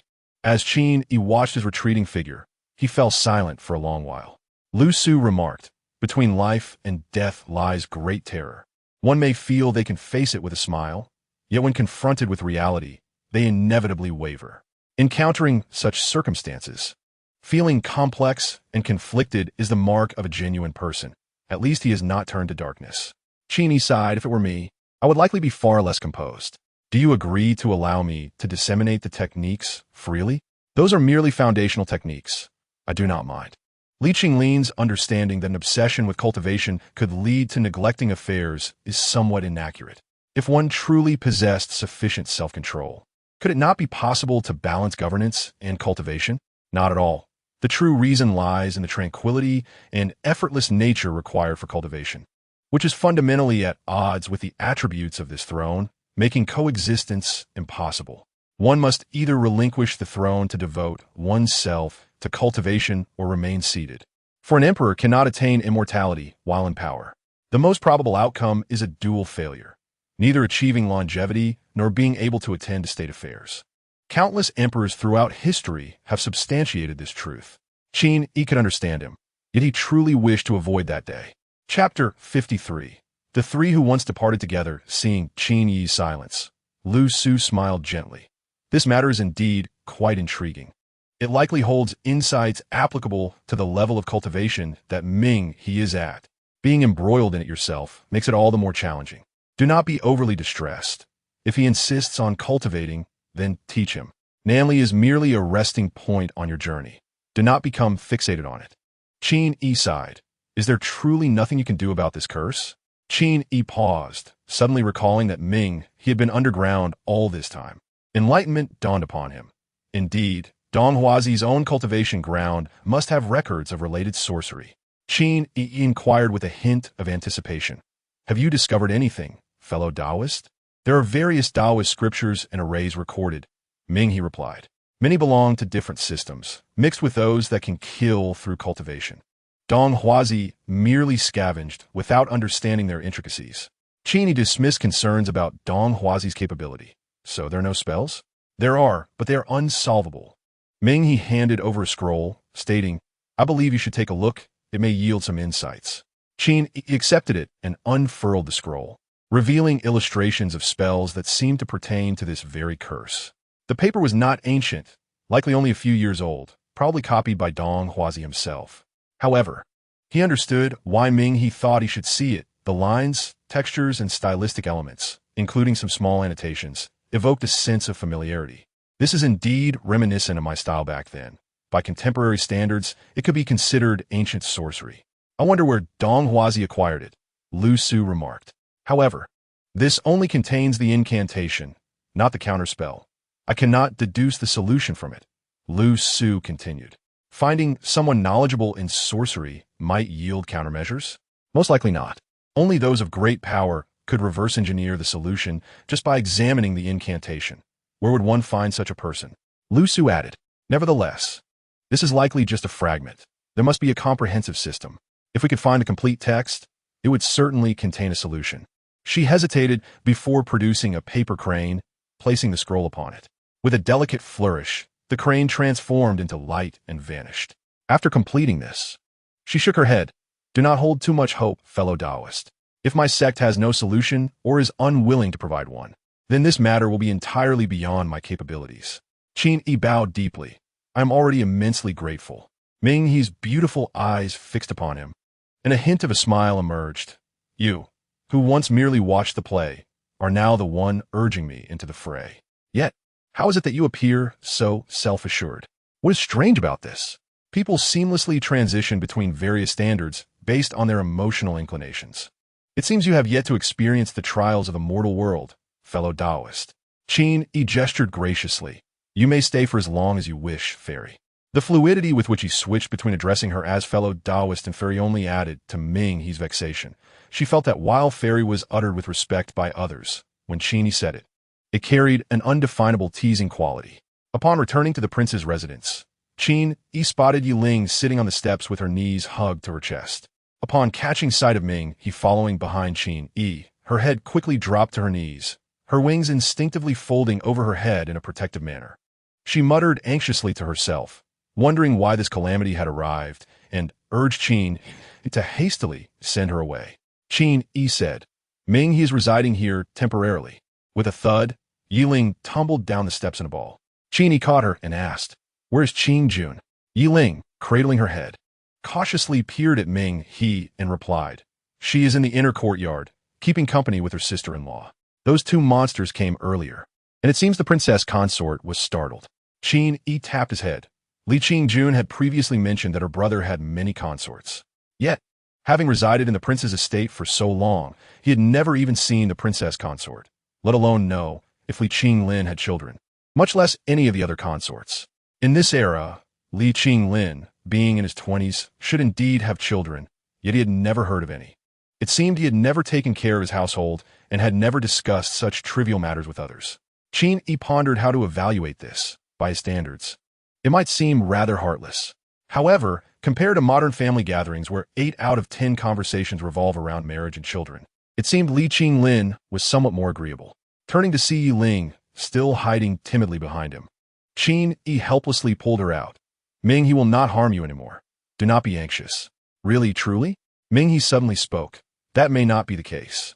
Yi Ling sprang up and bolted away, her legs moving with the speed of wheels. Qin Yi was exasperated. Why frighten child? If you think of her as merely an adorable child, then you are the child. Ming He replied nonchalantly. Besides, a 12-year-old girl is still a child. Hey! Yet Ming He ignored him, tossing out that remark before heading directly into the back courtyard to observe the sword array. Qin Yi tentatively asked, when the monsters attacked earlier, the child was not frightened, was she? No. Li Qingjun Surat. The infant in swaddling is still unaware. Infant? Qin Yi was momentarily stunned. Li Qingjun continued. You must have something to discuss. Do not hide it from me any longer. One brother I cherish, and one man I admire. And yet you conceal everything from me. Am I truly so untrustworthy? Her voice grew louder as she reached the end, finally expressing her frustration. Vinyi ganti imbranjiter. Softly reassuring. I apologize. The previous matters were merely to avoid conflict between you siblings. And now? Li Qingyun puldewe. Anger flashing in her eyes. What is it now? Qin Yi paused for a moment before quietly stating. If, and I emphasize if, Qin Lin does not become king. What will you do? Li Qingjun's heart skipped a beat as she gazed earnestly into Qin Yi's eyes. After a lengthy silence, she slowly replied, Are you suggesting that my brother will die? Lu Su let out a long sigh. The three who once departed from Xian village have now embraced the path of cultivation. Those who once disbelieved in immortals now seek the way of the immortal. And those who once yearned for freedom to traverse the realms may now find themselves trapped within the confines of the capital. In the back courtyard, Ming He stood beside the sword array, her gaze drifting beyond the corridor, observing the scene of Qin Yi and Li Qingjun standing opposite one another, lost in thought. Chapter 54. The king and the national master Li Qinglin has ascended to the throne. A king who turns a blind eye to the invasion of the western wilderness. Delegating such matters to his son reveals the frailty of his control over the military. Li Qinglin did not exert any pressure. He merely sought to temporarily seize control of the palace to avoid unforeseen consequences due to his own issues. Even so, the king wisely announced his abdication. As Li Qinglin fumed at home, the edict had already spread. A king who neglects state affairs is still a typical politician. He understands that if he does not take the initiative, even his life may be at stake. By acting first, he can instead become a comfortable retired emperor, pursuing his own path of cultivation. Of course, he remains unaware that he has only a few days left to live. The king's proactive abdication has significantly improved Li Qinglin's legal standing, averting numerous potential undercurrents and upheavals. Amidst the clamor of searching for the remnants of Dong Huazi's faction in the capital, Li Qinglin officially ascended the throne. Qin Yi sat in his chamber cultivating, choosing not to partake in this grand event. Li Qinglin's silent ascension indicated that he truly would not relinquish the throne. Qin Yi felt a sense of conflict regarding this. The path that would be best for Li Qinglin at this moment would be to abandon the throne for the sake of cultivation. However, that path would not bode well for Li Qingjun, who would be trapped in the Golden Palace. Forced to bear the burdens of a queen she never wished to be, shouldering responsibilities that could overwhelm her. If Li Qinglin is to ascend the throne, then let him do so. As long as he remains alive, Li Qingjun still possesses a measure of choice. Once, I believed my adversary emerging from the shadows to be Dong Huazi, but only now do I realize that Dong Huazi himself is of little consequence. What truly matters is what one experiences and gains throughout this journey. This is not merely a game where one accrues experience points through battle. This is life. Even if Lu Su can perceive this worldly existence as a mere game, I, Qin Yi, cannot claim such detachment. I must concede that I genuinely worry about Li Qinglin's mindset, Li Qingjun's future, and the fate of Nanli. As Mingyi has said, being too engrossed in the play leads one to become ensnared in a dream. During this period, pondering is futile. It is far better to diligently pursue my own cultivation. At least in this matter, engaging in combat does indeed yield experience points for advancement. Having traversed more than 3 months, I have been practicing martial arts since day one, guided by Lu Su, which is evidently more effective than the original master's solitary explorations of the secret manuals, coupled with various body tempering and qi-nourishing herbal baths. My cultivation should have progressed remarkably, yet the results have been rather mediocre, and the innate barriers remain unbroken. However, that is of little concern now. I merely need to focus inwardly and dispel the distractions brought by Li Qinglin's affairs. In a blissful haze, a surge of warmth emanates from my dantian, circulating through the celestial spheres, rushing up my spine and down to my feet, while soaring towards the heavens. It feels as though the gates of heaven have swung open, connecting my miniature universe with the external world, achieving a grand cycle. Every ounce of vitality seems to seep through my pores, permeating my skin and penetrating my very bones. I feel as though I could survive for an extended period without the need to breathe in the realm of innate existence. I open my eyes. The stone door of the quiet chamber reveals each minute detail of its texture. Dust surrounding me, once imperceptible in the darkness, now appears vividly illuminated. The entire world becomes strikingly clear. This sensation evokes a profound emotional response, as if I have drawn nearer to the essence of existence itself. Those who cultivate, whether in martial arts or the path of Tao, seek to distinguish themselves from mere mortals. Is not this clarity of perception a form of transcendence? I attempt to throw a punch. My chi surges forth, producing a sound akin to a tiger's roar. At last, I experience the level of Li Qinglin. The enhancements to my physique, the amplification of my strength, the vibrancy of my spirit, and even the vitality of my life represent a qualitative leap. I can assert with certainty that had Li Qinglin not attained such a realm, this deterioration would have rendered him immobile. As anticipated, this breakthrough simultaneously benefits my magical power.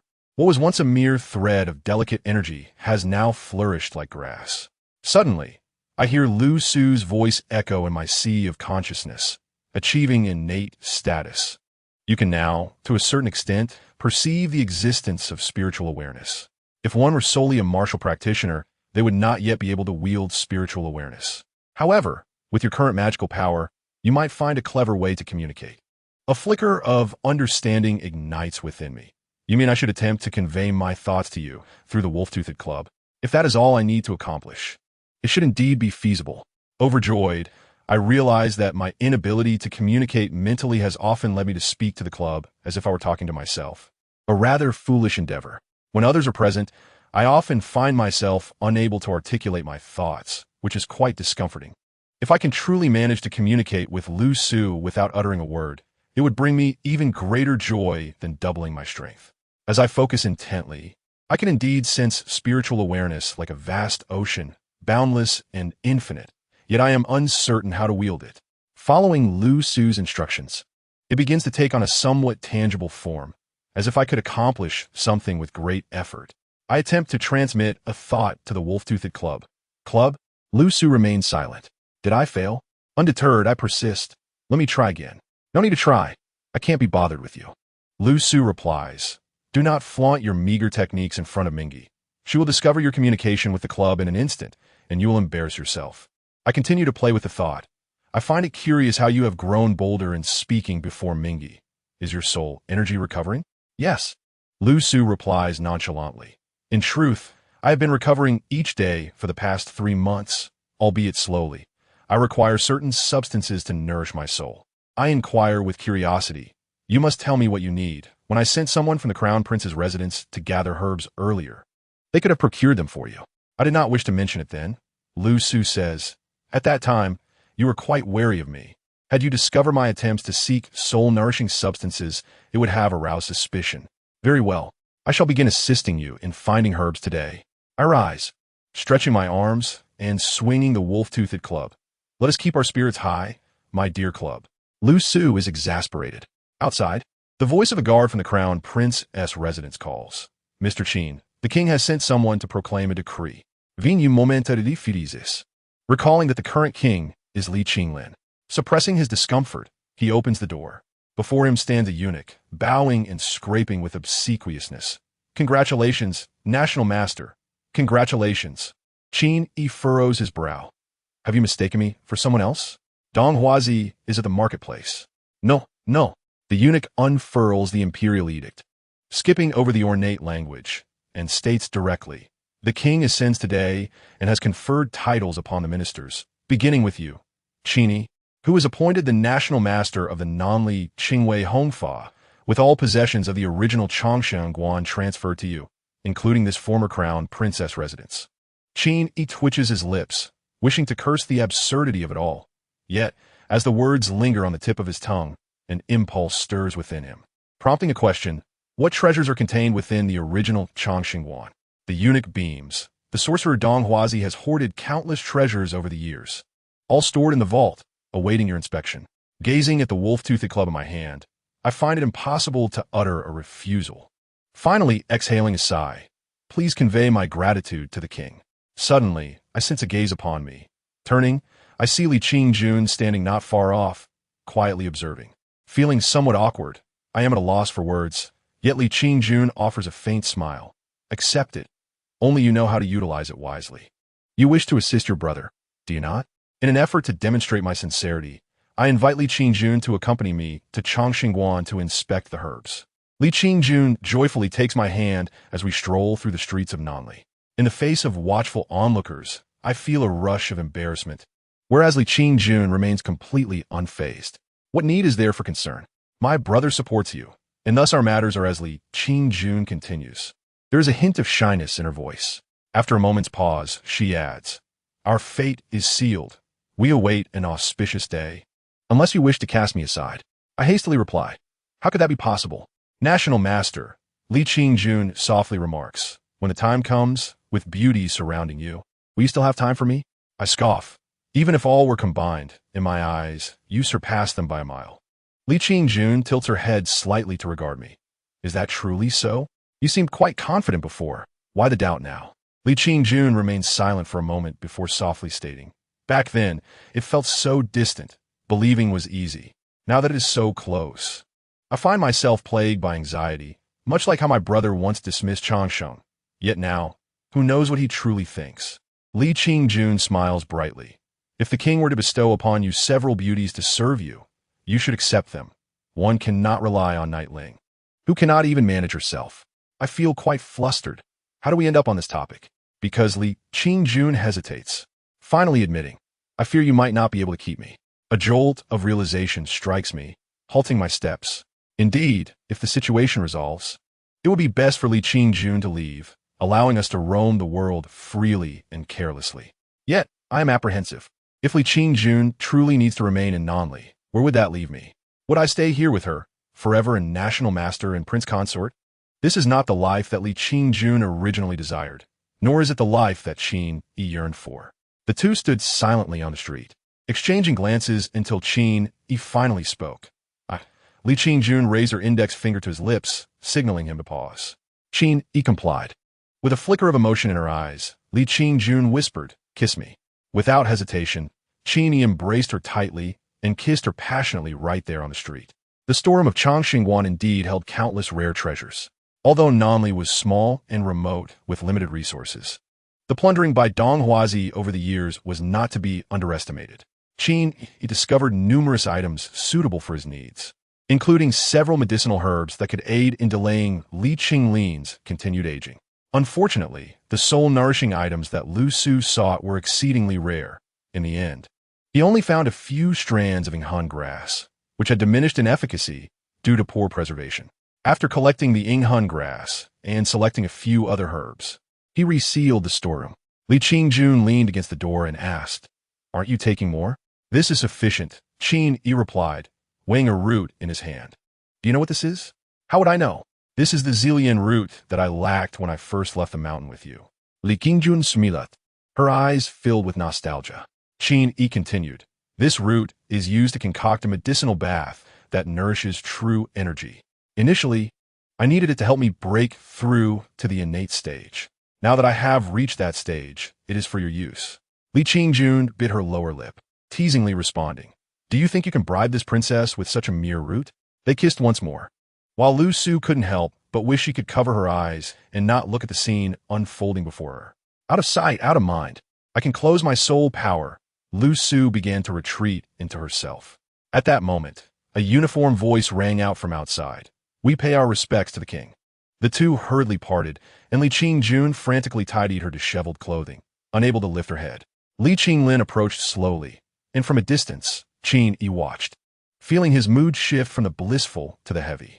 Li Qinglin's gait was unusually slow. He had always moved with vigor, even when cursed just yesterday, but today, Qin Yi witnessed him walking deliberately, resembling a frail elder. Qin Yi reminded himself that the youthful Li Qinglin before him was merely a mirage conjured by Mingyi, and inside, he was indeed an aged man. As Li Qinglin drew near, he smiled at his flushed sister and remarked, Is the national master at peace? I continue to age.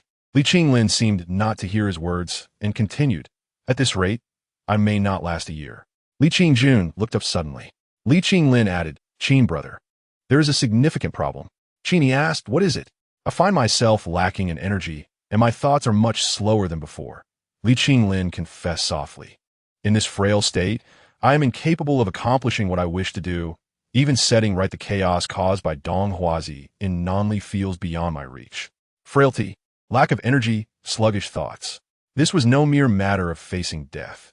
Rather, in such a condition, he could not complete anything he wished to undertake. Yet, if he pursued cultivation, he would still be unable to succeed, perhaps even worse. No choice seemed viable. The only option was to abdicate. However, in this matter, Li Qinglin harbored selfish desires and was reluctant to yield. Qin Yi too had his own motives and did not wish for Li Qingjun to succeed him. Thus, they remained in silent accord. "Qingjun," Li Qinglin turned to his sister, "you should participate in governance. Start today and learn. After all, you can set the auspicious date for your union with Qin Yi whenever you wish. It matters not at this moment." With a sigh, Li Qingjun agreed. "Very well." Li Qinglin glanced at Qin Yi for a moment, his lips twitching as if he wanted to say something, but ultimately bit down hard on his lip, refraining from speaking. He turned and added, "I entrust the task of procuring the delaying medication to you, Qin brother." Upon returning to the prince's mansion, Qin Yi dripped the juice of the Yinghun grass onto the Wolf Fang Club, then ground the herbs and evenly applied the mixture. Throughout the process, he felt somewhat dazed. Lu Su, while enjoying his ministrations, remarked with annoyance, "What are you daydreaming about?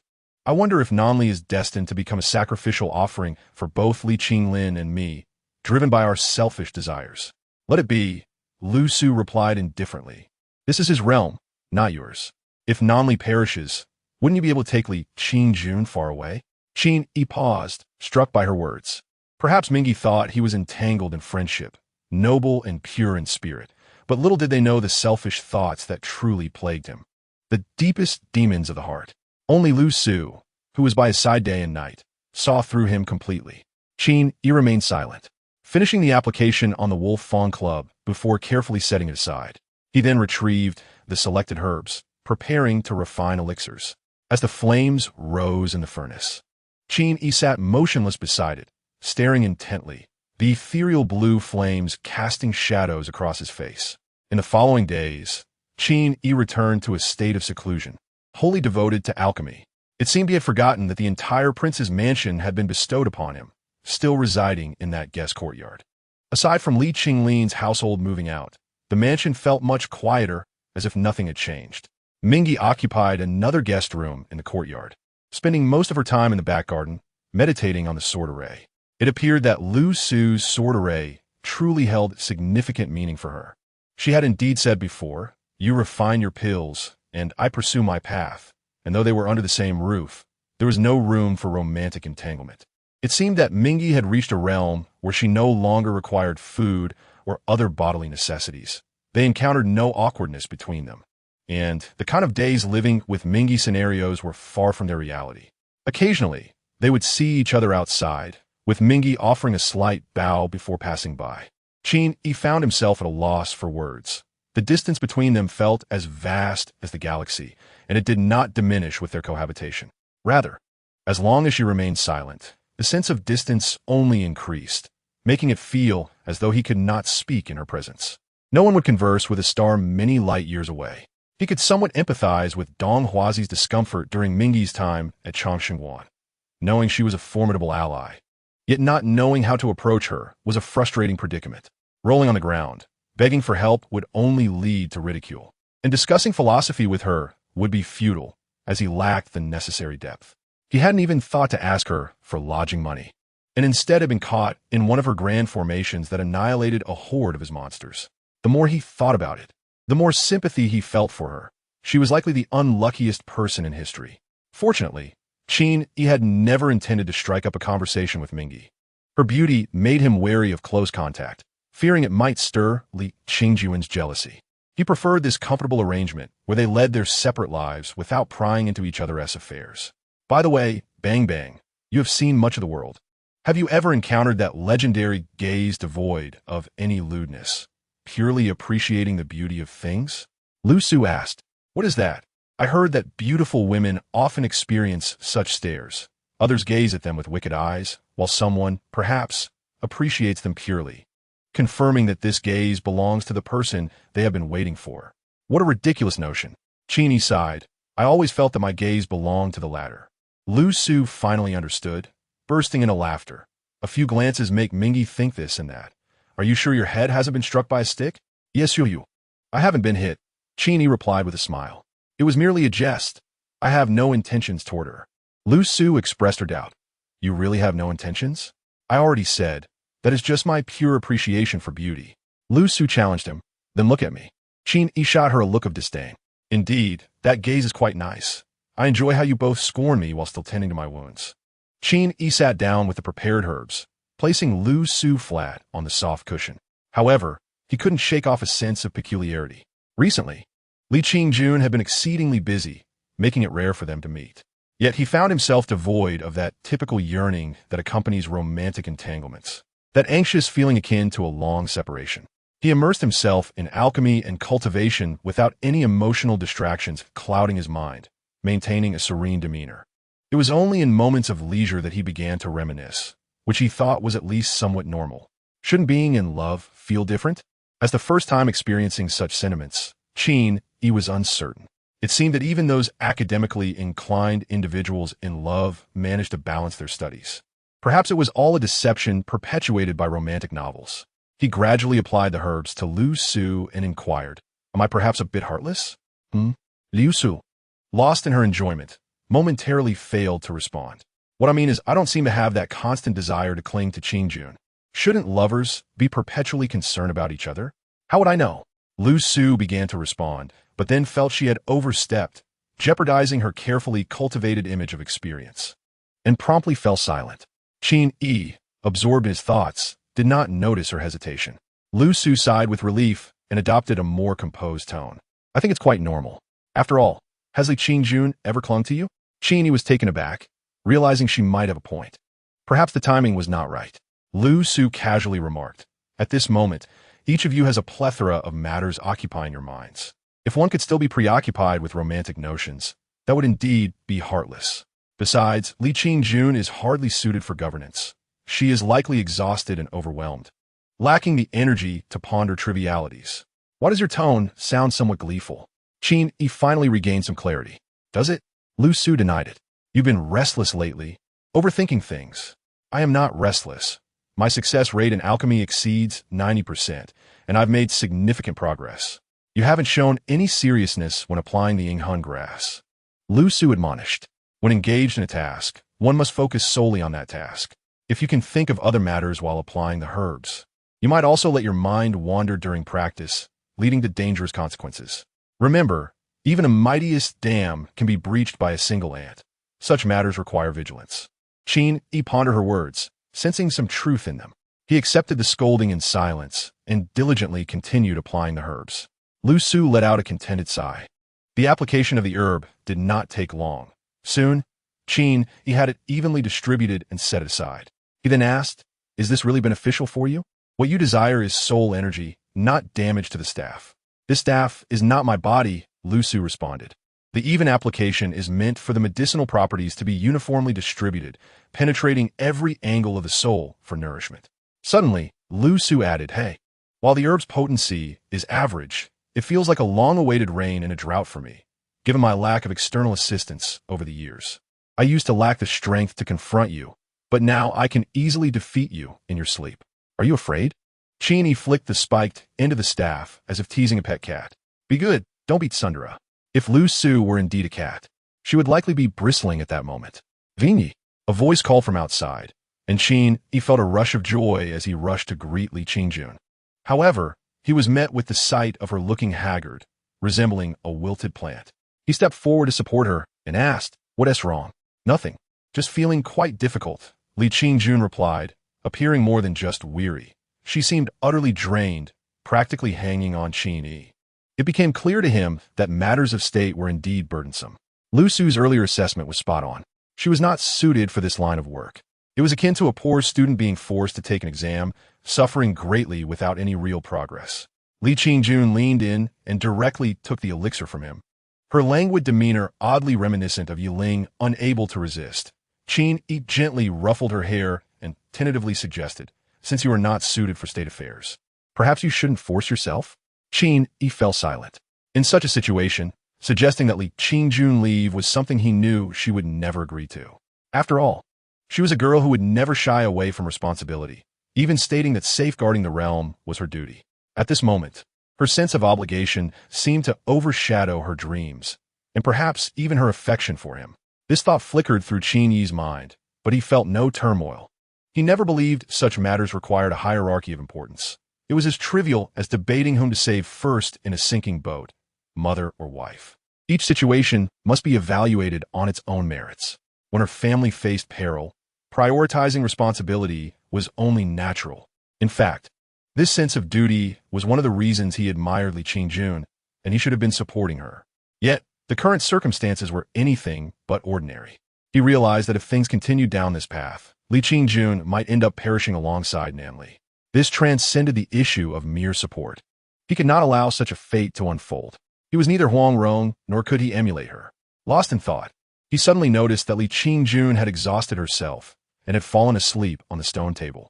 Glancing at the sky, he saw that the sun had just set.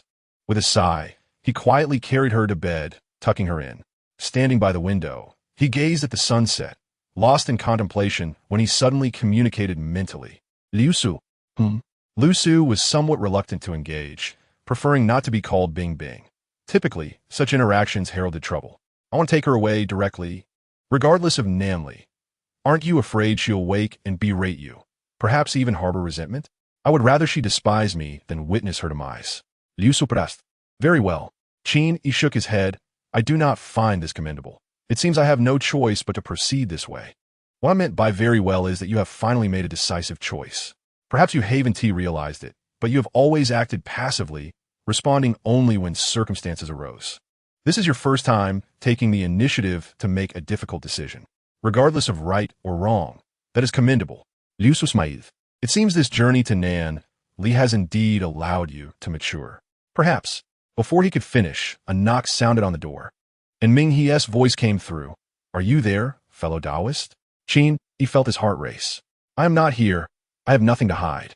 Ming He glanced briefly at the sleeping Li Qingjun, as if understanding why Qin Yi had taken so long to answer, and gently advised, at this stage, one should guard their essence closely to cultivate their foundation. If a youth indulges recklessly, even possessing profound techniques, their future achievements may be limited. This is merely a reminder from a fellow Taoist. Do not take offense. My sect has no one capable of deciphering this technique, as our teachings differ. Ming He continued without taking a breath. However, my master recognized the origin of this item, claiming to have seen it during an early journey. Qin Yi was overjoyed. Where did you see it? Li Qingjun, realizing the significance of their conversation, leaped from the bed, disregarding any speculations about their relationship, and exclaimed, Thank you, elder sister, for your assistance. Qingjun is immensely grateful. Elder sister? Ming He looked at her with confusion, but ignored her, turning back to Qin Yi. It was in the Hunduan Rift. Qin Yi was momentarily stunned, his expression akin to swallowing a bitter pill. Is it the rift where even birds cannot fly across? Indeed, Ming He replied with indifference. Qin Yi widened his eyes, searching for a white mark on the map. After a lengthy search, he finally spotted a minuscule dot on the several-foot-wide diagram. He looked up, staring blankly at Ming He. Ming He nodded.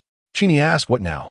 Ming He stated, My master has said that not only are there stone tablets inscribed with this set of witchcraft, but even the array for refining monsters by Dong Huazi originated from there. Within, there may be genuine demon cores, which, if refined, could be remarkably effective in breaking this curse. If this were true, it would not be a mere gamble, but a genuine opportunity to find a solution there. Qin Yi looked at that tiny white dot, hesitating for a moment before tentatively asking, Will you assist, fellow Taoist?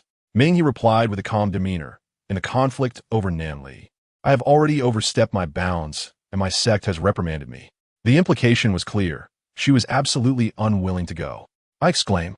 Li Qingjun reached out to grab the blueprints, but her wrist was swiftly restrained by Qin Yi. She turned to look at him, who smiled faintly and said, Of course. You shall go. You aspire to participate in governance. How could you leave without permission? After all, I am adept in both Dao and martial arts, and, as a xian, is there anyone in the entire Nanli more suited for this task than I? Li Qingjun stared at Qin Yi, bewildered. This endeavor is fraught with peril. It was never your concern. How could it possibly involve me? Qin Yi replied, Are you not my fiancé? Li Qingjun gazed at him for a long while before softly affirming, Yes. Qin Yi continued, I do not go without a condition. Li Qingjun gently lowered her head. Regarding your matter with Mingyi, even if you do not go, I shall not oppose it. Right? Mingyi's eyes widened in surprise. Li Qingjun's heart skipped a beat. Qin Yi stated, word by word, Qin Yi is selfish. I harbor no sense of familial loyalty. Whether it is alchemy or braving dangers, it has never been for Nanli, but solely for you. Li Qingjun swallowed hard, her heart racing uncontrollably. Even when he first kissed her, she never felt such a lack of control over her emotions. Countless words lodged in her throat, yet she could utter none. After a long while, she finally choked out softly, I do not agree. Qin Yi recognized that this was not the moment to dwell on terms, lest it devolve into melodrama, and thus extended his hand, let's strike a pact. A 6-month time frame. Li Qingjun extended her delicate hand and clapped it firmly against his. Mingyi, still pondering what Li Qingjun meant by the matter with her, abruptly heard Qin Yi's thought, I will not die. If I truly felt threatened, would I not flee? Setting a deadline is the most foolish thing. Should there be a delay, it would lead to my demise. If you possess any compassion for life, please look after this foolish girl and ensure she does not perish. For I shall repay you in the future. A smile gradually crept onto Mingyi's lips, illuminating the room. Qin Yi received her thought, which conveyed a single word, agreed. Chapter 58. The Transverse Rift Valley. The Transverse Rift Valley is shrouded in mystery. Its length, width, and depth remain unknown, perpetually enveloped in dense mist. Where birds find it difficult to cross, and falling stones make no sound. This rift lies at the southernmost part of Nanli's western wasteland, marking the southern edge of the entire continent. Dubbed a valley, its origins remain uncertain. From a mortal's perspective, it is indeed the end of the world. Qin Yi inquired of Lu Su, Have you ever been there? I do not know where that is. I have never heard of such a place. How long have I been in the mountains? Thousands of years have transformed the world. How could it be the same as in my time? Wherever you have been, I have only been there. Qin Yi had only visited 3 places, Xinji Mountain, a nearby county town, and Lihua City. The town he had passed through was merely a blur, its name forgotten. The two of them exchanged glances, and Qin Yi pushed open Yiling's door. Yiling was curled up in a small blanket, practicing on her bed. When she saw Qin Yi enter, her eyes blinked in surprise. What are you doing here at night? Qin Yi grinned, lifting her up. Uncle is taking you to see goldfish. Yiling gave him a look of disbelief. Who hasn't seen goldfish? What's so special about that? Fine, Qin Yi sighed, we're going to the Transverse Rift. Yiling turned to flee, but Qin Yi caught her by the collar, her feet flailing in the air, unable to escape, like a floundering fish. Qin Yi exclaimed in surprise, Have you been there? Why are you so scared? I grew up above the rift. I have never gone down, Yiling replied, sniffling. But just thinking about it terrifies me. Vigne de market. Have you considered that your method of cultivation is unique to you? If you solely practice in isolation, it will lead nowhere. Yet, such places may contain what you desperately need, be it techniques or kin. Yiling paused, a glimmer of hope igniting in her eyes. It was indeed a possibility. The girl gathered her courage and declared, I want to go. Qin Yi, feeling a wave of relief, placed a talisman on her back. Yiling's injuries had healed over the past few days. Her combat prowess was undoubtedly the strongest in Nanli, second only to Mingyi. He couldn't afford to let her slip away. What is this? Yiling reached back to touch the talisman, but couldn't quite grasp it. Qin Yi leisurely affixed one to himself as well, a divine travel talisman. Though Nanli is small, traversing from Lihua City in the northeast to the southernmost rift is not a journey to be completed in a day or two. Even on horseback, it would take several days. Qin Yi had not anticipated that crafting the divine travel talisman was not merely for emergencies, but also for travel. As they sped along the road, Qin Yi truly experienced the sensation of lightness, leaping several meters with each stride, as though the world had lost its weight. Running faster than a train. The Tao arts of this world are exceedingly fascinating. Qin Yi, now not only eager to learn but deeply intrigued, found himself enamored with talisman crafting, alchemy, formations, and inner alchemy cultivation. He feared he might lack the energy to master them all. However, he also realized he had become quite proficient. It had not been long since he began, yet his knowledge had broadened significantly, and he could already craft 8th-grade talismans. Lost in self-admiration, he was jolted back to reality by Yi Ling's voice. What kind of useless talisman is this? It can't even match my own speed. Qin Yi stumbled, nearly losing his footing. He caught sight of Yi Ling unfurling her wings, vanishing in an instant. He pursued her desperately, tears streaming down his face. As Qin Yi dashed along the path, the night gradually faded and the sun began to rise. Li Qingjun, having not slept all night, emerged with swollen eyes. The moment she stepped out of the prince's residence, she froze. Li Qinglin approached slowly, flanked by several guards. His steps were more vigorous than before. No longer the faltering gait of days past. It seemed Qin Yi's medicine had begun to take effect, stabilizing his vitality.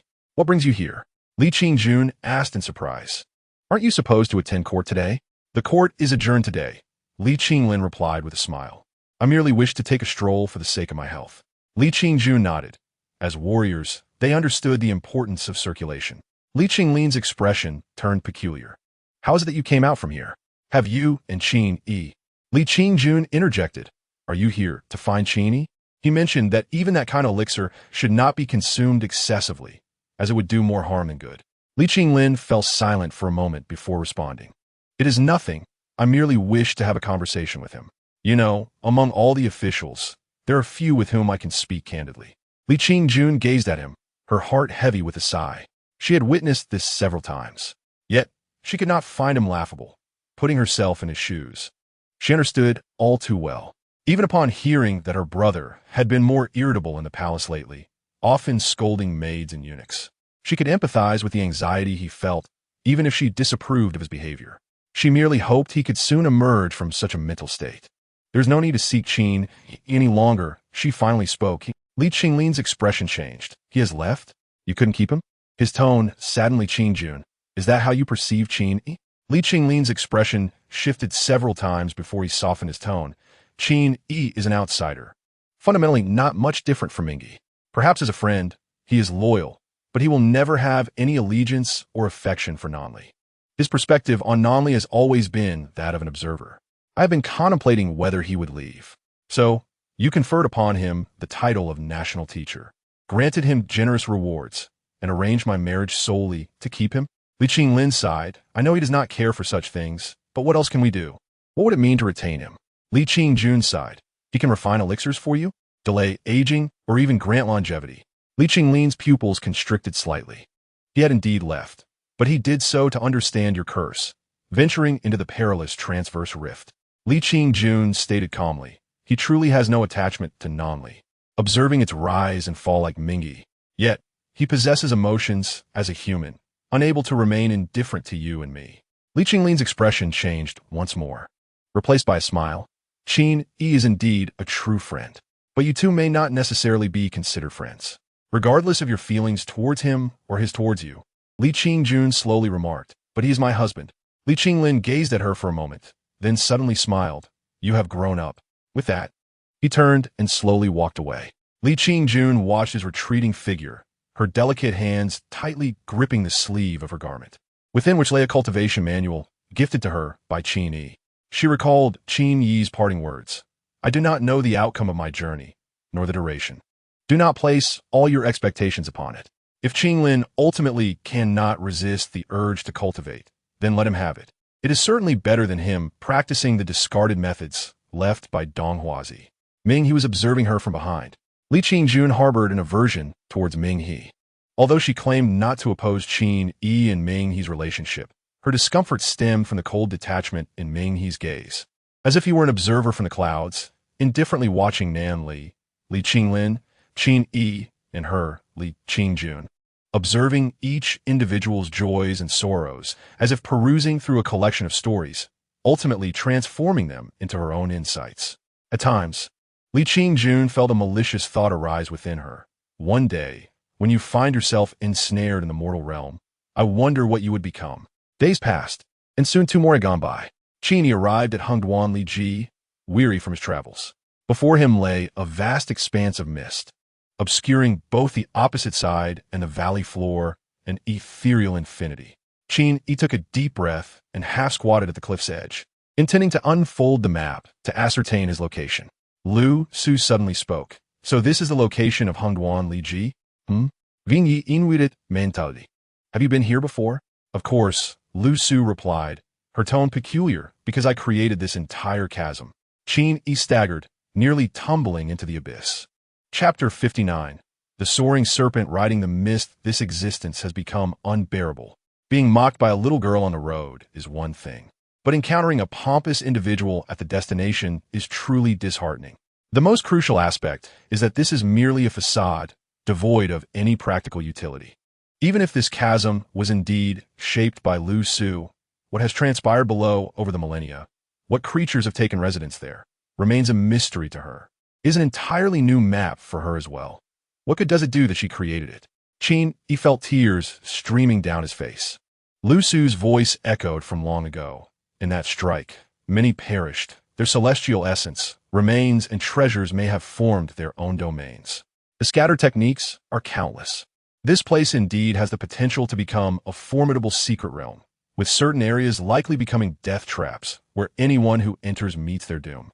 Others may be occupied by later arrivals, becoming their sanctuaries.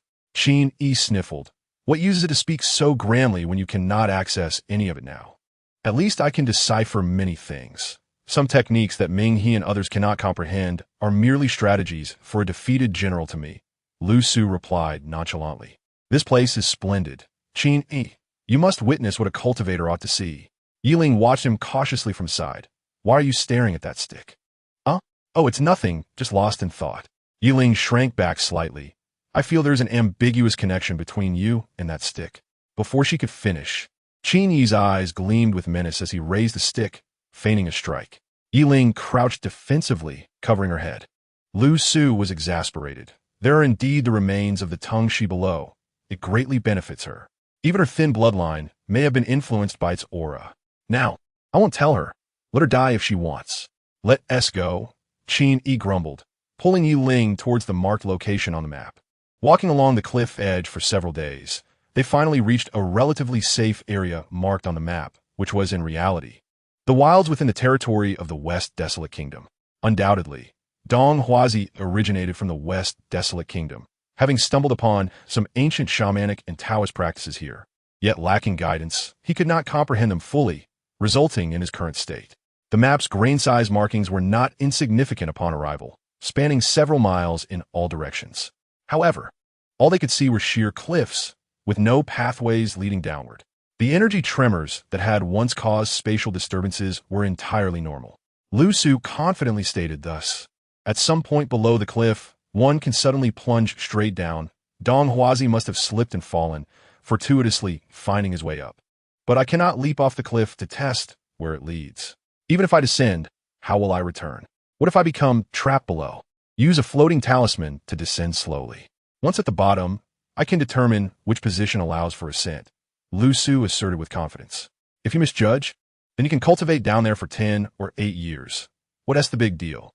However, can I sustain my mana all the way down with the floating talisman? I'm feeling a bit apprehensive. Yiling quietly retreated a step. Just then, Qin Yi turned around, revealing a radiant smile. Little snake, can you carry someone while flying? Yiling's face paled. Fly down? Didn't they say there are ferocious beasts below? What if they devour us in midair? Can't you have a little confidence? Aren't you a formidable beast? I think all creatures are quite large. Qin Yi produced a talisman. What is this? A giantification talisman, making you appear much larger. Lu Su recalled how excited Qin Yi was when he created this talisman, though she was unsure of his original intentions. The mountain wind howled as a colossal serpent. Immense as a river, unfurled its wings, resembling mountains. Qin Yi sat cross-legged atop it, using the wind control talisman to disperse the heavy mist, guiding the tongue she down through the clouds. Even in this relatively secure area indicated on the map, the dense fog still bore a strong corrosive sensation, making Qin Yi feel as though lingering too long would drain his life force, reminiscent of the curse that afflicted Li Qinglin. In a daze, he recalled a line of poetry. The soaring serpent rides the mist, only to become dust and ash, seemingly foretelling misfortune for this journey. Disregarding the unrelated poetry from another realm, Qin Yi shook off his disconcerting thoughts and raised his wolf-toothed club. With a thud, a swiftly approaching vulture was smashed to a pulp. The carrion vulture, now demonic, emitted a palpable aura of death and decay. This was the true harbinger of ill omen. Countless vultures emerged from the surrounding mist, their green glows piercing through, the cacophony of their cries resonating like the roars of demons. The tongue she was encircled by flickering black flames. With a bang, numerous vultures ignited, screeching in agony, their black feathers scattering like arrows, piercing the cliffs as if they were tofu. Thousands of vulture carcasses rained down, many singed, the acrid scent filling the air. Impressive, Qin Yi thought to himself. This timid serpent, likely due to its history of being beaten, possesses astonishing demonic power. After all, it had transformed into a great demon. Qin Yi formed a seal with his hands, urgently gesturing, swift, delicate strands of lightning intertwined, forming a net that turned the vultures into ash. The thunder induction technique, a basic application of wind and thunder, was taught by Lu Su on the spot. With just this one strike, Qin Yi nearly depleted all his mana. Suddenly, a blinding white light appeared ahead, causing Yi Ling to halt abruptly, hesitating to descend. Down, Lu Su urged. That is the rift at the bottom. Yi Ling, bewildered by the mysterious voice, instinctively dove down, vanishing in an instant. Today, I was summoned by the editor for a live stream, causing a delay. My apologies. Chapter 60, Withered Bones, evergreen with a thud, the massive tongue she abruptly crashed to the valley floor, instantly shrinking, and Qin Yi was thrown off, tumbling far away. The dissonance stemmed solely from the abruptness of the situation. After all, Yi Ling's original form was quite diminutive, and even a slight tremor could render it unsteady. It was not a matter of having been grievously harmed. Qin Yi rolled over swiftly and rose to his feet, turning to observe a serpent over half a meter long, languidly coiled upon the ground, flapping its wings. In truth, half a meter could hardly be deemed small, yet compared to the previously encountered colossal Tungsha, it was akin to the transformation of a celestial canine into a mere husky, an exaggeration indeed. What is it? Qin Yi approached with some concern, gently probing. Are you injured? I shrank. The serpent's voice, tender and youthful, emerged. Foolish serpent, Qin Yi retorted. It only appeared larger. It was never truly so. Have you deceived, even yourself? Such a size was merely to maintain a semblance of strength. Yi Ling lay forlornly on the ground, unwilling to rise, exuding an air of melancholy. Qin Yi found it futile to reason with her, redirecting his attention to his surroundings. The atmosphere remained thick with mist. Visibility was low. Though not to the extent of complete obscurity, it still rendered anything beyond a few meters indistinct. Qin Yi summoned the wind to disperse the fog. Narrowing his gaze, all around lay white bones, some human, some beastly. He noticed corroded blades beside the human remains, reminiscent of the curved swords typically wielded by the people of Xian. This was the territory of Xian, and it was likely these were the explorers sent to investigate the chasm, none of whom had returned. Outwardly, no enemies were present. Even scavenging vultures had vanished. Yet, the presence of these bones unmistakably indicated a significant peril nearby. After all, what had befallen them? Cautiously, Qin Yi advanced a few steps, crouching to examine the nearest skeleton. The remains were devoid of clothing, utterly bare. In the hollow eye sockets flickered faint phosphorescence, as though the eyes still possessed the capacity to perceive an unsettling sight. Qin Yi fixated on those eyes. Nearby, Yi Ling had reverted to her human form, her expression one of horror as she observed Qin Yi. What are you doing staring at a skeleton? Aren't you afraid? In truth, the skeleton was engaged in a silent judgment of Qin Yi. He raised his wolf fawn club, and almost simultaneously, the skeletal arm lunged toward his throat. With a resounding crack, the club struck, shattering the skeleton into fragments. 2 points of phosphorescence scattered across the ground. Seemingly eternal, the pulverized skeleton gradually began to mend itself, reassembling into a recognizable form. The surrounding area echoed with creaking sounds as all the skeletons began to rise. Yi Ling's teeth chattered in fear. What is this? A form of necromancy. Someone is entrenched here, and these skeletons are merely their sentinels. Qin Yi remarked with a hint of amusement. If we were to perish, we would become like them. Yi Ling recoiled at the sight of a snake's skeleton inching toward her, her teeth clattering, eager to find a place to hide. They're not that formidable. Look at how terrified you are. Qin Yi swung his club, dispatching the 2 nearest skeletons with ease. They were merely the remnants of ordinary soldiers. Their movements significantly slower than before. There was no need for fear. But they will regenerate, Yi Ling pointed out, at a sluggish pace that poses little threat. Even Dong Huazi could escape. How could we possibly falter? Qin Yi swept the club forward, creating a path through the bones, a trail of destruction in his wake. Seeing Qin Yi's valiant demeanor, akin to a tiger among sheep, Yi Ling felt a surge of confidence and hurriedly followed him. This foolish serpent, in all likelihood, would find herself at a disadvantage should a confrontation arise. Reflecting on his own courage, he mused that in his past life, the mere sight of a skeleton model in a hospital had unnerved him, yet now he felt no trepidation as he faced genuine skeletons, smashing his way through a sea of bones. Perhaps it was the audacity born from strength. Having vanquished foes, how could skeletons be any more daunting? The terrain at the chasm's bottom was far from flat. Once, when Lu Shu had emerged, it may have been level. But millennia of change had given rise to hills in some areas, while others had sunk, some sprouted trees, and others formed lakes. Various energies, both ethereal and lifeless, had induced unique mutations. This expansive valley floor was a realm of endless diversity. If someone had made this place their abode, there would likely be structures or caverns scattered throughout. Qin Yi soon spotted a desolate hill ahead, devoid of trees, its height obscured by the mist. In truth, the entire area he traversed appeared barren, sand, rocks, and sparse weeds, offering no hint of ethereal energy or treasures of heaven and earth. Qin Yi surmised that this region was undoubtedly the most desolate and resource-poor part of the entire chasm. Should it possess any semblance of fertility, it would undoubtedly attract more formidable entities, ceasing to be a relatively safe white zone. However, as he approached the hill, the pressure upon him intensified, and the strength of the skeletal sea gradually escalated. Initially, it was merely the remains of common soldiers and beasts, but as he advanced, increasingly bizarre and unfamiliar skeletal remains emerged, many unrecognizable. In this world, he had never been able to fully comprehend the diversity of species, and even if he could, countless extinct beings lingered here.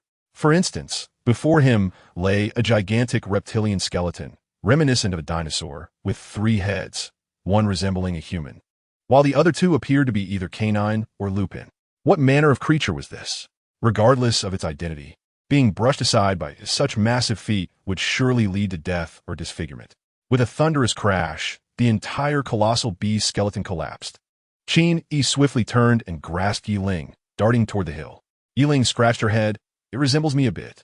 Qin Yi chuckled in disbelief, for he had no inclination for jesting with the young girl at this moment. All his focus was drawn to the object at the hill's base. At the foot of the hill stood a stone tablet, emanating an eerie glow, inscribed with arcane engravings. It read the law of withering bones and everlasting green, complete with illustrations. It was clearly the incantation responsible for creating this sea of skeletons. Is this skeleton, in your eyes, considered everlasting? Qin Yi could only express his exasperation as he approached the tablet, circling it in search of additional clues. On its reverse side, a phrase was inscribed.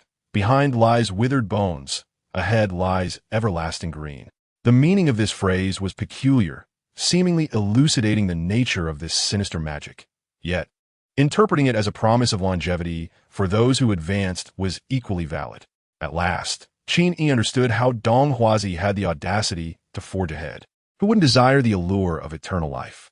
He raised his gaze, surveying the desolate hill rising through the mist. What was the difference between this and a bald man's endorsement of hair growth products? Chapter 61. The Dance of Demons in This World. The average person would not entertain thoughts akin to those of Qin Yi, for he possessed Lu Shu, the promise of immortality tantalizingly within reach. Unlike countless seekers of celestial fortune, who would traverse mountains of blades and seas of fire for a mere hint of longevity, they would not be deterred by a barren landscape. Regardless of whether one acknowledged the skeletal sea as withered bones everlasting, it undeniably indicated the presence of a sage well-versed in various mystical arts, or a sight of related relics. This was the essence of celestial fortune. Qin Yi could critique this situation as if it were an advertisement for hair growth products. Few could maintain their composure in the face of such fortune. Thus, it seemed the skeletal sea was not merely a barrier, but rather a display of celestial arts, enticing one to press onward. Qin Yi pondered aloud. Is this a method employed in the realm of cultivation to identify fated disciples? If one chooses not to proceed, does this inscription merely offer a layer of fate? Lu Shu replied, Indeed, there are those who delight in such pretentious displays, crafting various trials for entertainment. However, in a place like this, it can only serve as self-amusement. The fact that one Dong Huazi tumbled down here is a miracle in itself, let alone expecting others to witness it. No, Yi Ling interjected, swallowing hard. There's something familiar ahead. I'm afraid. The demon refining array. Without a doubt, Qin Yi declared, crouching before Yi Ling. Speaking gently, the demon refining array is merely a wretched and malevolent formation. You can break it once. You can break it a second time. What is there to fear? Yi Ling Dao remarked that this formation is undoubtedly more formidable than that of Dong Huazi. However, I am here as well. Qin Yi paused momentarily, feeling that the statement sounded somewhat familiar. Could it be that her formation is slightly inferior because of the burden that is himself? Yi Ling replied, Then I shall follow closely behind you. If anything happens, I shall flee. Qin Yi had no choice but to say, You must believe that you are actually more capable than the master of this place. In a realm where even Dong Huazi can depart, how formidable could it truly be? Yi Ling understood that it was not that simple. For Dong Huazi would undoubtedly cease to risk his life in truly perilous situations, whereas they might, as their objective was to find a solution, not merely to meander. After a brief hesitation, she extended her small hand, requesting, May I use the giant transformation talisman once more? There was only one left. Who would produce so many useless items? Yet, I believe that among all your talismans, this one is the most beneficial. Vigni repliet impassivity. If it is genuinely large rather than merely appearing so, I concur with your perspective. Yi Ling's eyes sparkled. Is there truly a genuine large one? Indeed, but I cannot conjure it just yet. Qin elaborated animatedly. Once I practice a bit more, if I achieve foundational cultivation, I might be able to. Liu Su interjected. I must ask, are you both merely out here for a leisurely outing? Is there not a sense of adventure's inherent tension and anxiety? Clearing his throat, Qin Yi realized the gravity of the situation and grasped Yi Ling's hand, insisting, Let us proceed. Regardless of the formation, I shall smash it to bits. It is said you are only 16 years old, yet you shamelessly refer to yourself as uncle. What else would I call you? Yi Ling asserted matter-of-factly, brother, of course. Qin Yi's eyes sparkled joyfully, his steps becoming lighter. Lu Su truly wished to strike these two foolish heads. Thus, it proceeded to do just that. The wolf-toothed club was stealthily raised in Qin Yi's right hand, poised to strike at his rear. Qin Yi, unaware of the impending threat, suddenly adopted a serious demeanor. Halting to inquire, Yi Ling, do you sense that? Lu Su's movements froze, the club hovering perilously close to Qin Yi's posterior. Yi Ling sniffed the air. There is a metallic scent. This mountain lacked a discernible path. The two were traversing a steep slope without a trail, and they had been traveling for about a mile. The mountain breeze carried an increasingly peculiar aroma. A hint of blood mingled with the scent of beasts. Though faint, it was undeniably unpleasant. The stench grew more intolerable. Faint roars echoed from a distance. Yi Ling leaned in, whispering over the mountain, We should circumvent it. Qin Yi advanced with determination. Liu Su felt relaxed, entirely forgetting that it was he who perceived this adventure as a casual excursion. The hill appeared modest in size, yet running around it proved quite taxing. When Qin Yi and Yi Ling finally reached the rear, the sight before them left them both gasping in astonishment. Even Lu Su took on a more serious demeanor. On the vast slope ahead, countless creatures were engaged in a fierce battle. Foxes with 2 tails, giant wolves with 3 eyes, eagles with 4 talons, centipedes thicker than snakes, mosquitoes larger than balls, flowers opening like gaping mouths, and trees extending branches like tentacles, an extravagant display of wildlife. This was not merely a showcase of creatures, but a brutal conflict. The ground was strewn with corpses, blood cascading down the slope, forming a terrifying crimson pool at the bottom. In the midst of this pool floated a black lotus, eerily blooming. Yet, the creatures fought not for the lotus, but rather seemed to avoid it. Their target was a massive tree, bare of leaves, yet the highest branch bore a single peach. A 4-clawed eagle swooped down, aiming directly for the peach. Below, arrows thicker than door bolts shot forth, piercing its chest and abdomen, causing the eagle to screech and tumble far away.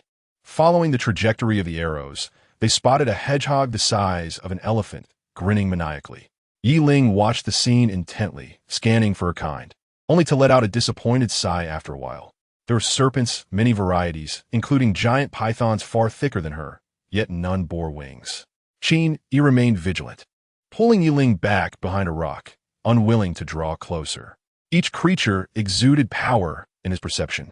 Whether they were spiritual beings or shapeshifters could not be discerned by appearance alone, for in such a realm, even those above shapeshifters did not assume human forms, retaining their true selves. This meant that among the thousands engaged in battle, none were inferior to him, and some might even rival Yi Ling's prowess. Therefore, their entry into this fray would be tantamount to self-destruction. It was wiser to observe the outcome of their mutual slaughter. While contemplating this, a small blade of grass began to sprout slowly from the soil behind Yi Ling, growing larger and revealing a human face that grinned wickedly. Chapter 62. The Black Blood Demon, Lotus Qin Yi and Yi Ling, unaware of the impending danger behind them, remained oblivious. However, Lu Su was not blind. Its perception relied not on sight, but on spiritual energy, and it was acutely aware of the surrounding changes. Unless obstructed, its current spiritual energy was insufficient to penetrate. Yet there were no blind spots. It coldly observed the entire process of the grass demon emerging from the earth. Hesitation filled its mind. Should it warn them or let them learn a lesson? Qin Yi and Yi Ling continued their banter, while Lu Su voiced its critiques. It recognized that Qin Yi had not lost his vigilance. It could sense the flow of Qin Yi's muscles and true energy, well aware that although he joked, he remained in a state ready to spring into action, meticulously observing their environment. This was sufficient. Maintaining a light-hearted demeanor in the face of danger could be beneficial. A mind too tightly wound would lose half the battle before it began. However, a lack of experience was perilous. Mere vigilance could not compensate for inexperience. For instance, could they genuinely ascertain that there was nothing lurking behind them simply because they had just passed through? Such reasoning was flawed. This was a realm of demons, where no one could predict the bizarre occurrences that might transpire. One must first establish a formation or set protective talismans, serving as both defense and warning. Yet, this did not seem to be the time for them to learn a lesson. Should they create a commotion, it would attract the attention of the chaotic battle nearby. Lu Su sighed and decided to act, wielding the wolf-toothed club with a decisive strike that crushed the grinning grass demon into a pulp. The grass demon perished without even realizing how it had met its end. Lu Su cast a furtive glance at Yi Ling, who remained transfixed by the spectacle of battle, quietly conveying a thought to Lu Su. "Thank you." Lu Su replied coldly, "I intended to let you learn from your mistake, but it seems the timing was not right. Do you still dare to be careless?" "I was not careless. I simply did not anticipate this," Qin Yi admitted, feeling slightly embarrassed. "Should we not first establish a protective formation?" Lu Su was pleased with this conclusion and nodded in affirmation. Qin Yi then produced several array stones scavenged from Dong Huazi, briefly setting up a formation while inquiring, "Do you believe the key here lies with the Black Lotus or the Peach?" The area of their conflict resembled a colossal demon refining array, not for refining demon cores, but for extracting the essence of demon blood, culminating in the formation of this Black Blood Demon Lotus.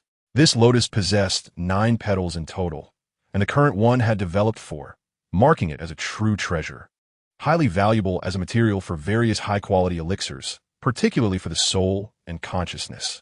If it were a 9-petaled blood lotus, it would be even more extraordinary, sought after by many powerful beings, yet it appeared that the conditions here would limit it to a maximum of 5 petals. Lu Su spoke matter-of-factly, while Qin Yi was already captivated by the mention of the soul. "Do not allow greed to take root within you." Lu Su seemed to anticipate his thoughts, warning, "Once desire arises, your actions may deviate from your true purpose.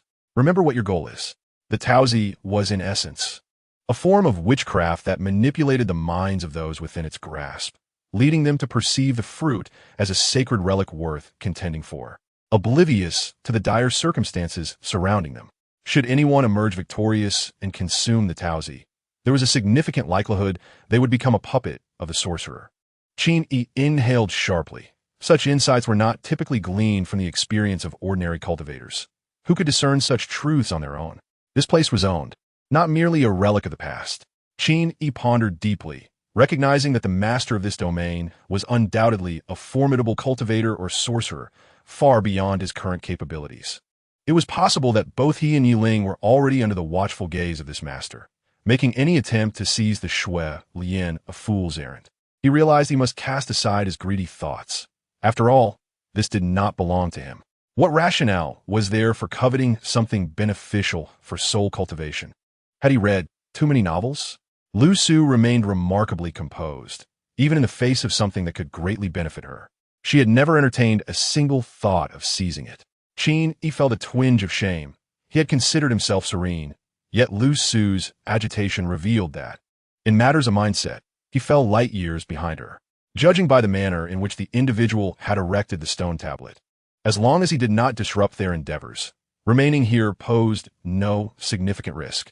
If he truly desired the xian, perhaps he could contemplate visiting the master to negotiate some terms for exchange. Suddenly, Yi Ling exclaimed, "Did you see that? I spotted several monsters capable of sorcery." She was not referring to her black flames or the eagle demon's wind blades, as those were innate talents possessed by all demons. However, the cultivation methods of high-level demon cultivators, along with the various techniques suited for their kind, were not easily acquired without guidance, making independent creation a daunting task. Qin Yi observed a two-tailed fox, which not only wielded wind blades akin to those of the eagle demon, but also exhibited control over each blade's trajectory, skills not typically associated with foxes, whose natural talents leaned towards illusions or seduction. Not content with merely manipulating wind blades, it also employed a whirlwind technique, sweeping several approaching centipedes into the air, leaving them dismembered upon their descent. This was clearly an inherited system of teachings. Unfortunately, this fox met its demise amidst the chaos, pierced through the heart and lungs by a strange light emitted from the third eye of a three-eyed wolf demon. Such a tragedy for a fox in the realm of immortal heroes, Qin Yi lamented. Yi Ling remarked, "That was a male fox." "How did you know what I was thinking?" Qin Yi asked, surprised. "I have read Your Journey to the West," she replied. Counting on her fingers, she continued, "In it, there are 3 foxes, the nine-tailed fox, the jade-faced fox, and the white-faced fox, all female. I always wanted to ask, do you only see female foxes?"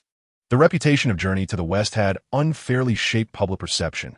Almost every modern individual associates fox demons with femininity, to the point where fox spirit had become a specialized term. Qin Yi had indeed encountered a handsome male fox demon named Zhongma, yet this did nothing to alter the deeply ingrained gender stereotypes concerning fox demons. As for the fallen male, it was of little consequence. Qin Yi could not explain this, and thus shifted the conversation. "There are numerous spells here, not just that fox. I believe you could find a system for demon cultivation." Yi Ling nodded, her small head bobbing, "But figuring it out on my own is daunting. Even the path of cultivation feels unclear. Though you lack clarity, your strength at such a young age is impressive," Qin Yi observed, glancing at the bloody battlefield. Suddenly, he realized he might have overlooked something crucial. This peculiar array targeting demons, ranging from essence extraction to brutal bloodshed, indicated the master's deep-seated hatred for demons. Wait, Yi Ling is a demon. Qin Yi's heart skipped a beat as he cautiously peered from behind the rocks, surveying the ground ahead. There were faint patterns resembling human meridians, gradually advancing toward the rocks, moving neither too fast nor too slow, and were perilously close to engulfing the area. This demon-slaying array was indeed expanding. It was not only necessary to be vigilant behind him, but also to remain aware of the concealed ground before him. Qin Yi had learned a valuable lesson. Leaving no time to ponder, as he swiftly pulled the bewildered Yi Ling to safety and fled. A number of the battling demons seemed to sense their departure, turning to glare at their retreating figures with murderous intent. Chapter 63. Qin Yi's battle instincts. The first to pursue was the three-eyed wolf demon, without hesitation. The other large demons hesitated for a moment, glancing between the Taozi and the chaotic melee, ultimately deciding to chase after the two. The Taozi, as a form of mind-altering witchcraft, operated on 2 levels. Firstly, it led all affected demons to perceive it as a sacred item, one that could grant immediate breakthroughs, inciting slaughter and competition. However, this alone might not incite such chaos. The demons could band together, forming factions, or witness the carnage and withdraw. Thus, The witchcraft possessed a secondary function, awakening the natural bloodlust within the demons, filling their minds with savagery and stripping away their rational judgment, leaving only a desire for carnage and to shred everything in sight. This was, in essence, a form of primitive reasoning, but compared to their frenzied kin, retaining even a modicum of basic cognitive ability was a testament to their superiority. A peculiar light shot from the eye in the center of the three-eyed wolf demon's forehead, effortlessly disintegrating the rock where Qin Yi had previously hidden and continuing forward unimpeded. It detonated upon Qin Yi's array, shattering it and extinguishing its light. The wolf demon surged forth, darting through the remnants of the array in pursuit of Qin Yi, closely followed by several other large demons, howling in frenzy. "Brother, why are they chasing us? We haven't done anything," Yi Ling cried, nearly in tears. Qin Yi feigned ignorance, his mind racing for a strategy. Engaging these formidable demons in a direct confrontation was certainly futile, yet there was a chance to outsmart these mind-altered foes. He glanced at the rapidly approaching wolf demon and whispered, "Yi Ling, do you think you can outrun them? The wolf is strong, but it's not as fast as I am," Yi Ling replied, confidence swelling as she spoke of her escape skills. "Then that's settled. I'll provoke the wolf while you slip around and taunt the others, but don't engage them directly. Lead them in circles." Yi Ling hesitated, eyeing him warily. "But you can't defeat that wolf. You'll go as instructed," Qin Yi commanded, abruptly halting and creating a distance of over 10 feet between himself and the sprinting Yi Ling before leaping into the air, aiming a strike at the three-eyed wolf demon with his club. The wolf demon's previously calm gaze ignited with rage. Its mouth agape as a whirling sphere of wind surged forth, targeting Qin Yi's head. Qin Yi swung his club, dispersing the wind sphere, landing back on the ground and retreating a half-step. Meanwhile, Yi Ling circled the battlefield, confronting the other large demons, hands on her hips as she taunted. "A bunch of foolish pigs, huh?"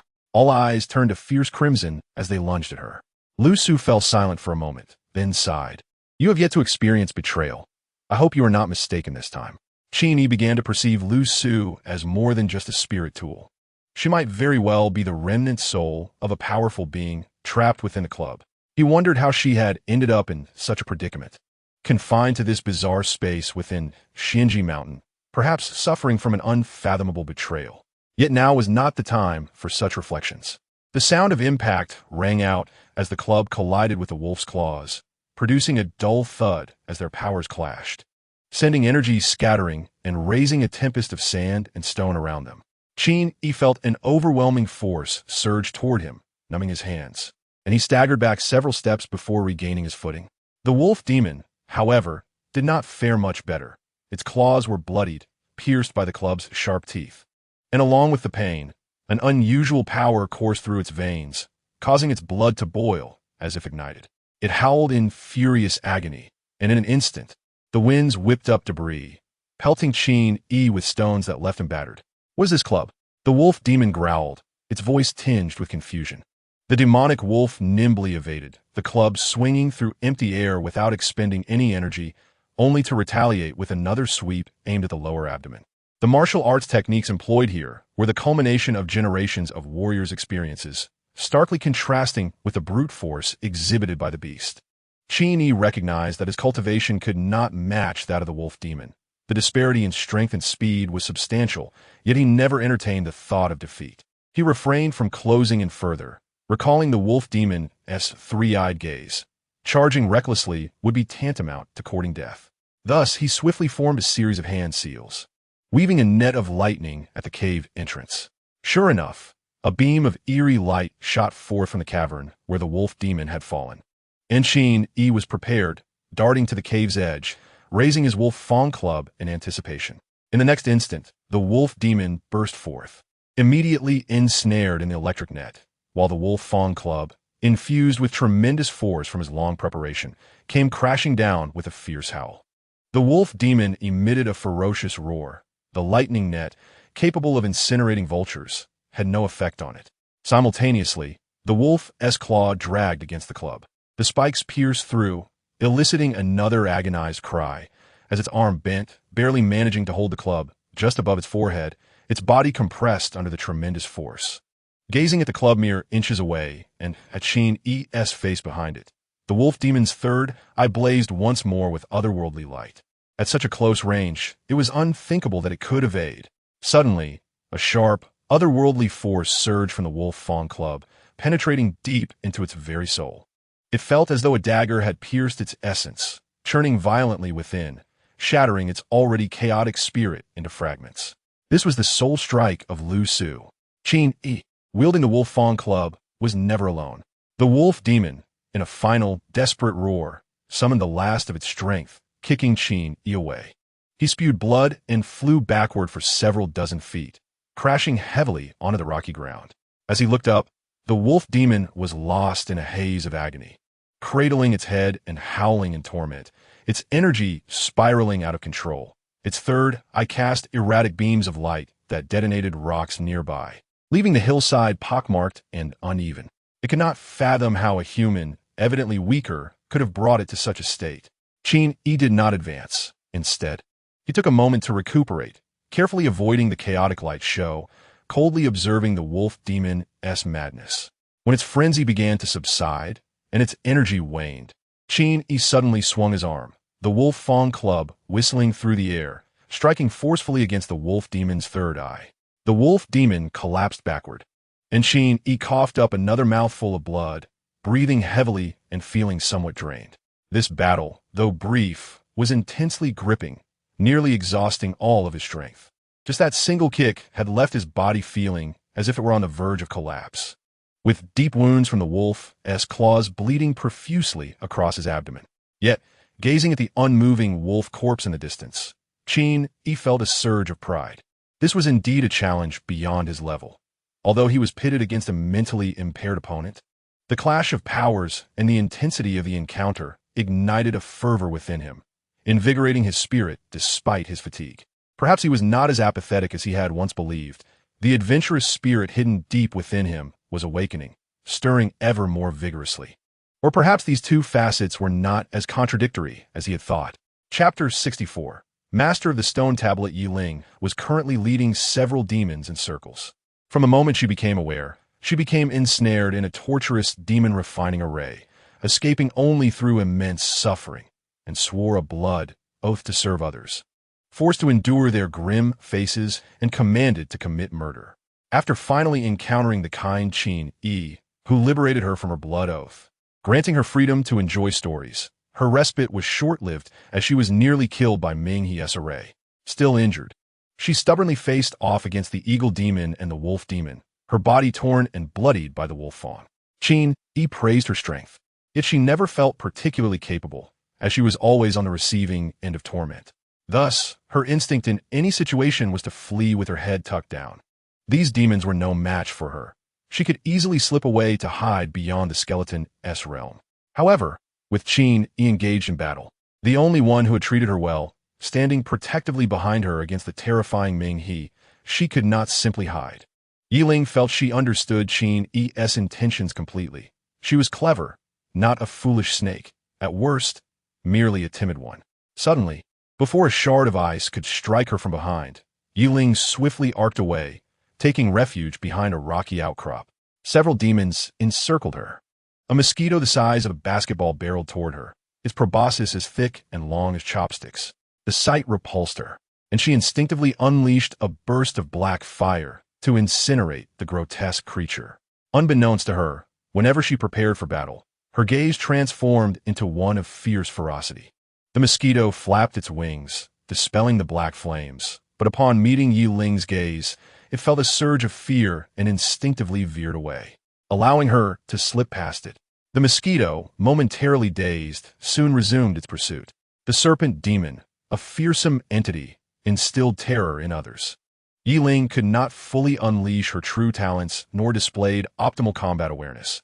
Had she been more experienced, she could have easily dispatched the mosquito in that fleeting moment. A young girl fleeing amidst a throng of bizarre demons traversed the hills. In the depths of the clouds and mist, a gaunt elder, holding a mirror, observed this scene and murmured to himself, "The serpent demon truly is a boon from the heavens." After a moment's thought, he shifted the view to the location of the blood lotus, which had developed 4 petals, the 5th nearly formed. Almost there, he chuckled, chanting incantations. Suddenly, the peaches atop the colossal tree soared into the fray of battling demons, heading toward Yiling. A horde of frenzied demons paused briefly before charging after it like a tidal wave. The elder watched the unfolding scene with satisfaction, his eyes gleaming with anticipation. The blood of the serpent and the demon core, I wonder how much surprise they will yield. Just as he finished speaking, his expression shifted abruptly. Who? A deafening explosion erupted at the entrance of his cave, shattering his protective array. Amidst the swirling dust, a graceful figure emerged. Slowly stepping into the cave, the Jiao dragon guards the blood lotus. The demons pursue the serpent. Yet, have you not considered how fragile you truly are? Boldness. The elder formed a hand seal, and in an instant, thunder roared. The shadow surged forward, a tempest rising, enveloping the cave in darkness. Amidst the furious exchange, the mirror was knocked to a corner, still reflecting Yiling's frantic escape, at that moment passing a withered tree, pursued closely by a leopard. Suddenly, a wolf fawn club sprouted beside the withered tree, crashing down upon the leopard's head. Yiling shouted, "Brother, watch out from above." It was none other than Qin Yi, lying in ambush.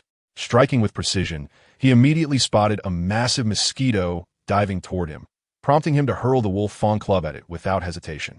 It continued its descent, and with a single thrust, it could drain the life from this oblivious human. Suddenly, a gust of wind swept from behind, and it instinctively dodged, yet failed to evade completely, half of its body pulverized by the wolf fawn club. Qin Yi felt a wave of relief wash over him, surveying the approaching demons and silently concluding that with Yiling's prowess, they indeed had a chance of victory. In the midst of this thought, he suddenly noticed a cloud of dust swirling from the side, as if countless demons were charging toward them, with a peach hurtling swiftly toward Yiling's head. When the world is happening, Qin Yi leaped into action, delivering a perfect home run with his club, sending the peach soaring into the sky, its destination unknown. The battlefield fell eerily quiet for a moment.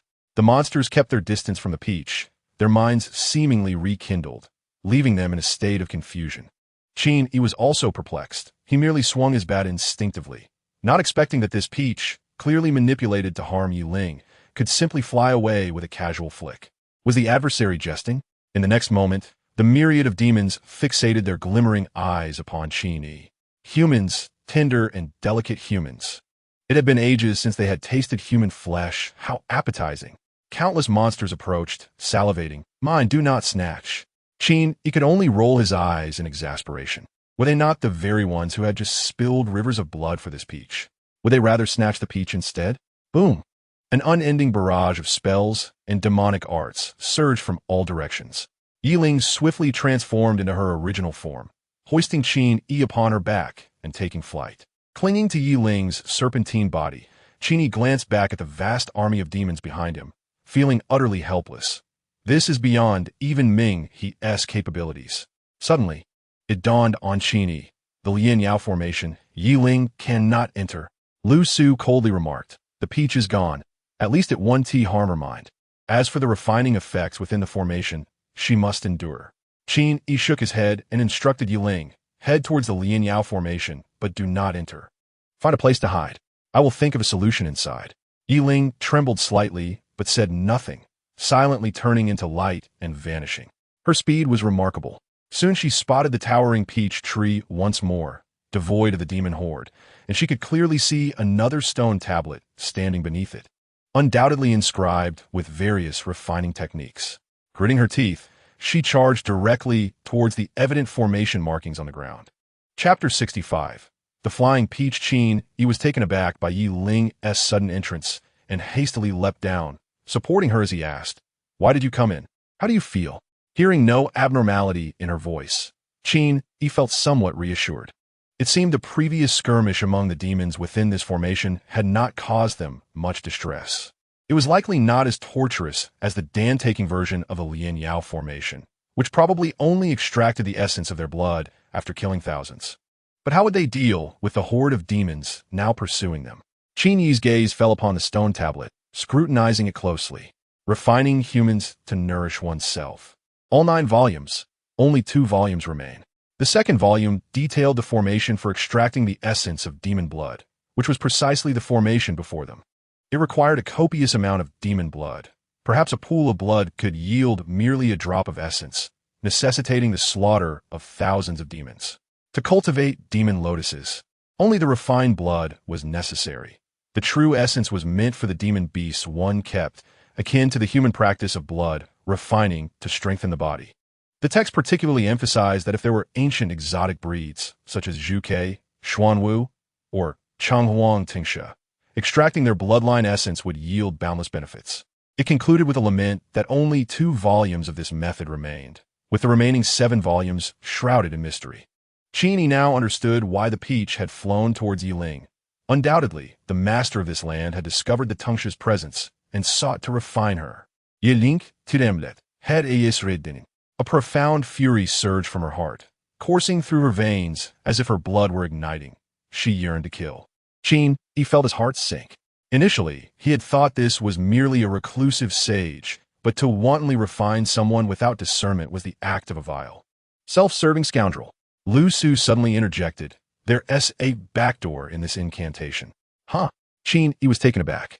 He exhaled deeply. He had considered Dong Huazi to be a malicious individual, but compared to this master, he seemed almost innocent. No wonder someone would so generously inscribe their methods for others to learn. It was clearly insidious. This individual was the root of all evil.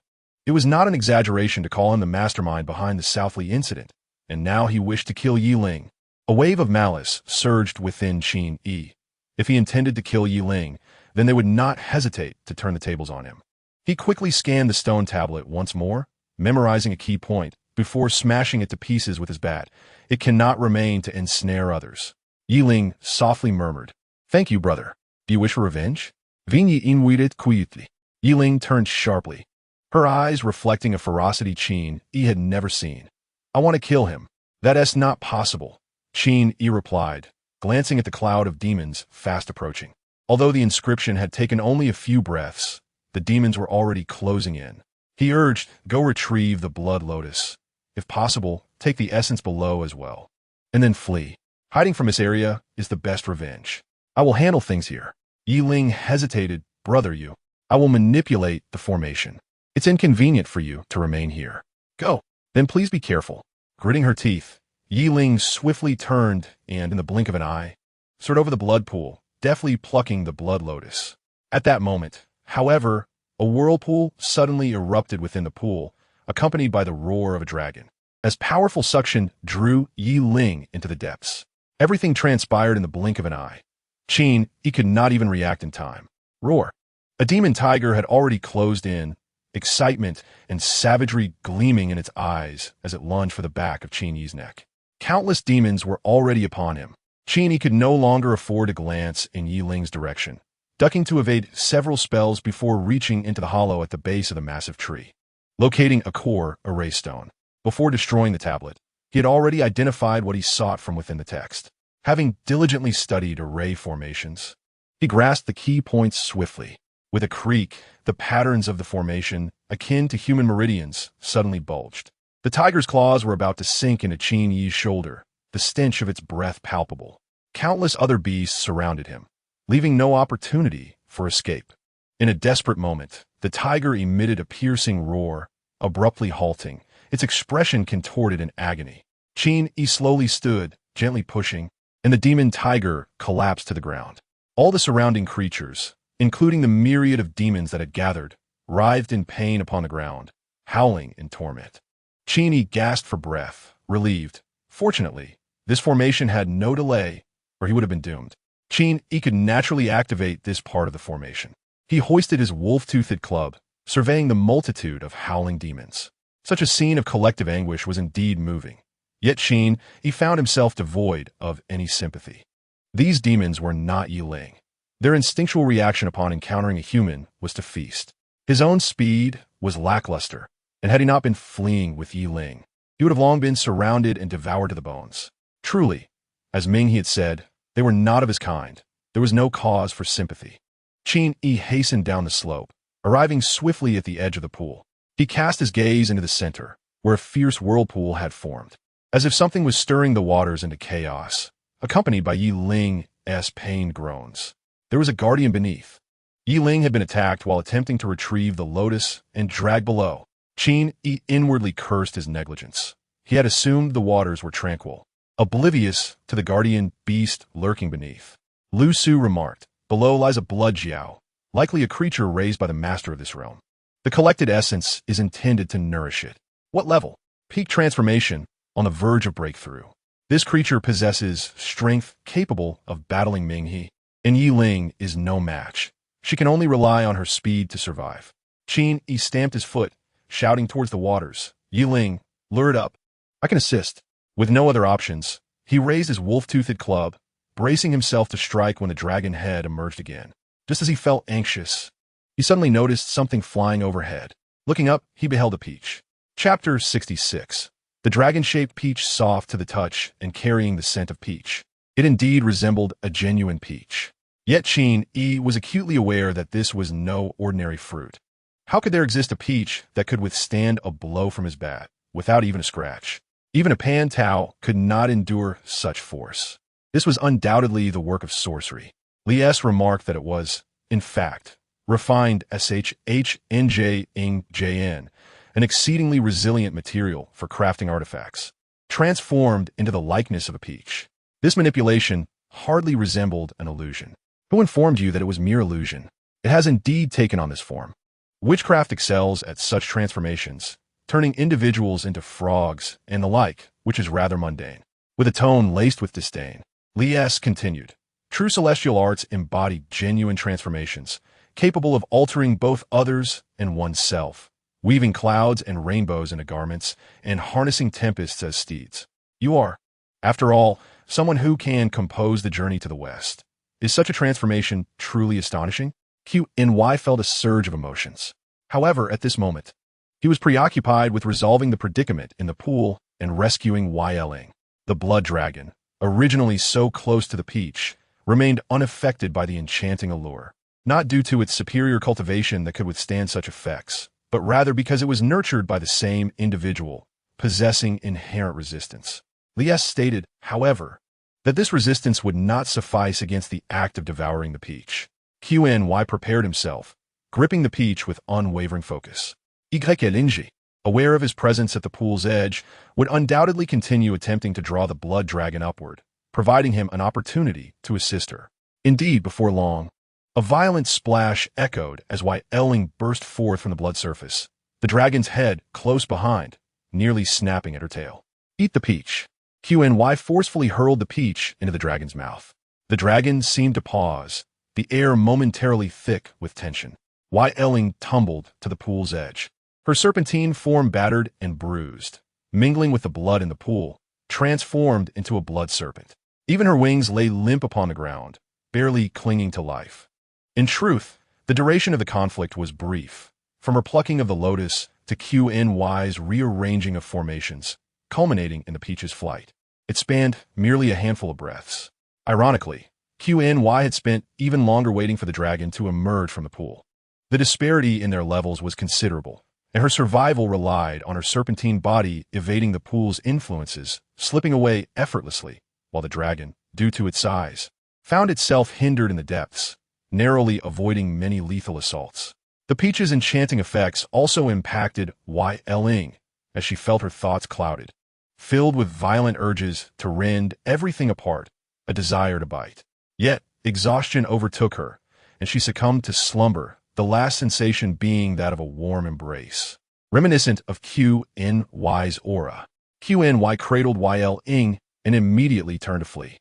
The blood dragon had gone mad, a colossal dragon, measuring dozens of zhang in length and broader than a house, erupted from the blood pool, letting out a thunderous roar, showering the area with blood rain that pounded the ground, creating deep craters with every drop, ravaging the landscape for a mile around. In its frenzy, the dragon, at the pinnacle of transformation, was utterly unhinged. Only a fool would confront it. Qin Yi sprinted towards the towering tree housing the formation core. The blood dragon howled mournfully, charging at Qin Yi with tumultuous force. The stark contrast between the massive dragon and Qin Yi's figure below was akin to a mouse scurrying beneath a passenger aircraft. With a thunderous crash, the dragon lunged downwards, smashing into the ground. Qin rolled to evade the blow just in time, while the ground behind him was struck, leaving a vast crater where many creatures that had previously writhed in agony were crushed into pulp. Given the blood dragon's might, it was likely that the effects of the demon-slaying formation would be negligible against it, inflicting pain yet failing to diminish its combat capability. Qin remained remarkably composed, rolling to his feet and lunging towards the giant tree, reaching for the formation core. The raised sigils of the formation slowly sank back into the ground, as if merging with the earth itself. The cacophony of wailing demons soon ceased, with countless creatures rising, their gazes fixated on the dragon's belly, where the undigestible peach continued to influence their minds. A throng of maddened demons, bereft of fear, surged towards the blood dragon, envisioning it as a dragon-shaped peach. The sheer multitude of ants could overwhelm an elephant. Moreover, the gap was not merely that of ants and elephants. The lowest among them were already at the pinnacle of spiritual awakening, while those of higher caliber were perhaps in the initial stages of transformation, having endured considerable torment from the formation. Individually, they would not withstand a single strike from the blood dragon, yet in their thousands, they posed a significant threat. Qin had previously remarked that even the Ming River could not contend with the blood dragon, and it was evident that the dragon could not either. The scene was dominated by the thunderous roars and explosive clashes of energy, creating a chaotic symphony. Qin, clutching Ling, rolled behind the giant tree, taking a moment to catch his breath. He had not anticipated the first trial of the skeleton sea to be so effortless, while the second trial had turned into a near-death experience, all stemming from one individual's desire to refine a xian. Whether this was fortuitous or unfortunate was unclear. They had fortuitously encountered the moment when the local master initiated the blood ritual of myriad demons, complicating matters, yet it seemed preferable to facing him directly. But then the question arose, what was this individual doing now? With the surroundings thrown into disarray, the blood lotus plucked, the blood pool half destroyed, and the blood dragon rampaging, why did he not reveal himself?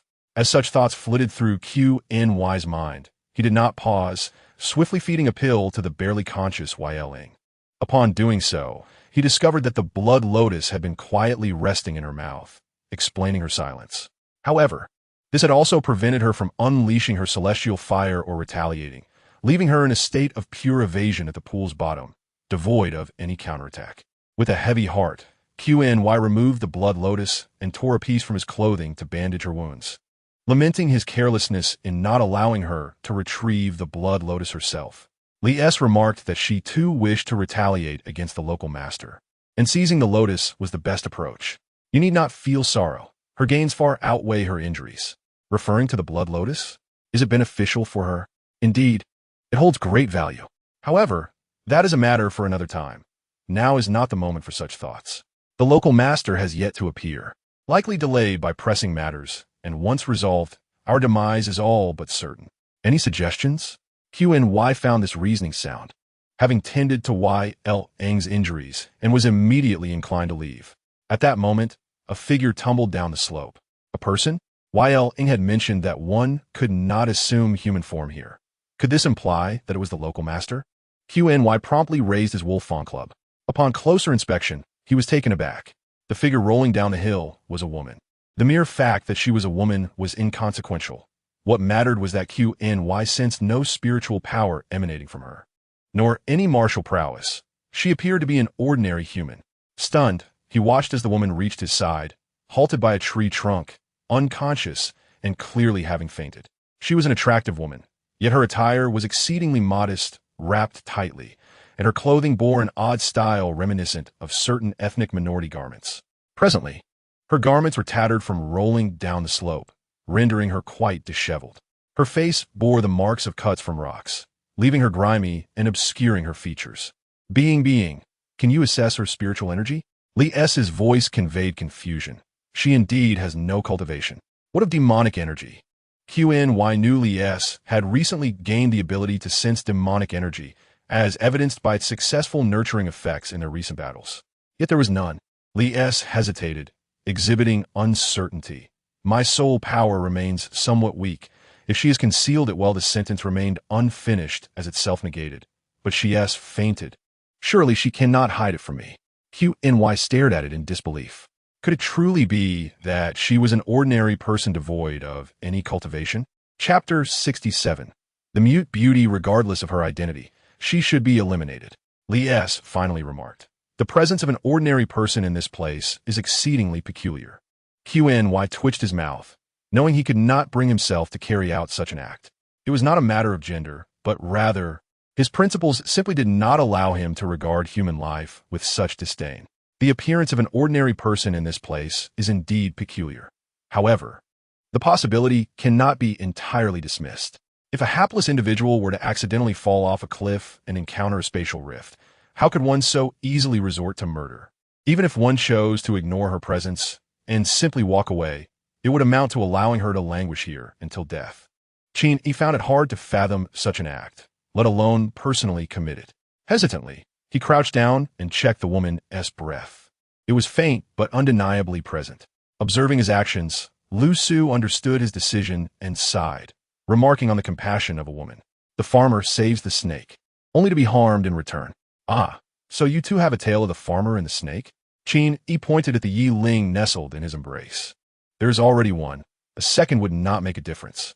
With resignation, Lu Su replied, Very well, I had suspected your kindness all along. Otherwise, I would not have dared to trust you. If you wish to save her, do so, but do not regret it. Thus, Qin Yi bent down and hoisted the woman onto his back. He turned to glance at the chaotic scene where myriad demons besieged the blood serpent and quietly circumvented the mountain. After traversing several miles, the woman began to stir awake, seemingly roused by the jostling. Squinting at the sight of a man carrying her, she paused in surprise but remained silent, observing her surroundings before closing her eyes again. Appearing slightly more at ease, Qin Yi was, in fact, struggling to maintain his pace. He had sustained injuries from a wolf demon and, without a chance to recuperate, had continued to fight. His wounds had not healed with medicine. Instead, they had worsened. Engaged in a relentless flight with his injuries, his body was not made of iron. Exhaustion had long since set in, leaving him weary and drained, his true energy nearly depleted. At last, he managed to escape the hillside, only to face a landscape of jagged rocks and desolation. Gritting his teeth, he plunged into the chaos of stones, seeking a relatively sheltered spot amidst the surrounding boulders. There, he laid the woman against the rock and painstakingly set up a rudimentary formation before collapsing beside her, coughing up a mouthful of congealed blood and gasping for breath. As a pharmacist, he was acutely aware that he could no longer push his limits. If a minor demon were to approach and perceive any anomaly in the woman, he could at least rely on the formation and Lu Su's assistance for a final stand. However, if he continued to exhaust himself, he would truly be out of strength. Reaching into his robe, he felt the slumbering Yi Ling and retrieved a pill to consume, covertly instructing Lu Su, I entrust this woman to you. Lu Su had been monitoring the woman and noted her awakening, curious about her actions. The formation Qin Yi had hastily established was quite suitable. An 8 trigrams displacement formation that could utilize the rock formations for evasion. Should the woman make any sudden movements, Lu Su could easily manipulate her direction, allowing for a leisurely pursuit thereafter. In this regard, Qin Yi had indeed made rapid progress, and his combat instincts earned Lu Su's admiration, always selecting the most effective methods with remarkable swiftness. It would be better if he could temper his compassion, though. The woman's actions left Lu Su astonished. The entire sequence was rather feeble, perfectly embodying the demeanor of an ordinary person who had sustained injuries from high fall. She placed water beside Qin Yi, silently scrutinizing his face for a moment, before curling up beside him in wait. Lu Su remarked, What a virtuous lady. If there were any ulterior motives, this was certainly not the demeanor one would expect. How fortunate for Qin Yi that the serpent he should not have cared for turned out to be quite endearing, and a stranger he ought not to have attended to was indeed a virtuous maiden. The atmosphere fell into a temporary silence. Qin Yi focused on recuperating, while Yi Ling remained in deep slumber and Lu Su restored her soul energy. The woman sat quietly for a while before moving to the mountain's edge, cupping water to wash away the dirt and blood from her face. Despite the bloodstains from her tumble down the slope, which marred her appearance, her age was discernible, likely around 24 or 25. The bloodstains could not conceal her snow-white skin and starry eyes, revealing her as a striking beauty. Her lips, slightly fuller, exuded sensuality, and their pallor only enhanced her delicate allure. It was then that Lu Su noticed the woman was barefoot. Her snow-white, delicate feet appeared unblemished. Yet she traversed the gravel without a hint of discomfort, indicating a familiarity with being barefoot. However, one would expect a habitual barefooter to have roughened skin. How could hers be so pristine? Was she truly endowed with such innate beauty? Lu Su felt a twinge of apprehension. With bloodstains on her face and her garments in tatters, she was already captivating. What would she become once healed and adorned? Qin Yi must not succumb to her charm and forsake evenly Qin Jun. Lu Su directed her soul energy towards the serpent nestled in Qin Yi's embrace. Yi Ling remained asleep, but her injuries were mending rapidly. Lu Su understood that the battle in the blood pool had, in fact, been beneficial for Yi Ling, even the injuries serving a purpose. Within the blood pool, numerous serpentine blood essences had been ritualistically refined, and the remnants, having undergone purification, were no longer ordinary. Yi Ling, possessing only a trace of awakened serpent blood, was otherwise comprised of common snake attributes. According to the authentic cultivation methods of demon practitioners, one should undergo bloodletting to absorb the blood of more advanced serpentine creatures, thereby diluting the inferior bloodline through repeated processes, leading to gradual evolution. At this moment, countless varieties of serpentine blood were actively cleansing the inferior bloodlines within her. Thus, as long as Yi Ling did not perish during this trial, it was a boon. When this foolish serpent awakened, she would likely have made considerable progress, a stroke of fortune. If coupled with the blood lotus that had already unfurled 5 petals, it would be an even greater blessing. Lu Su recognized the true value of such a treasure. It could be a coveted item even within the realm of cultivation. It would prove immensely beneficial not only for herself, but also for Qin Yi and Yi Ling. As long as they could successfully depart from this place and find a safe location to concoct elixirs, this expedition would yield abundant rewards. As for the method of lifting the curse, it would be of little concern. As these thoughts occupied Lu Su's mind, she noticed Qin Yi had opened his eyes. His injuries were not severe. Rather, it was the toll of battle that had drained him significantly. After taking medicine and resting, he had quickly recovered to about 60% of his strength. His first instinct was to look toward the woman seated nearby, then glance at the Wolf Fawn Club, revealing a questioning expression. Lu Su grumbled. She has been awake for quite some time. No issues detected.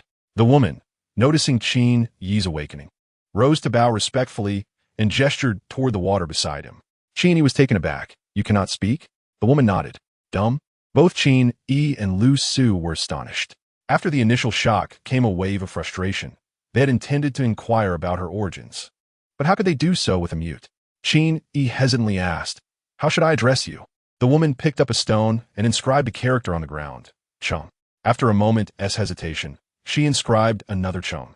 Chung Chung. As long as your surname is not Feng. Qin Yi surmised her surname to be Chung, perhaps unwilling to share her true name, hence opting for a repetition. Qin Yi was not overly concerned. Their meeting was serendipitous, and as long as she posed no threat, her name was of little consequence. He spoke, I am Qin Yi. How did you find yourself in this dreadful place?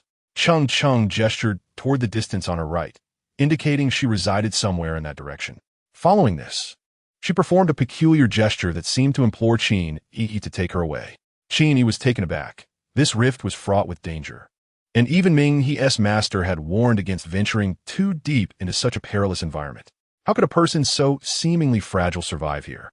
In the city, there exists a scant number of descendants of mortals who were once captured, surviving due to their unique skills and craftsmanship, which spared them from being devoured.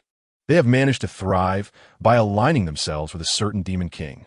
Chung Chung is one such descendant, having grown up in this place. Today, while venturing outside the city for a leisurely outing, she inadvertently stumbled into an unfamiliar realm and found herself atop a mountain. Having narrowly escaped a fate of perishing in the wilderness, thanks to a benefactor's timely rescue. Qin Yi, utterly bemused, inquired, The demon city is filled with demons. Why would a sorcerer, who finds joy in tormenting these creatures, reside several miles outside its walls? Do the demon kings possess no sense of logic? Chang Cheng's expression bore a hint of resentment, though it was unclear whether it was directed at the demon king or the sorcerer. Ultimately, she shook her head in silence. In contrast, Lu Su remarked, Qin Yi, you are overthinking. It seems that Ming He has not sufficiently admonished you. Do you truly believe every demon is like Yi Ling? The thought processes of demons differ greatly from those of humans. Infighting and cannibalism are commonplace. If a demon meets its demise at human hands, unless it is a direct relative, others will merely mock it as weak. Who would seek vengeance on its behalf? Moreover, that sorcerer is not to be trifled with. The myriad protective formations on his territory make it unlikely for the greater demons to recklessly diminish their own strength. It is far more prudent to retain it for contesting territory against other demon kings. After some contemplation, Qin Yi conceded that indeed, the cognitive patterns of demons and humans are starkly different, especially in the case of Yi Ling. Yet, he remained somewhat apprehensive and continued to probe. What craft does Miss Cheng engage in within the demon city? Cheng responded, her writing becoming increasingly fluid as she mentioned embroidery and weaving. If not for humans, demons would merely don animal skins. Do demons often adopt human forms? He asked. Indeed, the human form is the most suitable for living. I have heard more than one demon express this sentiment, she affirmed. Qin Yi nodded slightly, observing her carefully, and found no apparent flaws in her demeanor, leading him to believe she was indeed an ordinary resident of the demon city. Considering that Yi Ling had sustained severe injuries, the healing process would involve a transfusion of blood, leaving uncertainty about how long it would take for him to recover. Without Yi Ling's assistance, he dared not seek any incantations or solutions alone, as time was no longer a concern. As night had fallen and danger lurked in every shadow, Qin Yi genuinely feared traversing the dark roads. Cheng, understanding his trepidation, expressed her gratitude with a bow and raised her head, her joy evident. Her smile radiated brilliance, the bloodstains on her face failing to obscure her enchanting beauty. Qin Yi could not help but steal a few glances, pondering that if the aesthetic sensibilities of demons were akin to those of humans, it was indeed astonishing that this young lady was able to venture out of the city rather than being claimed as a treasured concubine by some demon king. It was almost inconceivable, suggesting that the demons were blind to her allure. Yet, this young lady appeared remarkably unperturbed by their solitude in the wilderness under the moonlit sky. Did she truly not consider the implications? Or did she simply not care? Qin Yi cast another glance her way, and she met his gaze. Whether it was an illusion or reality, he sensed a hint of flirtation in her eyes. Noticing his scrutiny, she slightly lowered her gaze, biting her lip. The bashfulness illuminated by the moonlight had the power to ignite desire within any man. Surely, this was merely a misperception brought on by the environment. In such circumstances, no one should entertain such thoughts. He swallowed hard, reciting the calming mantra Lu Su had taught him, quickly entering a state of profound tranquility. Cheng appeared momentarily taken aback, the alluring demeanor vanishing in an instant. Lu Su observed Cheng coldly, aware that her previous gaze had indeed held genuine allure. Initially, it had seemed logical that she, having grown up in the demon realm, would lack any sense of shame, and if Qin Yi desired her, she would acquiesce without hesitation. However, Lu Su soon realized that when Qin Yi entered his meditative state, Cheng's expression shifted from astonishment to calm contemplation. This development piqued Lu Su's curiosity. Was her previous allure an attempt at seduction or merely a test? Or was it a means of deception? Although Qin Yi occasionally indulged in crude banter, he was by no means a lecherous man. As dawn broke and the first rays of sunlight pierced the rift, Qin Yi opened his eyes, as if he had forged a mystical connection with the world around him. The innate energy he had cultivated granted him a deeper attunement with nature. The night of rest, undisturbed by external interruptions, yielded results beyond his expectations. Not only had his injuries healed, but he had also experienced a breakthrough. The quality of his innate energy had significantly improved, elevating him from the first to the second level. One must not underestimate this progression. After all, it had not been long since he had first entered this realm. Moreover, his ongoing physical training had also seen advancements, with the muscular development of his physique nearing perfection. In martial arts, the journey entails nurturing one's inner strength while simultaneously honing the body.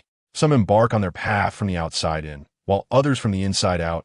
Ultimately, both must be pursued concurrently to achieve a harmonious balance. The previous 3 months had yielded little progress, yet in such a short span, he had experienced consecutive breakthroughs.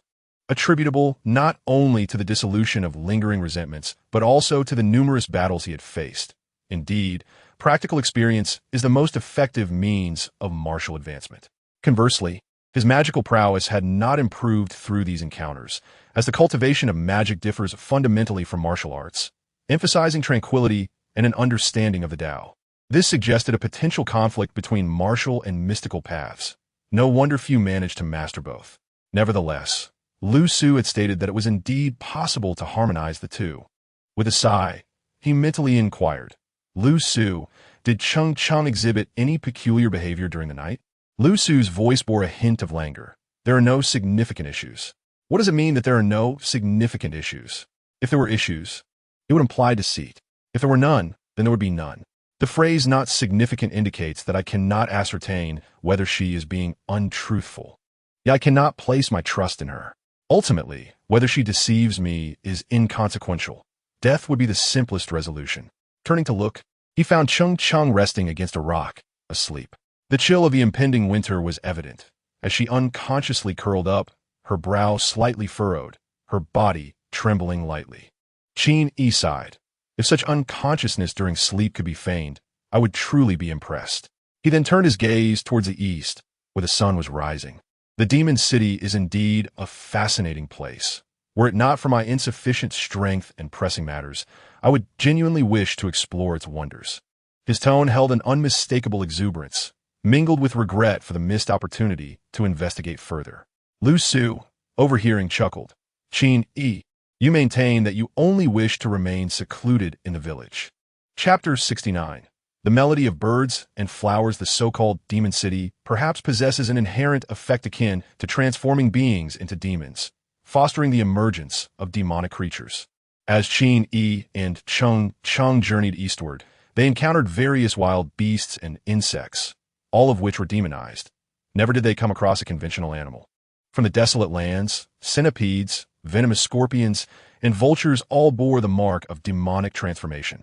Even a solitary mouse emerged, cackling with a voice that spoke. Humans, with no hesitation, Qin Yi struck it down with a swift blow. The ability of demons to communicate hinges primarily upon their appearance, does it not? What fear could a centipede or mouse instill? The mouse was crushed, revealing spines akin to those of a hedgehog, exploding forth as it met its end. Qin Yi shielded Cheng Cheng, clearing away the spines. Cheng Cheng silently observed his back, lost in thought. A subtle tremor emanated from the ground beneath. Qin Yi swiftly turned, pushing Cheng Cheng aside. In her previous position, a scorpion's pincers shot upward, followed by the rumbling of the earth as a venomous scorpion emerged. Qin Yi held Cheng Cheng and rolled across the ground, barely allowing himself a moment to experience any romantic notions before leaping up, wielding his club to strike. The wolf-fawn club collided with the scorpion's pincers, causing the creature to emit a pained cry as its pincer shattered. Simultaneously, the scorpion's elongated tail whipped around, glimmering with a greenish venom. Qin Yi deftly evaded, rolling to the side just as the scorpion's head was crushed beneath his club, splattering its venom into the air. Lu Su silently commended him. His combat skills were becoming increasingly adept, executed with seamless precision. Moreover, his fighting style was barbaric, a stark contrast to Qin Yi's refined appearance. From an outward perspective, Qin Yi appeared to be a dashing young man, ideally suited to wield a long sword with grace and agility. However, he found himself wielding a wolf's fawn club, embodying a rather disheveled state. Lu Su firmly refused to acknowledge that it was her teachings that led to this outcome. As Qin Yi rose to his feet, he reached out to Cheng Cheng, asking if she was all right. Cheng Cheng glanced at his outstretched hand, hesitated briefly, but ultimately placed her delicate hand in his to assist her in standing. Shaking her head, she indicated that she was fine. Her slender hand was smooth and soft. Yet Qin Yi felt no desire to linger, releasing her once she was upright. Adjusting his grip on the club slightly, he gazed towards the distant, shadowy demon city, silently reflecting on why Cheng Cheng was so apprehensive about traversing this path, realizing he would need to escort her. This place was far too chaotic. Are we close? Qin Yi inquired, turning his head. Cheng Cheng nodded enthusiastically. Qin Yi exhaled a sigh of relief. According to Cheng Cheng's previous explanation, once they entered the Greenlands, the chaos would dissipate, as it was a realm under the king's governance. complete with regulations, where the creatures within the city led orderly lives. Let's proceed. Qin Yi urged, taking Cheng Cheng's hand as they sprinted onward. Cheng Cheng followed, but her gaze occasionally drifted to their clasped hands, her expression revealing a hint of peculiarity. The ground beneath them began to shift from gravel mixed with sprigs of green grass to an increasing lushness, eventually leading them into a verdant paradise. Surrounded by fragrant grasses and trees, with the gentle sound of a babbling brook nearby, Qin Yi nearly shed tears. Compared to their previous environment, this was truly a paradise. The only distinction from the mortal realm was the absence of the usual avian melodies, for when Qin Yi looked up, he saw a few birds with human faces perched upon the branches, observing him with curiosity as though he were a rare specimen. Is that a human? One from the outside? I have never seen such attire before. The women's garments are from our land. I recognize them. The last person I saw dressed like that was quite wealthy. This is remarkable. Do outsiders possess beauty? The flock of birds commenced a debate over whether local creatures or outsiders were more attractive. A voice from below interjected, "They are likely similar. I can smell him. He reeks. As if he hasn't bathed in ages." Qin Yi turned to see a small flower addressing the birds, saying, "Quiet down. The king has declared that we need humans to work.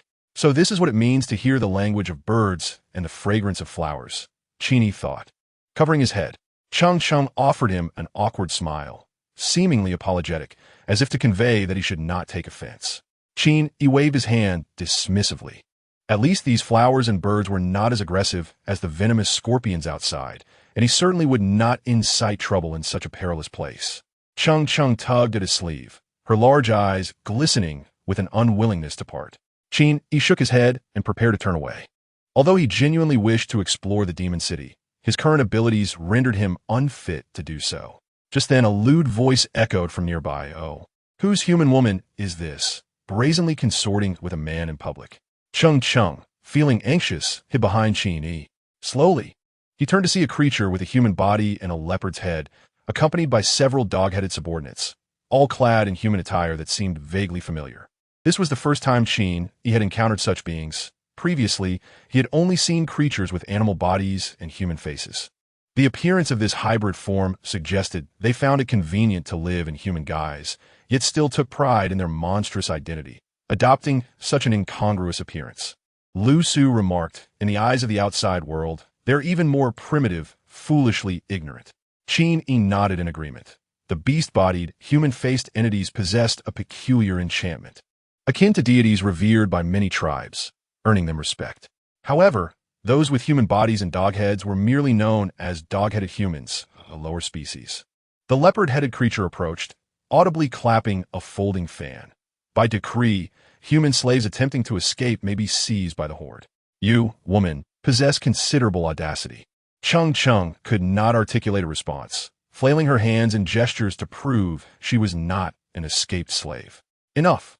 The leopard-headed creature glared at the tree above, seemingly on the verge of losing its temper, but withheld its wrath, turning back to Cheng Cheng.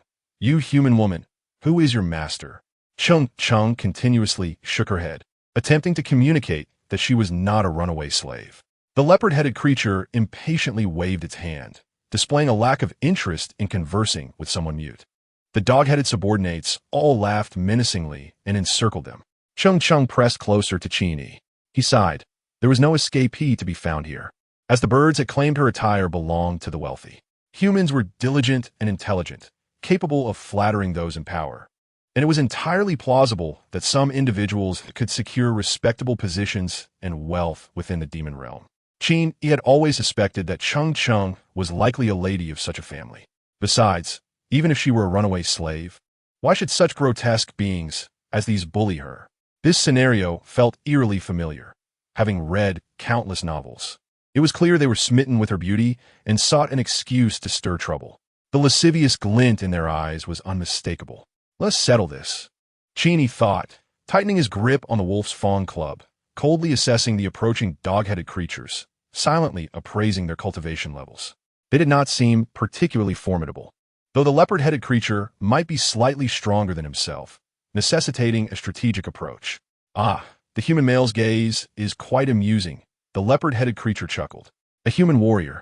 brandishing a wolf's fawn club in the city of 10,000 demons. Ha ha ha. It seemed an utterly ludicrous notion, and his laughter grew louder, nearly causing him to roll on the ground. Just then, an eruption of dark flames surged from Qin Yi's embrace, sweeping towards the leopard-headed creature, accompanied by an indignant, youthful voice. Ugly monster, you are so loud.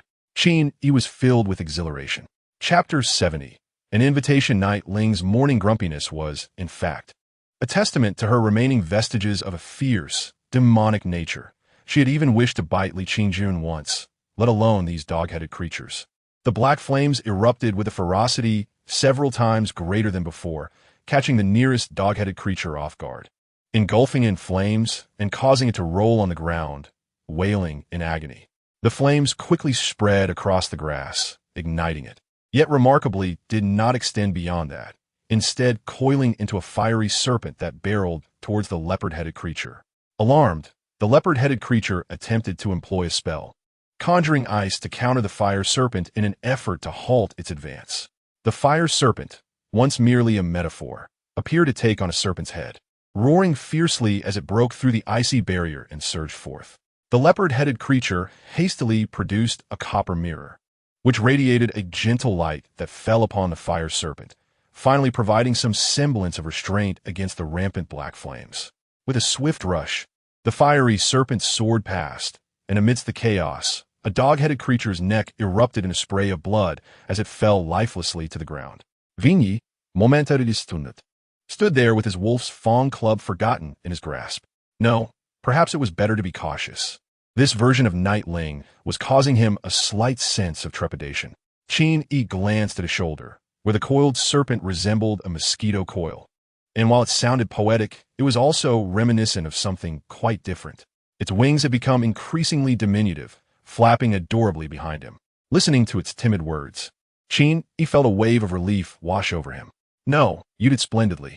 He cast aside the earlier notion of training Night Ling to be more audacious.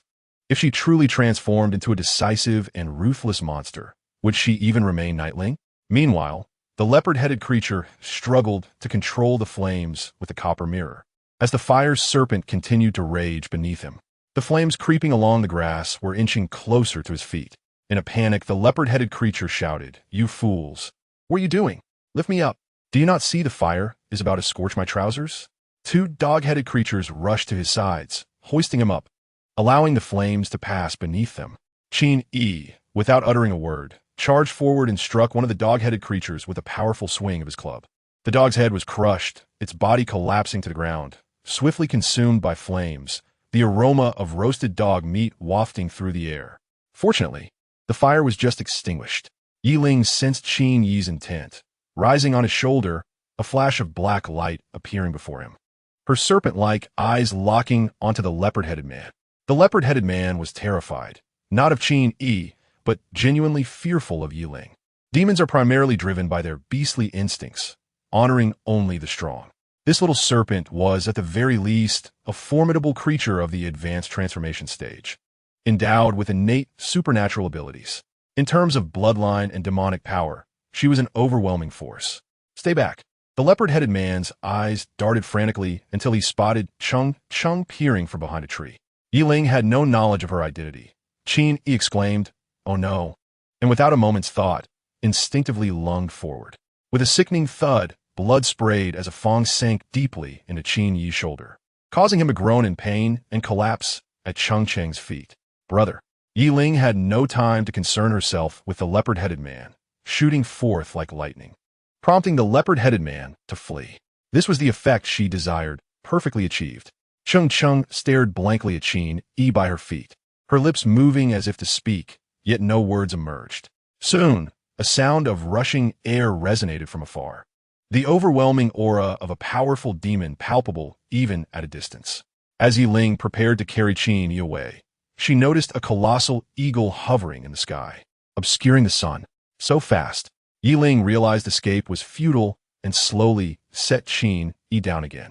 Chung reached out to support him, allowing him to lean against her as she tore a piece of lining from her skirt to bandage his wound.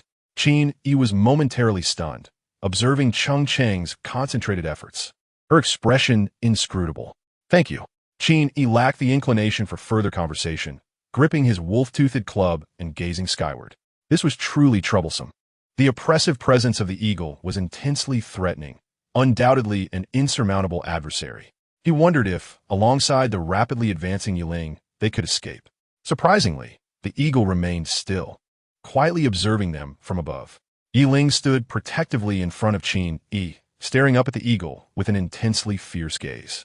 The eagle, belonging to the bloodline of the tongue Shi, finally spoke in human tongue, its tone unexpectedly gentle. I have not seen you in the demon city. Where do you hail from? Yiling hesitated for a moment, her hostility diminishing significantly as she weakly replied, from the outside. After a moment's contemplation, the eagle added, how about joining my Baigua? Your cultivation and bloodline qualify you to become a demon general. Yiling had no understanding of what Baigua or a demon general entailed, shaking her head in refusal. I want to follow my brother. This human? The eagle hesitated before continuing. He may accompany you into the city. As a demon general, you are entitled to possess a human. For reasons unknown, Yiling felt an overwhelming allure at those latter words, nearly agreeing, yet ultimately muttering, I will listen to my brother. The eagle inquired, what say you, human? Upon hearing these few words, Qin Yi's sense of danger lessened somewhat, as the unfolding scenario seemed logical. If various demon kings each held dominion within the demon city, then a powerful, unaligned transformation demon like Yiling would undoubtedly be a coveted asset. With this in mind, he softened his tone considerably. I appreciate this demon king's favorable regard for my sister, yet my sibling and I have pressing matters at hand. I'm not a demon king, the eagle interjected, seemingly startled. Oh, this eagle, whose strength was indiscernible, was not even a demon king. The power within this demon city was evidently far beyond expectations. I am unaware of your urgent matters, the eagle continued. But I can see that this tongue she lacks a systematic cultivation method, nor has her innate abilities been properly nurtured. Following you, this human, will only lead to her misfortune. Qin Yi fell silent, unable to refute this point. In truth, his initial temptation to entice Yiling to accompany him to the Xian Valley was the possibility of discovering bloodlines or cultivation methods. If she truly joined this realm, she would undoubtedly receive reliable training, which would greatly benefit her. But at what cost? Could someone of Yiling's temperament truly adapt to this harsh demon realm? Which of the demon kings was benevolent enough to cultivate her for free? What if she was assigned perilous tasks? He turned to Yiling and asked, what do you think? Yiling stared blankly at the sky, her gaze unfocused, and after a considerable pause, she said, I want to follow my brother, yet I also want to learn. Qin Yi found himself equally torn, feeling both that he should not delay Yiling's growth, and that he feared she might not survive the cruel demon realm. After much internal conflict, he bowed his hands to the sky. May we have some time to consider? He initially believed such an ungracious request would not be entertained and might even offend the eagle. Yet to his surprise, the eagle responded surprisingly amicably. You may. As it spoke, a feather floated down gently, and it added, whether human or demon, opportunities are rare. I believe this tongue she would not wish to miss such a fine chance. Once you have decided, present this feather at the city entrance, and someone will guide you to me. Qin Yi caught the feather, exhaling in relief. This unexpectedly accommodating demon was truly astonishing. He seized a moment to gesture towards Cheng. This young lady, Cheng, is a citizen of your esteemed nation. May I inquire? The eagle replied nonchalantly. She is our subject. It is our duty to protect her. No need for your concern. Upon hearing our subject, Qin Yi instantly thought of Li Qingjun. Cheng nodded at Qin Yi, signaling her trust. At that moment, Qin Yi was lost in thought, distractedly bowing farewell to Cheng. Cheng gazed at him for a long while, her gaze fixating on his chest as if trying to see the bloodstains behind him. After contemplating for some time, she suddenly bent down and etched 4 characters into the ground. Thank you. Take care. Having completed her inscription, she finally rose, bowed respectfully, and turned to leave.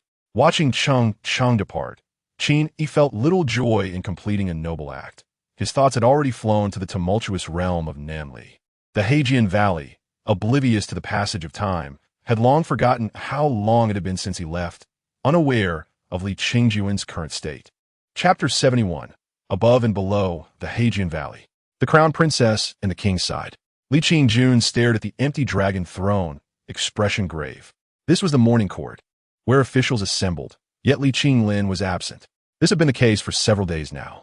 A few days prior, he had claimed fatigue, appearing drowsy, and Li Qingjun had begrudgingly taken on the duties of the crown princess, managing state affairs in his stead, even utilizing the techniques left behind by Qin Yi. She was aware that Li Qinglin had dispatched individuals to the Donghuazi underground palace in search of cultivation methods, although he had not yet cultivated. It was only a matter of time. It was better to let him practice Qin Yi's techniques, regardless of the outcome. It would surely uplift his spirits and allow him to focus on state matters. She had faith in Li Qinglin's self-discipline. However, reality proved her naivety. While Li Qinglin might have been somewhat fatigued, he was far from the point of being unable to attend court. He was a congenital martial artist. After all, his behavior was merely a ruse, anticipating that Qin Yi would undoubtedly leave behind methods for her, prompting her to voluntarily relinquish them. Li Qinglin could tell himself that he had never broached the subject of seeking immortality. Self-deception. Let us conclude here for today. Li Qingjun suppressed her rising frustration and addressed the officials. The matters we discussed earlier, please expedite. Time is of the essence. I shall go see my brother. Thank you, Crown Princess. The officials exited the hall, and Li Qingjun abruptly turned, grabbing the doorkeeper. Take me to see my brother. The doorkeeper swallowed hard, nearly petrified by fear. Previously, Li Qingjun had been spirited and often questioned people in such a manner, but back then, it merely conveyed an endearing fiery temper.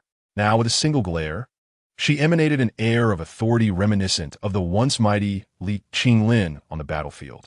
Qin Yi himself could not discern the passage of time within the Heijian Valley. To the people of Nanli, it had only been about half a month since his departure. After engaging in political affairs for a fortnight, Li Qingjun underwent a remarkable transformation, exuding an aura that was completely renewed. She had already commanded the execution of generals who embezzled military funds, with severed heads displayed ominously before the woman, a sight that was truly shocking. In the past, she had also roamed the world as a vigilante, vanquishing villains and demons. Perhaps even more than this, those were acts she had personally executed, whereas this was merely a command, yet the essence of the act was profoundly different. The eunuch was at a loss for words, sensing the stark disparity. Before the esteemed princess, the eunuch stood trembling at the entrance of a quiet chamber, cautiously announcing, "Your Majesty is in meditation." With a swift kick, Li Qingjun flung open the door. Inside, Li Qinglin sat cross-legged, slowly opening his eyes at the sound, a smile playing on his lips, still so impetuous. Li Qingjun glared fiercely. Our spies in the West Wilderness have reported multiple times about unusual activity concerning grain storage. General Xie predicts an invasion come spring. I am entirely unversed in such matters, and the ministers await your command to respond. Yet you still have the leisure to engage in meditation. Li Qinglin replied with remarkable composure. Last evening, I had General Xie submit a report. I am well aware. Li Qingjun paused in surprise, her anger flaring. Then why do you not attend court? Matters of the court are often riddled with trivial disputes, tedious and counterproductive. You ought to bear the burden of such disturbances. Li Qinglin spoke slowly. One must discern priorities. If the West Wilderness does not invade and I were to perish first, then all would be for naught. You must endure the burdens of court affairs. Fuming, Li Qingjun retorted, I cannot manage this chaos. No one is born adept at such things. You must heed the advice of the civil and military officials. You are indeed intelligent. You, Li Qingjun stamped her foot. Is your aim the prolongation of life or the pursuit of immortality? Can you truly distinguish between the two? Li Qinglin remained amiable. I can distinguish, rest assured. Taking a deep breath, Li Qingjun suddenly inquired coldly, what have you achieved in your pursuits of cultivation? Surely progress is imminent? Li Qinglin responded, if Qin Yi can cultivate, so can I. Yet Qin Yi is merely at the nascent stage of his potential. He is still far from true immortality and has never claimed such.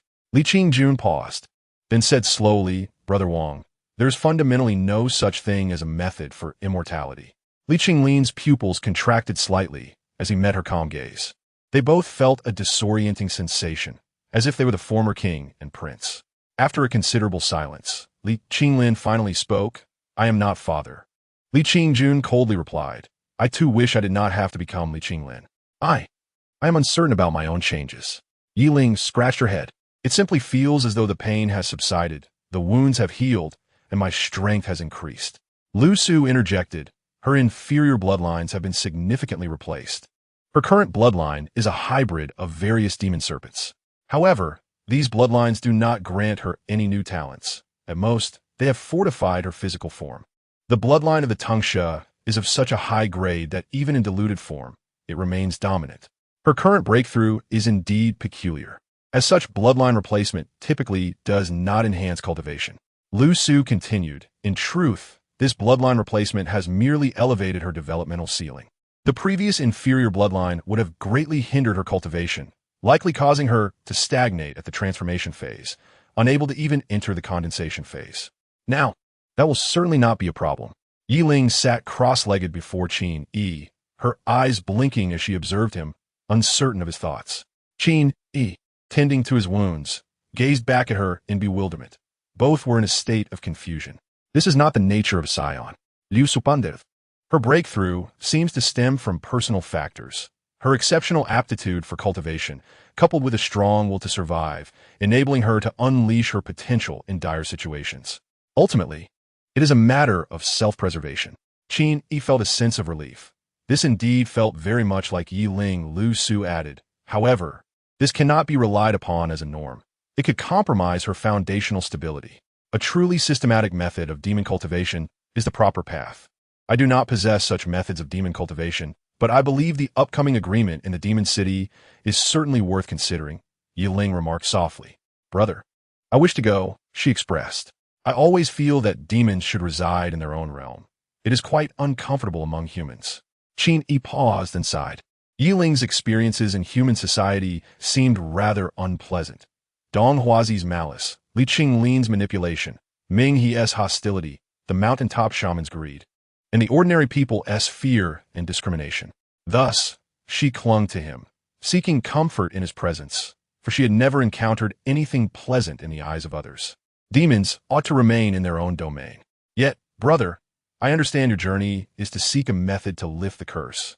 It is not something you can accomplish alone. Yiling straightened her posture, speaking earnestly. I will accompany you in completing this task and will not abandon you. Qin Yi felt deeply moved. Whoever claimed that demons were devoid of compassion. How endearing Yiling was. Yiling's large eyes sparkled with excitement. She was indeed quite vengeful. Chapter 72. A return to the wild mountains. Initially, when the two were far down the mountainside, the shaman could accurately pinpoint Yiling's location and send Peaches flying towards her. Qin Yi realized that his covert attempts to gather intelligence were futile. No matter how well he concealed himself, the shaman likely had means to see through it all. Thus, alternative methods must be devised to ascertain the situation. Yiling sat before him, curiously observing as Qin Yi tore a strip of cloth and fashioned it into a small cloth mouse. He tapped the mouse's head with his finger, causing it to scurry about energetically.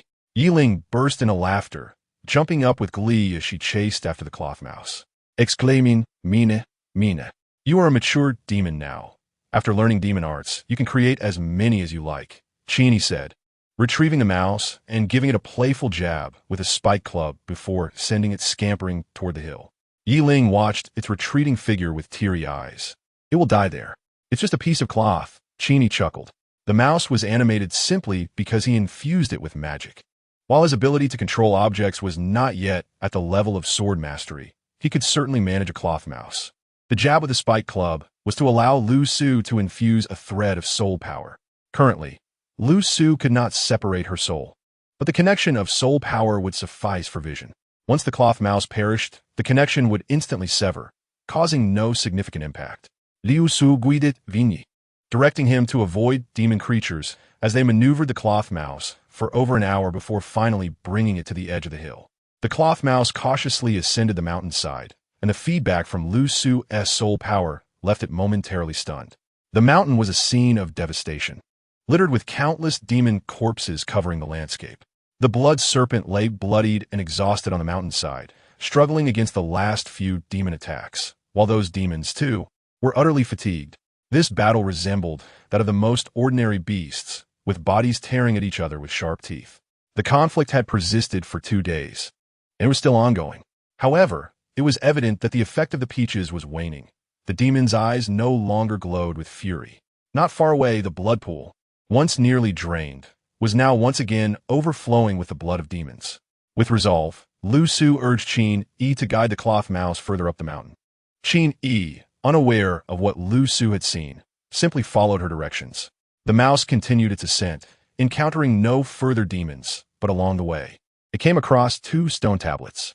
Lu Su's soul power was insufficient to discern the intricate characters, so they moved on, continuing their climb. Lu Su quickly recognized traces of several formations, seemingly all dismantled and ineffective. Even the passage of the cloth mouse triggered no reactions. At the mountain's summit, there stood a sizable stone dwelling. The cloth mouse circled around it, which should have been a place filled with traps and complex formations. It appeared no different from a mortal's abode. Nothing occurred. As they approached the stone house's entrance, Lu Su's soul power waned, and she could see no further. Qin Yi was overjoyed. If things proceeded so smoothly, it was quite possible that this journey could conclude directly, which was the paramount objective, far more significant than any minor gains. Yiling darted ahead with even greater speed. Qin Yi felt a pang of reluctance to inform her that the cloth mouse had traversed countless mountains and rivers, reduced to mere rags. Upon reaching the hill, the stench of blood assaulted their senses, the visual impact of the countless corpses overwhelming enough to make Yiling forget about the cloth mouse entirely. How cruel! Yiling murmured. This person must be stopped. It is too merciless. Qin Yi felt a churn in his stomach, without witnessing it firsthand. He could hardly fathom the sensation evoked by an endless sea of corpses, the nausea incited by the very odor capable of making one retch.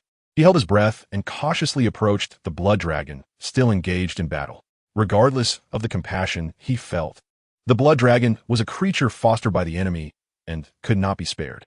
Having slain the last monster, the blood dragon glared at Qin Yi, utterly exhausted.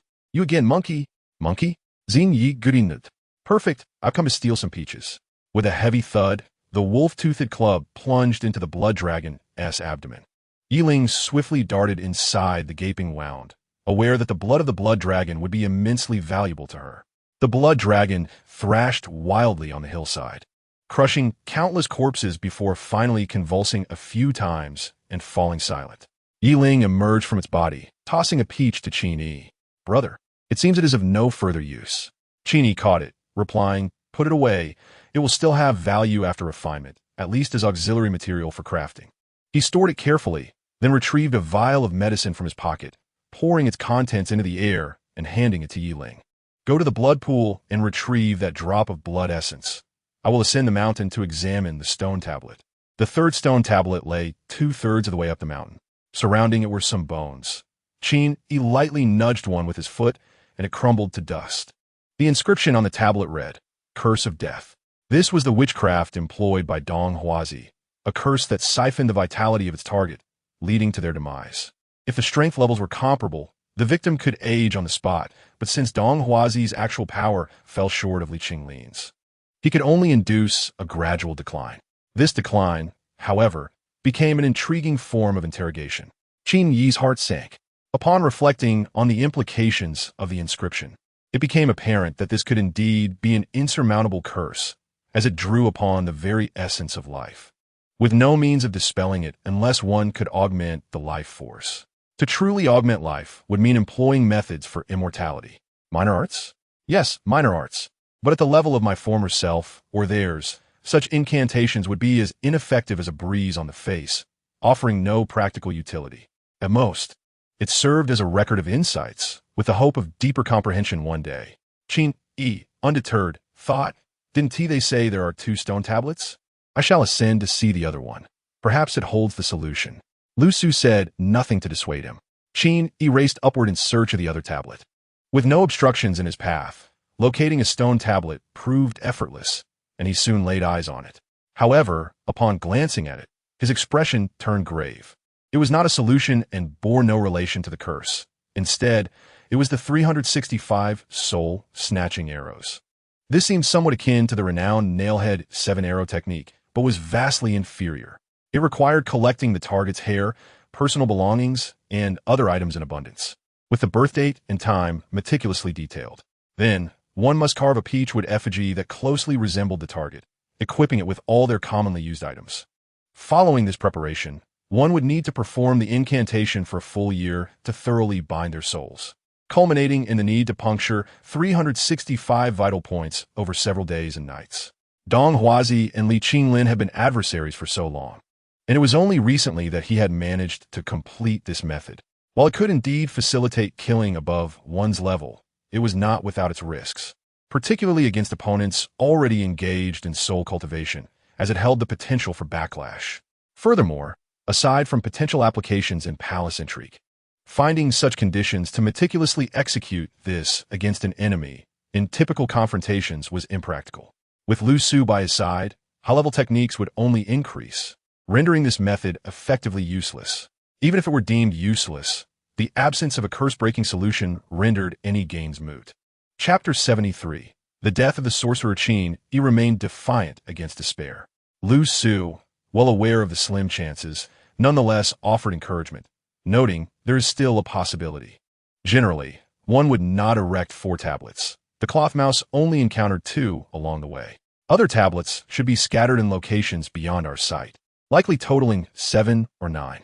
Qin Yi nodded in agreement, but had no intention of searching the vast mountain for additional tablets. Instead, he gazed upward towards the mountain peak shrouded in mist. Given the current situation, it was evident that the sorcerer had been attacked and was unable to emerge. If he were dead, that would be ideal. If not, he might be recuperating. Yiling had recovered from her severe injuries in just a night and a half. Perhaps it was due to her bloodline. However, the sorcerer had access to medicinal aids, and who knew in what condition he might currently be.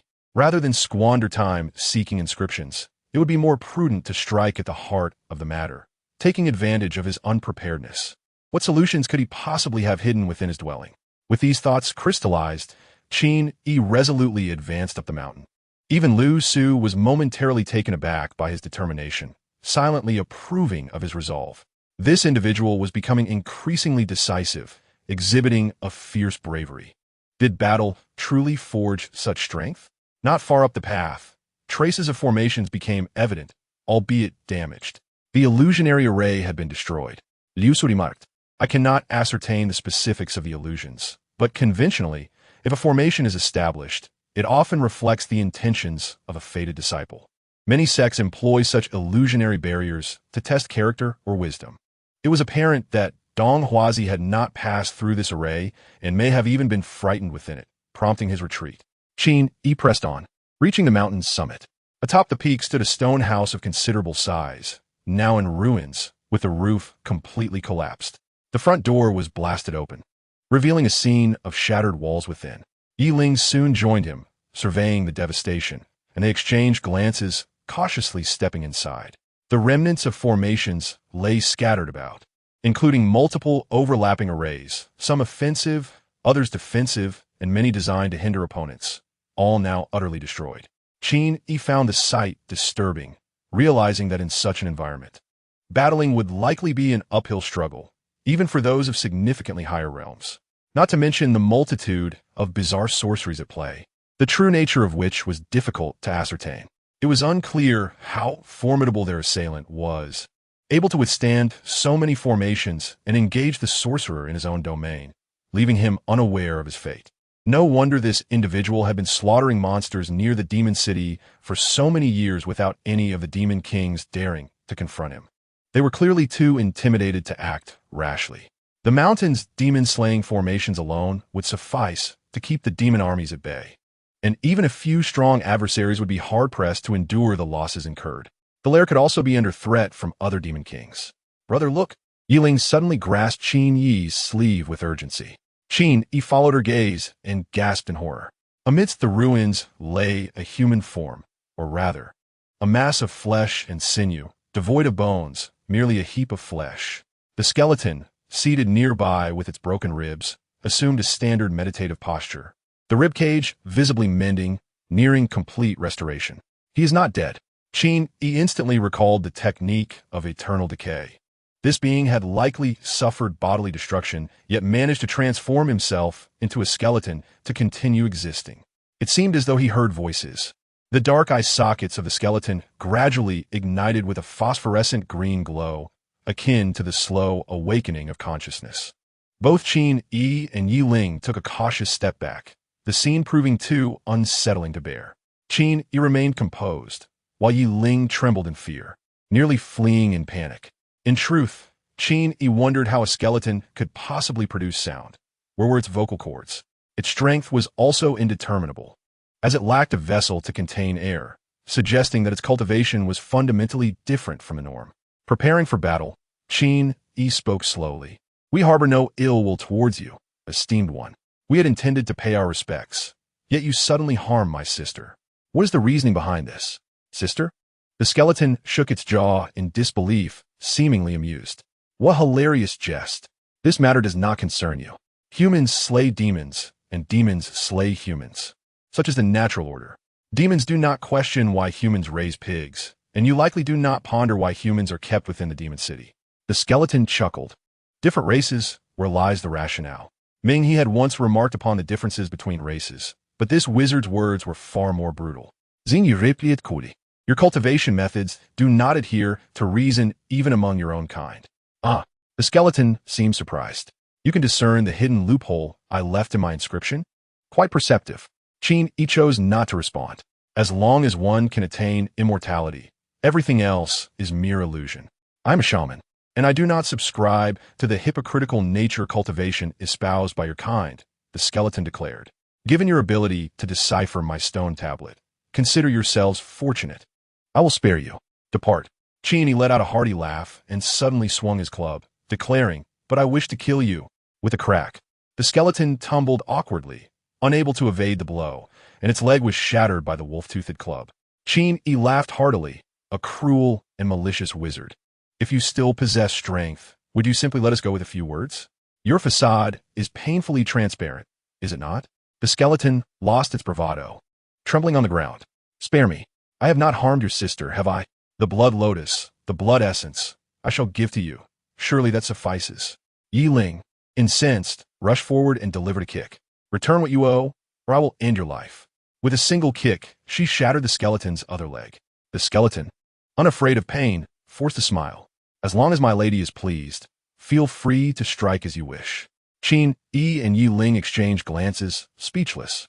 They had expected a formidable opponent, yet upon losing its strength, it resembled a craven cur, lacking any dignity.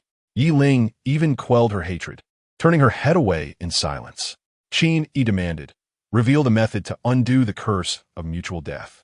The skeleton paused, realizing that these two had come for such a trivial matter. Noting Qin Yi's suddenly grim expression, it hastily added, "Wait, there is still a way." Qin Yi clung to the last shred of hope. "Speak." Of course, it was also possible that only fragments of the method remained, and that the rest had perished in the ashes of its master during the attack eons ago. Qin Yi stood in place, his expression darkening, remaining silent for a long while. Hope was increasingly dim. The skeleton, observing his demeanor, cautiously added, "Actually, there's another method." Qin Yi's eyes flickered. "There is a demon king in the demon city, whose true form is the divine beast Chenghuang." Chenghuang? The one said to grant an additional 2,000 years of life? Indeed, as long as one rides it, they can extend their lifespan, if you can tame it. The skeleton's tone became increasingly coaxing. "Perhaps you too could attain immortality. Just a small portion of its essence would suffice." Even Yi Ling discerned the skeleton's ulterior motives. It was clearly intent on refining the demon king Chenghuang for its own gain. If riding it could indeed extend life by 2,000 years, perhaps it could even lead to ascension. Of course, Qin Yi remained skeptical of such claims. If it were that powerful, why had no mighty beings yet conquered the demon city and ridden it countless times? It should have long been domesticated. Nevertheless, the existence of such legends hinted at Chenghuang's extraordinary qualities regarding longevity, and if this demon king could assist, perhaps the matter could indeed be resolved. Qin Yi recalled that there were several kingdoms and demon kings within the demon city. Yes, there are 3 kingdoms, and the demon king Chenghuang is the ruler of the White Kingdom. Yi Ling glanced at Qin Yi, who was also observing her. It seemed to be destiny. Noticing the evident excitement on their faces, the skeleton quietly sighed in relief. Its gaze fixated on Yi Ling, a wave of malicious intent surging within. "Go ahead. Once you confront that individual, I shall restore myself slowly. One day, I will make these two fools suffer endlessly." As it contemplated this, a wolf-toothed club suddenly appeared before it. Bang! Its skull shattered, and sparks flew. Qin Yi sheathed the club, coldly stating, "Such a being, no matter how cooperative it appears, is merely biding its time. Once restored, it will undoubtedly seek revenge. It cannot be spared." Yi Ling unleashed a plume of black fire, engulfing the skeleton in flames. The piercing, vengeful wails of its soul echoed amidst the conflagration, gradually subsiding. Chapter 74. Harvest. Watching the skeleton reduced to ashes, the siblings exchanged silent glances. "Brother, do not be overly concerned. You have done your utmost," Yi Ling consoled. "The prince will understand and will not blame you." It was not fear of blame that troubled Qin Yi, but rather concern for Qin Jun's predicament. He sighed. "The situation in Nanli is grave. I dare not predict the outcome if I return empty-handed," Yi Ling suggested. "Then let us enter the demon city together." As she spoke, a glimmer of joy sparkled in her large eyes. Qin Yi noticed her subtle intentions and affectionately ruffled her hair. Sharpening the knife does not delay the chopping of wood. The demon city is not a place to be taken lightly. We cannot place too much trust in that hawk's words. We must prepare ourselves before venturing forth. Yi Ling inquired, "What preparations?" "Strength is always the best preparation," Qin Yi replied. "Our gains this time are substantial. We should take time to digest them before proceeding." Yi Ling then produced a vial. "The blood essence is here. Keep it," Qin Yi said. "This essence is meant to aid your breakthrough into the Ningdan phase, not for immediate use." Qin Yi surveyed the stone chamber, pondering, "If all goes well, there should be a place for alchemy here. You should thoroughly assimilate the bloodline of the flood dragon while I concoct a batch of blood lotus pills." Yi Ling looked up at Qin Yi, her expression somewhat complex. The blood essence was the true significance of the demon refining array, distilled from countless demon blood. This single drop of essence was intended to assist the blood flood in transitioning from peak transformation to the Ningdan phase. It was an invaluable item that countless demons would covet if brought to the demon city. For an adept alchemist, its applications were not limited to aiding demons alone. The potential uses were vast. Yet Qin Yi, without a glance, had implicitly designated it for her use. In truth, up until this point, all the valuable items they had encountered had been for her benefit, with the flood dragon bloodline cleansing her body and the blood essence preserved. Even the blood lotus pills Qin intended to refine would undoubtedly include her share. Qin Yi's gains paled in comparison to hers, yet he wore a countenance of righteous entitlement. She said nothing further, sniffled softly, and murmured, "Then I shall go cultivate." Yi Ling understood that her consecutive breakthroughs had not solidified her foundation. Moreover, the process of cleansing with demon blood was passive. She had yet to thoroughly guide her cultivation and integrate the bloodline. Qin Yi was correct at this moment. The most crucial task for her was to focus on her cultivation. With each increment of strength gained in her cultivation, her voice would resonate more powerfully within the demon city. In the world of demons, moralities and rules were far fewer than among humans. The law of the jungle always prevailed. The stone chamber was spacious, containing numerous compartments. Yi Ling randomly chose one to practice, while Qin intended to search for a medicinal herb room or an alchemy chamber.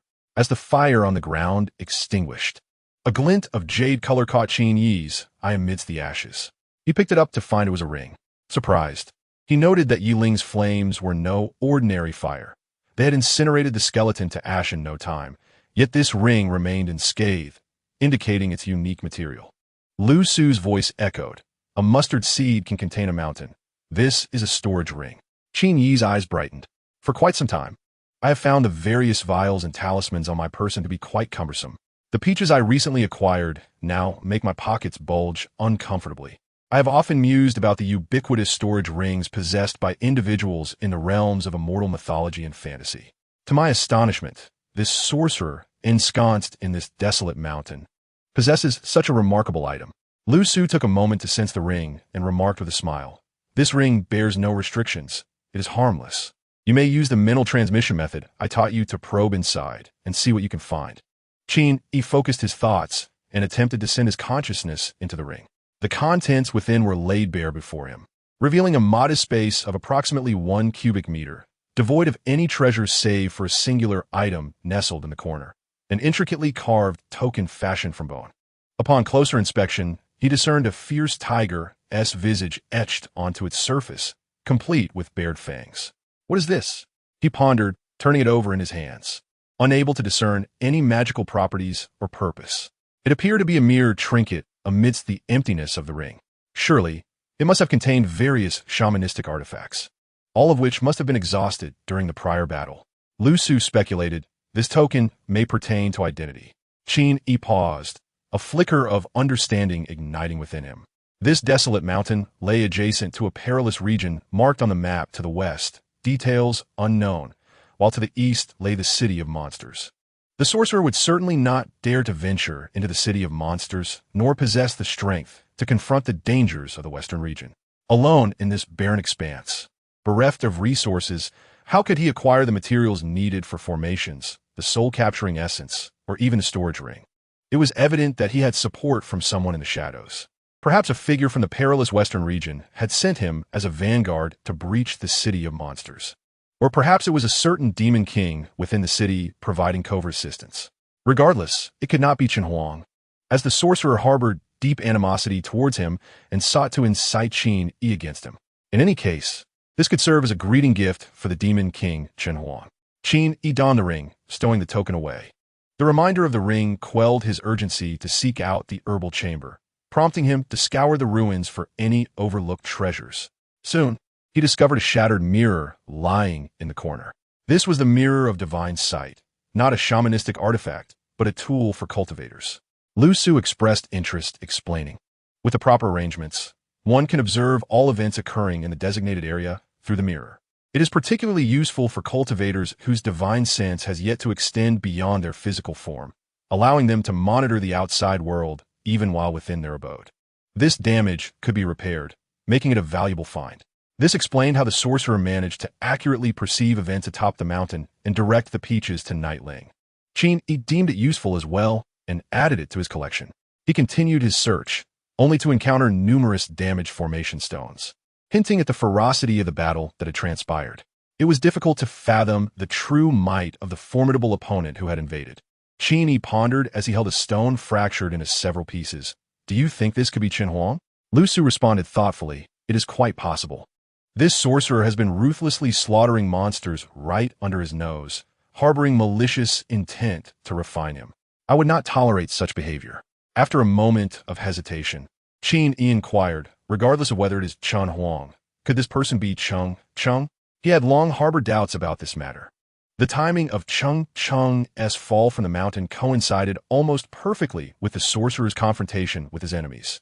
Such a coincidence seemed implausible.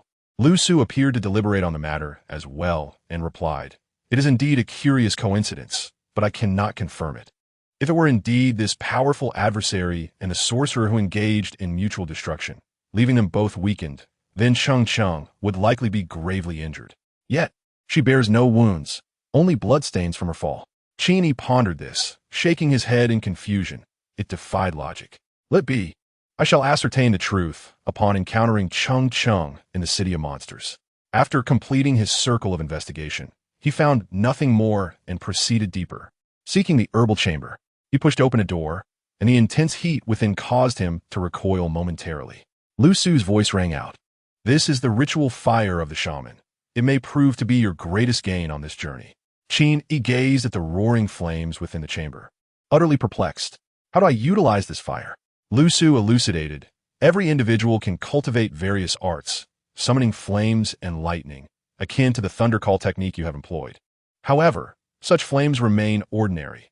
No matter how advanced one's cultivation or superior the technique, they will only yield stronger flames without any extraordinary effects, making them susceptible to being countered. Understanding dawned upon Qin Yi. So I must seek unique fire seeds, and when I cast the same spells, their effects will differ from others? Precisely. For example, consider the fire of heavenly tribulation, which scorches the soul and cannot be thwarted. If you have the fortune to refine such fire seeds, you too may wield tribulation fire. However, the chances are slim, and with your current cultivation, you would not be able to refine it. Qin Yi's first instinct was concern. Nightling's fire must be quite unique. Surely it will not attract unwanted attention. Lu Su replied nonchalantly, That is the innate talent of the Tengxi bloodline.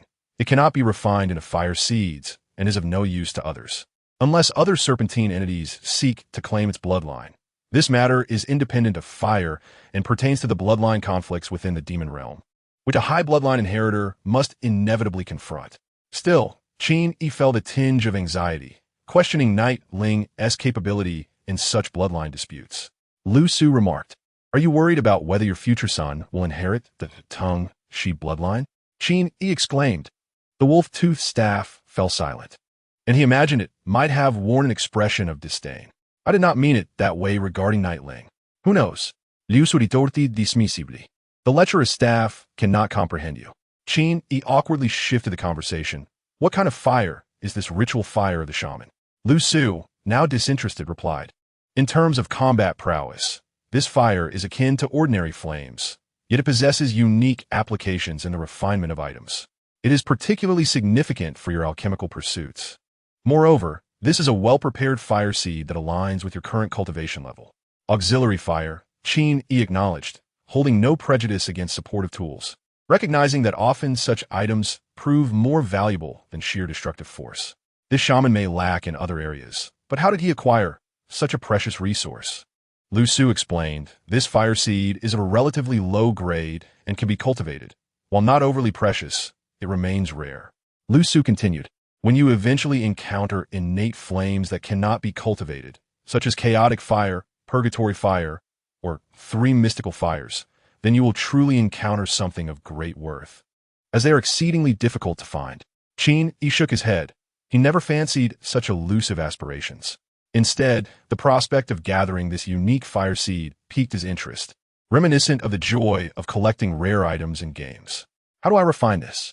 I will impart to you the reverse fire technique, and you may proceed with other fire seeds similarly."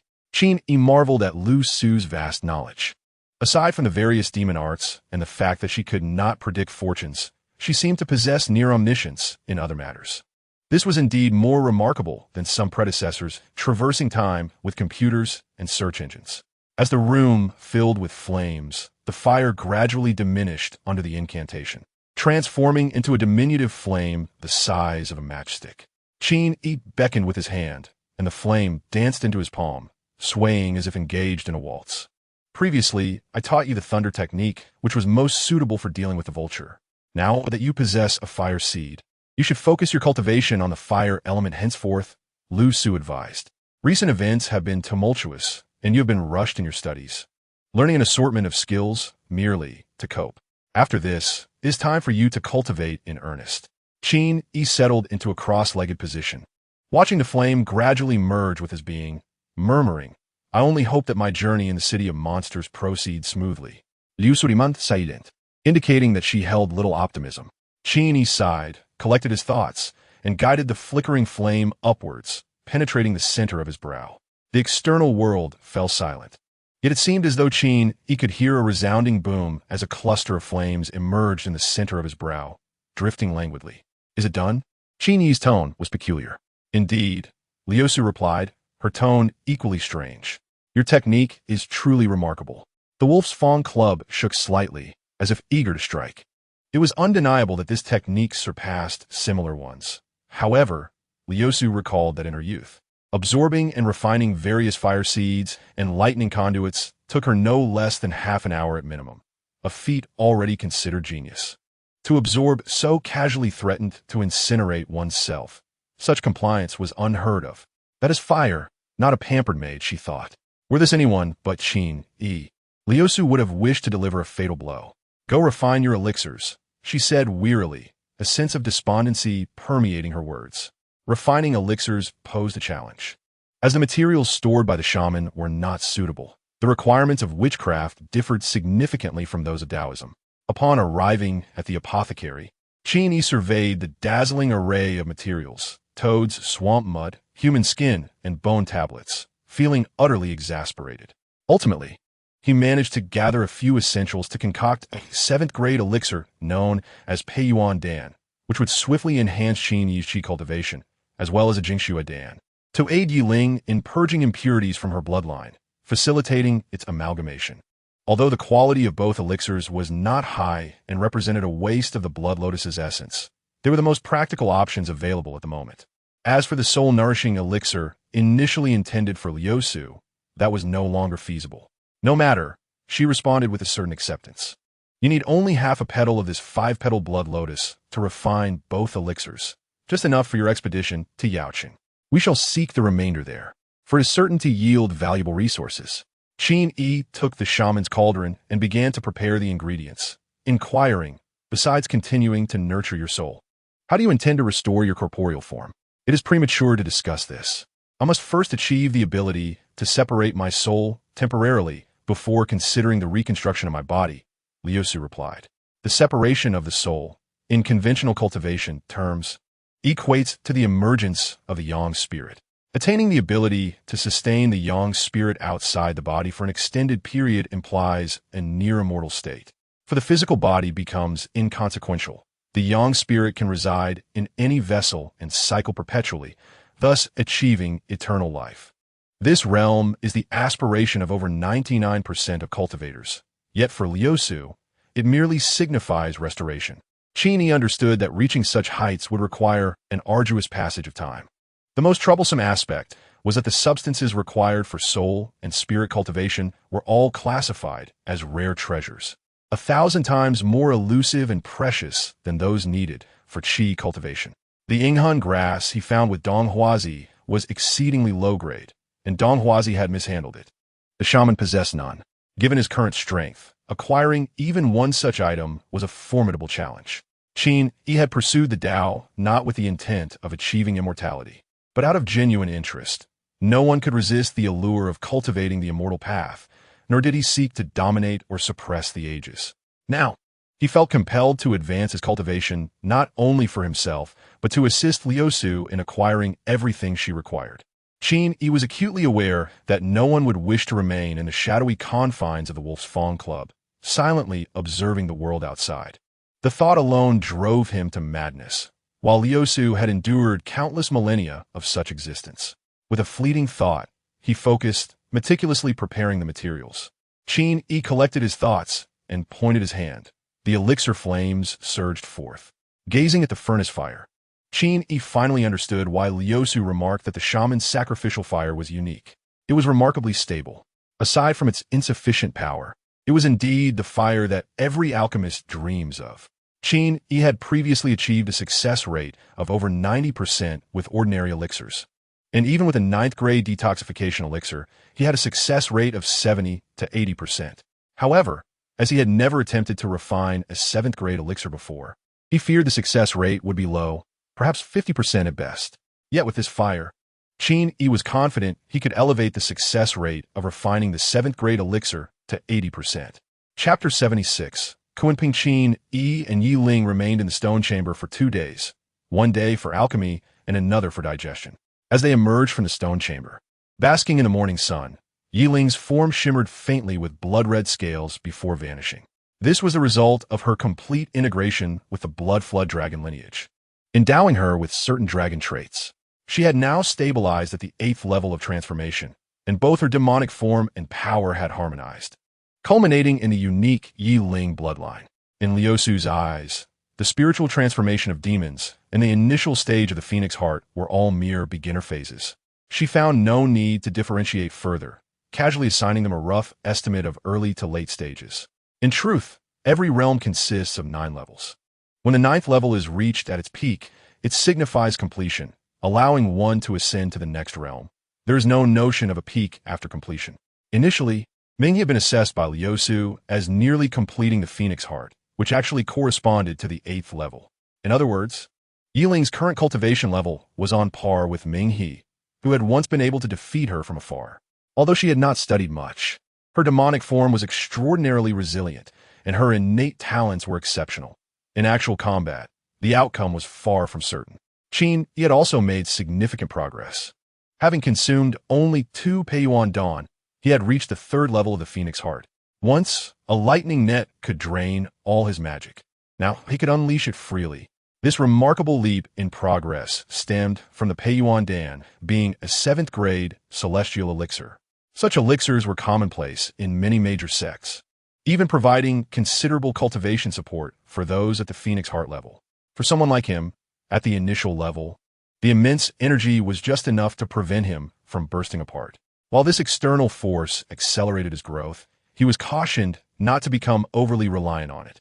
Liu Su advised, though external elixirs are a path unto themselves, an overdependence on outside resources is detrimental to one's own cultivation. Wise practitioners typically utilize elixirs as aids for breakthroughs. Those who rely solely on them to attain immortality are rare and ultimately unreliable. Qin Yi understood this well. Chang'e was a prime example of someone who achieved immortality through elixirs. How could she hope to compete? True cultivation is the solid foundation. Thus, even with several elixirs remaining, he decided to refrain from consuming them for the time being. Time waits for no one, and his thoughts were with Li Qingjun. He had no patience to hide away and cultivate slowly. Let us depart for Yaocheng, Qin Yi stated, taking Yi Ling's hand as they descended the mountain. Upon reaching the midpoint, both paused in astonishment. The mountainside was strewn with the corpses of demons, including blood flood dragons, all meticulously cleared away, with not a single drop of blood remaining in the blood pool. Qin Yi was certain that the formation he had set outside had not been approached. The undertaking of removing such countless corpses was monumental. How could no one have ventured to the mountaintop? Yet Link hesitated. Could it be that the old eagle uncle knows we are inside and refrains from disturbing us? The likelihood that the demons of the Bai Kingdom were responsible for the cleanup was high, suggesting they harbored goodwill towards them. Qin Yi pondered it. Yet this situation grows increasingly strange. Is it possible they cannot discern our possession of demonic blood essence? Yi Ling replied, I find the old eagle uncle quite agreeable. It does not seem strange at all. Qin Yi admonished, be vigilant in all matters. Your brother cannot always be by your side. If you continue to be so naive, you may find yourself sold in Yaocheng and end up counting money for someone else. Yi Ling pouted and muttered, then stay with me and do not leave. Qin Yi, caught off guard, was about to inquire further when Yi Ling had already darted down the mountain, exclaiming, let us see who is faster. He marveled, goodness, he smells worse. How many days has it been since he washed? I am a flower bathed in heavenly dew. Indeed, you often bathe in our droppings as well. Soon, a playful scuffle broke out by the trees. Qin Yi felt a mix of embarrassment and amusement. Indeed, these monsters are rather amusing. If all the monsters in Igu possess such qualities, they would be quite compatible with Ling. On another tree, a bird remarked, I think that little snake is eager to bite him. You know this? It has been secretly watching him. If it doesn't intend to bite, what else could it want? Oh, really?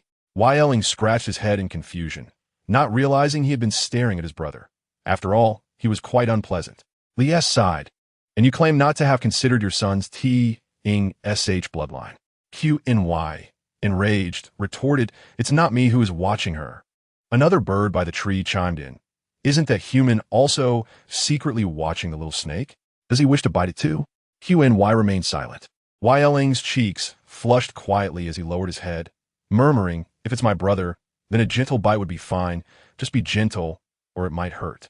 Qin suggested, we should leave this place soon. These birds are giving me a headache. Oh, Ling whispered, but brother, you really do smell bad. Tears streamed down Qin's face, lamenting, is this really my fault? It's been ages since I left in NL, and I haven't bathed. Not to mention, I've been in several battles and rolled amidst corpses covered in blood and filth. It's a miracle if I smell even slightly pleasant. Yet it was peculiar. Ling had undergone similar trials, having even ventured into a blood pool multiple times. How could she remain so fair and fragrant? I heard snake venom has a sweet scent. Perhaps that's the reason. Qin felt a wave of discontent. Amidst the cacophony of chirping birds and rustling foliage, the two trudged forward. After traveling less than 10 miles, Ling suddenly halted, eyes wide with astonishment. Qin gasped, losing all inclination for jest. Was this the city of monsters? Before them loomed an endless expanse of brown city walls, stretching as far as the eye could see, seemingly several times the size of Huxiaching. It was said that the chasm was too wide for birds to cross. Qin surmised that this city must be of similar breadth. As they drew closer, the walls loomed at least 20 zhang high, resembling towering skyscrapers. Qin had never encountered walls of such height. Was this truly a city wall? The structure was unlike any made of brick, or stone, appearing instead to be composed of vast feathers, each one several zhang wide, with downy fibers as thick as a human's. Monsters entered through the gates, resembling ants crawling into a hole. The mere aura emanating from the walls suppressed Qin Yi's powers, exerting an overwhelming force akin to a dimensional strike. What was this? Turning to Ling, he found her staring blankly at the walls, momentarily speechless, clearly shaken to her core. Li S's voice suddenly echoed. This is the body of the Qin, transformed into a city. Its feathers have become the walls, and its flesh has turned into the land. Qin. Yes, its demonic power still protects this place. Perhaps the reason why this city can stand undisturbed by human cultivators. Qin Yi swallowed hard. Indeed, given H's disdain for monsters, and considering her elders had traversed this area without engaging, this might very well explain it. Despite having been dead for countless years, its presence remains formidable. Qin Yi believed that if the Qin were alive, even a mere sneeze could annihilate countless human cultivators. Strangely, as Qin Yi approached, the terrifying pressure seemed to dissipate, almost as if it were subconsciously retreating. What was it avoiding? He glanced at the wolf-headed club. I killed it, Li S stated calmly. Perhaps it still harbors a fear of my presence. Qin Yi remarked, I do not feel triumphant. Li S's tone grew somber as she murmured, in comparison to it, it feels as though it is eternal, while I have long been dead for millennia. Chapter 77. Such a city of monsters. Qin Yi was at a loss for how to console her, as he was entirely unaware of the battles and motivations of her era. He understood that many secrets lay within, yet Li S seemed unwilling for him to delve deeper, choosing to withhold certain truths. Let her keep her secrets. Everyone deserves some mysteries of their own. Halt! The city gates were guarded by several wolfmen, each brandishing long spears directed at Qin Yi and Ling. What is your purpose here? Qin Yi noted with intrigue that their behavior bore a resemblance to that of human cities, differing from his expectations of a city of monsters. Ling produced the feather left by the eagle. An uncle eagle sent me to find him. The wolfmen's eyes widened, and their expressions turned obsequious. You are a guest of the Eagle Commander. Allow me to escort you. Let me lead. I saw this esteemed guest first. You still dare to point your spear at her? The guards erupted into chaos. Qin Yi, exasperated, pointed to the nearest one. Stop fighting. You lead us. The wolfman shot him a glare. What are humans to issue commands to me? Qin Yi paused, momentarily taken aback, but he felt no anger. This was indeed a city of monsters. Ultimately, none of the wolfmen managed to guide them, each receiving a beating from their captain, who then personally led the way. My lord, when you meet the Eagle Commander, please speak a few kind words for me. My name is RGU, Ling inquired. Aren't you a wolf? Why are you called RGU? They say a humble name brings good fortune. Do you have such customs among humans? Some human beliefs do hold merit. My second uncle is named Otn, yet he did not live past 30. Ling bantered with the wolf captain while Qin Yi followed silently, observing the peculiar city. The streets were wide, and the houses were primarily stone structures, capable of several stories, adorned with diverse styles, likely reflecting the unique cultural flavor of the city of monsters. This explained why Ng's attire possessed such an exotic essence. Many buildings were shops selling magical tools and materials, yet there were no street vendors. A broom swept by itself at a doorway, collecting trash and pushing it to the adjacent doorstep. Another broom suddenly emerged, shouting, "You filthy servant, just like your master." The two brooms clashed noisily, prompting Ling to clap and exclaim, "How entertaining!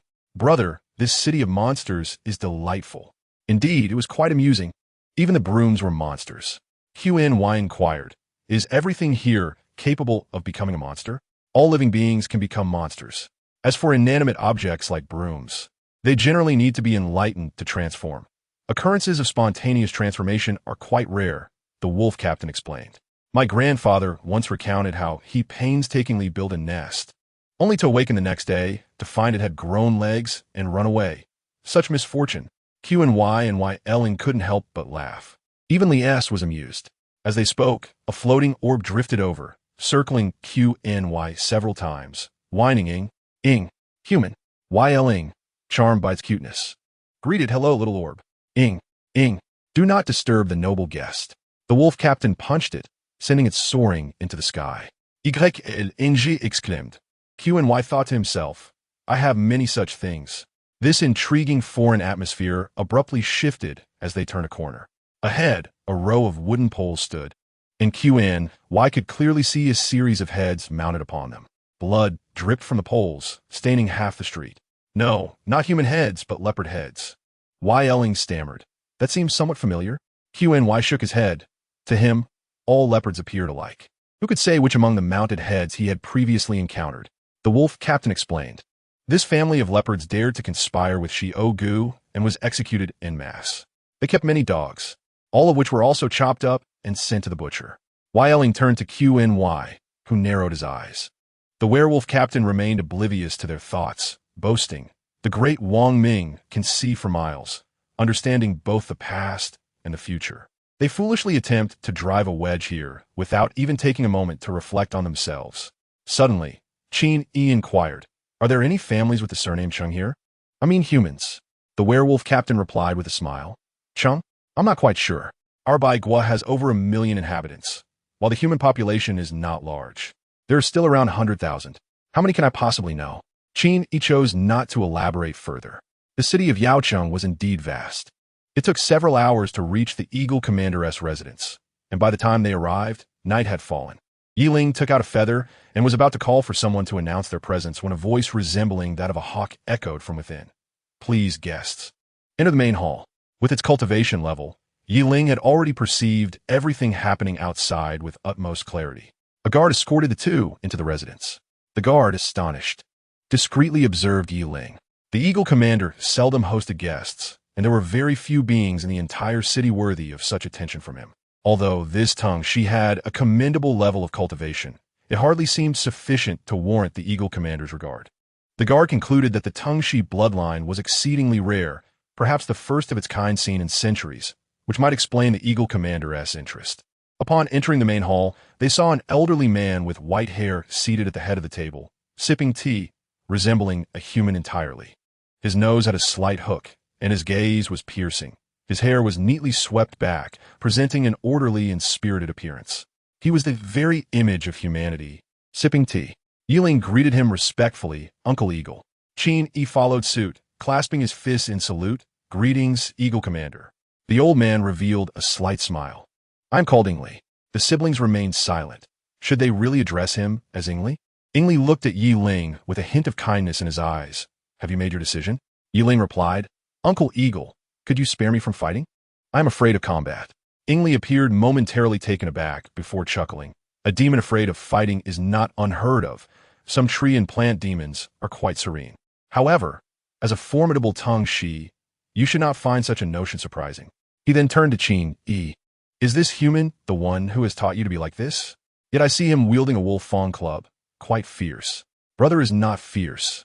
He is the best, Yiling defended. Ingli did not comment further, merely stating, our recruitment of you is undoubtedly to strengthen our combat capabilities. Avoiding conflict is not an option. Rest assured, given the rarity of the tongue she, we value you highly and will not assign you to suicidal missions. Qin Yi felt a measure of relief. If that were the case, Yiling's presence was indeed a boon. After a moment of hesitation, Yiling asked, could Uncle Eagle assist us with a matter? Qin Yi continued, we have come to the chasm below in search of a spell called the Gong Si Zhouan, its resolution. This is a trivial matter. I will have someone post a notice. Ingli sipped his tea, his sharp gaze fixed on Qin Yi. But let me make it clear first. If this object does not exist in Yaocheng, what will you do? The willingness of the Eagle Commander to assist was a sign of great hospitality. Qin Yi sighed. If it is truly not available, Yiling will remain. I ask for your guidance, Eagle Commander. That is not for me to guide, Ingli replied. Seeing that Yiling was indeed willing to stay, Ingli's sharp gaze softened, and he smiled. A bloodline as unique as the tongue she, of course, requires the direct guidance of our king. Vin Yiko Shusti Inuit. Does your king know Yiling? Of course not, Ingli replied. You should first bathe and change. Shortly, you will accompany me to the palace to meet our king. Chapter 78, Riding the Huang. Qin Yi soaked in the tub, scrubbing the blood and grime from his body. His gaze unfocused as he stared at a set of blue garments and cloth shoes beside him. The attitude of the demons in Baigua towards them was surprisingly favorable. Although it appeared to stem from their regard for Yi Ling, Qin Yi felt that Yi Ling did not hold such prominence. Various signs suggested that Chung might indeed be the demon king riding the Huang. However, it could also be a manifestation of suspicion, leading him to perceive Chung as the demon king, thus interpreting any signs accordingly. As Lu Su had mentioned, many crucial doubts remained unresolved, so it was premature to draw conclusions. In fact, judging by the blue garments and cloth shoes sent by the servants of the Eagle Commander's residence, it was evident that they valued Yi Ling far more than Qin Yi. These were quite ordinary attire, a simple blue robe and cloth shoes, as if they had been purchased carelessly from outside, and it was fortunate they had not provided him with the clothes of a commoner. In such perilous circumstances, the prudent mindset would be to regard the demon king as a stranger, questioning whether their attitude concealed ulterior motives. A demon king commanding millions of demons could not possibly be a benign figure. Not to mention that the demon king might not necessarily be Chung. Even if she were, he could not afford to let his guard down. Hang in there. I will trouble you to stay in the ring for a while. Lu Su said, no worries. The ring does not sever soul power. Being inside the ring is not much different from being outside. What I must truly fear is that this demon king is too powerful and can detect my presence. Thus, I must endeavor to hide. You will have to rely on yourself. Understood, vin je replied. In truth, those capable of becoming a demon king would not possess the reckless and violent nature typical of lesser demons. Just look at Ing Li, who exuded elegance. Even if he had ulterior motives, there was room for negotiation. If he truly intended to kill, no preparation would suffice, as this was his territory. Qin Yi shrugged and climbed out of the tub. Lu Su fell silent. Hey, Bang Bang, I've heard of cleansing spells and the like. When will you teach me? They would be quite useful. After a moment, Lu Su retorted, you might as well learn the cleansing technique instead. What have I done to offend you? Anyway, once your magical power reaches a certain level, or your physique undergoes transformation through body tempering, you'll naturally be free of impurities, untainted by external filth, without needing any techniques. Do you think Yi Ling remains so fair and unblemished after numerous battles? That's because their cultivation surpasses yours, and they are already free from dust. Ah, I see. I found another goal for my cultivation. What ambition? Qin Yi donned a blue robe and cloth shoes and stepped outside. Yi Ling was already waiting outside the main hall. Upon seeing Qin Yi, her large eyes sparkled with delight.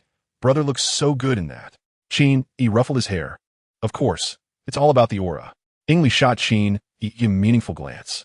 In their cultivation, they had long ceased to focus on appearances, and their aesthetic tastes might not align. Whether one looked good or not was inconsequential. However, he found it intriguing that Qin Yi could wear such seemingly derogatory clothing yet remain utterly unconcerned, clearly demonstrating an authentic disregard rather than mere pretense. This state of mind was indeed commendable. He said nothing further and simply gestured, let us go. I will take you both to the palace. Qin Yi felt a twinge of curiosity. Is it appropriate to enter the palace at night? Ing Li chuckled lightly. For our king, there is no distinction between day and night, only whether he is in seclusion. The palace was not far from the Eagle Commander's residence. Before long, they arrived, and the palace guards did not obstruct them. Instead, they informed, the Eagle Commander has just communicated, and the king is already aware. He awaits the Tung, Shi, and the Hanxiang Hall. The Hanxiang Hall was not the opulent and resplendent place Qin Yi had imagined. Rather, it was quite simple, being a solid wooden palace with exquisite carvings, surrounded by a pond adorned with exotic flowers that emitted a pleasant fragrance. Inside, luminous pearls illuminated the space, and the faint sound of silk and bamboo music drifted through the air. Ing Li stopped outside the hall, declaring, Eagle Commander brings the Tung, Shi to pay respects. Enter. A feminine voice replied from within, and the mere 3 words sent Qin Yi's heart racing. The blend of alluring charm and authority in that voice was an experience he had never encountered in his life. Perhaps there had been attempts to depict such a sensation in films, but nothing could compare to the genuine power emanating from that voice. Stepping into the hall, he beheld a beautiful figure dancing gracefully, surrounded by various instruments, as the melodies flowed gently. In the direction of the main seat, a slender silhouette reclined on soft cushions, one delicate hand propping her head as she observed the 3 of them entering.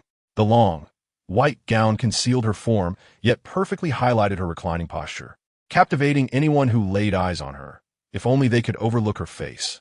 That was no human visage, it was that of a fox. The exceptionally beautiful fox will not evoke any sense of disgust or monstrosity. Rather, it seamlessly embodies both the visage of a fox and the physique of a human. As it should be, a mere glance from those enchanting eyes feels akin to being electrified by an exquisite human beauty, stirring the very essence of one's being. This is not merely a fox, it is Ing Huing. The Bai men refer to Ing Huing, whose appearance resembles that of a fox. Yi Ling, in a daze, remarked, "Sister, you are so beautiful." "Oh, is that so?" "But I have heard from the birds outside the city that you find this appearance quite unattractive." Yi Ling hastily retorted, "Sister, you are different. I have never seen such a beautiful sister." Ing Huing turned her gaze towards Ingli. This Sh is quite impressive. He is not engaged in any demonic cultivation, yet has naturally reached the 8th layer of transformation, seemingly infused with the blood of various serpents and dragons. His potential is limitless. Ingli acknowledged, "Indeed, he is a talent that can be shaped. Given time, he will become a general of my Bai nation." Ing Huing's smile radiated even more charm. Qin Yi stood by, lost in contemplation, striving to discern traces of Cheng within Ing Huing, but found none. The alluring yet commanding aura, coupled with the intangible suppression of demonic power, made her feel like an entirely different species compared to Cheng. Most strikingly, he genuinely found the fox's face to be remarkably charming, which bewildered him. Yet, Ing Huing appeared utterly indifferent to his presence, her enchanting gaze not once drifting his way. She conversed with Ing Li and then kindly asked, "Little Ting Sh, what is your name?" "I am called Yi Ling, such a lovely name." "Do you have family?" "No." Yi Ling shook her head vacantly. "Since I became aware, I have had no family. My only kin is my elder brother." "Elder brother?" Yi Ling tugged at Qin Yi's sleeve. "This is my brother. He is called Qin Yi." "A human?" Ing Huing chuckled playfully. "There are no humans who genuinely regard a demon as a sister.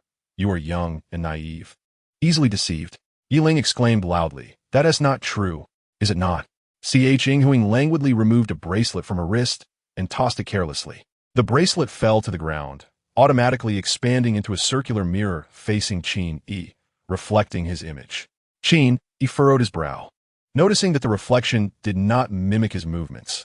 Even as he frowned, the mirror remained expressionless. "This is a heart-reflecting mirror, a mere trifle," Ing Huing explained lazily, directing her gaze at the mirror.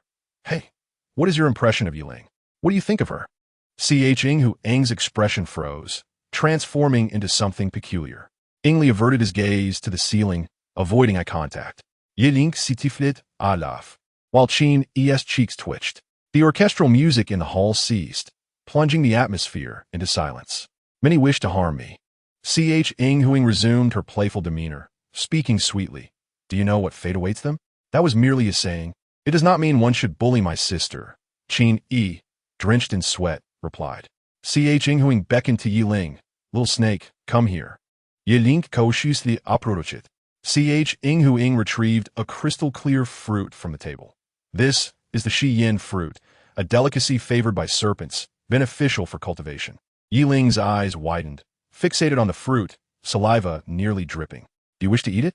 "I do, but you shall not." Ing Huing promptly consumed the fruit herself.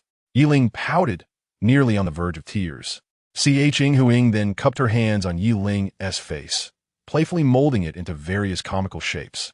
"There, I've bullied her," Ing Huing purred. Qin Yi interjected, Ing Huing, what shall be the consequence for disrespecting the king?" Ing Li's lips twitched in resignation death. Qin Yi remained motionless, contemplating his options. Or could he flee within the royal palace? He sighed, "It is the matter of deeds, not hearts, your majesty. With the rumor that one could extend life by 2,000 years through your favor, I dare say that among your million demons, 99% would wish to ride you. Would you slay them all?" "You did not say that. I merely repeated what the mirror stated." Ing Huing glared at him for a moment before bursting into laughter, filling the room with warmth. "Then consider it a half-sin.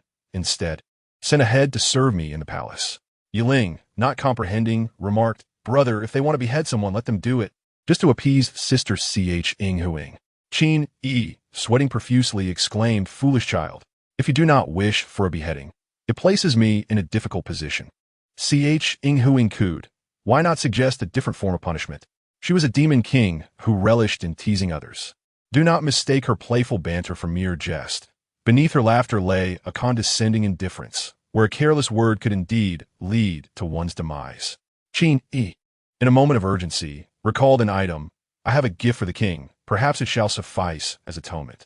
"Oh," Ch Huing beamed. "What could a mere human of the third layer of Feng Chu possibly offer that would capture my interest?" Qin Yi produced the white bone token he acquired from the sorcerer. Ch Huing, who had been reclining, suddenly sat upright, her gaze sharpening as she focused intently on the token. Li, who had been quietly observing, suddenly unleashed an overwhelming demonic power, nearly suffocating Qin Yi. "Where did you procure this token?" "Ying mi demanda starli. I discovered it on the sorcerer in the desolate mountains outside the city." Qin Yi replied slowly. "I thought it might be of use to you, your majesty." Ch Huing gestured, and the token slipped from Qin Yi's grasp, soaring into her hand. She weighed the token thoughtfully, sighing, "In truth, I encountered you a few days ago." Both Qin Yi and Yi Ling were taken aback. Qin Yi blurted out, "So it was you who attacked the sorcerer's lair a few days ago?" "Indeed, it appears you inadvertently assisted me."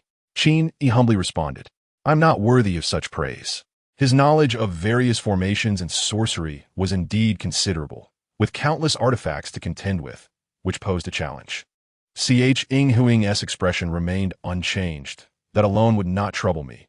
However, I am curious about the powerful being that aided him from the shadows. During the fiercest battle, a peach suddenly flew in, its soul-absorbing power capturing a fragment of my consciousness, resulting in mutual destruction. Concerned about a hidden threat, I fled." Qin Yi's expression shifted dramatically. Yi Ling covered her mouth, her eyes darting towards Qin Yi, afraid to speak. The powerful being was none other than Qin Yi's Grand Slam. This was not assistance. It was a trap laid against her. That secret must not be revealed. Observing her reaction, it was apparent that the token held more secrets than previously surmised. Qin Yi, feeling guilty over the peach incident, opted not to inquire further, merely stating, "As long as it is of use to you, your majesty." Ch Huing gazed at the token for a long moment, then slowly stated, "I have never taken on a disciple. Yi Ling, would you be willing to become my first disciple?" Yi Ling appeared bewildered, glancing at Qin Yi, who subtly nodded. Ch Huing's cultivation surpassed all the powerful beings he had encountered, and before Li Su remained silent, he could not ascertain her realm. Though her personality was difficult to read, she did not seem excessively cruel, and being a woman, she was well suited to be Yi Ling's master. Yi Ling obediently performed a bow. "I am willing." "Must you always heed your brother's opinion, even in taking a master?" "You shall reside in the palace. English shall find a residence for you and arrange accommodations for Mr. Qin." Qin Yi initially intended to decline the offer of a residence, but upon reflection, considering that he needed time to consult Ing Li regarding the spell's resolution, he refrained from refusing. Yi Ling, with pleading eyes, tugged at Qin Yi's sleeve. "Brother, can't you also stay in the palace?" Qin Yi knelt before her, gently pinching her cheek. Staying overnight in the palace is indeed precious, but retaining one's head is of even greater value. It is not the only path. Qin Yi, taken aback, turned to see her smile, her enchanting eyes glimmering with allure. "There is another path. Our kingdom's palace is yet to have a master. Do you have any intentions, sir?" Chapter 80. Reluctance to look back. The enigmatic and capricious Yin is indeed quite troublesome. One can never discern the truth behind her sweet whispers. Yet, her alluring demeanor is irresistibly enticing, and without a modicum of willpower, one could easily be led astray. Had I foreseen encountering such a... I should have procured several novels prior to my transmigration to glean the invaluable experiences of predecessors in dealing with such beings, akin to the compendium Yulchunxiu, which encapsulates strategies for managing all types of... Alas, the opportunity to revisit such tales is now lost. Eagerly leisurely approached, his hands clasped behind his back, observing me with evident interest. Suddenly, he remarked, "Mr. Qin possesses a rather unique perspective on Ogui, the mirror's truth. while I shall refrain from elaborating on its latter part, conveys a genuine concern for Yi Ling. Is it because she does not bite, or for other reasons? Perhaps all of the above. I ponder before responding. In any case, I could not coexist with that bites. Even if its temperament aligns with my own, the discomfort would be inescapable. Eagle Lee chuckled softly. Before achieving the state of fasting, few refrained from biting. I remained silent, uncertain of his intent in saying this. My immediate thought was that Eagle Lee had likely bitten someone before, and the YOWing was likely similar. Was he subtly reminding us that he was not of the same ilk, and that his courtesy was directed towards Yi Ling rather than me, a mere human? With this thought, I stated, once I uncover the method to dispel the curse of shared death, I shall take my leave. Yi Ling is rather naive. I hope Eagle Shuai will look after her. Eagle Lee appeared quite pleased with my acquiescence, nodding. While you were bathing, I arranged for announcements to be posted. As long as this object exists in Baigua, results will soon follow. Even if it resides in the other two nations, a generous reward will surely draw attention. The invisible barrier between us was palpable. It was clear that Eagle Lee held humans in disdain, and I had no desire to curry favor.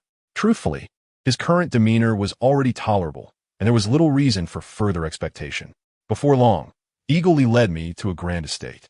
This is my villa. All services are at your disposal. I have made the necessary arrangements for your comfort. Thank you. As Eagle Lee turned to depart, I hesitated for a moment before finally inquiring, might I ask, Eagle Shuai, where the human woman from that day resides? She is an old acquaintance, and I wish to pay her a visit. Eagle Lee's gaze shifted slightly, and he replied slowly, that woman is the proprietor of the East House in the east of the city. The proprietor? What of it? Nothing much. I initially believed her to be a lady of high standing, but she is simply the proprietor. Her parents passed away early, and she has been independently managing in this YOCHing. Considering the interests of my Baigua, I believe it would be prudent for her to seek a husband for support. Eagle Lee glanced at me. Mr. Qin, if you have no urgent matters, it would be wise not to provoke her, as you shall not be staying long. I sighed, understood. As I watched Eagle Lee depart, I communicated with my ring. Lu Suo, do you have any thoughts? Thoughts about whom? Chung, Eagle Lee, or perhaps someone else? Speak freely. Regarding Chung, there is truly nothing of significance to pursue. Is there any merit in it? Indeed, it seems there is none. It merely feels strange that Eagle Lee would consider the matrimonial affairs of a mere human woman. If we never meet again, such peculiarities would no longer concern you. She is but a passerby. Indeed, Lu Suo then remarked, Eagle Lee is approximately at the 3rd or 4th level of Ningdian. The Chung Huang has attained full mastery of the stage, equivalent to a human's golden core completion. I do not grasp why one at such a low level can claim the title of king. Has the realm of cultivation truly fallen so low in this era? Esteemed one, achieving golden core completion is indeed commendable. Many protagonists in novels toil for countless chapters to reach such heights, often exceeding millions of words. I can only respond. This is sheltered by the remains of Kuanpeng, secluded from the world, and cannot represent the true cultivation realm. Moreover, she is merely 1/3 of this ruler's. Perhaps.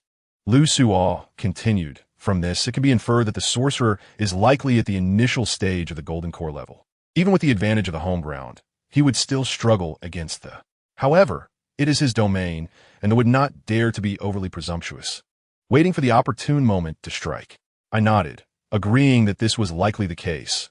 Although it no longer mattered, it felt more comfortable to clarify the situation. Lu Suo added, next time you encounter that mirror of introspection, simply employ the Qingxin Ju, and you shall not be probed. The true value of that mirror lies in self-reflection rather than confrontation. Self-reflection? Indeed. Do you truly believe you can see your heart clearly? I paused, momentarily taken aback, and fell silent. As we conversed, I pushed open the estate's grand door, revealing rows of peculiar creatures welcoming us, led by a slender, bamboo-like humanoid. Upon my entrance, the slender figure stiffly inquired, "Are you Mr. Qin?" I had little inclination for pleasantries and casually replied, "I am Qin Yi." "Which Qin? Which Yi?" The slender figure persisted. Although Eagle Shuai did not specify, we must confirm to avoid mistaking a distinguished guest's name. I sensed an intentional obstacle and maintained a neutral expression. There's no need for that. If you doubt my authenticity, feel free to consult Eagle Shuai. What does imposter mean? Do you carry a token? I was disinclined to engage in further debate, striding into the inner chamber while sarcastically retorting, "Being overly devoted to duty can be a double-edged sword. Be wary of that." The slender figure pursued me, stating, "A sword is inherently double-edged. A single-edged weapon is merely a knife." I could no longer endure and turned. Was this provocation instructed by Eagle Shuai? A round-faced, portly figure rushed over, apologizing profusely. "My sincerest apologies. This one was merely a gatekeeper, enlightened by Eagle Shuai to become sentient, dedicated to guarding the premises. His temperament is typically this way, not aimed at our esteemed guest. I hope for your understanding." "So, he is merely a contrarian." I was both amused and exasperated, entering the room and shutting the door firmly behind me. Lu Suo chuckled. "Eagle Li's attitude is amusing." Indeed, I contemplated, knowing this was a deliberate arrangement, placing a contrarian here to ensure that I would not feel entirely welcome, thus encouraging me to depart sooner. Was it truly necessary? I do not consume his rice. I found it difficult to articulate my thoughts. How could someone who appeared so composed and formidable engage in such peculiar antics? As I exited the palace, Yiling timidly gazed at the Ing Huing before her. Her demeanor remained enchanting, yet her tone had grown considerably more serious. No longer teasing me as before. Naturally, there was little room for flirtation with a mere child. "Yiling, do you know that your true nature has been cleansed by a master?" Yiling was taken aback. "I have always been this way." The regarded her meaningfully. "Is that truly the case? Reflect carefully." Yiling scratched her head, pondering, and realized that she indeed felt different from before, attributing it to the company she kept. Li Qinglin, with his sullen demeanor, constantly chastised her, focusing solely on how to deal with Dong Huazi, while instructing her to commit acts of violence. In contrast, Qin Yi brought her joy, sharing stories and ensuring her safety, thinking only of how to protect her from harm. Thus, how could she be the same as she was before? Seeing the bewilderment on her face, he shook his head and directly inquired, "Regardless of whether you perceive a change, if I were to restore you to the form of a Sh, how would you feel about that?" Yiling instinctively replied, "I do not care how it should be. My brother likes me as I am, and I do not wish to change. If so, it would forever hinder your attainment of the highest cultivation. Are you truly willing to persist in this?" Yiling retorted, "What need is there to be so powerful? I can simply run away." They chuckled. "While you have indeed chosen the right master in this regard, you cannot rely on escape forever." Yiling considered this. "But I have my brother. He will stand in front of me." The fell silent, his expression growing somewhat complex. Chapter 81. A reunion with Qin Yi rested through the night, and the next morning he set out for the marketplace. Ying Li's heart brimmed with resentment, wishing fervently for his departure.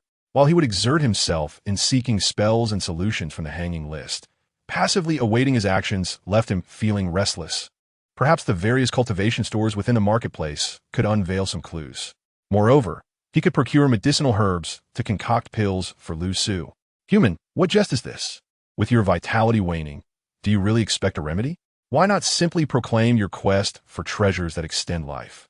In the face of such mockery, Qin Yi remained silent, merely inquired, "Pray tell, do you know where such treasures may be found?" The shopkeeper scoffed, "Indeed, there exists such a treasure in the demon city, but I wonder if you possess the courage to seek it." Qin Yi was taken aback. "What? Our esteemed ruler?" The shopkeeper waved his hand impatiently. "Begone. If there truly were something to prolong life, who wouldn't covet it? When have humans like you ever been granted such opportunities? Cease your disruptions." Exiting the shop, Qin Yi shook his head.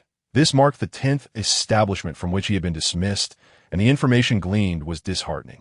Objects that could extend life, indeed, seemed precious, not easily sourced within the demon city. Lu Su had mentioned that, during her time, treasures for longevity were worth their weight in gold. In truth, some items that offered slight extensions to life were not exceedingly rare, yet the universal desire for them meant they seldom circulated. With this logic in mind, one could surmise that the circumstances of the past and present bore striking resemblance. Resolved, he entered a nearby herb shop, intending to prepare pills for Lu Su. This was a spacious establishment, boasting both finished elixirs and raw materials, a plethora of options dazzling the eye. Qin Yi felt a flicker of hope and asked the proprietor, "Do you possess any soul-nurturing items?" The shopkeeper glanced at him disdainfully. "A human of the 3rd tier. What need have you for soul-nurturing?" Qin Yi retorted, "For a demon." The shopkeeper's expression softened. Ah, I see. Here, this is Ing Hun Chao, akin to what you might obtain from Donghua Zi, but of superior quality and potency, suitable for alchemy. Qin Yi's spirits lifted. What is the price? 10 jin of beast meat for 3 liang of Ing Hun Chao. The shopkeeper replied with a grin. Let us barter with another currency. Do you think I lack funds? Qin Yi countered, for he had acquired a considerable amount of gold and silver from the witch, oddly nestled among mystical materials. He suddenly worried that the demon city might not accept gold and silver as currency, leaving him unsure of how to proceed. Fortunately, gold and silver were indeed valued as materials, serving as a form of currency within the demon city. The shopkeeper stated, 1 liang of gold for 1 liang of Ing Hun Chao. Qin Yi's expression twitched. Are there any other soul-nurturing items? The shopkeeper scrutinized him. There exists a kind called Jin Pahua, but I suspect you cannot afford it. Lu Su interjected eagerly. Qin Yi, I wish to purchase. What is the price? After some calculation, the shopkeeper grinned. 500 jin of gold for 1 flower. Is this gold or mere refuse? Qin Yi pondered for a moment, producing a leftover pure blood pill. Can this be exchanged? The shopkeeper perked up. If I am not mistaken, its potency serves to merge bloodlines? Qin Yi silently commended the shopkeeper's keen perception. Indeed, after a prolonged examination, the shopkeeper regarded Qin Yi with a newfound skepticism. Human, I'm not attempting to give you a hard time, but this pill does not seem like something a mere human could possess. You must provide proof that it is not stolen, or I cannot conduct this transaction. Qin Yi was taken aback, feeling not challenged, but rather impressed by the management of the demon king Cheng Huan. The demon city's initial impression was often one of bloodshed and chaos, especially with the blatant discrimination demons held against humans. He had prepared for the possibility of being robbed upon revealing the elixir, even intending to invoke Ing Li's name to assert authority. Yet the shopkeeper's attitude was astonishingly different. How can I prove this was crafted by me? Shall I prepare another for you? If a local demon could vouch for you, that would suffice. Are you not purchasing medicine for them? The shopkeeper's gaze grew increasingly doubtful. I will vouch for him. A small voice suddenly piped up from the entrance. Qin Yi turned to see a petite fox grinning at him. Do not overcharge him. The price must be fair. The shopkeeper, taken aback by the little fox, quickly regained composure. This is a 7th-tier pure blood pill of extraordinary efficacy. It can be exchanged for 2 Jin Pahua and additional auxiliary herbs of equal value. The little fox smiled. Fair enough.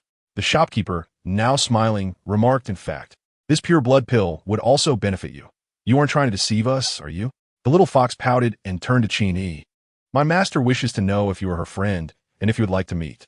Qin Yi gazed at her intently and nodded. The little fox beamed. What auxiliary herbs do you need? Write them down for me, and I shall keep an eye on them.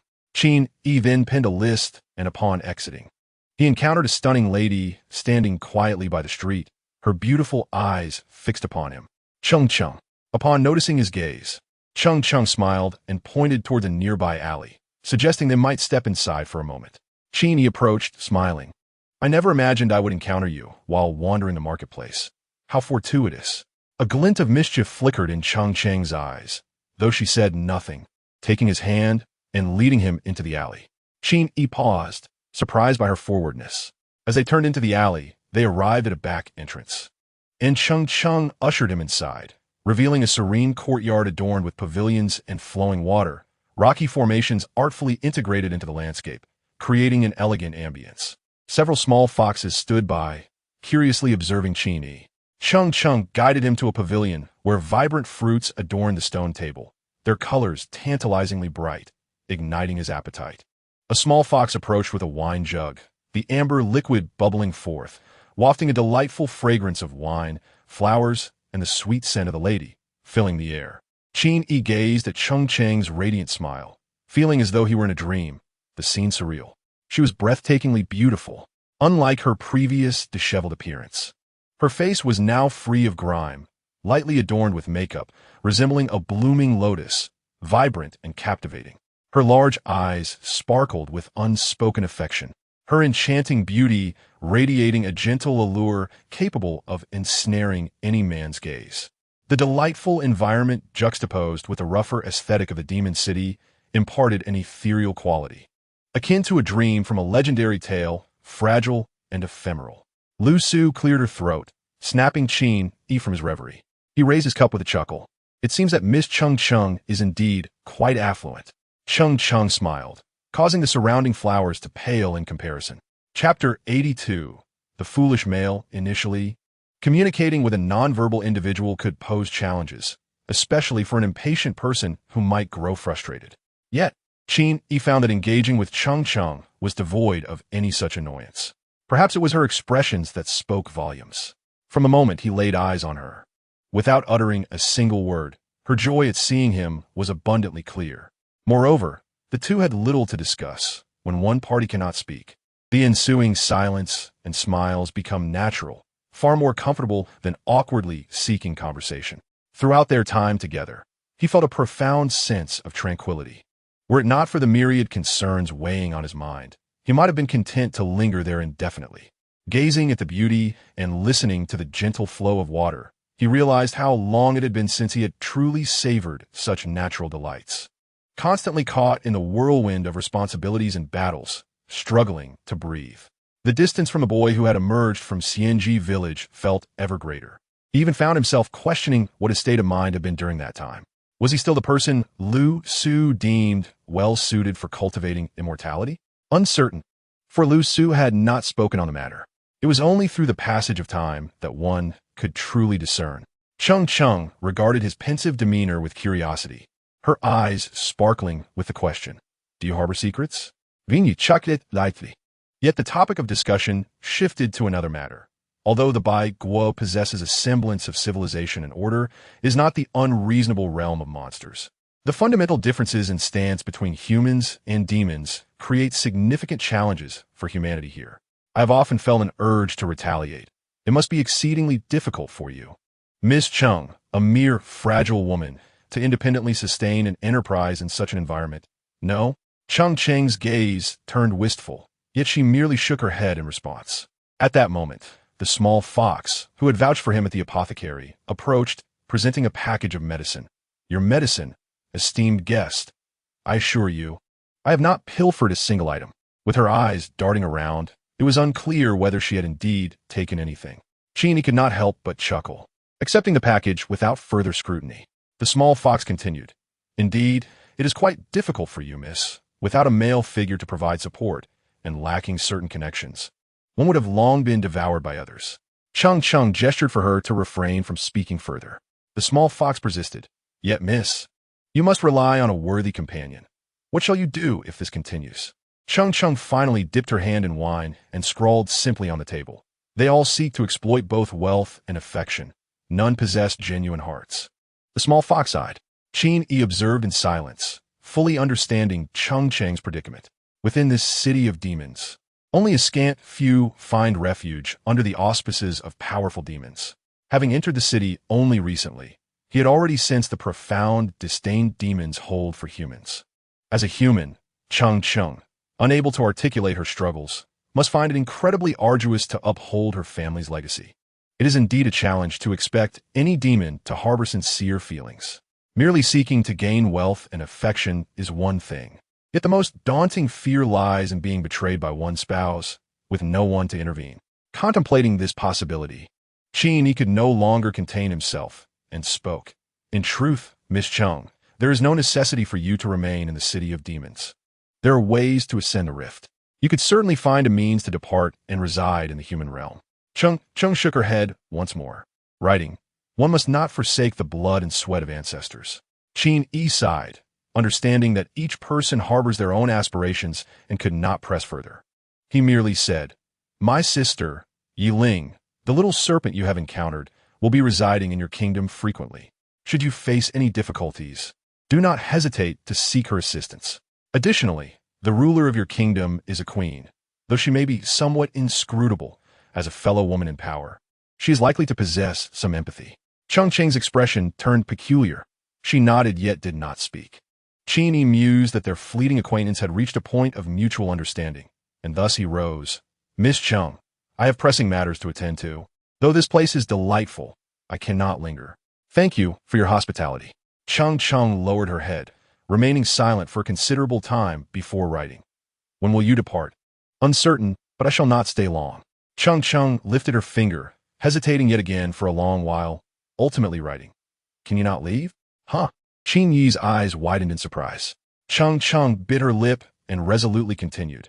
Your protective sentiments have touched me deeply, should you wish to remain. I would entrust my life to you. This revelation left Qin Yi somewhat perplexed. It was indeed understandable to comprehend Chang's mindset, regardless of affection. The sense of being shielded throughout one's journey could undoubtedly foster a reliance on finding a pillar of support, especially in times of hardship. He had to admit that this sentiment secretly delighted him, and Chang's unparalleled beauty captivated his thoughts. However, under no circumstances could he acquiesce to such an arrangement. I apologize, but I have someone waiting for me, Qin Yi murmured. My journey to the rift below is solely for her. Chang lowered her head, her expression inscrutable. The small fox exclaimed indignantly, Hey, you human, do you not realize how much wealth the young lady possesses and what connection she has above?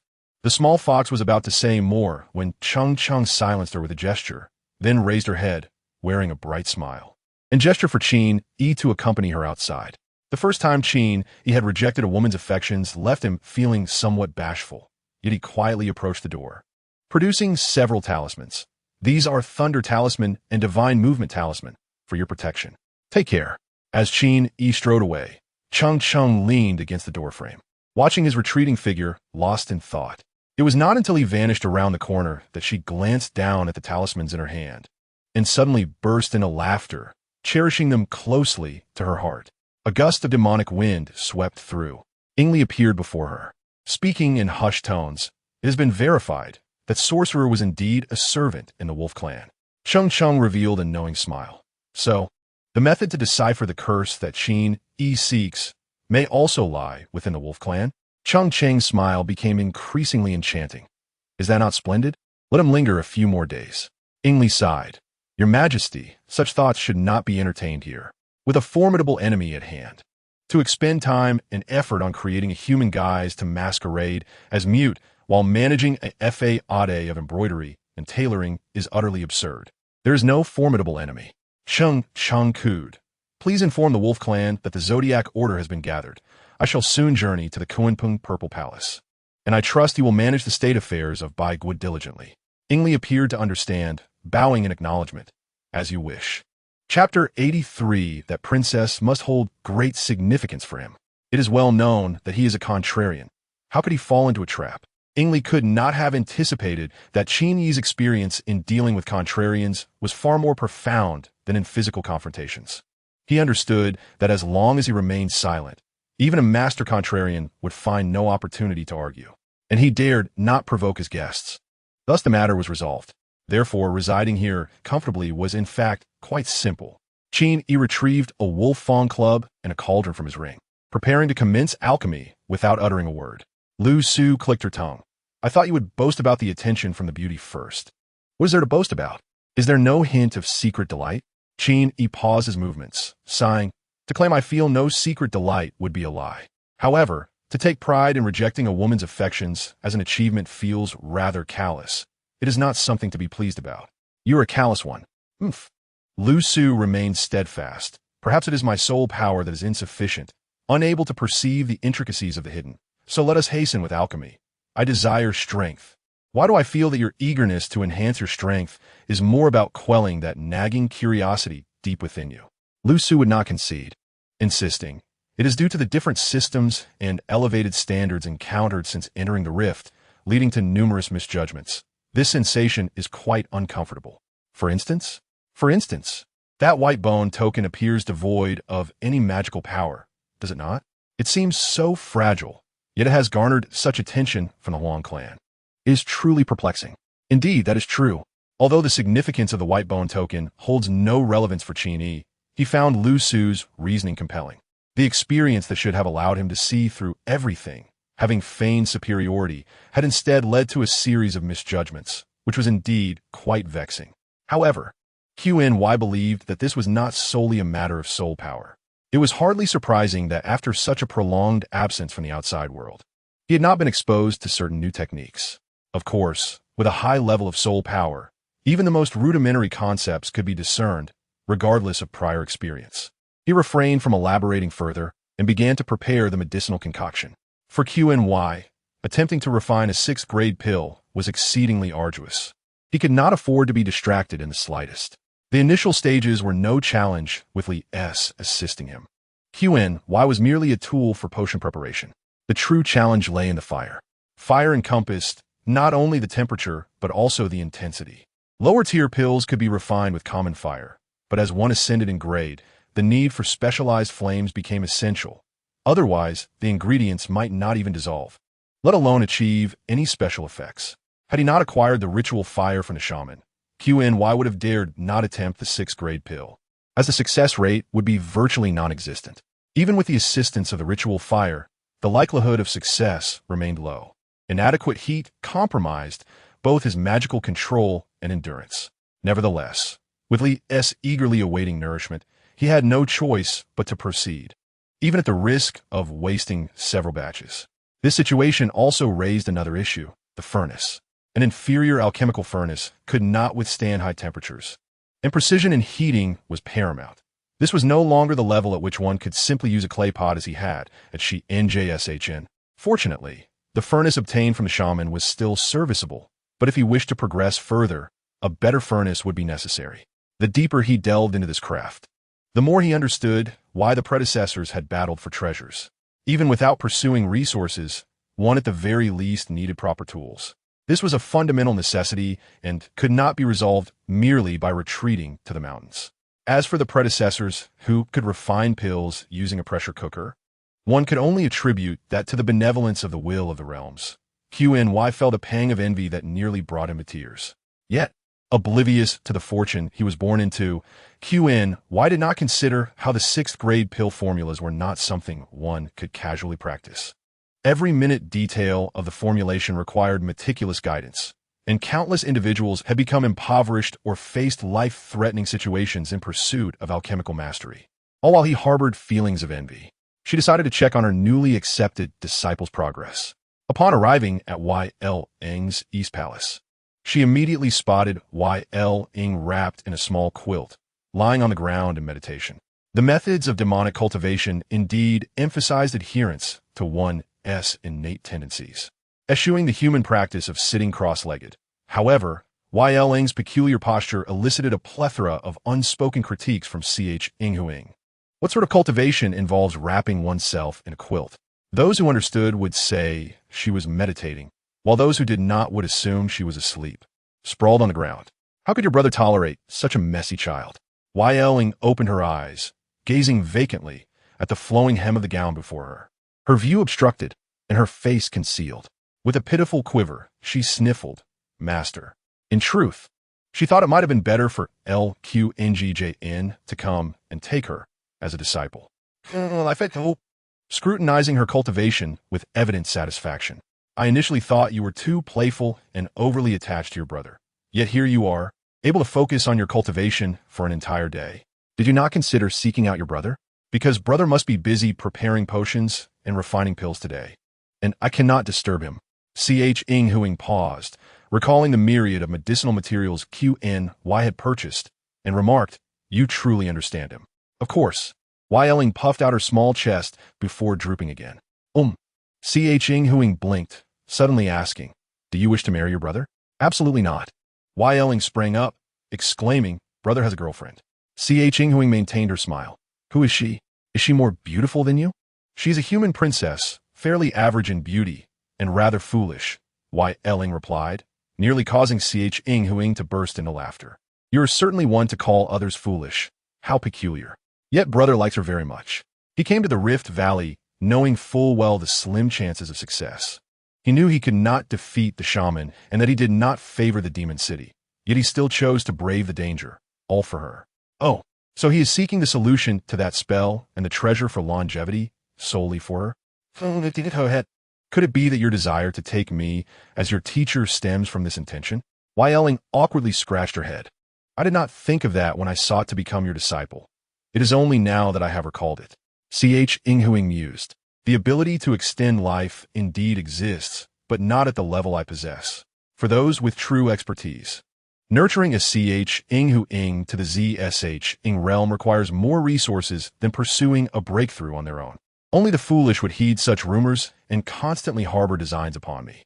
Feeling labeled as foolish, Xiaoling lowered her head, sighing inwardly. No matter how she thought about it, she felt her brother's goal was becoming increasingly elusive. She sensed that his smile had diminished significantly since his arrival in the demon city, and his mood was deteriorating. Beyond the discomfort of the city's atmosphere, the sense of aimlessness and the growing despair were the primary causes. Xiaoling felt that had she been in his position, she would have long since hidden away, knowing that no one would descend into the Rift Valley to seek her out.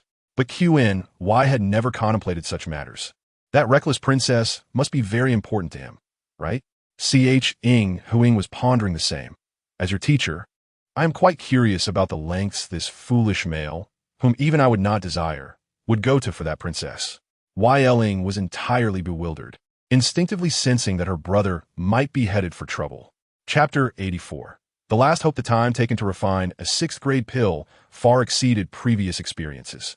This time, the alchemical process extended over 3 full days. Throughout these 3 days, Qin Yi toiled without rest, ultimately ruining 5 batches before successfully completing one. Upon achieving the pill, he found himself too exhausted to express any joy. He merely placed the pill onto the wolf-tooth club and collapsed, falling asleep on the spot. The wolf-tooth club shimmered with ethereal light, absorbing the pill's energy. This was the xian, which could be absorbed through divine consciousness without the need for consumption. In truth, prior to entering the Rift Valley, Li S had never imagined that they would be able to obtain the 6th grade xian here. The xian was a rarity, and the JNP who was not an ordinary item. Had Qin Yi only traversed the mortal realm, he might not have acquired them even after decades. To his astonishment, he discovered that JNP who could be purchased in a pharmacy here. Li S reflected that not only were there novel variations in techniques in this world, but even the items were likely different from what they had previously known, similar to the xian, which had initially grown in the Yot. It was clear from the shaman's methods that people had already devised ways to cultivate xian. Likewise, the JNP who, once considered a treasure of great rarity, could now be readily found in pharmacies, priced in gold, indicating that methods for artificial cultivation had been discovered. Li S understood these changes and was not particularly surprised. However, it did evoke concerns about the transformation of the world. Many things it once knew had altered. In the past, it had been manageable to concoct basic antidotes or energy-replenishing pills without encountering significant changes. But as one ascended to higher-grade items, discrepancies became more likely. There was a possibility that once valuable items had become commonplace, while once common items could now be extinct. Thus, the formulas it had routinely used might now be rendered entirely obsolete, with ingredients that no longer existed, or the formulation of a 6th or 7th grade pill might require materials that were now valued as 1st grade. This was manageable. It was not a low-level cultivator reliant on rote memorization of formulas. With its proficiency, it could easily find suitable substitutes and create entirely new formulas. However, the prerequisite was access to a wide array of items for identification and analysis. Neither in NL nor in the Demon City, which barely survived in the depths of the Rift Valley, could it fulfill its requirements. It glanced at the sleeping Qin Yi. Having already offered ample praise, it preferred to remain silent. In truth, Qin Yi had consistently reshaped its understanding of genius.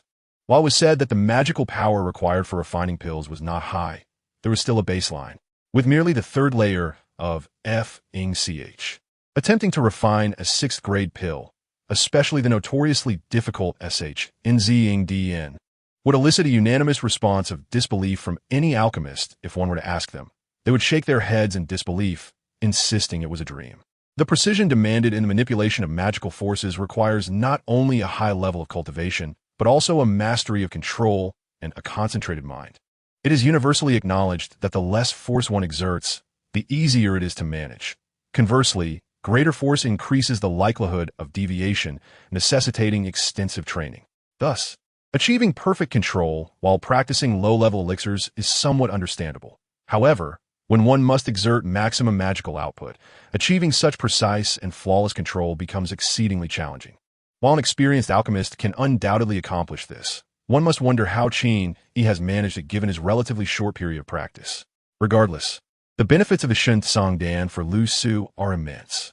It exists merely as a fragment of a lingering soul, not even qualifying as a complete spirit, and cannot truly be regarded as a yang shen possessing a physical form. It merely persists in a state of survival.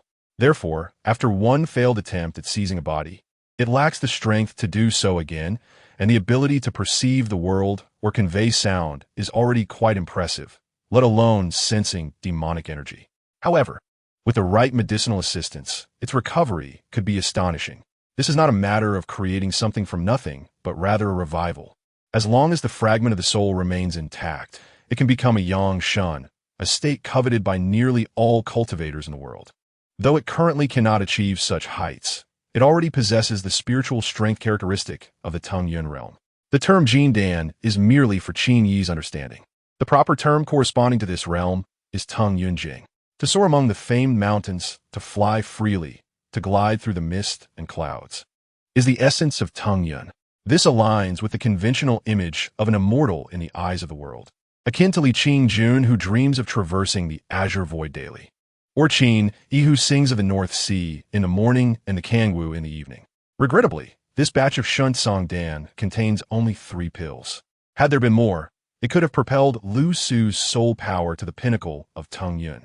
Nevertheless, Lu Su is already quite satisfied, as it can now utilize various types of soul techniques and even journey independently, free from Qin Yi's guidance. Qin Yi could not have anticipated that at this moment. Lu Su gazed wistfully at his sleeping visage and sighed. Eagle Commander, a respectful voice called from outside. Sensing something, Qin Yi promptly opened his eyes. Lu Su sighed again. Even in slumber, he was preoccupied with the true objective of their journey. Upon opening the door, he saw Li approaching him. With a glimmer of hope, he asked, "Eagle Commander, have there been results regarding the hanging list?" Li fixed his gaze upon him for a moment before shaking his head. "Not only concerning the hanging list, I have also dispatched personnel to inquire everywhere, even engaging spies from the other 2 nations. Few have even heard of the death curse, let alone a method to dispel it. Such a solution does not exist." A heaviness settled in Qin Yi's heart. He trusted that Li had no reason to deceive him. After all, this task of sending people to find something was merely a matter of delegating to subordinates rather than requiring significant personal effort. He too needed to collaborate with Yi Ling, and given that Li was the first to value Yi Ling, it would be illogical for him to play the villain by being duplicitous. In the vast demon city, the Baigua alone boasted a population of over 1 million, while the 3 nations combined numbered in the millions. If someone of Li's stature could not find it, the chances of Qin Yi locating it himself were akin to searching for a needle in a haystack, making it nearly impossible. The most likely scenario is that a solution genuinely does not exist. This was something they should have anticipated. Even Lu Su believed it to be unsolvable, likely affirming its true nature. They simply clung to that last thread of hope, doing all they could. Regardless, Cheng Huang is the last hope they can conceive of, and Qin Yi is determined to give it a try. Upon entering the palace, Cheng Huang lay languidly in the Xiang Hall, listening to music, while Yi Ling was nowhere to be found. Upon seeing Qin Yi enter, her eyes involuntarily sparkled, and a charming smile graced her lips. Qin Yi bowed respectfully, addressing her as Your Majesty. Cheng Huang replied in a sultry tone, "I have heard you have been refining elixirs for 3 or 4 days. Ah, yes. Are there any good elixirs you would like to use?" "The elixirs I am capable of refining are not to your taste, Your Majesty." "That may not necessarily be true," Cheng Huang remarked with a smile. "Humans possess certain qualities that differ from demons, which is why I have promoted some humans to oversee various crafts. Among the 3 nations of Demon City, only my Baigua bears significant traces of human artistry, with humans establishing their own livelihoods." Qin Yi was momentarily taken aback. So the current state of Baigua had risen under the governance of this queen? It must be said, this revelation significantly elevated his regard for Cheng Huang. Contemplating, he produced a Jing Shui Dan and presented it, saying, "This elixir is meant to harmonize bloodlines. It should be of use to Your Majesty at times." A palace maid approached to retrieve the elixir, and Qin Yi glanced at her. She was a petite human maid with a lively sparkle in her eyes, seemingly smiling as she looked around.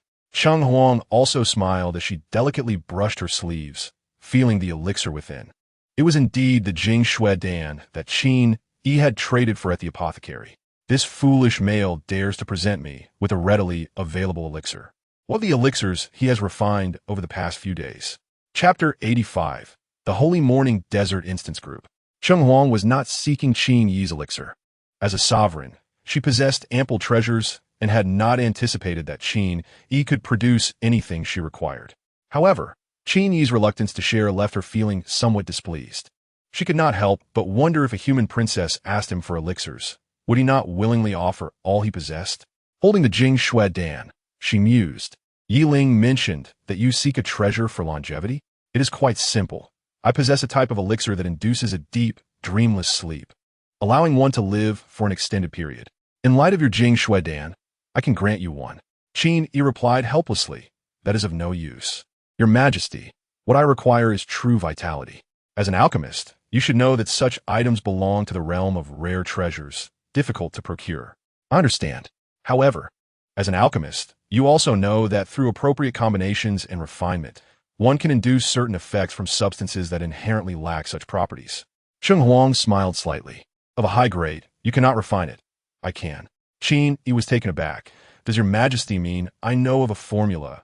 Cheng Huang languidly stretched. And I know where to find one of the main ingredients. Qin Yi was overjoyed, bowing deeply. I hope your Majesty will graciously impart your knowledge. Cheng Huang coyly asked, why should I assist you? Qin Yi smiled awkwardly.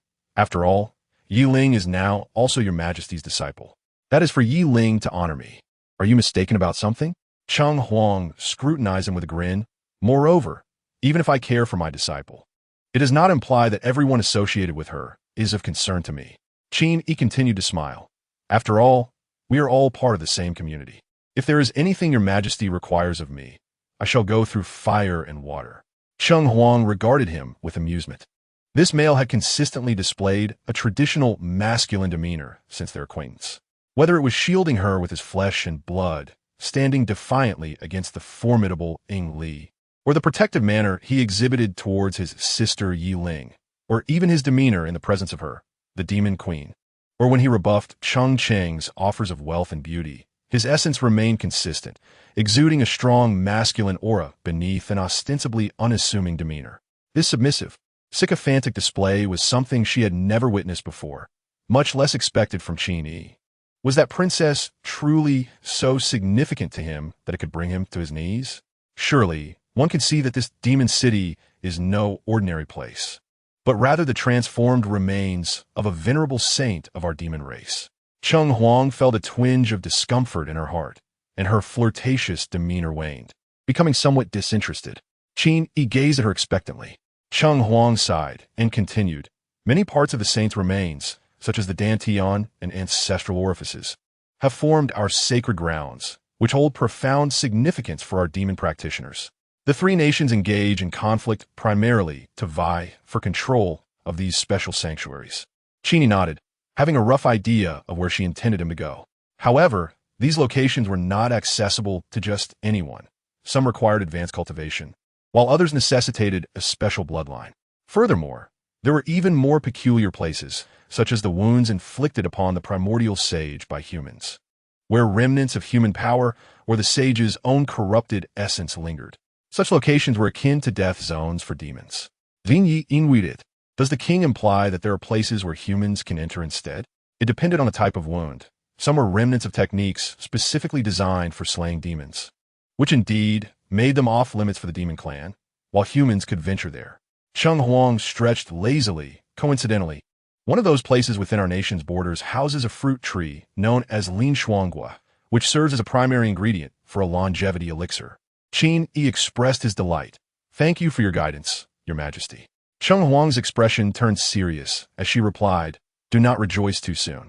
Although that place is not directly hostile to humans, the chilling breath of ice is exceedingly dense, coupled with bone-chilling winds that can strip flesh from bone. Your cultivation level would place you in a perilous situation. Do not expect Nightling, for demons, that is a place of certain death. In truth, she possessed sufficient cultivation to enter, yet she was unwilling to do so. Qin Yi did not expect her to take risks for him, and resolutely stated, please guide me. I shall go now. Cheng Huang waved her hand, and a creature resembling a blend of an eagle and a hawk descended from the sky. Take Mr. Qin to the Xungshan Desert, to the right side of the cave clusters at the edge. The second entrance from the right has a stone tablet inscribed with Linshuang Cave.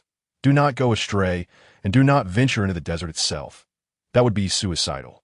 Qin Yi observed Cheng Huang closely, recognizing her attentiveness. Her seemingly impatient tone belied the detailed instructions she provided. He sincerely bowed, "Thank you." As he mounted the strange creature and soared above the demon city, he truly grasped the vastness of the city, realizing he had only brushed the surface. The city itself exhibited a myriad of terrains, with mountains and rivers being commonplace. Many areas were expansive yet sparsely populated, appearing desolate. There was even a stretch of desert inhabited by various special demon races. This was merely a fraction of Baigua, and he could only imagine the true scale of the entire demon city, which must surpass even this, as it was transformed from the remains of the Kunpeng. This indicated that the entire rift's width was indeed so immense that not even a bird could traverse it, and the mysteries beyond this rift remained unknown. The creature landed at the desert's edge, and Qin Yi dismounted. There were no guards in the vicinity, only desolation, though he spotted a few small groups venturing into the desert, presumably on an expedition. Not far to the right lay a vast array of caverns, each emitting various hues of light, with an eerie aura surrounding them. Qin Yi mused, "I had thought such places would be designated as sacred or forbidden grounds, cordoned off by the royal family." The creature spoke, "This is a death zone. It would only be marked off by those who are foolish enough to overindulge. Those who cannot survive go to their demise, while others still value their lives. Our king has other, far superior testing grounds and sacred ancestral sites." Then, how formidable is this Linshuang cave? Regardless, demons in the Dan condensation stage would undoubtedly not dare enter. It is filled with the very essence they fear most. And what about humans? The creature tilted its head. "I cannot provide that information, for I am but a sand sculpture." The sand sculpture took flight, leaving Qin Yi to quietly reflect. "Is this wound something you inflicted?" Lu Su murmured, "There's an aura within this desert that I recognize. It is likely a result of my obliteration curse, causing the flesh and blood to wither and undergo transformation. If any of my power remains, it would indeed be a death zone for ordinary demons. As for these icy remnants, they are likely the result of a chaotic battle. I should be somewhat familiar if I venture inside." Regardless of who left the wound, it was definitely a remnant of a being powerful enough to contend with the Kunpeng. Could someone of his meager cultivation truly enter such a place? Gazing at the cluster of caves to the right, Qin Yi suddenly felt like a lowly character standing at the entrance of a crimson cathedral, trembling at the sight of formidable dungeons. Lu Su's tone turned grave. "Although I do not believe much power could remain after thousands of years, it is indeed perilous for your current cultivation level. Think it through." Qin Yi pressed his lips together and quietly asked, "Would harm you? This place cannot destroy this Wolf Fang Club, so it poses no danger to me. I could even leave on my own." Lu Su replied coldly, "However, it could easily annihilate you." Qin Yi fell silent. Retreating was easy, but how would he explain himself to Li Qingjun or to himself? Coming to this rift, he had never intended to accomplish his tasks without facing danger. Darn it, it's just a matter of clearing some blood. As long as it poses no harm to you. He took a deep breath and strode boldly into the second Linshuang cave. Chapter 86. A man's promise upon standing at the cave's entrance. Qin Yi immediately sensed an extraordinary demon power, restricting a certain energy from rampaging within. Thus, the chilling essence remained contained, creating a dichotomy between the inside and outside of the cave. Crossing an invisible barrier, a bone-chilling cold enveloped him, transforming his surroundings into a world of icy blue. The frigid wind howled past, with hard, cold ice surrounding him, blanketing the area in silver. In the distance stood several ice-sculpted trees, their branches resembling interwoven icicles, bearing orbs of ice-like fruit. In the brief moment of assessing his surroundings, Qin Yi felt as though his bloodline was on the verge of freezing. Instinctively, he hugged his shoulders, his teeth chattering from the cold. This is unbearably frigid. Although his magical power was at the third layer of Feng Chu, Qin Yi was still a martial artist, having cultivated his body. Such cultivation would normally render him impervious to the cold, even in the midst of winter. Yet here he felt as vulnerable as an ordinary person. The howling wind cut into his skin like a blade. Qin Yi instinctively squinted and took a step back, only to find that his azure robe had torn. It was not the wind's blade that caused the tear, but rather the freezing air that had cracked it, which the wind then whisked away as if it were dust. Lu Su sighed softly. I didn't expect such power to still linger after all this time. Qin, he found himself unable to speak, only able to channel his energy to protect his body, mentally asking, is there any way to make this easier? I can hardly take a step. I will teach you a wind-avoiding technique that can deflect the wind's harm. Furthermore, this residual power is uneven. Some areas are excessively strong, while others are slightly weaker. You should first move towards the position of Wuwang and test the pressure. Focusing intently, Qin Yi activated the technique, and indeed, the icy winds brushed over him without the previous sensation of gnawing at his bones. However, even with this deflection, his arm was still left with a long gash of blood. Beneath the ice, he could not even feel the pain. Gathering his strength to step diagonally towards the Wuwang position, the cold lessened and the pressure diminished. Qin Yi struggled to half kneel, leaning on his Wolfang club to catch his breath. In just this short time, his clothing had been torn in numerous places, and his arms and legs bore several new wounds. Lu Su's voice remained cold. Do you wish to continue? Raising his gaze, Qin Yi noted that the cave was not particularly large. Those ice trees were not far from the center, perhaps only 200 to 300 meters away.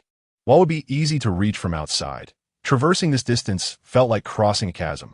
It's only half a mile, he panted. I must push through. Lu Su replied coolly, you can stay at home for a month without stepping outside. You call yourself, what was it again? Oh, a shut-in. What kind of hero is a shut-in trying to be? Suddenly, Lu Su added, so, do you love Li Qingjun to the point of risking your life? Or is it merely your pride at stake? Ha, men. Lu Su's tone took on a hint of amusement as she continued. I'm curious to see how long a shut-in like you can maintain your machismo. Listen closely to my instructions. Your next move is to the position of Dagua. As a man well-versed in formations after years of study, Qin Yi was intimately familiar with the 64 hexagrams. He summoned his spirit and swiftly stepped forward to the left.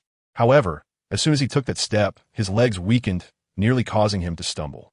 Despite aiming for the weak point as indicated by Lu Su, the bone-chilling cold became increasingly unbearable with each passing moment, nearly freezing his blood and numbing his muscles, rendering him barely able to move. His arm cracked open once more, and as fresh blood trickled out, it quickly turned to ice. The next step was a difficult one. Qin Yi lunged forward, but ultimately lost his footing and fell to the ground.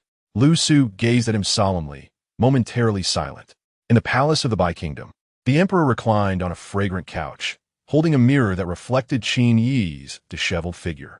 His once azure robe had turned white, frozen as if tattered rags clung to him, with hardened bloodstains creating a stark contrast amidst the icy landscape. The mirror showed Qin Yi taking a step to the left, only to fall again. The impact was heavy, and he lay there for a long time before finally fumbling in his bosom for a medicinal pill, which he placed in his mouth to recover slightly.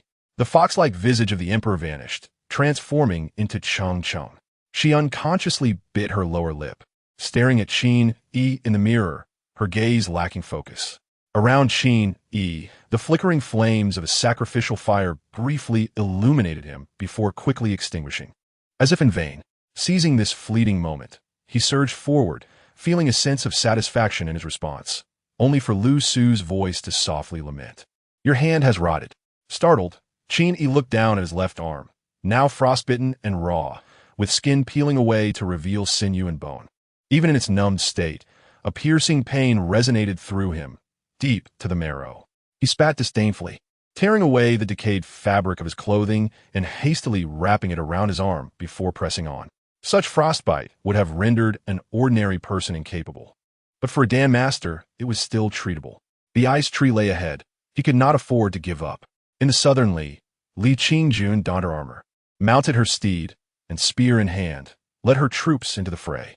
The pills Qin Yi had refined for her had already enabled her to break through to the innate realm. A cold gleam flashed as an enemy commander fell from his horse. The tumult of thousands of soldiers swept through, the cries of battle merging with the scent of blood saturating the earth, staining the frost and snow crimson. Li Qingjun reined in her horse and surveyed the scene. It was deep winter.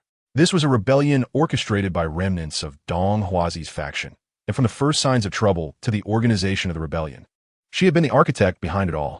Li Qingjun understood that in this harsh winter, the western wasteland was not conducive to a large-scale offensive. The day of confrontation between the two nations would likely come in spring. If treachery were to strike from behind during that time, all would be lost. Fortunately, she had acted swiftly, mobilizing the Imperial Guards and decisively eliminating this threat. Perhaps she had begun to see herself as a female version of Li Qinglin. Li Qinglin had even bestowed upon her the jade pendant, which now shimmered with multicolored light at her waist. The soldiers now looked at her with the same reverence they once reserved for Li Qinglin, with scarcely a difference between them. The only distinction was that she did not have to confront Dong Huazi.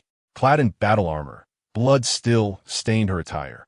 Yet her gaze had softened from the brutality of war as she gently caressed the wine gourd once used by Qin Yi. Lost in thought, a voice emerged from behind. Belonging to Ming He, I have heard that your brother has not attended court for another 7 days amid this rebellion. The emphasis on the mundane was heavy, laced with sarcasm. Ming He seemed oblivious, replying coolly, "Some speculate when you will usurp the throne." Chapter 87. The Dan is taken, you remain. Qin Yi collapsed beneath the tree. His body was nearly devoid of unscathed flesh. All that remained were muscle fibers frozen to death, crumbling into dust with the slightest breeze. The frozen flesh clung to his bones, his face stiff and devoid of expression, marred by frostbite and a ghastly hue that made him resemble a corpse. The ice fruit hung just within reach, barely over a yard high, a mere arm's length away. Yet this short distance felt like an insurmountable chasm. He lacked the strength to leap even a yard high, let alone raise his hand. He could not even muster the energy to communicate with Lu Su, save for his eyes, which remained vibrant and eager, fixated on the ice fruit mere feet away, shimmering with anticipation. Lu Su remained silent, watching him with curiosity. To an ordinary person, being on the brink of death and unable to grasp the ice fruit so close at hand would evoke despair and frustration.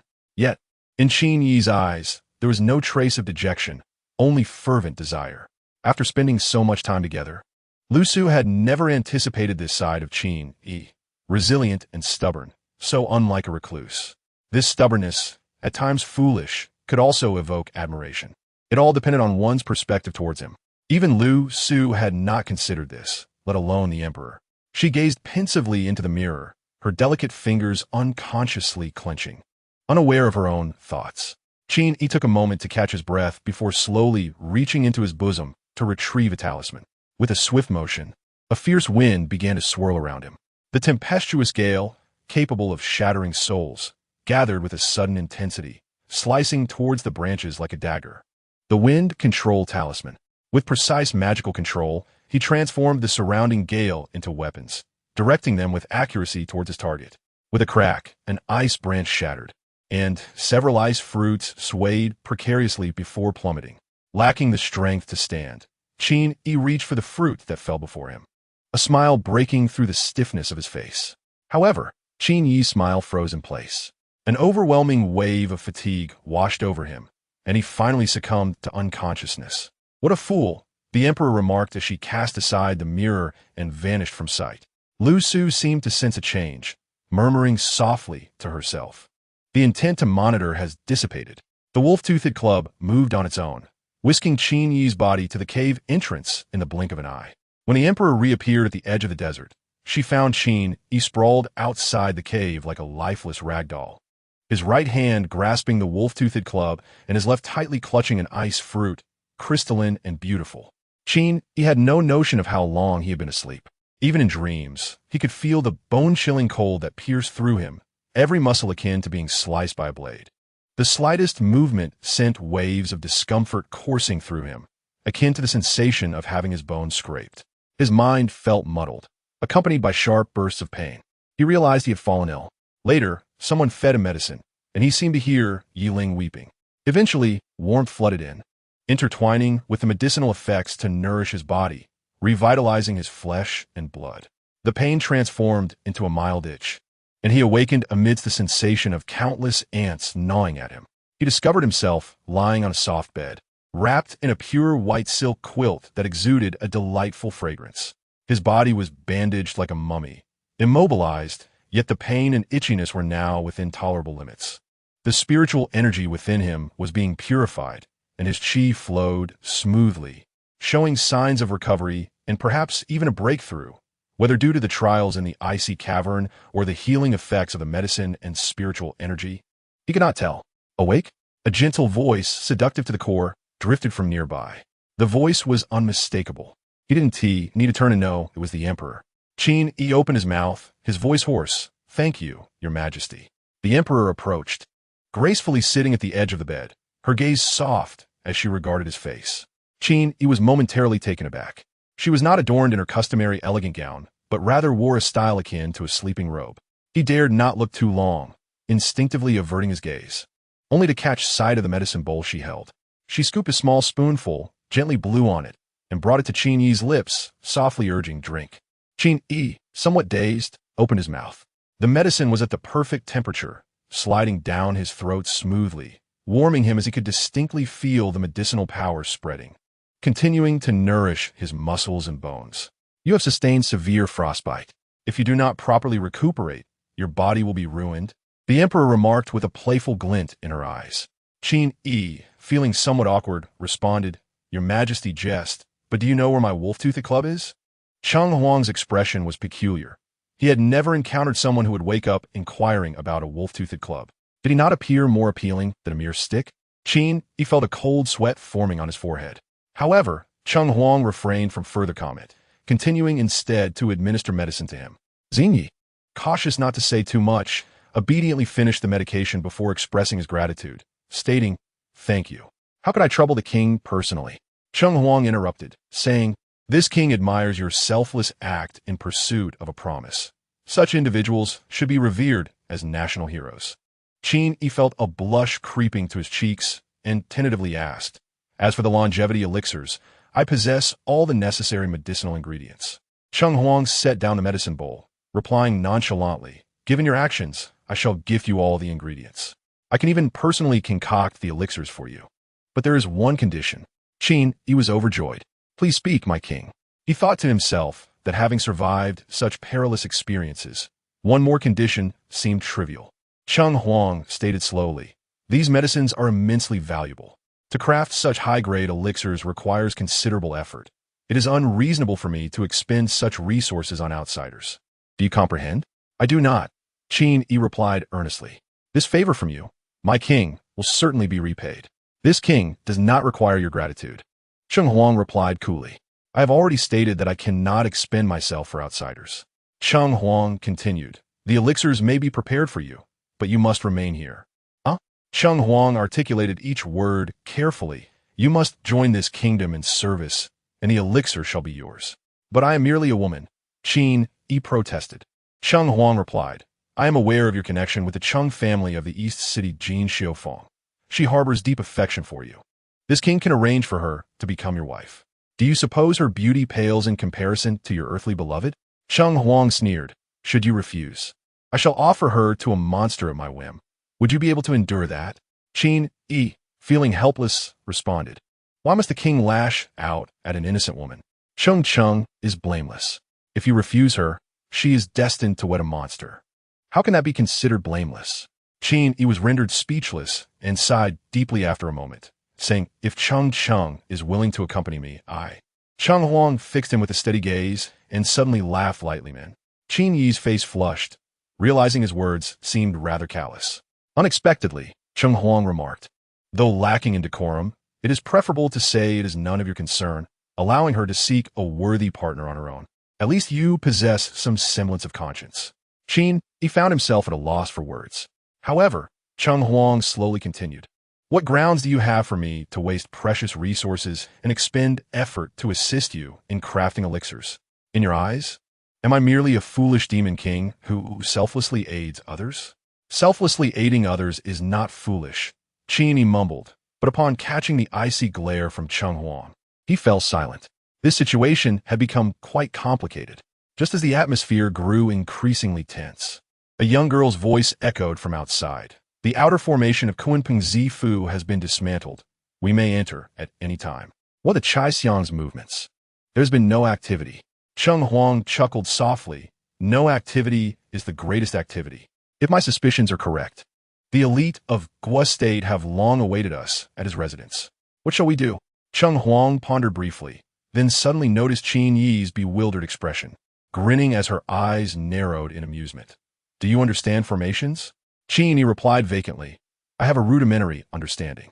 Assist me with this task, and I shall prepare elixirs for you. Chapter 88. Zodiac Order. Qin Yi was astonished. I am so injured that I can barely move. How can I assist the king? Not at this moment. I will arrange a suitable time. Cheng Huang suddenly leaned closer, revealing an enchanting smile. Do you know what the Bai Guling is used for? As she leaned in, an alluring fragrance enveloped Qin Yi, who struggled to contain himself, responding with a nasal tone, I do not know. Qin Yi stared blankly at the ceiling, remaining silent. Noticing his lack of reaction, Cheng Huang lost some enthusiasm and returned to the main topic. Within the territory of Baigua, there exists a sacred site formed by the ancestral Kunpeng, known as Kunpeng Zifu. The site is divided into 3 realms. Even the lowest realm can allow demon clans to break through their limits, while the highest realm greatly aids those who have reached the power of the ancestor saint. Qin Yi felt a stirring within. Such a sacred site is remarkable. Given that they were currently in Baigua, it would stand to reason that the general strength of Baigua should surpass that of the other 2 nations. How then could even the Demon King be stymied at the peak of elixir refinement? Cheng Huang explained slowly, 10,000 years ago, the demon clan thrived due to this Kunpeng ancestral ground, nearly dominating the realm. However, the nature of demons is difficult to restrain. They turned on each other with ferocity, especially over the ownership of sacred sites, leading to brutal infighting. Eventually, human cultivators seized the opportunity presented by the chaos of the demon clan civil war, launching a sweeping counteroffensive. The demon clan suffered a crushing defeat, retreating to the demon city, where they clung to the bones of their ancestors to survive. But their overall strength never recovered. Qin Yi reflected, realizing this aligned with what Ming he had previously indicated. Cheng Huang continued, in the wake of such pain, a leader established a pact forbidding civil strife among the demon clan, and they collaboratively devised a unique restriction regarding the ownership of sacred sites. The Baiguling? Cheng Huang elaborated. In addition to the conventional protective formations at the sacred site, a special array has been established, requiring the simultaneous offering of blood from 12 specific demon clans to unlock it. The 12 drops of essence are contained within the bone token, distributed to the leaders of the 12 clans. Each time the sacred site is accessed, cooperation is required from all. The peculiar aspect is that the token shatters upon contact.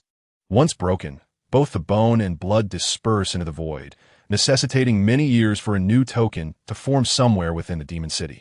To ensure their own entry, none dare seize it by force, and everything is conducted through negotiation. Qin Yi pondered this for a moment before shaking his head